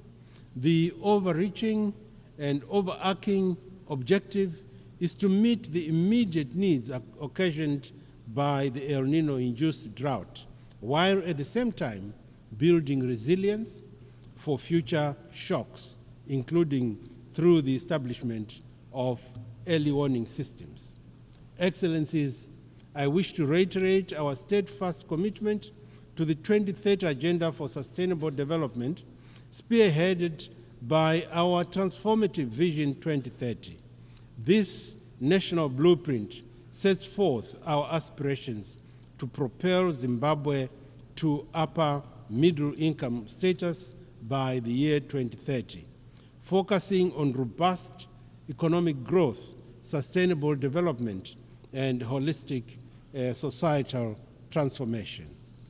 Our strategic thrust encompasses substantial investments in critical sectors that include infrastructure development, education, modern heritage-based education 5.0, model healthcare, and modernized agriculture, pivotal for ensuring the inclusive prosperity across all strata of our society. In earnest pursuit of the SDGs, Zimbabwe has recorded commendable strides across various domains. We have implemented rigorous policies such as our Agricultural 6.0 model aimed at bolstering food security, enhancing access to potable water and sanitation facilities, and investment in renewable energy. Our comprehensive and social protection frameworks and healthcare systems have yielded tangible reductions in poverty levels and disease burdens.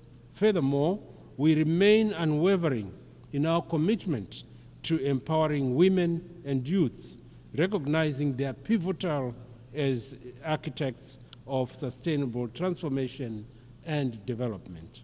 The government of Zimbabwe is advancing a devolution policy driven by our mantra, which I quote, leaving no one and no place behind.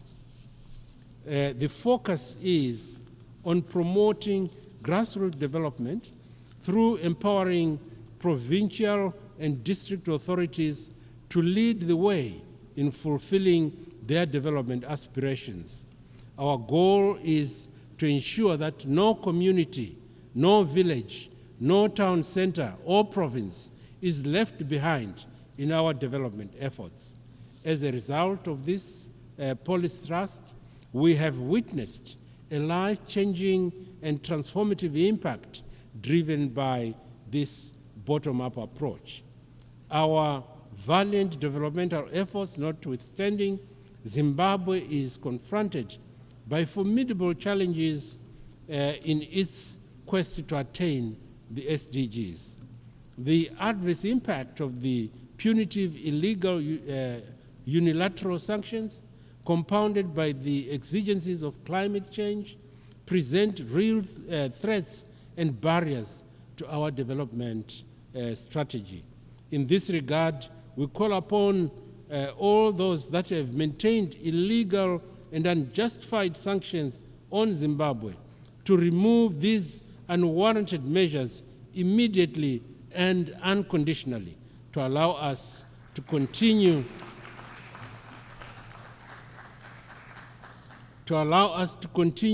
with our noble efforts to uplift the lives and livelihoods of our citizens.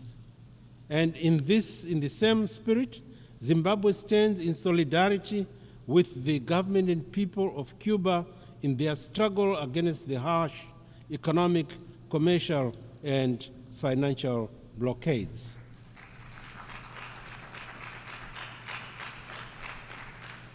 We call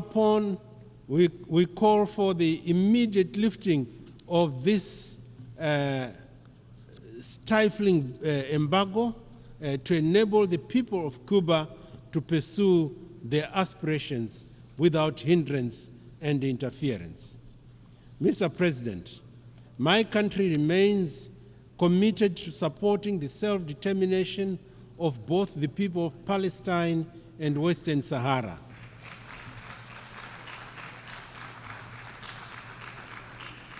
The time for mere rhetoric has long passed. The international community cannot continue to turn a blind eye or be numb to the systematic injustices and suffering of the Palestinian people.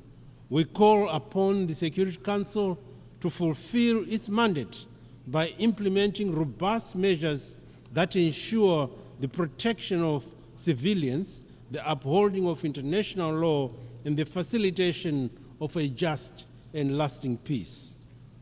Most importantly, we need to continue supporting efforts towards a two-state solution which will help resolve the question of Palestine and the resultant peace and security challenges in the Middle East. In the SADC region, we are working tirelessly towards the achievement of peace and security in Eastern Democratic Republic of the Congo, DRC, and in the Cabo Delgado province of Mozambique.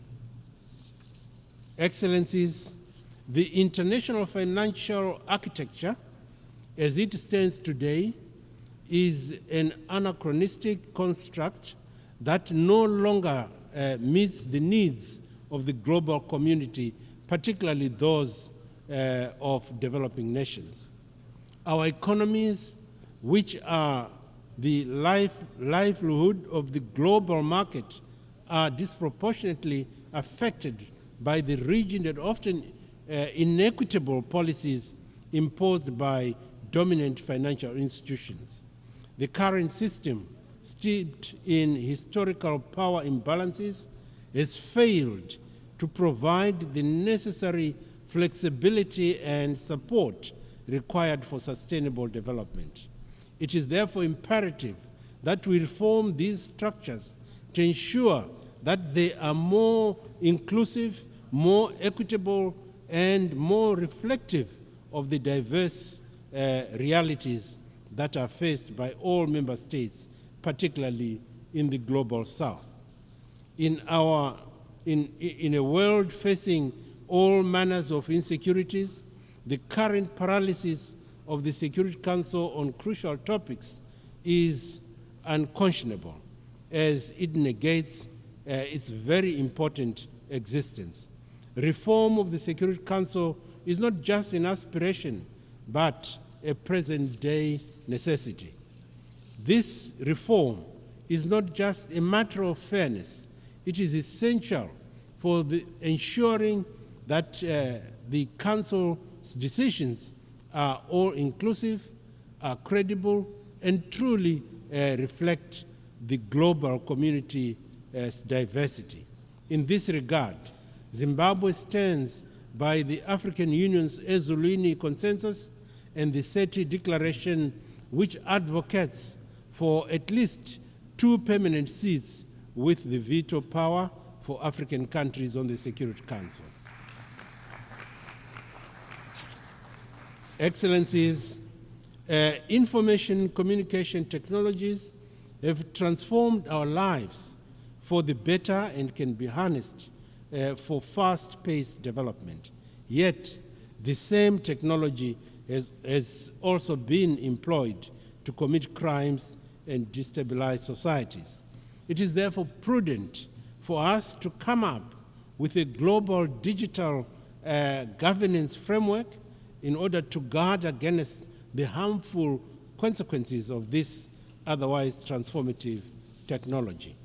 Zimbabwe is fully committed and will contribute positively in all negotiations aimed at global cooperation in both harnessing the good from the digital world and also combating the negative aspects and abuse of the same. Mr. President, as I conclude, I wish to reaffirm Zimbabwe's commitment to the purposes and principles of the United Nations Charter. The challenges we face are immense, but not insurmountable. By acting together, we can advance peace, we can promote sustainable development, and uphold human dignity for the present and future generations. Zimbabwe stands ready to collaborate with all member states to ensure that our shared aspirations for a better world are realized. Let us work in unison, guided by the spirit of multilateralism, solidarity, and mutual respect in order to address the pressing issues of our time and to build a more inclusive and just and sustainable future. I thank you for your attention.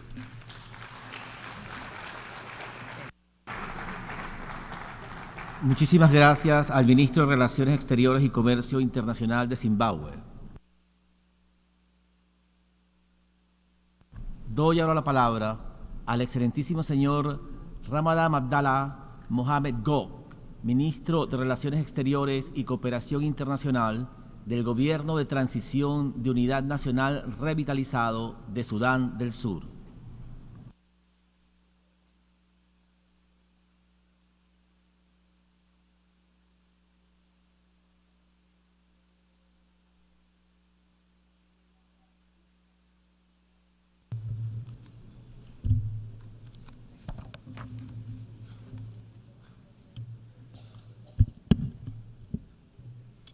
Mr. President, Mr. Secretary General, Excellencies, distinguished delegate, ladies and gentlemen, at the onset, allow me to extend warm greetings and congratulations on behalf of His Excellency Salva Kiir Mayardit, President of the Republic of South Sudan, to Your Excellency Philemon Yang on your election as the President of 79th Session of United Nations General Assembly.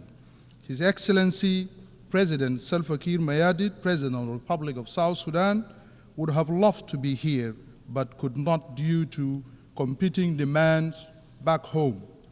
Republic of South Sudan stand ready to support you during your tenure as at the helm of the General Assembly. Allow me also to warmly bid farewell to His Excellency Ambassador Dennis, who was the President of the 78th Session of the General Assembly of United Nations for his stellar work in service of the ideals of the UN Charter.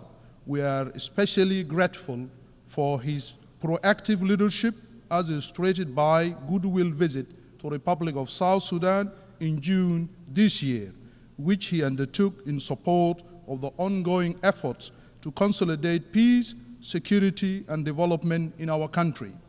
Mr. President, the theme of the 79th session, leaving no one behind, acting together for the advancements of peace, sustainable development, and human dignity for present and future generations, speak directly to the present state of global affairs. The ideals and values envisioned in the UN Charter are as important, relevant, and crucial now as they were at the founding of this noble organization on October 24, 1945.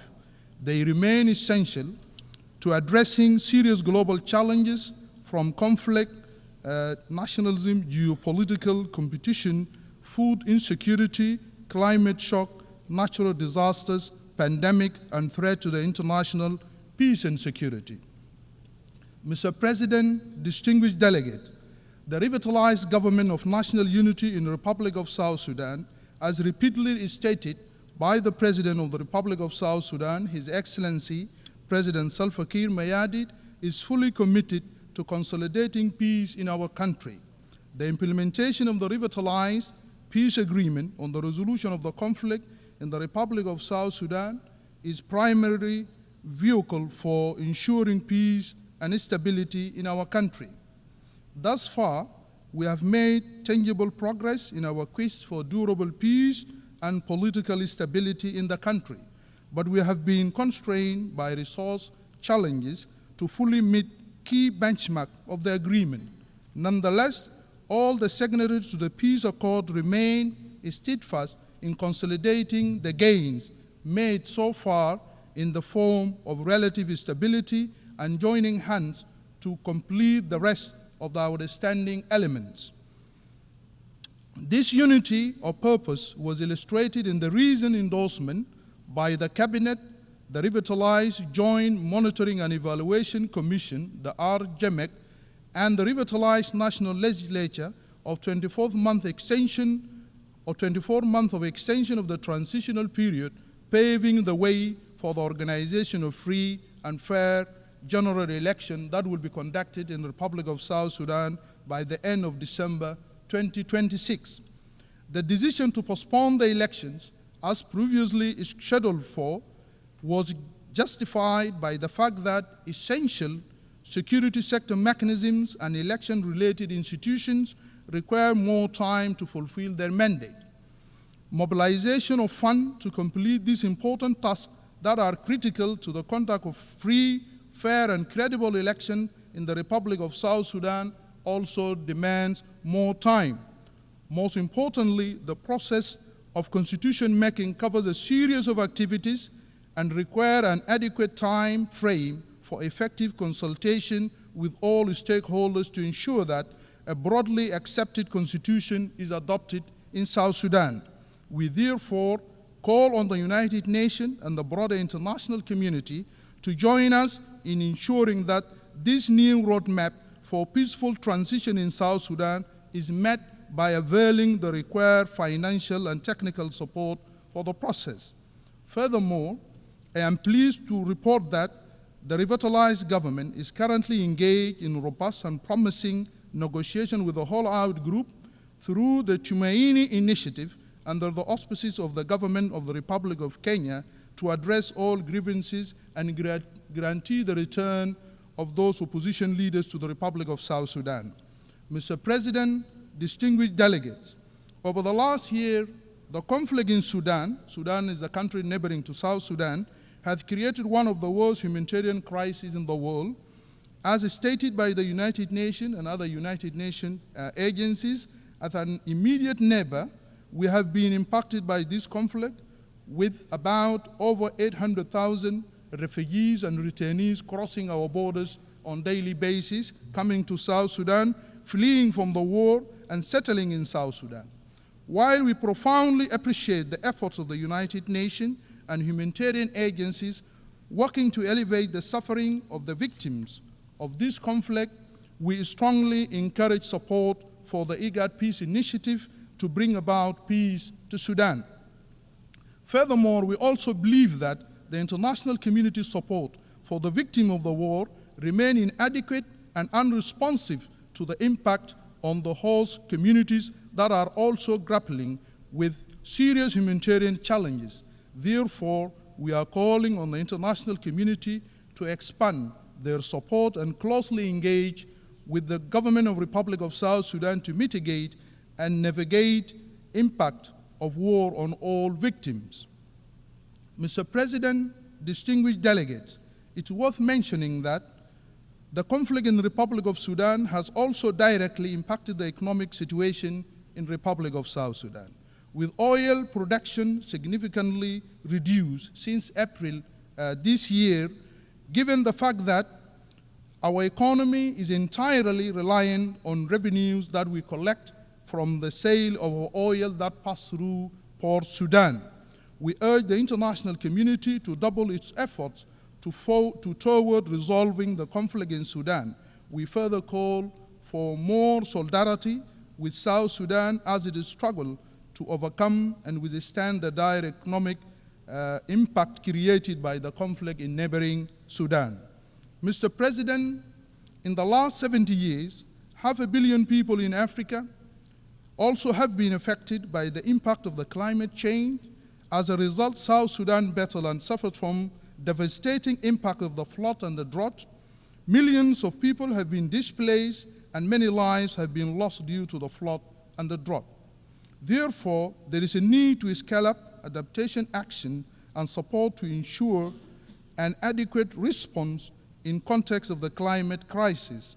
Moreover, we strongly urge developed countries to exercise greater leadership by expanding their financial contribution to the required global mitigation and adaptation interventions. As trillions of dollars are needed annually to tackle the crisis, restore trust in multilateral system. Mr. President, South Sudan recently conducted its first voluntary national review on the Sustainable Development Goals, SDGs, and the recommendation emerging from the findings are informing our immediate interventions. Moreover, our revised national development strategy and annual budget are crafted around a commitment to the SDGs. Furthermore, the Ministry of Finance and Economic Planning and the National Bureau of Statistics, with support from the UN agencies and our development partners, are working to strengthen the capacity of the national statistical system to collect quality and analyze timely and reliable data. The government is actively mobilizing resources to conduct the national population and housing census, thus ensuring evidence-based planning and delivering of essential services to the people. As South Sudan capacitates its statistical system and bolsters its analytical capabilities, the government is using the multidimensional poverty index measuring to guide related policies, designing multi-faceted intervention to improve the life of the disadvantaged group and track progress. Mr. President, in recognition of the role of the women in public life in South Sudan, I am delighted to report to the Assembly that South Sudan is making great strides and improvement in gender equality.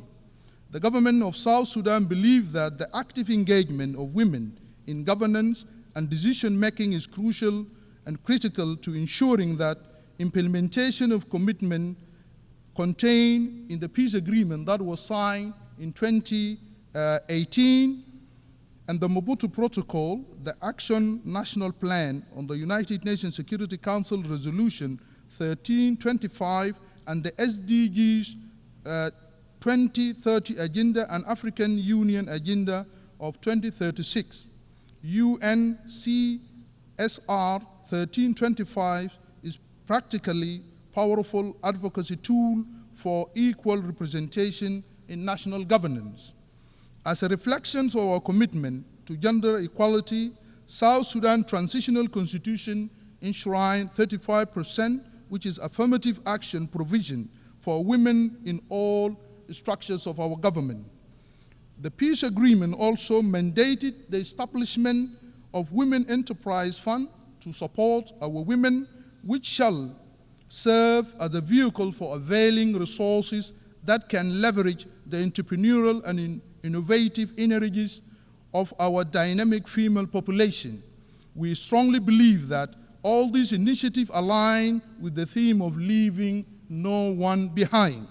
Mr. President, distinguished delegate, South Sudan is a young country in terms of its population, with young people constituting over 70% of the population of our country. This demographic reality can be harnessed for a better future through proactive and progressive investment in the youth. The Republic of South Sudan aims to develop a robust education policy that is focused on unlocking this potential through job creation and innovation and benchmark under the provision enshrined in the African Youth Charter and United Nations Resolution on Youth-Related Empowerment. The Ministry of Youth and Sport in the Republic of South Sudan and our National Assembly are jointly working on legislation for the National Youth Service and Youth Enterprise Development Fund that will enhance the capacity of our youth. Once these two documents are adopted, these two laws shall create the necessary condition for the empowerment of our youth. Therefore, we call on the United Nations and the international community to augment our efforts to enhance the level of technical and financial support to the government in the spirit of government agenda and better future envisioned by the Pact for the Future agreed to at the recently concluded Summit of the Future here in New York. Mr. President, South Sudan Universal Health Coverage Service Index is among the lowest in the region and globally. This is attributed to conflict, economic crisis in the country, and consequence of climate change, resulting in a fragile health system. Maternal and infant mortality rates remain the worst in the world. As such, Government of Republic of South Sudan commit to invest in a durable, accessible, and standard strengthening health care system. We are committed to optimal health and well-being of our citizens via a primary health care approach as the most inclusive, equitable, and cost-effective path to universal health coverage. Provisions of preventive health service through national programs such as malaria, HIV/AIDS, TB, routine immunization, and maternal and child health programs, including nutritional health service, is crucial for the reduction of the economic burden of health care expenditures for households and the health care system in South Sudan. Pandemic preparedness and response through a multi-sector approach but put us on a path to tackle public health emergencies such as responding to the current mpox pandemic and other diseases epidemics in the country. Most importantly, our commitment to address the burden of both infectious disease and rising burden of non-communicable disease as we aim at reducing mortality rate remains our top priority. Succeeding to achieve all the above will promote sustainable development goals of health target of 2030, which will enhance the strategies for Africa we want by 2063. Mr. President, as part of our commitment as a country to transforming education and government of South Sudan recognize every child's right to quality education as well as addressing the issues of access, equity, and inclusion. Based on this premise, the government commitment has been translated into several actions or interventions. Primarily, His Excellency President Salva-Kiir Mayardit reiterate that government policy of universal basic education for all children regardless of their background or gender in February 2023. This has made a considerable impact on not only in improving enrollment and retention in school, but also in combating early and forced marriages that have been compelled by many girls to drop out of schools. Consequently, we have achieved enrollment and retention of almost 3 million learners at the primary education level, almost attaining gender parity. Mr. President, as you are aware, His Excellency President Salva-Kiir, President of the Republic of South Sudan, is the incumbent chairperson of East Africa Community, has consistently emphasized that need for maintenance of peace and security in the East African region. The Great Lake and the Horn of Africa is his role that is playing. The President effort aligns with the theme of this 7th and 9th session of the General Assembly and the Secretary General call in the Summit of the Future. Mr. President, one of the main impediments of South Sudan's full realization of sustainable peace and security is the fact that the Security Council continues to maintain sanctions, individually target sanctions, and the arms embargo despite our call and the call from the African Union and IGAD for this sanction to be lifted. These punitive measures have created a negative impact restraining South Sudan's full potential by preventing the government from maintaining effective deterrence against negative non-state actors that foment violence and insecurity in our country. Furthermore, potential investors in various sectors believe that South Sudan is under broad sanction and as a result refrain from investing in our country. As a country, we have experienced relative peace and stability for the last 6 years, and continued imposition of these punitive measures is not reflective of the progress we have made so far. Mr. President, for any meaningful peace and security to prevail in the world, we urgently call for reform of the Security Council to be fit for purpose in today's global dynamic and realities. The United Nations has been an integral element in this effort, but it has to evolve in its processes and structures to more optimally address contemporary problems. It is in this context that we join the call for expansion of the UN Security Council to incorporate the voice of the African people in an equitable way that reflects the continent's weight and relevance in maintaining of global peace and order and security. Therefore, I want to hereby state that South Sudan supports the African position and equivocally that most optimal way to restructure the Security Council. The reform proposal announced recently, which grants Africa 2 permanent seats at the Security Council without veto powers, is counterproductive and falls short of the spirit of inclusive and equitable global governance that we have been calling for. This only exacerbates that current inequalities and equities and fail to achieve the elusive consensus and cooperation required at the Security Council. South Sudan therefore called for a text-based negotiation which is more viable and will lead to the Security Council with enhanced credibility and acceptance.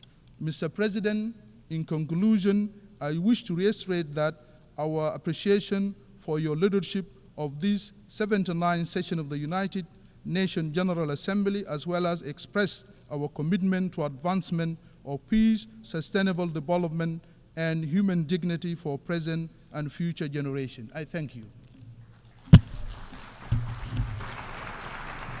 Muchísimas gracias al Ministro de Relaciones Exteriores y Cooperación Internacional del Gobierno de Transición de Unidad Nacional Revitalizado de Sudán del Sur. Doy ahora la palabra a la excelentísima señora Celinda Sosa Lunda, Ministra de Relaciones Exteriores del Estado Plurinacional de Bolivia.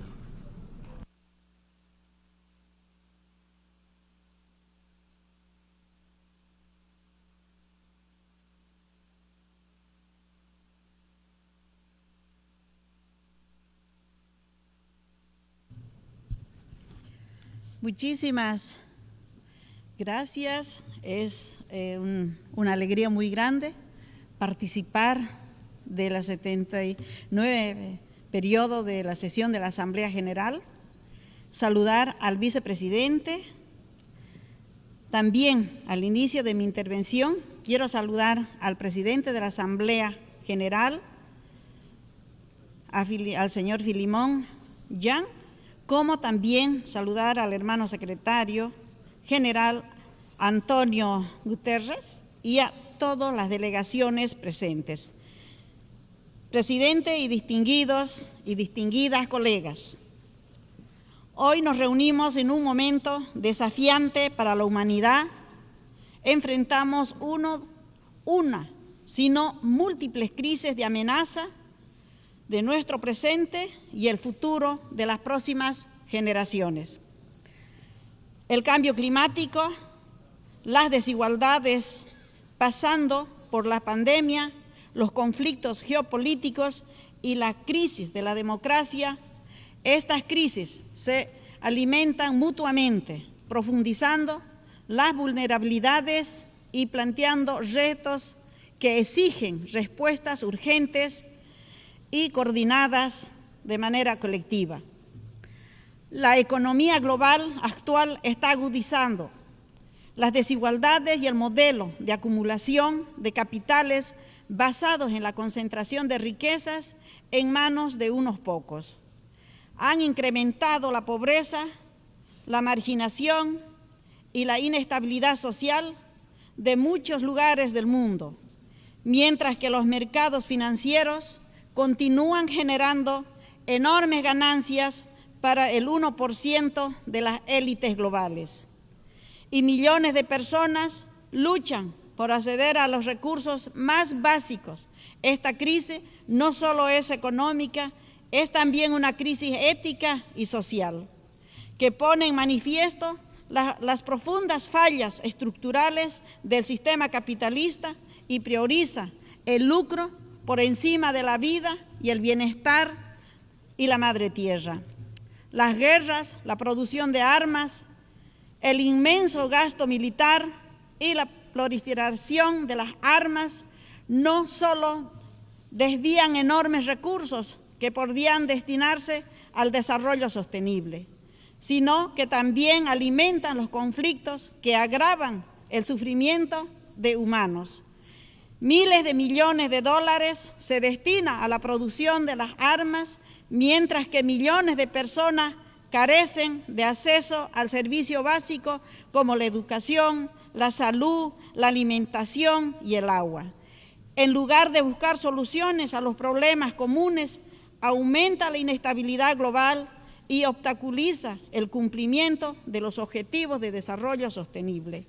La crisis ambiental es una de las mayores amenazas y aún nuestras acciones son insuficientes. El calentamiento global, la deforestación, la contaminación y la pérdida de la biodiversidad están devastando nuestro ecosistema, pero también tienen un impacto directo a la vida de millones de personas a través de fenómenos extremos como sequías, inundaciones y los huracanes que cada vez son más intensos, que afectan a las comunidades locales y a los pueblos indígenas. Presidente, la transformación de las tecnologías sin precedentes con el desarrollo de una nueva tecnología y la inteligencia artificial son avances que están redefiniendo la forma en que interactuemos, trabajamos y enfrentamos nuestra cotidianidad. Sin embargo, esta revolución tecnológica también plantea profundas preguntas sobre el papel de la gobernanza global en un mundo donde el poder tecnológico se concentra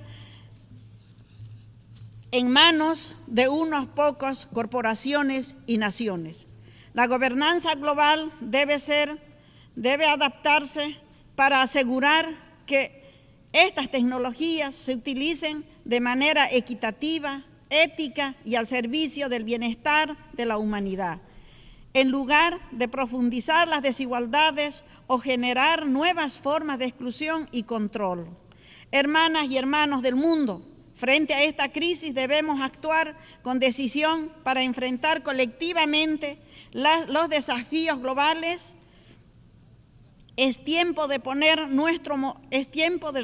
responder nuestros modelos de desarrollo y fortalecer las instituciones multilaterales, de proteger el planeta para las futuras generaciones y de garantizar que la justicia, la equidad y la solidaridad sean los principios que guíen nuestras acciones, respetando el derecho internacional y la Carta de las Naciones Unidas. El sistema que ha regido el orden mundial desde el finales de la Segunda Guerra Mundial ha demostrado ser insuficiente para abordar la crisis contemporánea como el cambio climático, las desigualdades, los conflictos regionales, la pandemia y las nuevas formas de interdependencia económica, por lo cual un nuevo orden mundial basado en la corporación multilateral efectiva el respeto a la soberanía de todos los países y la equidad en la toma de decisiones globales es imperativo. Para ello es necesario una reestructuración profunda de las instituciones internacionales como el Consejo de la Seguridad de las Naciones Unidas para que sean más democráticas y representativas. Debemos avanzar hacia un sistema donde las decisiones globales se tomen de manera inclusiva, representando la diversidad y las visiones y necesidades de los países en desarrollo. En este sentido, se hace necesario también una profunda reestructuración de la arquitectura financiera internacional que esté centrado en la justicia económica, la sostenibilidad y la inclusión, creando mecanismos más justos para la reestructuración de la deuda soberana, el aumento de la participación de los países en desarrollo en las instituciones financieras y la promoción de flujos de financiamiento que apoyen el desarrollo sostenible y las acciones climáticas. También es esencial rediseñar los mecanismos de cooperación fiscal internacional, de manera en la que las economías más vulnerables tengan acceso a recursos que les permita enfrentar las múltiples crisis. La reestructuración del sistema financiero internacional no es solo una cuestión técnica, sino una exigencia técnica y política para construir una economía global más equitativa, resiliente y solidaria. La Agenda 2030 y los Objetivos de Desarrollo Sostenible continúan vigentes y representan una hoja de ruta fundamental para enfrentar los desafíos globales más urgentes. Nos proporciona un marco claro para las acciones y la cooperación internacional, a pesar del retraso que los mismos tienen en su implementación. Debemos redoblar nuestros esfuerzos y fortalecer el compromiso colectivo para garantizar que este ambicioso plan se convierta en una realidad tangible y cambie la vida de nuestros pueblos. El Pacto del Futuro debe constituirse en una oportunidad histórica para plantear nuestros rumbos como humanidad. Nos comprometemos a una agenda que no solo aborden los problemas inmediatos, sino también impulse soluciones sostenibles, inclusivas y equitativas para las próximas generaciones. El Pacto del Futuro no debe terminar en una reunión diplomática, sino ahora nos toca llevar estas decisiones, estas letras, para darle un impulso a los Objetivos de Desarrollo Sostenible y cambiar la vida de cada una de las comunidades, las ciudades de nuestras naciones. El desarrollo sostenible y el cambio climático representan dos caras de un mismo reto que determina el futuro de nuestro planeta y de las generaciones que están por venir. Actuar no solo significa reducir las emisiones, significa transformar nuestro modelo de producción y consumo, proteger la biodiversidad y garantizar el progreso económico sin dejar a nadie atrás. Distinguidos colegas, Bolivia reconoce a la comunidad internacional como un espacio de solidaridad y cooperación bajo los principios del derecho internacional y la Carta de las Naciones Unidas. En ese contexto, rechazamos las medidas coercitivas unilaterales que violan los derechos humanos más elementales y retrasan el desarrollo de muchos pueblos. Expresamos nuestra solidaridad con Cuba, con Venezuela, con Nicaragua y con todos los países del mundo que sufren injustamente estas sanciones unilaterales. Asimismo, expresamos el más enfático rechazo al bloqueo económico, financiero y comercial por parte de los Estados Unidos contra el el hermano pueblo de Cuba, 60 años de injusticia no han sido suficientes para castigar a un pueblo que con valentía han enfrentado los intentos de sometimiento y dominación del poder imperial. Estamos seguros que más temprano que tarde la justicia y la verdad triunfarán. Esta injusticia aún se agrava cuando de manera unilateral Estados Unidos incorpora a Cuba en la lista de los países patrocinadores del terrorismo. Cuba debería encabezar la lista de los países más solidarios del mundo, ya que su mano solidaria ha llegado a todos los rincones del planeta con lo mejor que ha sabido compartir con la humanidad. A todos los presentes, durante décadas, Palestina sufre un conflicto prolongado que ha socavado la estabilidad regional y han impedido el sueño de paz justa y duradera. La ocupación, los desalojamientos forzados y el genocidio han llevado al pueblo de Palestina a la devastación y destrucción, creando una cárcel al cielo abierta para miles y miles de personas, principalmente niños y mujeres. La paz y la seguridad en Palestina no se alcanzará sino sin un compromiso verdadero con el respeto a los derechos humanos y el fin del genocidio. Bolivia reitera su apoyo pleno al ejercicio de la autodeterminación e independencia de Palestina con las fronteras de 1967 y Jerusalén Oriental como su capital, y esperamos que a la brevedad se constituya en un Estado pleno de la Asamblea de las Naciones Unidas. Hermanas y hermanos del mundo, en esta asamblea quiero reafirmar el compromiso de Bolivia con los principios fundamentales de las cartas de las Naciones Unidas y el derecho internacional. Reconocemos a la ONU como el principal organismo multilateral creado para la humanidad, para el desarrollo, la paz y la seguridad, no solo dentro de nuestras fronteras, sino también en el ámbito internacional. En ese contexto, Bolivia reafirma una vez más su firme intención de cumplir todas las decisiones y las resoluciones de los órganos judiciales del sistema internacional. En esas líneas, Bolivia acudió a la Corte Internacional de Justicia de La Haya en un proceso relacionado con el acceso soberano al Océano Pacífico.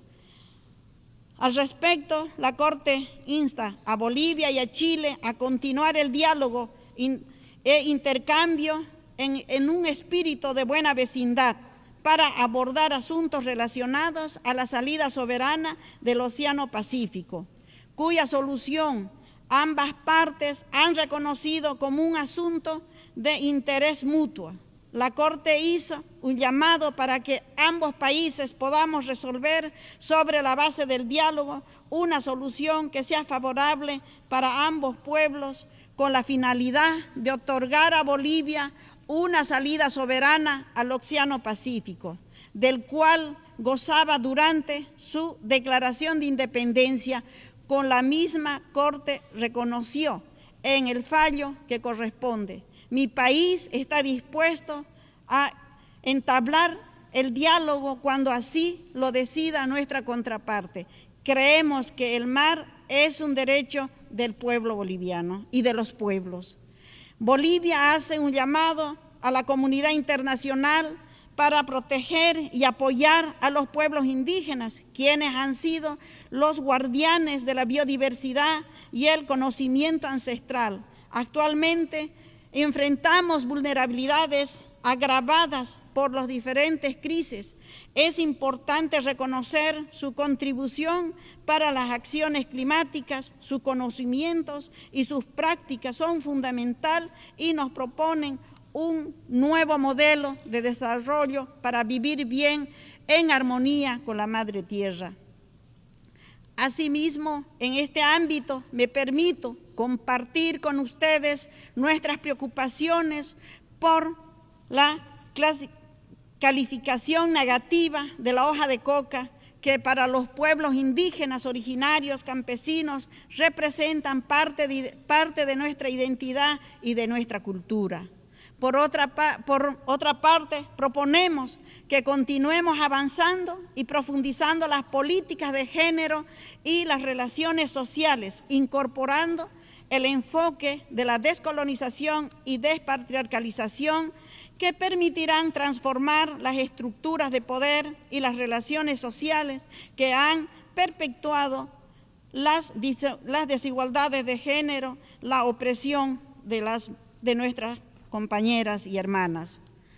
Hoy, a nombre del pueblo boliviano y el presidente constitucional, Luis Arce Catacora, reafirmamos nuestra convicción democrática y de bienestar del pueblo boliviano para lograr a la brevedad la Agenda 2030 y el vivir bien en armonía con nuestra madre tierra.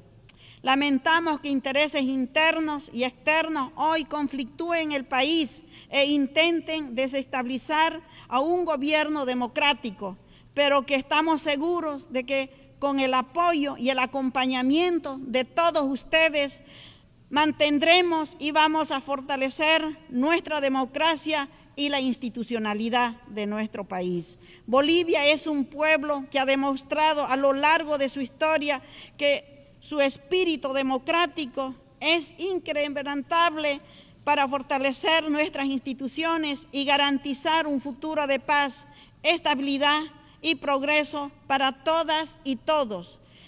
Es nuestro único objetivo que tenemos como gobierno. Quisiera que me ayuden a decir ¡Hayaya los pueblos del mundo! Muchas gracias, hermanos. Muchísimas gracias a la ministra de Relaciones Exteriores del Estado Plurinacional de Bolivia. Hemos escuchado la última intervención en el debate general de esta sesión. Continuaremos el debate general mañana a las 9 horas en este mismo salón. Se levanta la sesión. Thank you very much.